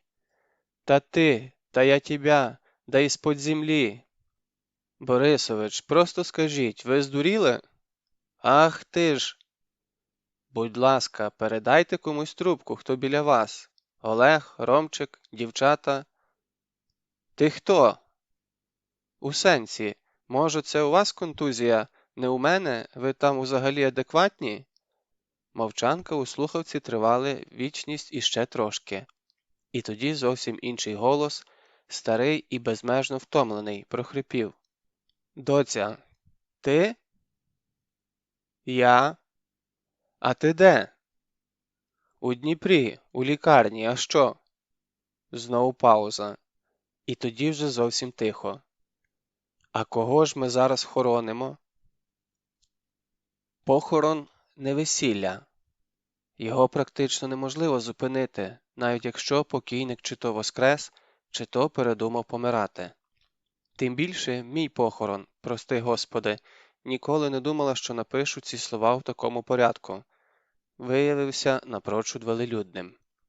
Медсестра, добра душа, дала мені телефон і підказала пароль до Wi-Fi з ординаторської. І я тепер читала свою сторінку на Фейсбуці, по черзі заплющуючи то праве, то ліве око, щоб картинка не двоїлася. Перше, що я побачила – власне фото замість колишньої анімаційної заставки. Портрет із довоєнних часів із нашого каталогу. Далі йшов короткий некролог, у якому фігурувало моє повне ім'я і прізвище, і сотні жалобних дописів від друзів та знайомих. Стрічка тонула у свічках та букетах, усі робочі пости щодо зборів, закупок і звітів по доставці злетіли вниз, як у безодню. І на довершення фоторепортаж із самого поховання, практично у прямому ефірі. Ось біла закрита труна, прикрашена вельоном, виділяється в натовпі, як триярусний торт. Ось мої дівчата біля труни, запухлі та заплакані. У Тані чорна гіпюрова хустка сповзла на потилицю і стоїть майже вертикально, як очіпок. Ось баба крупним планом, на безкровному обличчі тонко врізані вуста. Бачу Ромчика, хлопців, впізнаю спину Борисовича. Одну зі світлин збільшую до максимуму, бо здалося, що в лаву військових затисався комар, хоча цього не могло бути. Як у кожної нормальної людини, моїм першим бажанням було припинити неподобство, змінити пароль, закрити чужим можливість публікацій у групі, подати якесь спростування чи пояснення. Але палець завис за міліметр від екрану. Ні, одна справа історія загибелі маловідомого волонтера, прикра і трагічна, але цілком рядова на тлі інших смертей цього літа. І зовсім інша історія чудесного Воскресіння. Цього мені ніколи не забудуть, до кінця життя доведеться розповідати про своє успіння і вознесіння. Я не проти слави, звичайно, але не такою ціною. Тому просто повернула стару аватарку, витерла фотосесію з цвинтаря і повикидала особливо емоційні дописи, насамперед від реальних людей. Нічого їм підставлятися. А лікарня тим часом гула, як ранковий вокзал. Мені чомусь уявлялося, що у шпиталі має бути тихо і спокійно, але тут про спокій забули. Коридором щохвилини провозили каталки з пацієнтами, стукали двері, заглядав хтось із родичів, які шукали своїх у травматології чи хірургії. Зайшов лікар, довго пояснював природу моєї політравми. Я запам'ятала тільки, що 3 тижні не можна вставати і нахилятися, і ще не кашляти і не чхати. І ніякого хвилювання. Звичайно, мені тут же захотілося чхнути, і бідне ребро прострелило болем так, ніби весь організм перетворився на єдиний больовий центр, і в цю точку хтось штрикнув розпеченою кочергою. Далі завітав капелан із молитвою, потім дівчата-волонтери принесли коробку зефіру. За ними проникла невисока жіночка з таким блаженним виразом обличчя, який у нас носять свідки Ієгови і продавці МВ-ю. «Хочете, я вам масаж голови зроблю?» «Га?» «Акупунктурний. Добре знімає біль. Я тут щодня з пораненими працюю». «Ні, дякую». «Та давайте хоч спробуємо. Побачите, вам сподобається. Недорого зовсім». «Ні, не чіпайте мене». Пані відступила, ображена моєю відмовою, і у дверях зіткнулася з процесією, яка остаточно викреслила мене зі списку потенційних клієнтів. Я б сказала, поставила хрест, якби це не був чорний гумор найгіршого гатунку. Вони не скасували поминки, а просто відлучилися за столу прояснити ситуацію. Баба у тій самій чорній сукні, суха і напружена, як африканська мамба, ножем крізь масло пройшла сестринський блокпост, не повернувши голови на заперечення персоналу. За нею крокували Борисович, Олег і Тетяна. Ззаду летіли Степанівна з Ромчиком. Роман стискав у руках похоронний вінок із ялиці та гвоздик. Двері палати з гуркотом розчахнулися, і всі завмерли. Я із зефіриною в зубах, маніпуляційна сестра біля крапельниці. Таня хапнула повітря і м'яко сіла на руки Борисовичу. Баба кивнула сама собі, підійшла до ліжка і взялася обмацувати мені потилицю, спину і руки. А вже за секунду мій ніс наглухо впечатався в бюст Степанівни, і я відчайдушно боролася за кожен ковток повітря. Борисович щось сказав, я не розчула, і випив склянку води. Ромчик витягнув цигарку і розім'яв її в зубах, не прикурюючи. Вінок передав ошалілій медсестрі, та примостила його в умивальник. Кожна історія має своє логічне пояснення, і моя не стала винятком. Із зони обстрілу мене вивезли парамедики на волонтерській машині. Вони були впевнені, що везуть дитину. Привіт, генетико, і мінус перший розмір бюсту. Поранених доправили у Старобешеве, а звідти всіх разом вертольотом у Дніпропетровськ. Але я цього вже не пам'ятаю. Так само не пам'ятаю, як мене відмили від сажі, крові та квасних помідорів, і як потім зашивали. Дивом і божим промислом обійшлося без серйозних уражень, не рахуючи контузії, ребер та рани на голові. Моя сумка з телефоном та документами не згоріла, як можна було сподіватися, а лишилася під столом у зруйнованому домі, де її знайшли за кілька годин, коли включився зв'язок і телефон почав дзвонити без упину. За номером та паспортом ідентифікували власницю і, що найгірше, знайшли скелет у машині. Ми так і не дізналися, хто це був. Може, хтось із дітлахів заліз понатискати кнопочки. Може, уже під час обстрілу сусід застрибнув у відчайдушній спробі сховатися від уламків. Я не замикаю дверцята і завжди лишаю ключ у замку. Того дня маленький прикордонний хутір втратив 7. Серед бійців, які так і не встигли доїсти останній у своєму житті борщ, загинуло 4. Дід прийняв на себе пряме попадання 122-мм, і те, що від нього лишилося, потім зібрали у відро. Ромчик із Борисовичем приїхали вранці, їм усе розказали і навіть показали моїх каченят. Хлопці забрали тіло, оформили документи у Дніпрі, а далі я не хотіла слухати. «Ба!» – потерлася щокою об маленьку руку. «Ба, ну хай вони, а як же ти повірила?» «Війна, доця, війна все перемішала. Уже і не скажеш, що кому на роду написано. Усе змінилося. Я більше не бачу тебе. Тепер і мертві, і не мертві, всі укупі». Таня зі Степанівною сиділи в мене в ногах і ревіли. Тетяна ридала, як мала дитина, а Степанівна бурмотіла подячну молитву. «Ісусе Христе, Боже наш, нехай буде мені в живіт вічний, і кров Твоя чесна». «І ще за прибавляння ума почитай», – попросив Ромчик. «Я чув, що є таке, нам батюшка в церкві читав».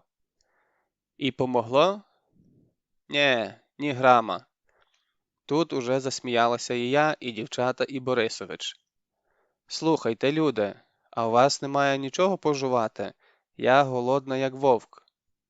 На слові «поїсти» в Тані висохли сльози, як пошептало.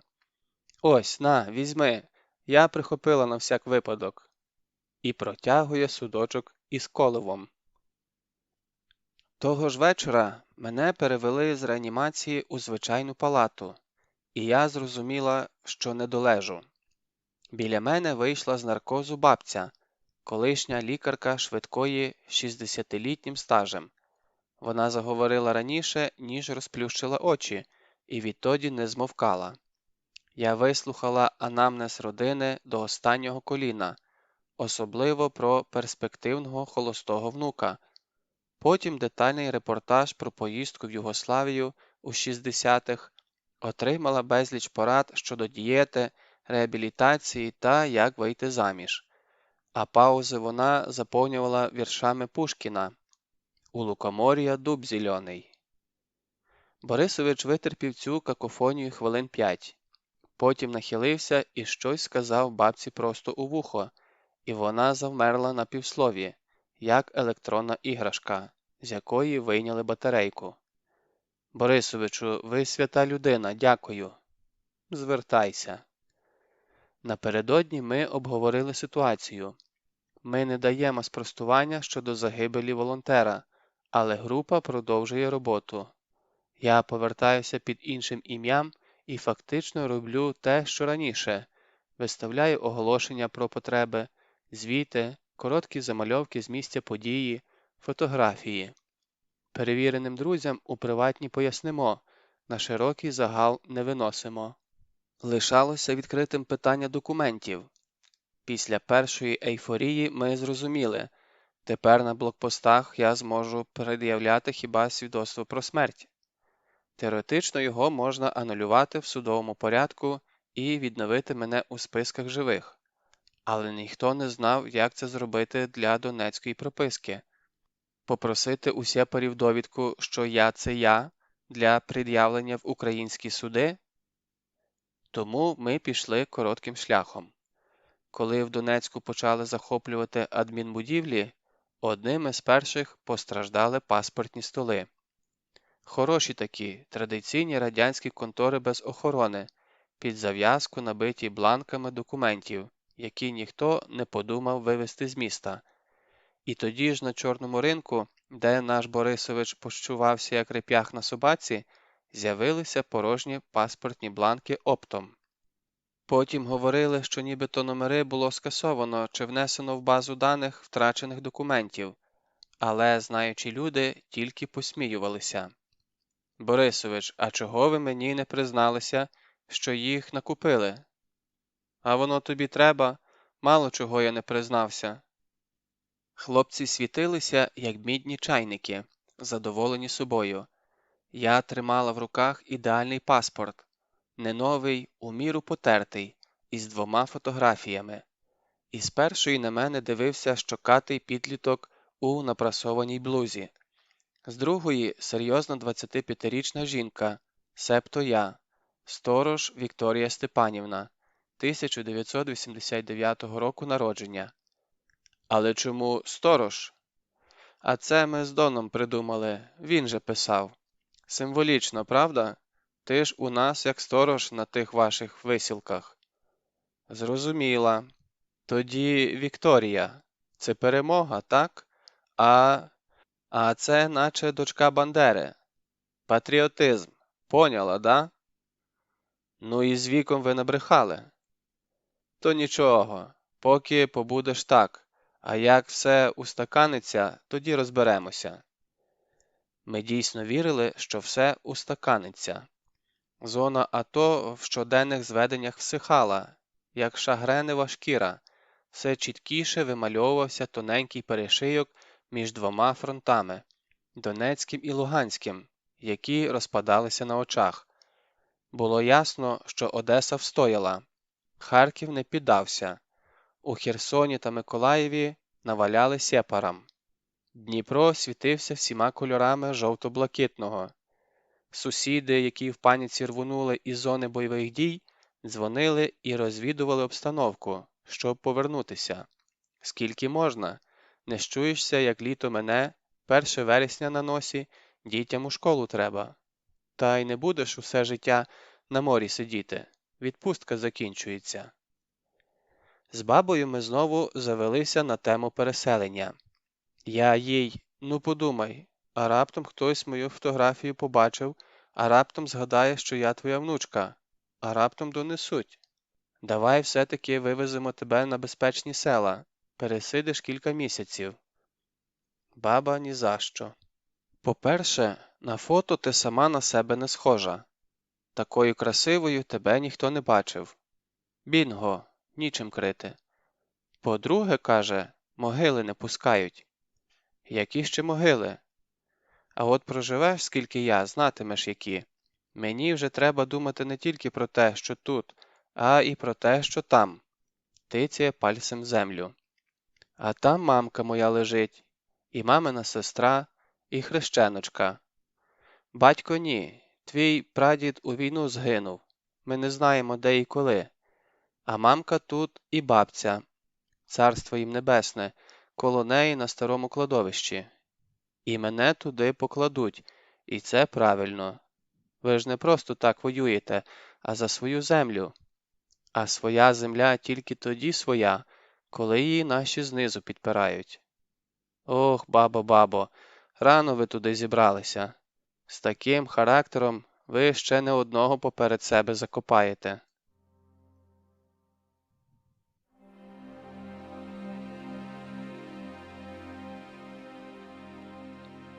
Частина 14. Оргскло. Гард вогнем при низьких температурах. Які ж вони суки, ти тільки глянь. Ми з Танькою лежимо на підлозі бабиної квартири в закутку між коридором і ванною. Під рукою пляшка мінералки і півбатона. Це найбезпечніше місце в домі. Ми намостили ковдр, щоб не бігати в підвал із кожним обстрілом, і тепер ночуємо тут, коли удвох, або я сплю у ванній, коли лишаюся вдома сама. Ми схилилися над тьмяним екраном мобільного, який згасне за годину. Було б добре вимкнути, бо невідомо, коли вдасться підзарядити. Але мобільний інтернет – єдина розвага цієї ночі і місток між нашим збоченим світом і нормальним життям. Що там таке? Дивися, вони мою квартиру продають. Ми читаємо оголошення на Донецькому форумі в розділі «Брошенки». Брошенки – це квартири біженців або донеччан, які вже ніколи не повернуться додому. Останнім часом на наших барахолках бум оголошень із килимами, технікою, меблями. Усе продається за безцінь, за половину чи третину реальної вартості, скрізь оплата в рублях, на условіях самовивоза. Тетянину квартиру продавали за всіма правилами маркетингу. Тут тобі і реальному покупателю скидка, заїжджай і живі, і чесне попередження, що зділка заключається по законодавству ДНР. І багато фотографій. Тетяна гортала екран, роздивлялася свою спальню, дитячу, ванну, кухню. Продавець бурятської зовнішності демонстрував нову сантехніку, добротні дерев'яні шафи та телевізор. О, машинку вже винесли, і термомікс мій ноги зробив. Що це таке? Кухонний комбайн дорожезний. Я на нього цілий рік збирала. На море не поїхала з малою. А краще б поїхали. Блін, ти подивися, у спальні на ліжку мої простирадла. Вони сплять на моїй постелі. Так, дай сюди, не рви душу. Я забрала телефон і закрила сторінку. Ти не розумієш, я не жаліюсь. Я просто хочу запам'ятати. Дай, скріни пороблю. Там контактний номер цього козла. Подруга знову зайшла на сайт, але головна сторінка обновилася, і ми побачили нове оголошення. Сувеніри із самолета для ценителей и коллекционеров. Косметика, одежда мужская и женская в хорошем состоянии. Игрушки, документы. Цена договорная. Оптовому покупателю скидка. Конфіденціальність гарантіруєм. Боже, це те, що я думаю? Так. Дна немає? Не в цьому місті. Таня вимкнула і відклала телефон. Витягла з-під подушки пачку цигарок і прикурила. До речі, я хотіла сказати. Я вагітна. Ось тут я запалила останню свічку. Хай вона згорить за кілька хвилин, але я мусила побачити Тетяну. Боже, яке в тебе обличчя! Я знала, що ти так зреагуєш. Ти впевнена? А як ти думаєш? Я вб'ю старого придурка. Ну, хай тобі гормони на мозок давлять, але що він думає? Чому ти тут? Ну, а де мені бути? Та хоч на місяці. Чекай, секунду. Я переповзла через барикаду подушок і обняла подругу. Ми лежали ніби на плоту над безоднею. За вікном гуркотіло і свистіло, десь вдалині рвалися снаряди і не було жодної гарантії, що наступний не прилетить до нас. Від шуму боліли зуби і підтискала діафрагма. Серце стукотіло не у грудині, а прямо в горлі, а ми ревіли посеред цього пекла. Не знаю тільки, чи від щастя, чи від страху, а може, просто всередині прорвало сльозогінну дамбу. Борисович хоч знає? Нічого він не знає, я не казала. Ніхто не знає, крім твоєї баби. Вона здогадується. Ну, баба вагітних зразу бачить. І я мала б. Ану, повернися до світла. Тетяна дійсно змінилася. І якби я була менш егоїстичною, то сама б усе зрозуміла. Вагітну неможливо не помітити, вона як прапороносець у натовпі, з величезним факелом над головою. Майбутнє материнство змінює риси обличчя. Навіть без натяку на живіт, вид і постава жінки змінюються, ніби невидимий скульптор стирає старі лінії та малює нове по-живому. Ну ти ж йому розповіси? Не знаю. Ми з ним серйозно не говорили про майбутнє. Усе зуби скалимо. То він, то я підколюємо одне одного. Та він весь час повторює, що старий холостяк. Тань, Борисовича можна назвати вредним, хитро зробленим, безсовісним, але ніхто не посміє сказати, що Борисович дурний, щоб він втратив таку жінку, та ніколи в житті. Думаєш?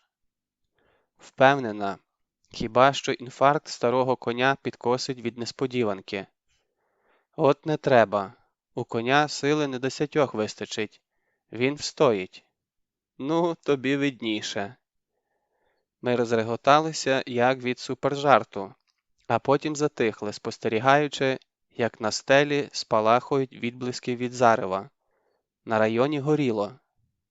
Я мовчала, бо, як казала колись моя бабця, жінки з тараканами в голові дуже тихі. Кожен тарган має свою думку, і вічно мусиш чекати, доки вони домовляться між собою. Один кричить «це жопа», другий виправляє «не матюкайся, це складна життєва обставина». Третій Конфуцій казав «не доведи, Господи, жити у часи перемін» вагітною. Четвертий «цікаво, мене хрещеною покличуть? Я б купила такого маленького баранчика на подарунок, крижму зв'язала. І ще альбом спеціальний для фотографій із ангеликами. Її треба вивозити звідси. От і вивозь. Завтра зранку і вивозь. А майбутній тато нащо? Хай забирає, та хоч би і на Волинь. Там приймуть наші. Це точно дівчинка. У неї складки над губою по-дівчачому залягли. Ану, цитьте, прикрикнула я голосам у голові, а тоді сформулювала спільну думку. Це жопа. Ідеальна, як у Конфуція. Ще в понеділок ми з Тетяною гуляли Дніпром, їли піцу, каталися на трамваї, дивилися з мосту на недобудований парус, де активісти намалювали гігантський 16-поверховий тризуб. За час хвороби я відвикла від людей і машин, від магазинів, від вертушки дверей у торговому центрі. Усе видавалося таким яскравим, чудним, ніби відмитим дощем. Я ходила вулицями, як той дурачок Артюша. Був у нас такий. Відсидів 5 років по 152-й і повернувся геть не в собі. Пускав слину на школярок у транспорті. «О, дєвочки!» Цівка з рота капає, огидно. Так то дурачок, а то я щохвилини зупинялася і смикала Тетяну за лікоть. «Ой, дивися, розпродаж! Ой, морозиво! Ой, яка машина!» Діти на майданчику, розлогі дерева над колією, банери зі свіжими афішами, банкомати без черг, сімки у вільному продажу, наші прапори. І люди собі ходять, сміються, говорять по телефону в повний голос, сидять на зупинках, ніби нікуди не поспішають. Ліхтарі горять, ресторани працюють, тераси забиті під зав'язку, гримить попса. На перший погляд нічого не змінилося, все як до війни, хіба солдатів побільшало. Навіть я, знаючи це місто з вивороту, і з того боку, яким нам несли і везли допомогу, скидали гроші і підставляли живі руки на вантажних роботах, вивчивши його бази і аптечні склади, СТО і будівельні магазини, які давали 100% знижки і списували десятки тисяч на військових закупках. Навіть я велася на цю позірну, нарочиту картину мирного дозвілля. Так силікон у губах і манікюр зі стразіками вводить в оману, і ми не помічаємо розумного погляду з-під накладних повік на титульній сторінці глянцю. А потім ми повернулися в Донецьк. Якось не так я уявляла собі переїзд між вільною і окупованою територією. Чекала хай не кордону, але сигнальних табличок, шлагбаумів, якихось посилених перевірок, трусилася над своїм новим паспортом, гадаючи, чи вдасться проскочити через сито обшуків і допитів. Та нічого такого насправді не було. Ось ми проїжджаємо наші села, наші дороги, наші соняхи. Ми звичайні українці, трошки втомлені, трошки напружені, але, у принципі, нікому не цікаві. Нас забагато у цій маршрутці. Ми поштовхалися на посадці, комусь відтоптали ноги, хтось умліває від спеки, але зараз ми спокійно минаємо блокпости, і солдати з автоматами не дивляться в наш бік. Кілька кілометрів сірої зони, яка більше нагадує зібгану клаптикову ковдру, бо сам дідько не розбере, хто контролює ці поля і посадки, і де проходить межа між окупованою і вільною територією. Тут ми з громадян перетворюємося на мирняк, а втрати мирного населення, як відомо, у кожній війні закругляють до 1000. Ми лише сподіваємося на майстерність водія і на силу його зв'язків по обидва боки лінії фронту. Хочеться вірити, що пацан знає, що робить, і баби на передніх сидіннях побожно зацитькують балаканину. Тише, не відвлікайте водітеля. За Кураховим розмови припинилися, і перший сєпарський пост ми зустріли в тиші. Та нами і тут не зацікавилися. Ополченець заглянув у вікно, перекинувся парою слів із водієм і махнув рукою. «Їжджайте». Може, вони думали, що нас обшукають далі, а може, справді втомилися від затяжної комедії, і їм плювати, хто і для чого їде в той Донецьк. Я не з'являлася вдома більше як 2 тижні, а здається, минули роки. Таке враження, що за цей час іншопланетяни провели ротацію і знову перепрошили мозок моїм дорогим землякам. У Донецьку були цілі райони, у яких все хорошо. Як може бути хорошо, коли за кілометр від тебе розстрілюють людей? Для мене загадка, але в місті дійсно працювали басейни і фітнес-клуби, проводилися концерти і виставки котів. На тумбах з'являлися свіжі афіші, комунальники висаджували троянди і мили вулиці. Я так думаю, це ще один доказ на користь теорії про часову і просторову аномалію на Донбасі. Ми з моїми співгромадянами опинилися в паралельних світах, тільки я їх бачу, а вони мене чомусь ні. Пригнічувала підкреслена нелюдяність містян. Здається, це називається дегуманізацією, так? Не було такого, щоб спокійні, ситі райони з водою і світлом прийняли наших біженців із північних частин, дали помитися і виспатися, чи хоч би гарячого поїсти. Хто міг, той виїхав. Хто не зміг виїхати, той переймався тим, куди поставити машину, щоб не вкрали, як укріпити двері і вікна від мародерів. А про нас, вихідців із обстрілюваних мікрорайонів, майже не згадували. Ну да, там у вас жесть. Я знаю, що у нас жесть. А далі що? Якщо Донецьк перетворився на гетто Україні, то ми стали гетто у гетто. Моєму дому не пощастило. Минулого тижня у перший під'їзд вцілив снаряд. Вигорів 3-й поверх. Дивом ніхто не загинув, але після цього виїхали навіть ті, хто тримався за свої квартири до останнього. Зараз у будинку лишилася жменька жителів, переважно пенсіонери у глибокому маразмі, підправленому телевізором. У підвалі сусіди облаштували бомбосховище, зробили запас води та свічок, поставили нари. Там могло розміститися до 30 людей, але я для себе вирішила, що ноги моєї там не буде. Від самої перспективи спуститися нижче від рівня землі накривала паніка. На ранок після першого обстрілу я відправила Тетяну до Борисовича. Хай іде, вирішує свої питання. Якщо я трохи розумію старого, вже завтра Танька летітиме на материк, тільки підбори мелькнуть. Ну, а якщо ні, то принаймні пересидить у безпеці. Після того я лишилася вдома сама. Відключила телефон і залягла в порожній квартирі подумати. Кажуть, людський мозок – найпотужніший інструмент, здатний витіснити травматичні спогади і замінити чимось менш травматичним. Тож хай працює, говорила я собі. Давай, витісняй. Я створю ідеальні умови для витіснення. Он ті великі скрині в кутку. Бери, користуйся. Туди можна заховати терабайти спогадів. А мені залиш тільки поле, велике волошкове поле. Хай щоразу, коли засинаю, бачитиму це поле. Я згодна до віку слухати, як шелестить колося, як мліє земля під стиглим зерном. Я хочу падати і падати спиною в жито. І щоб у небі співав невидимий жайворонок.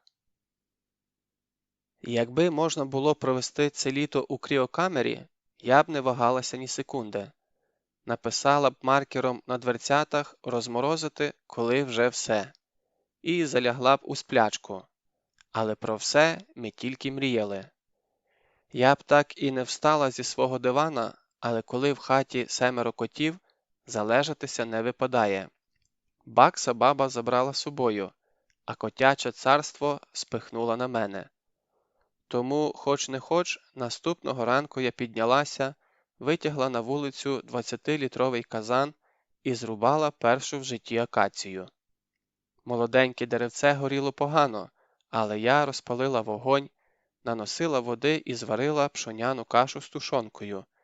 Це був майже куліш, тільки без сала, грибів і цибулі. На запах диму вийшла Людка з другого під'їзду. Потім підтяглася пара з квартири над нами. Тоді ще кілька калік, і ми, так би мовити, підрахували активи і пасиви. В активі був казан із кашею, колонка у дворі, де можна безпечно брати воду, моя аптечка і тонометр. У пасиві 3 лежачих, із них 1 діабетик, 9 ходячих та жінка з дітьми з 18-ї. У нас не було газу, електрики, води, зв'язку, але працював інтернет. На район не виїжджали швидкі й таксі. Колодязь двору зі старим дубовим столом, іржавою гойдалкою та сарайчиками створював ілюзорне і нелогічне відчуття захищеності. Здавалося, тут безпечно, і дуже не хотілося виходити на волю. Наш будинок завжди був трохи відособленим. По-перше, на відміну від сусідів, ми мали закритий двір. Коли район тільки забудовували, у домі не було каналізації. До вітру жителі бігали у вуличні туалети, а воду брали з колонки. Капітальний ремонт провели після незалежності. Санвузли облаштували в домі, підключили газ, але дерев'яні сарайчики не знесли. Їх розподілили між квартирами-старожилами, які організували там комори, гаражі, а одна сім'я примудрялася тримати козу. Поступово наша технічна зона розросталася. Сусіди розкопали підгороди пустир за гаражами, поставили нові ракушки і, відповідно, перенесли рабицю паркану на кількадесят метрів углиб. У двір можна потрапити 2 шляхами – або через центральні ворота, або через непримітну хвірточку за городами. Ворота ми заварили, хвірточку замкнули на замок. Була думка ще організувати нічні чергування, але так і не знайшлося охочих. Та й що зробить купка мирних пенсіонерів проти озброєних терористів? Нам вистачило біди в сусідів, коли ті спробували вигнати з двору орків, які прикотили самохідну установку для обстрілу українських позицій. Бандити вбили людей, навіть не задумуючись. Наші потім ходили на похорон. 3 розстріляні трупи за раз. Ховали в закритій труні. Чого ми тут сидимо і чекаємо? Неясно. На одвічне питання російських класиків «Хто виноват?» у сусідів була одна відповідь – «Укропи». На питання «Що делать?» відповіді не було. Сходилися на тому, що все скоро закінчиться, треба молитися і терпіти. А там укропи зайдуть в місто, що малоймовірно, Або наші мальчики завоюють Київ і все налагодиться. Ну і Росія прийде, звичайно. Пришестя Росії чекали як мани небесної, і я навіть не пробувала комусь щось доводити чи переконувати. Мовчки варила свою кашу щоранку, мовчки видавала по мисці варева всім охочим, а залишки відносила тваринам. Переконувала себе, що до цих людей треба ставитися як до хворих, одурманених, тобто ні грама не довіряти, ні на що не надіятися. Дай Боже, скоро це закінчиться, і їх якимось чином вилікують. Ну, або пристрелять. Мені вже байдуже. Я не мала сили ходити на далекі відстані, та і на близькі не дуже, тому прийняла Соломонове рішення нікуди не рипатися, сидіти вдома і чекати розв'язки. Із продуктами в нас проблем не було. Є крупа, сало, картопля.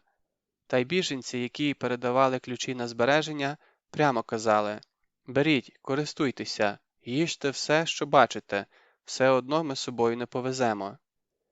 Тому я, як Робінзон Крузо, притягла додому цілий склад, щоразу червоніючи і подумки дякуючи відсутнім господарям: макарони, цукор, борошно, банки з салатами і варенням, закам'яніле печиво і сухарі, цукерки, консерви – все тут було потрібніше, ніж там.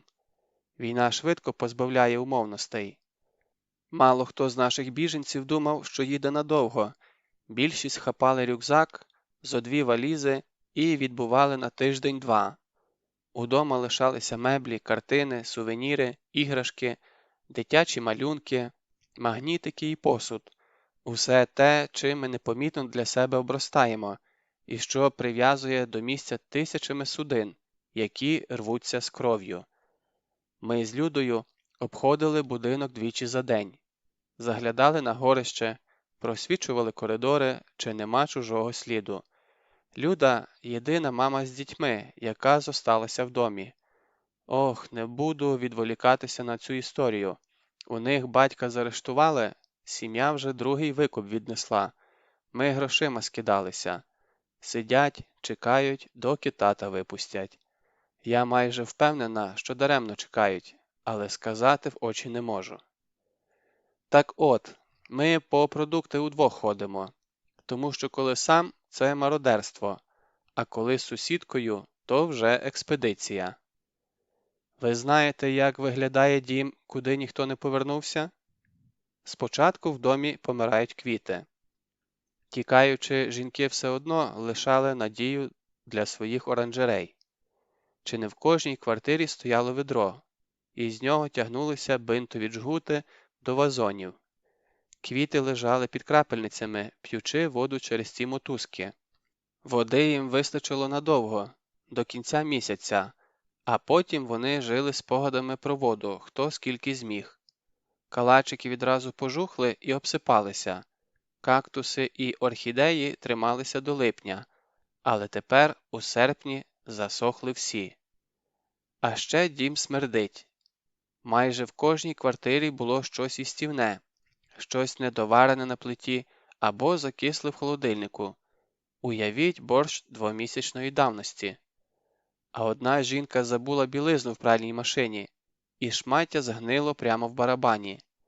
Коли я зайшла у квартиру, у ніс ударив такий сморід, що ми побігли додому за респіраторами. А ще дім припадає пилюкою, заростає павутинням, у ньому заводяться миші і таргани. Під дахом селяться кажани, усією своєю присутністю натякаючи нам: «Ідіть геть, ваш час закінчився». Починають скрипіти сходи, які ніколи не скрипіли.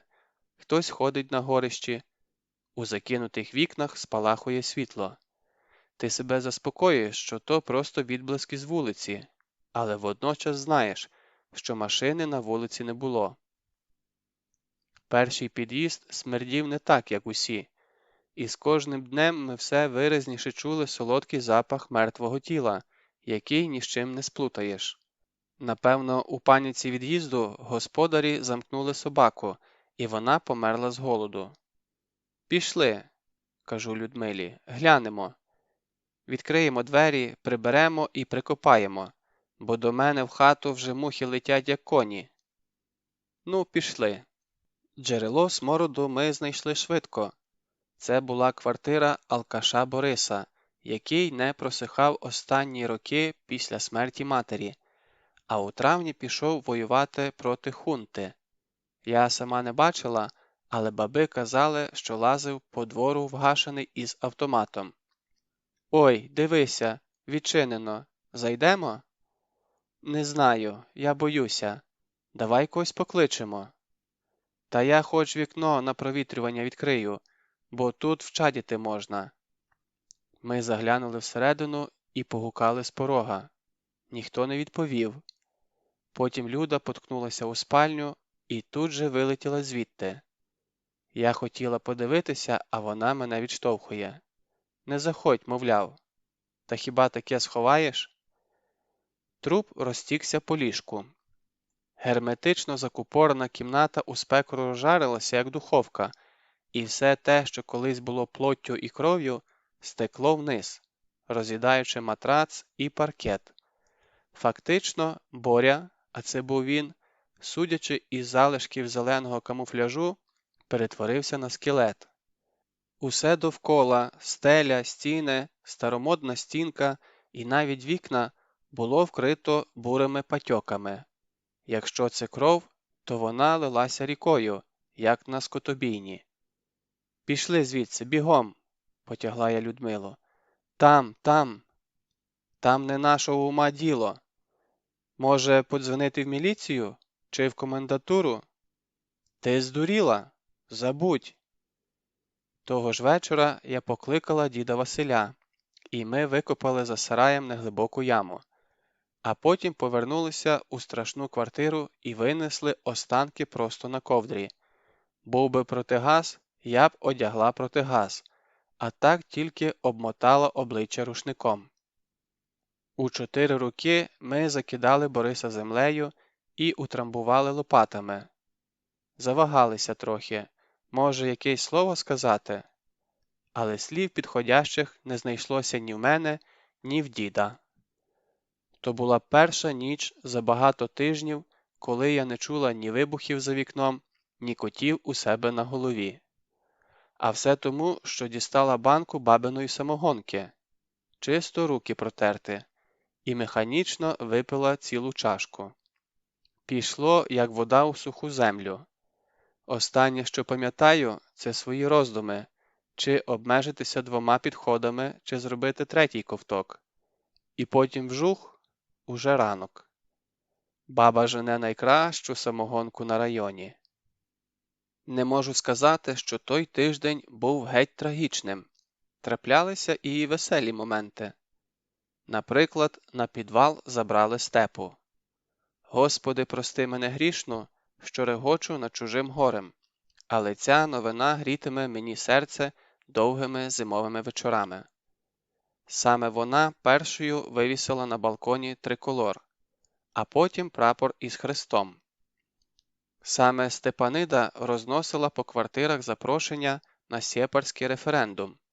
Саме вона кричала про нормальну, багатую страну, а не ету ніщую Хохляндію, про височенні пенсії та чудеса російської медицини.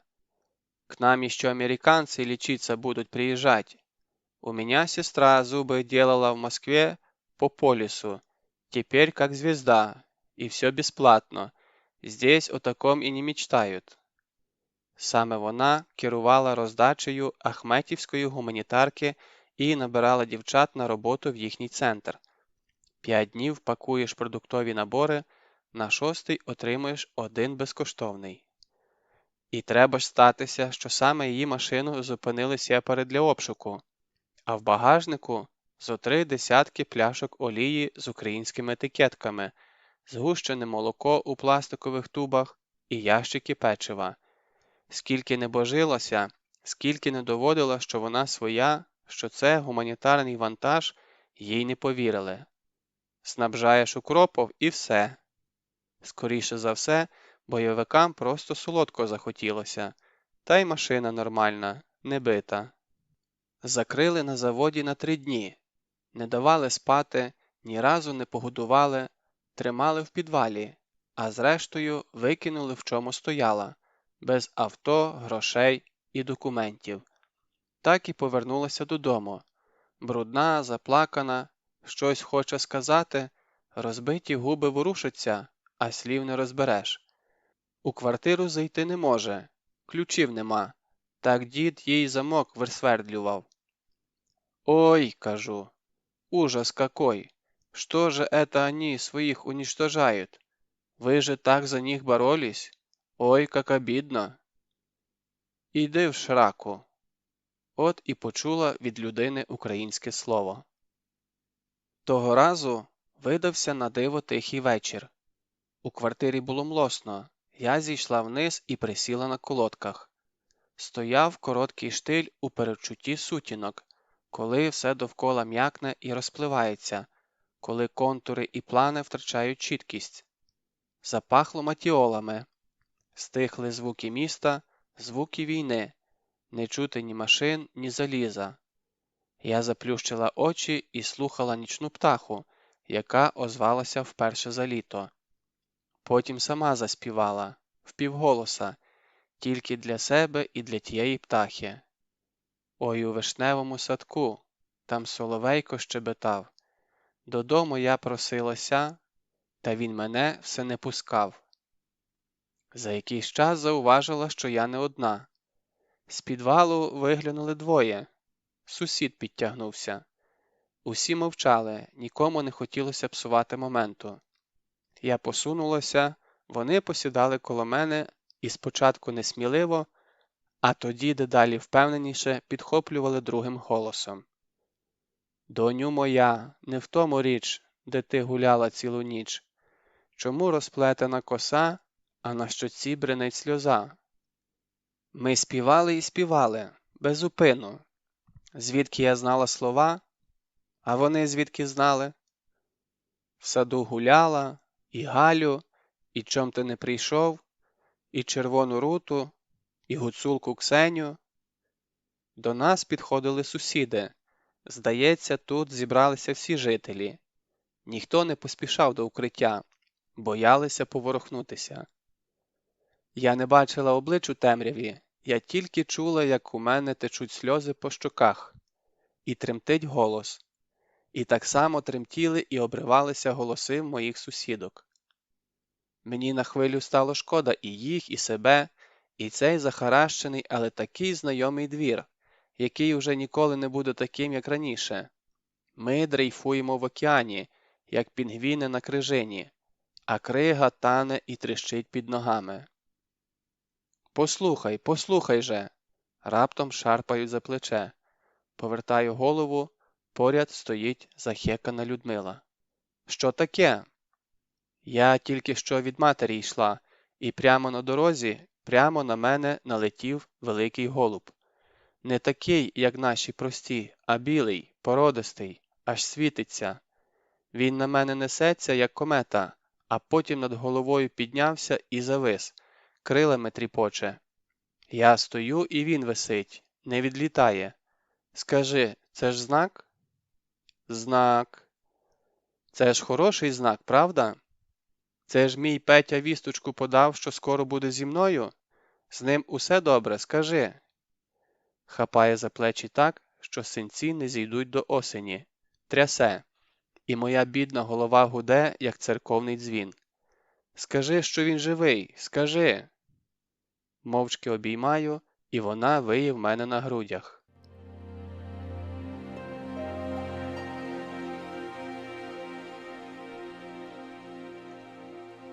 Частина 15.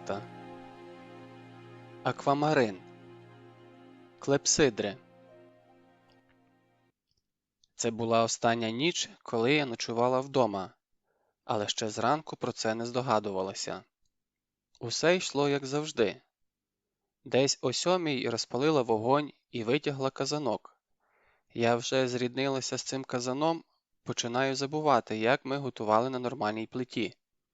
Здається, я завжди ходила прокопченою, із сальною головою під хусткою і з чорним обідком під нігтями. Трохи пізніше виповзли люди по воду. Із нашого підвалу, і з сусіднього. Короткий обмін новинами, до кого прилітало вночі, чи є поранені. Усі цілі, одну стіну уламками посікло. А потім задзвонив мобільний. Я не відразу впізнала звук, настільки ми відвикли від телефонного зв'язку. Алло, Ромчику? О, привіт. Послухай, ти можеш підійти в офіс? Виберешся зі своєї діри? От не треба, ми не діра, а форпост. Зараз буду. Давай, це важливо. Я тут же скинула фартух, умилася під колонкою і побігла на роботу. А, ні, ще заскочила додому і взяла трохи грошей і паспорт. Уже на виході перетнулася з Людою і тицнула їй у руки ключі. Погодуй котів, добре? Я ненадовго. Просто неймовірно, як ускладнюється дорога, коли йдеш пішки. Здавалося б, що таке 8 кілометрів. 5 хвилин машиною не встигнеш озирнутися. Або 3 години ногами, особливо коли ноги відвикли ходити. Десь на половині шляху з'явилася цивілізація. Спочатку у вигляді чистих баків для сміття.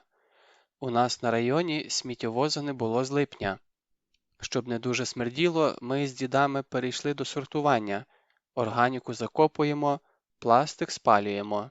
А тут, бачиш, прибирають. Далі проминула відчинений супермаркет, а вже біля самої роботи довго дивилася, як комунальники сапають клумбу. Ущипніть мене. Нас уночі бомбили, а тут троянди сапають, як нічого не бувало. І ще раз завмерла перед самим офісом. Як баран на нові ворота витріщилася на наклейку «Под охраною МГБ ДНР», що прикрашала наш вхід. Такі самі наліпки красувалися на всіх вікнах. «Вітаю, друзі! Чи, як вам тепер казати, здравствуйте?» На мене з явним нерозумінням подивилися 4 пари очей. «Ти про що?» «А про нашу нову охоронну фірму». «А, це... забий». У кімнаті стояла стіна диму, аж очі виїдало. Попільничка на столі давно переповнилася, і хлопці пристосували під недопалки одну з моїх цукерниць. Ромко напівлежав на дивані, як жива ілюстрація до сцени з опійного притону. Медитує він чи що?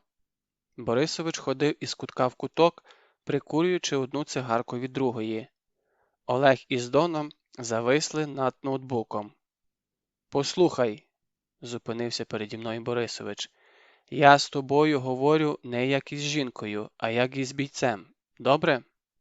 Якщо захочеш на мене покричати, влаштувати істерику, давай пізніше, через кілька днів». «Слухаю». Комар залишився тут не просто так. Він працював на наших і дуже ефективно. Злив цінну інформацію, особові списки, документи, розташування, багато всього. Працював? О, молодець, подає голос Ромчик. Вона зразу суть ловить. Працював. Він спалився на твоїх похоронах. Його засікли. Взяли тиждень тому. Тиждень ми шукали якісь виходи, де він і що з ним.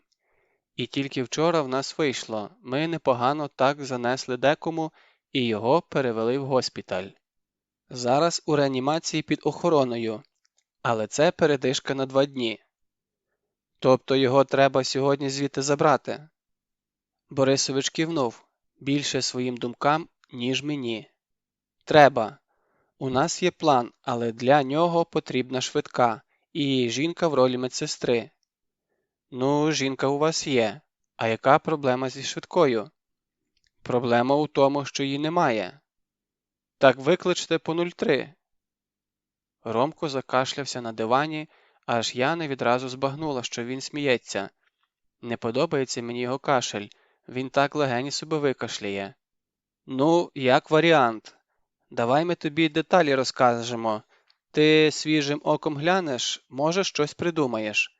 Тільки, Борисович помовчав, Ти ж розумієш, може бути, що це пастка. Вони просто чекають, хто за ним прийде. Тоді нас живими не випустять. І наші шанси 50 на 50? Доця, наші шанси завжди 50 на 50. Я підійшла близько-близько, стала навшпиньки і видихнула у вухо, щоб більше ніхто не почув. Ти чому мені раніше не сказав, виродку? Не міг. Клянуся. Я слово дав. У будь-якій незрозумілій ситуації прикриваєш очі і дивишся вперед. Ось ти. Ось твоє найближче майбутнє. На секунду-дві.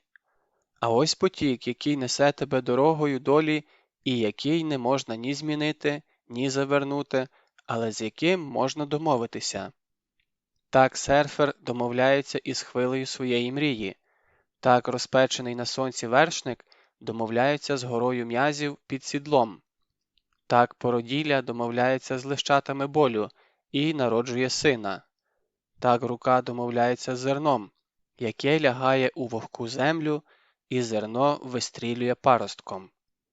Щоб провернути цю корбу, щоб заручитися везінням у справді критичний момент, треба бути гранично чесним. Треба сказати «Аз єсмь» і «єсмь» піщинкою на березі океану. Я не зможу встояти чи зрівнятися з громаддям, яке лежить переді мною, але сьогодні я візьму з океану стільки, скільки потрібно, і він качатиме крізь мене свої потоки, тому що я прошу по праву крові, яка несе в собі одвічну молекулу прадавнього океану. Тому що за мною тіні жінок, які ступали слід у слід, і всі сліди зійшлися в одно. Тому що за мною туга вовчиці, яка відвела мисливців від лігва. За мною шелест кукурудзи, яка била по очах матері, коли та бігла навперейми тіні. Тому що за мною лежить попелище, і я вже знала, хто згорів у тому вогні. Потік під ногами тремтів і вібрував, як натягнутий лук перед першою стрілою, впивався в долоню, виламував плечі від великого нетерпіння. Спокійно, хлопці, без паніки, все в нас вийде. Думаєш? Гарантую. Насамперед я помилася і перевдяглася. Є справи, які можна робити тільки з чистою головою. Як же мудро ми свого часу вчинили, побудувавши нормальний санвузол у майстерні, і яка корисна в мене звичка – залишати свої штани і футболки де прийдеться, у тому числі на роботі. Доки я зішкрібала сажу і раз за разом намилювала волосся, пацани зібралися. Місяцями я не втручалася в їхні справи і не ставила запитань. Тому для мене могли б стати сюрпризом і новенька горка на кожному з них, і автомати, і кобура з пістолетом, яку Борисович застебнув над коліном. Але не стали. Я взагалі нічому не дивувалася, у мене не було часу. Я трималася зубами за потік, вириваючи для себе і для хлопців щасливі вірогідності. І мела перед нами уявною мітлою, змітаючи з дороги перешкоди. До нас приєдналося кілька незнайомих чоловіків. Вони під'їхали на новісінькому ленд-крузері з дирявими номерами. «Корочка єсть? Покажи!» Борисович витягнув з кишені бордову посвідку із двоголовим гербом на фасаді. Посвідка пішла по руках. Новоприбулі прискіпливо крутили її, нюхали, брали на зуб і зрештою лишилися задоволені. «Годно! Хорошая робота!» «Ще би! Якщо я правильно розумію, у нашого Олега давно немає поганих робіт». Ми разом проїхали до одного з покинутих будинків, із тих, чиї ключі лежали в мене в столі, чекаючи господарів. Тільки Роман не сів із нами. Він на опельку прикриватиме спину, у разі чого його машина заглохне, відсікаючи переслідувачів. Ну, таким був план. Коли всі приготувалися, я набрала швидку і заридала у слухавку. Пожалуйста, пожалуйста, приезжайте. У нас ребенок задыхается. Дедушка искусственное дыхание делает. Я умоляю вас, быстрее. Мы все оплатим. И бензин, и вызов. Только приезжайте. 8 лет мальчику. Я мама. Адрес. У него аллергия. Ему укол срочно нужен. Помогите. Чи то день був такий, чи то на районі збереглися довоєнні стандарти медичної допомоги, чи то нам просто пощастило, але швидка прилетіла хвилин за 5. Ми почули сирену здалеку, і я побігла до воріт зустрічати лікарів. «Сюда, сюда!» – замахала руками і відкрила ворота. «Сюда заїжджайте!» Із кабіни вискочив молодий лікар і медсестра. Водій лишився всередині. Ми зайшли в будинок, де на бригаду вже чекали виставлені стволи. Усе відбулося дуже швидко. Менш як хвилина, і форма та медичний чемоданчик опинилися в нас. А лікар із сестрою сиділи на дивані з мішками на головах. Так, тепер водій. «Ідіть сюди!» – підбігаю до нього. «На минуточку, доктор просить. Помогите носилки винести». Водій вибрався з кабіни, навіть не дістаючи ключів і запалення, і попрямував за мною. «Що за...» Ну от і все. Мені їх щиро шкода. Я нахиляюся і шепочу дівчині на вухо. «Не переживайте, усе буде добре. Вас відпустять». Медсестричка заридала. Один боєць залишається стерегти медиків, а Олег із Доном уже підключили свій ноут до бортового навігатора. До чого вправно вони працюють? Буквально кілька натискань, я б за цей час тільки програму увімкнула, а хлопці вже відходять задоволені. Тепер машина світитиметься за цією адресою стільки, скільки потрібно, а потім поїде на будь-яку задану адресу. По рації повідомили на базу, що бригада капає дитину на місці. Диспетчер прийняла повідомлення і відключилася. Ми стрибнули у швидку і погнали до лікарні. Найближчі півгодини в нас розписано по секундах. І ще ніколи секунди не були такими довгими. Чорна машина невідривно висіла на хвості. На територію містечка нас пропустили без питань.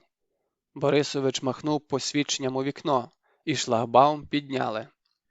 Перед 14-тим корпусом ми вишикувалися тевтонською свинею. Першими з машини виступили охоронці і відчинили дверцята перед Борисовичем.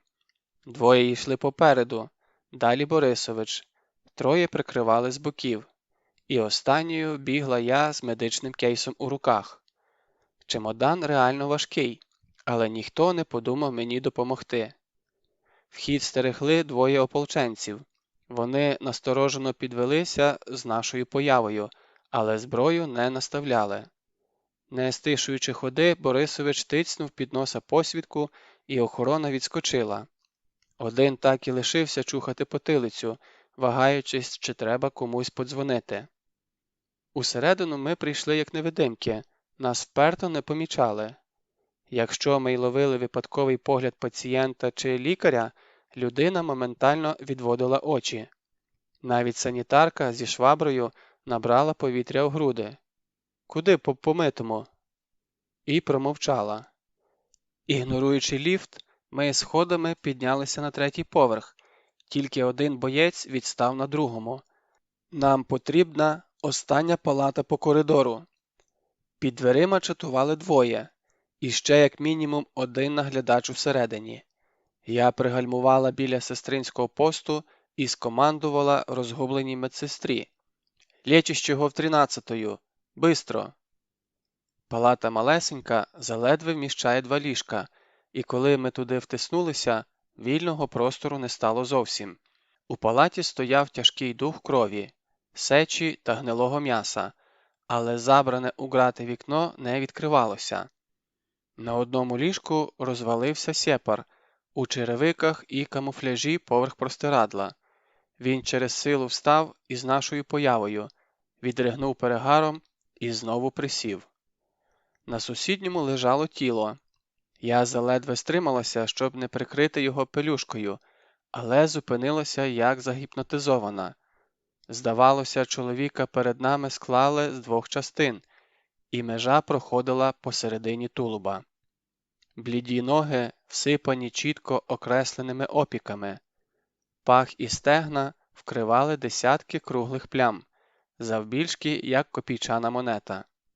А від діафрагми і вище шия, руки були однорідного синюшного кольору, залиті суцільною гематомою, ніби людину занурили в діжку з чорнилом униз головою.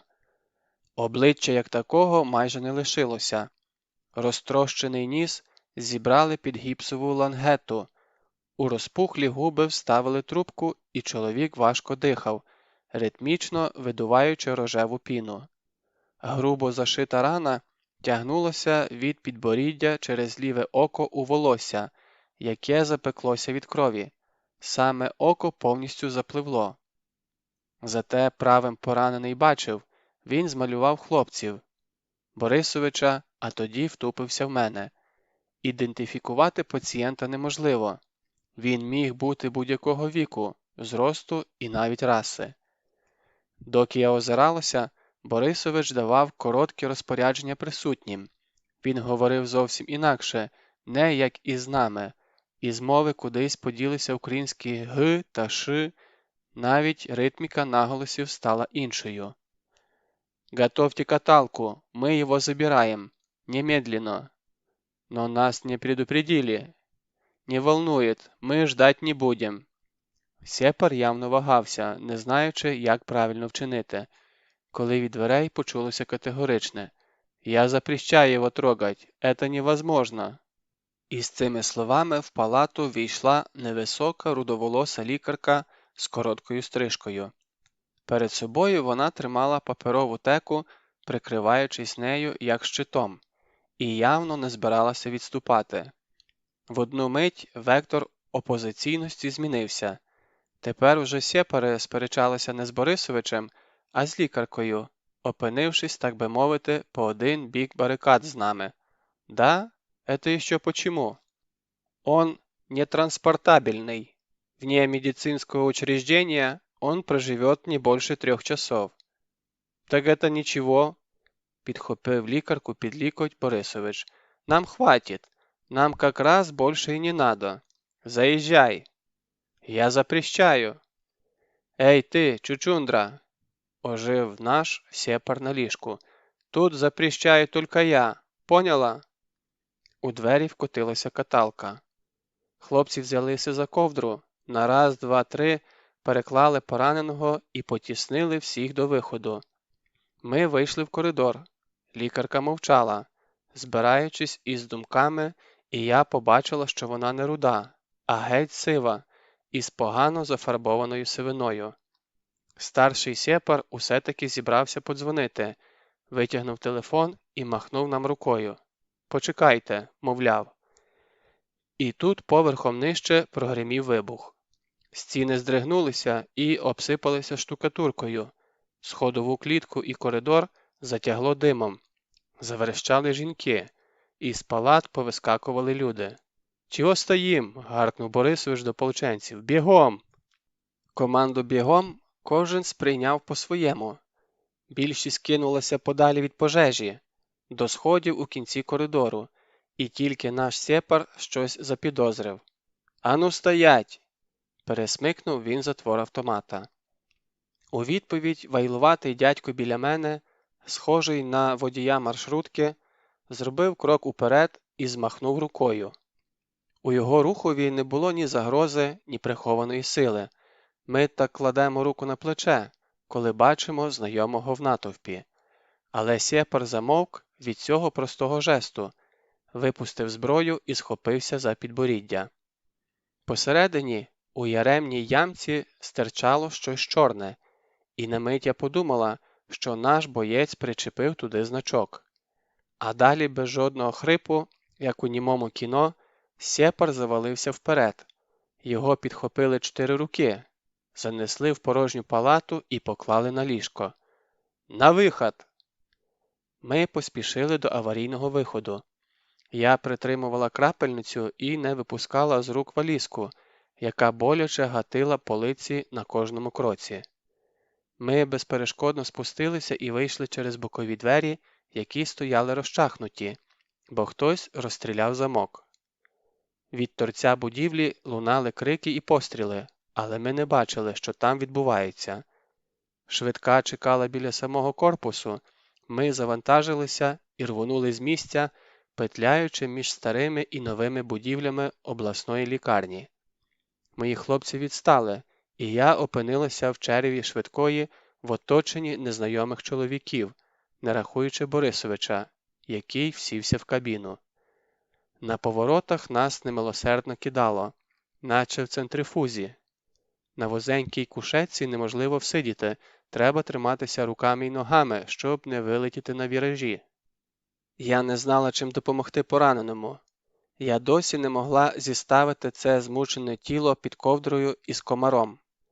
Напевно, йому дуже боляче, бо старий фіат не мав амортизації. Ми чули кожну яму на дорозі. Я стягла з себе халат і підмостила під голову, а тоді нахилилася і зашепотіло прямо в губи. І байдуже, як ми виглядаємо збоку та що про нас подумають бійці. Світ на світи, вода на воді, земля на землі, добро на добрі, от білі кості, от жовті шерсті, поставте йому кість на кості, гора з горою, камінь з травою, риба з водою, станьте, кості, на костях, жили на жилах, кров на крові. Ножа, швидко! Протягую руку до водія маршрутки. І він без питань вкладає в руку гостре лезо, яким щойно зарізав людину. Я стинаю себе по долоні, не жаліючи. Рука спухає червоним, і сукровиця щедро заливає тіло на ношах. Малюю широку лінію від грудей до паху. Немає кращого за кров провідника для наших помислів.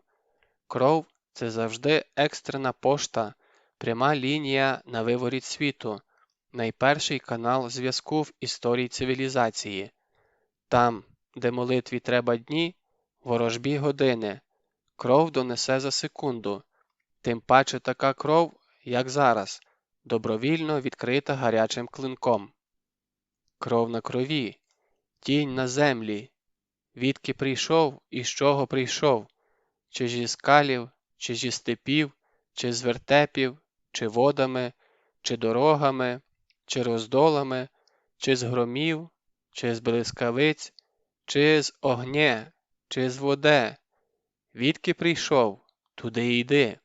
Ади ніхто тя не видів, коли прийшов, аби ніхто тя не видів, коли і зійшов. Кров у кров, жила в жилу, ребро в ребро. Комар, не здумай померти, я тебе не відпускаю, чуєш? Повертайся, козаче, ти чуєш мій голос? Ти бачиш дорогу, ти знаєш мене біля себе? Давай, оживай. Може, здалося, але дихання вирівнялося, і зникла піна на губах. Холодна рука потепліла на 10 градуса, ледве вловимо, але під пальцями затріпотіла нитка живчика. У салоні було тихо, усі сиділи й дивилися на мене, і я була до неба вдячна хлопцям за відсутність запитань. «Доця!» – раптом заговорив один із супутників. Я аж смикнулася від незвичного звертання, бо досі доцею була тільки для Борисовича. «Тебе дальше нельзя. Мы прорываться будем. Это опасно. Ты не волнуйся, он тебя найдет. Он 7 дней продержался, теперь уже не страшно. А вот если командир узнает, что мы тебя под пули поставили, с нас шкуру спустит. Беги давай». Я глянула на командира, якому справді полегшало. Він навіть жестом показав, щоб вийняти трубку з горла, намагаючись щось сказати. Але, як не старався, вийшло незрозуміле булькання. Баркал, EQA. Машина зупинилася, і я вискочила. Я точно знала, що вони виїдуть із міста без жодного пострілу, але не сперечалася. Мені ще рано тікати з Донецька. У мене там коти. Чи він мене знайде? А куди він дінеться з моєю требою на грудях?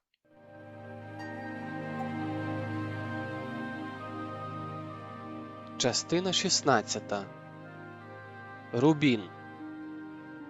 У крові моїй твої кольори. Обираючи між наукою і магією, я завжди стану на бік науки. Якщо явище можна описати формулою, виміряти, зважити, то краще зайнятися безпосередніми вимірюваннями, а не шукати друге і третє дно.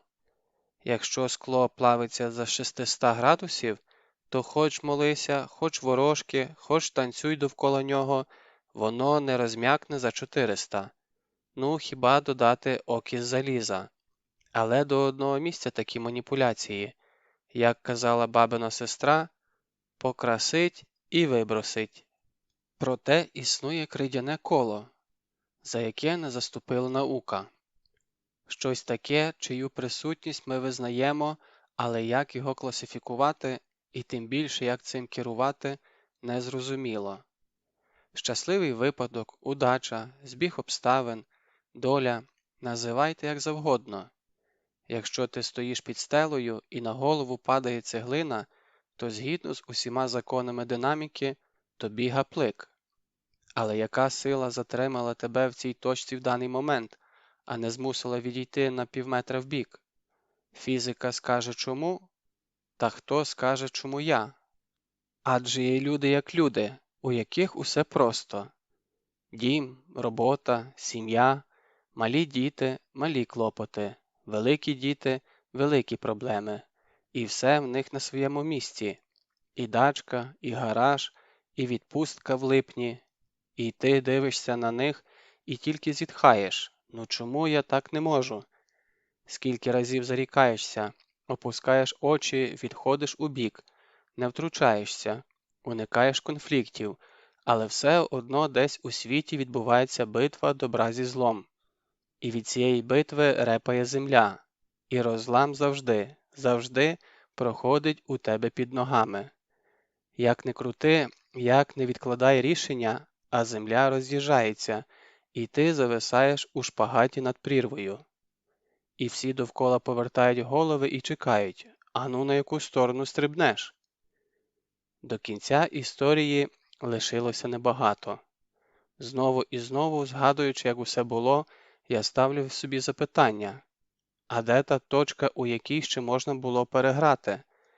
Де те останнє роздоріжжя, на якому ми могли повернути ліворуч, а не перти плугом попри знаки? І щоразу повертаюся в цей день. У холодильнику зяяла діра. Нерівні краї загорнулися, і промінь ліхтарика вихоплював осколок, який припаявся до стінки. Під ногами рипіло бите скло. Згори лилася вода, а замість кухонного куточка громадилася арматура і шматки бетону. «Привіт! Можеш приїхати?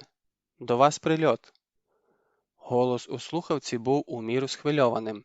Таким голосом до війни дзвонили сусіди по дачі. «Альо, Івановна, прийдіть гляньте, хтось по вашому участку лазить». Я тихенько піднялася, щоб не розбудити Ромчика з Тетяною, і вийшла на двір. Борисович іще вчора десь повіявся, то ми ночували втрьох.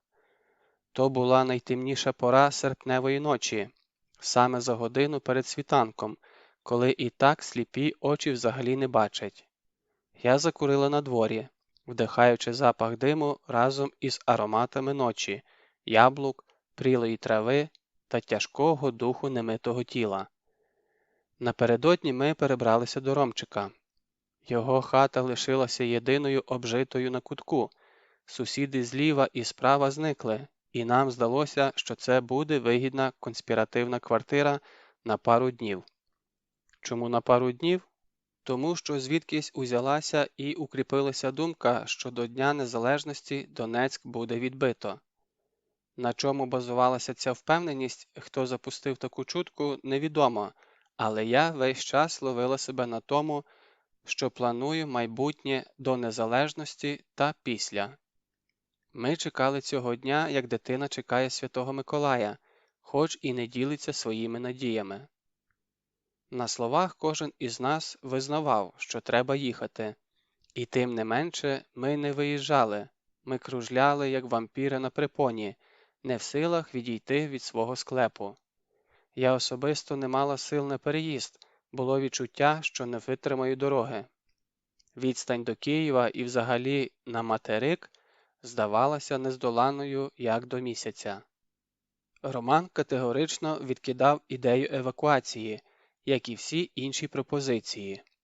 І з ним стало нестерпно тяжко, він прямим текстом посилав і мене, і хлопців, як тільки ми заговорювали про його постійний кашель, що треба звернутися до лікаря, і вперто смалив одну цигарку за іншою, шаленими темпами викурюючи наш запас тютюну. Танька проводила дні і ночі в туалеті, страждаючи від жорсткого токсикозу. У короткі хвилини просвітлення вона закидала щось у рота, випивала води і знову згиналася над відром. Я стільки не їм, скільки ригаю. Звідки воно береться? Борисович десь діставав лимони, бо тільки з лимоном у роті вона могла перепочити. Навіть засинала із долькою в зубах, вимагаючи, щоб її пристрелили. Як би нам із Борисовичем не хотілося її вивести, ми не уявляли, як це технічно зробити. Під наркозом? З бабою зв'язку не було, але один раз я сходила її провідати. У Ромчика на горищі ми знайшли старий туристичний примус іще з радянських часів і трохи керосину. Я віднесла його пенсіонерам. Ольга Іванівна вправно розкочегарила цю приспособу і навіть закип'ятила чайник. Баби на диво добре обжилися у своєму погребі і теж відмовлялися рушати з місця. І от тепер прильот у квартиру. Як же недоречно. Взагалі-то Бог із нею, там нічого путнього не лишилося. Паспорт і карточки при мені, рюкзак, ноут. Коти. Як я забула про котів. Там же коти. Сусідка їх годує. Дідько, чорт, чорт, чорт. Я нікого не розбудила і не лишила записки, бо одній набагато легше проскочити по місту. Вислизнула з двору і побігла, пригинаючись попід парканами. Тут головне не впасти і ноги не підвернути. Іду, під носа молитву читаю своїми словами. Щось типу «Спаси і сохрани», і «Не доведи, і відведи». Після контузії я почала забувати прості речі. Наприклад, 2 дні згадувала, як буде кетчуп. І з молитвами те саме. Не можу проговорити «Отче наш», усе збиваюся. Там у кінці є слова «Твоя сила і воля, і царство небесне». Чи нема? Я не відразу зайшла в дім. Півгодини постояла між гаражами. Вночі тут горіло. Вигоріла наша квартира і квартира над нами. Основний удар прийшовся між під'їздами, так що наша кухня злилася із сусідською. Фронтальна стіна відпала, і тепер з вулиці видно червону плитку на стінах. У сусідів кухня в червоно-чорних тонах, із золотою фурнітурою. Вони страх як пишалися своїм євроремонтом, брали кредит на техніку, на плазму і німецький холодильник, у якому лід можна б добувати, не відкриваючи дверцят. У процесі ремонту ходили до мене радитися по дизайну, приносили розкладки з кольоропробами, я щось пропонувала, вони робили точно навпаки. Потім знову приходили, а табуретки краще чи стільці? А барну стійку, а арку? Зрештою знесли несучі стіни у хрущовці, об'єднали кухню з вітальнею і коридором, у спальні встановили сауну. Будинкова проводка сауну не витягувала, і коли Толік після зміни йшов купатися, світло вибивало по всьому стояку. Зрештою я наважилася зайти до середини, хоч би сходи не обвалилися. Усе довкола вкрито пилюкою, стіни пішли тріщинами, але двері на місці. Так дивно повертати ключ, знаючи, що квартири за дверима більше нема. Переступаю через гори сміття, усе, що колись було нашим із бабою майном, за одну мить перетворилося на купу мотлуху. У маленьку кімнату вхід завалений, у великий впала перегородка, вибухова хвиля розтрощила меблі, розкидала паркет і батареї. Що не зламалося, те згоріло. Розумію, ніхто б не вижив, ця хата стала могилою для 7 котів, і тільки за щасливим збігом обставин ми до них не приєдналися. Мені тут навіть на пам'ять узяти нічого, тому розвертаюся і сивію. Прямо за мною стоїть кицька Бася, одна з наших підопічних. Білосніжна сіамка, із якою ми так і не знайшли спільної мови.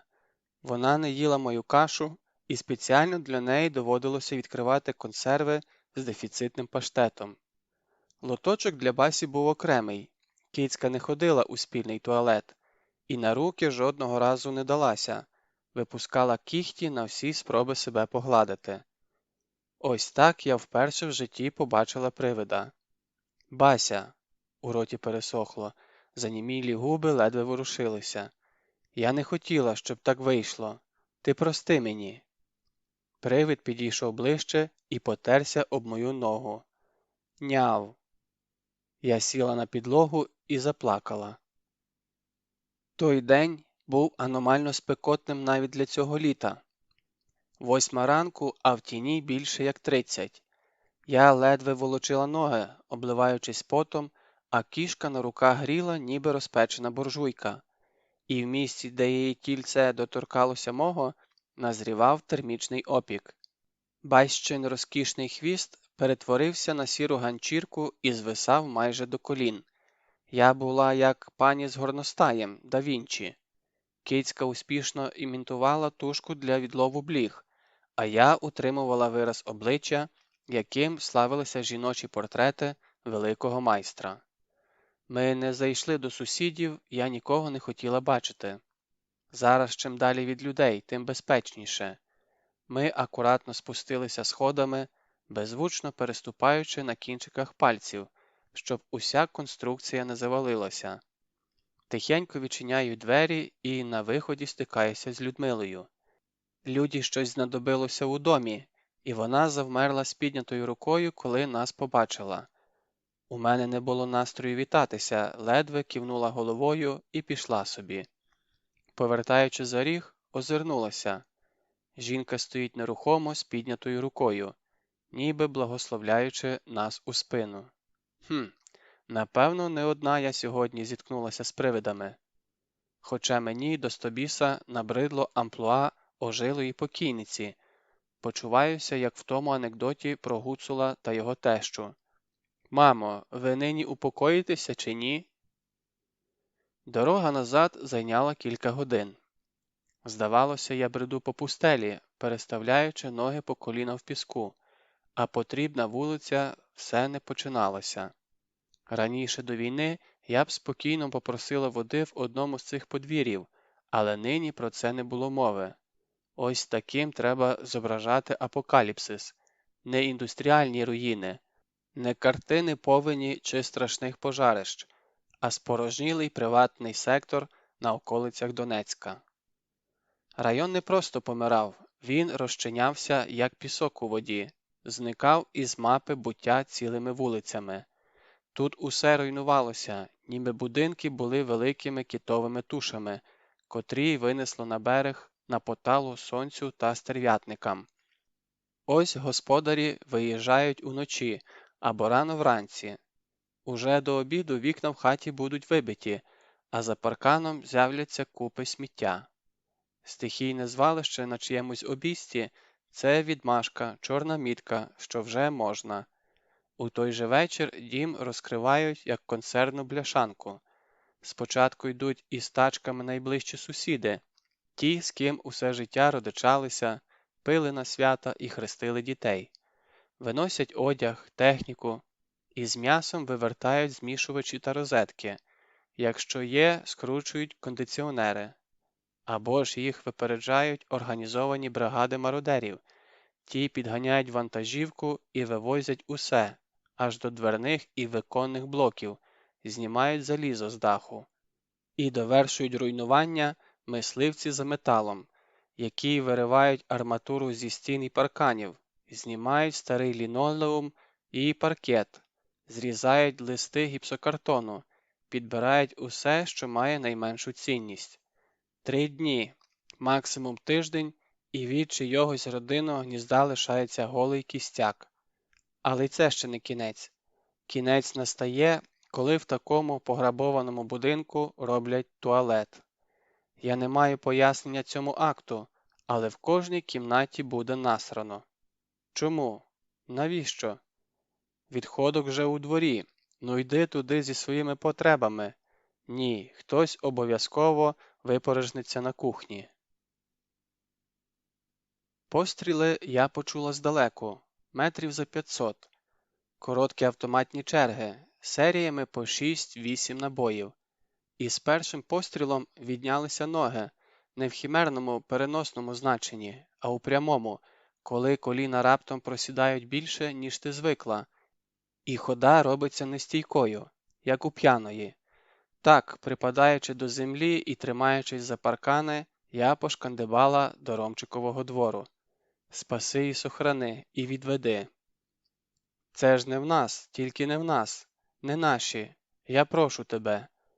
Я бігла, неслася через цей останній провулок зі швидкістю підбитої черепахи, думаючи, чи не краще впасти на живіт і повсти на ліктях, так буде швидше. Коли я нарешті дійшла, біля дому було порожньо, і хвиля полегшення накрила золотим туманом. Дякувати Богу в милості твоїй, здалося. Примарилося, луною принесло з іншого кутка, і я повірила з переляку. Треба нерви лікувати, от прямо завтра їхати до лікаря, хай щось виписує. Розтискаю руки, і напівпридушена кицька падає на землю. Ти вже вибач, маленька, зараз я води винесу, почекай хвилину. Прочиняю хвіртку, у Ромчика дім-фортеця, з вулиці нічого не видно, 2-метровий паркан заріс плющем, і впираюсь поглядом у тіло на порозі. Як загіпнотизована, підходжу ближче, хоча голос у голові над загривком у вусі заходиться криком: «Тікай, дурепа, тікай!» Роман лежить обличчям униз. Права рука викинута вперед у судомній спробі кудись дотягнутися. Біля нього немає зброї, але ганок, усіяний гільзами, їх тут десятки. Несвідомо шукаю очима коляску, але її також не видно. Так, ніби сталося диво. Сліпі прозріли, глухі почули, а неходячий інвалід прийшов своїми ногами. Тіло прошило кулями. Голова, спина, ноги, і навіть не треба нахилятися, щоб зафіксувати смерть. І тут я чую шум. У самому будинку, там хтось є. Тихенько, силою думки відчиняю двері і прослизаю всередину. Згинаюсь у 3 погибелі і перебігаю по коридору до хазяйської спальні. Там коридор робить різкий поворот. Ромчик іще сміявся, що мамка спеціально закомандувала, щоб батя п'яним не міг зайти. Заглядаю за ріг і все бачу. Їх було 3. 3 здорових бугаїв у жаб'ячій уніформі та кірзових чоботях. Цими чобітьми вони зосереджено місили жінку, яка лежала перед ними. Вони важко хекали, і хекання накладалося на тріск зламаних кісток і мокре чавкання. Від Тетяни майже нічого не лишилося, і я себе заспокоюю тим, що вона була мертва, коли я зробила те, що зробила. Я дістала з кишені гранату, висмикнула кільце і пожбурила в кімнату, прямо під ноги тим 3. Опала курява і запанувала тиша. Тиша була в моїх вухах, тиша в голові. Нічого не порушувало тишу, жодного стороннього звуку. Я зайшла у спальню і подумала, як це тепер прибирати, і що треба відділити Тетяну від іншого м'яса, бо недобре, коли вони лежатимуть в одній могилі. І тут подзвонив Борисович. Доця, привіт. Ти вибач, дитино, але у мене дуже мало часу. Я дзвоню попрощатися. Де ви? Я на Териконі. Я тут у розвідці був. Поїхав дещо перевірити. Я знайшов їхні склади, доця. Тут снаряди і вибухівка. 1000 штабелів. Його голос переривався. У трубці чулися сторонні шуми. До війни я б сказала, що це ляскання батога по воді або салют, а зараз ні, звичайно. У вас стріляють? Нічого, не страшно. Вони бояться у повну силу. Тут усе знесе. Ти не перебивай, добре? Я координати нашим передав. Тут зараз прильот буде по моїй наводці. Я не встигну сказати. Говоріть, Борисович. Ти Таньку мою не кинь, добре? Подбай про неї з малим, я тебе прошу. Я не зміг до неї додзвонитися. Ти скажи, що я сильно її люблю, і що мені дуже жалко, і якщо зможу, я все одно буду з ними, хоч ангелом, хоч ким, але проб'юся. Хай тільки не плаче дуже, хай живе і буде щаслива. Скажи їй, що таких, як вона, на світі нема, і що я ні про що не жалію. Не кину, я обіцяю. Кров з-під Тані перестала текти і почала загусати. У калюжі лежала кругла цибулина. Я простягнула руку підняти, і тільки тоді зрозуміла, що це вибите око. І Роману передай, повинися від мене. Доця, це мій страшний гріх, я кожен день себе казнив. Це ж я його тоді внизу вдарив, це моя вина. Я такий дурний був, тільки як плем'яш загинув, от тоді наче очі відкрилися. Скажи йому, що тільки одне я б хотів у житті змінити – ось цю підлість мою. Не було хвилини, щоб я не каявся через це. Він пробачив вас, Борисовичу. Він коло мене все чує. Він вас пробачає. Правда? Синочка, ти прости мене, старого дурака. І ти, доця, я ж знаю про мамку твою. Я знаю, що там. Це був не вибух. Це було щось таке, чому немає слів у людській мові. На десятки кілометрів зметнулася й опала земля. Над містом піднявся атомний гриб, і по всіх російських сайтах того дня написали, що Україна підірвала під Донецьком атомну бомбу. Багряною загравою накрило півнеба. Почалася канонада дрібніших розривів. Це детонували боєприпаси, які не підірвалися від першого влучання. Горіли цистерни з мазутом, зайнялися сотні кострищ. Білий день заступила ніч, а на голови все падав і падав червоний попіл.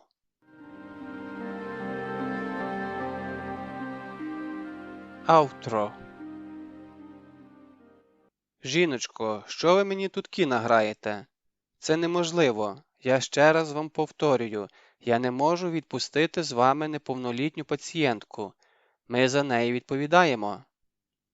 Ми сиділи втрьох у кабінеті головного лікаря з високими царськими стелями та вікнами. Лікарка, жіночка середнього віку з рубінами у вухах, вочевидь хотіла мене здихатися. Її можна зрозуміти. Я 3 дні не милася. Штани, берці і камуфляжний рюкзак вкрилися шаром пилу. Із бокової кишені рюкзака виглядала кицька. «Аню, у тебе є речі?» – запитала я мовчазну дівчину, яка впродовж розмови не сказала жодного слова. Та кивнула. «Ну то йди збирайся, а ми поговоримо з пані Софією». Аня так само тихо вийшла. Я дочекалася, доки за нею причиняться тяжкі дубові двері, що не пропускали з коридору жодного звуку, і повернулася до лікарки. «Послухайте, ви в силу професії мусите розбиратися в людях. Давайте я вам коротко розповім, чому я тут і що маю до цієї дитини, і ми ухвалимо рішення. Попереджаю, у мене дуже мало часу. Нічого, я коротко. Отже, я познайомилася з Анею до того, як зустріла її маму. Це було так. У будинку не знайшлося лопати, тому я нарізала землю ножем і виймала відром. Це тривало довго, до пізньої ночі. В одну могилу я поклала наших, а потім відійшла на інший кінець городу і викопала яму для тих трьох. Я зібрала у домі всі рештки, які знайшла. Фаланги пальців, уламки кісток, волосся, все, що було. Але перед тим я обшукала їхні кишені та спалила документи. Яма вийшла не дуже глибокою, не більше як метр глибиною, і мені довелося утрамбувати їх ногами, щоб помістилися. Я засипала землею і притоптала, щоб і горбочка не лишилося. А потім повернулася до своїх. Я не хотіла їх просто так закопувати, без жодного слова, це неправильно. Тож набрала в колодязі води і вмилася над могилою, змила руки, прочитала молитву замість священика і освятила землю. Там немає ні хреста, ні знаку, але я пам'ятаю, де вони лежать, і колись покажу дитині. Я пообіцяла подбати про цю дівчинку, стоячи над тілом її матері. То ви мені скажіть, будь ласка, яким чином ви зможете мені завадити? Лікарка думала, я її не підганяла. Відверто кажучи, ця розмова була чисто формальністю. У мене в кишені лежали 2 квитки на потяг, і ще сьогодні ми заночуємо в Києві. Із вікна головлікаря відкривався чудовий вид на столітній панський парк. Доріжки потопали у жовтому листі, і мені хотілося розкинути руки і впасти спиною назад, прямо на ці осінні кучугури. Але що ж ви будете робити? Що? За нас не хвилюйтеся. Будемо жити. Листя під ногами шурхотіло саме так, як я собі уявляла. Ми пішли навпростець через парк, провалюючись по коліна у крихку вохру і багрянець, лишаючи за спиною 2 широкі колії. «Ну, мала, не відставай!» Я подала руку, і худенька долоня довірливо простяглася у відповідь. «Давай іще погуляємо, а? У нас є трохи часу, можемо на піцу зайти». А потім задзвонив телефон. Я глянула на екран і впізнала номер. Один абонент з'явився на зв'язку. Так, насамперед ми будемо жити. 1 вересня 2017, 23 грудня 2018 року.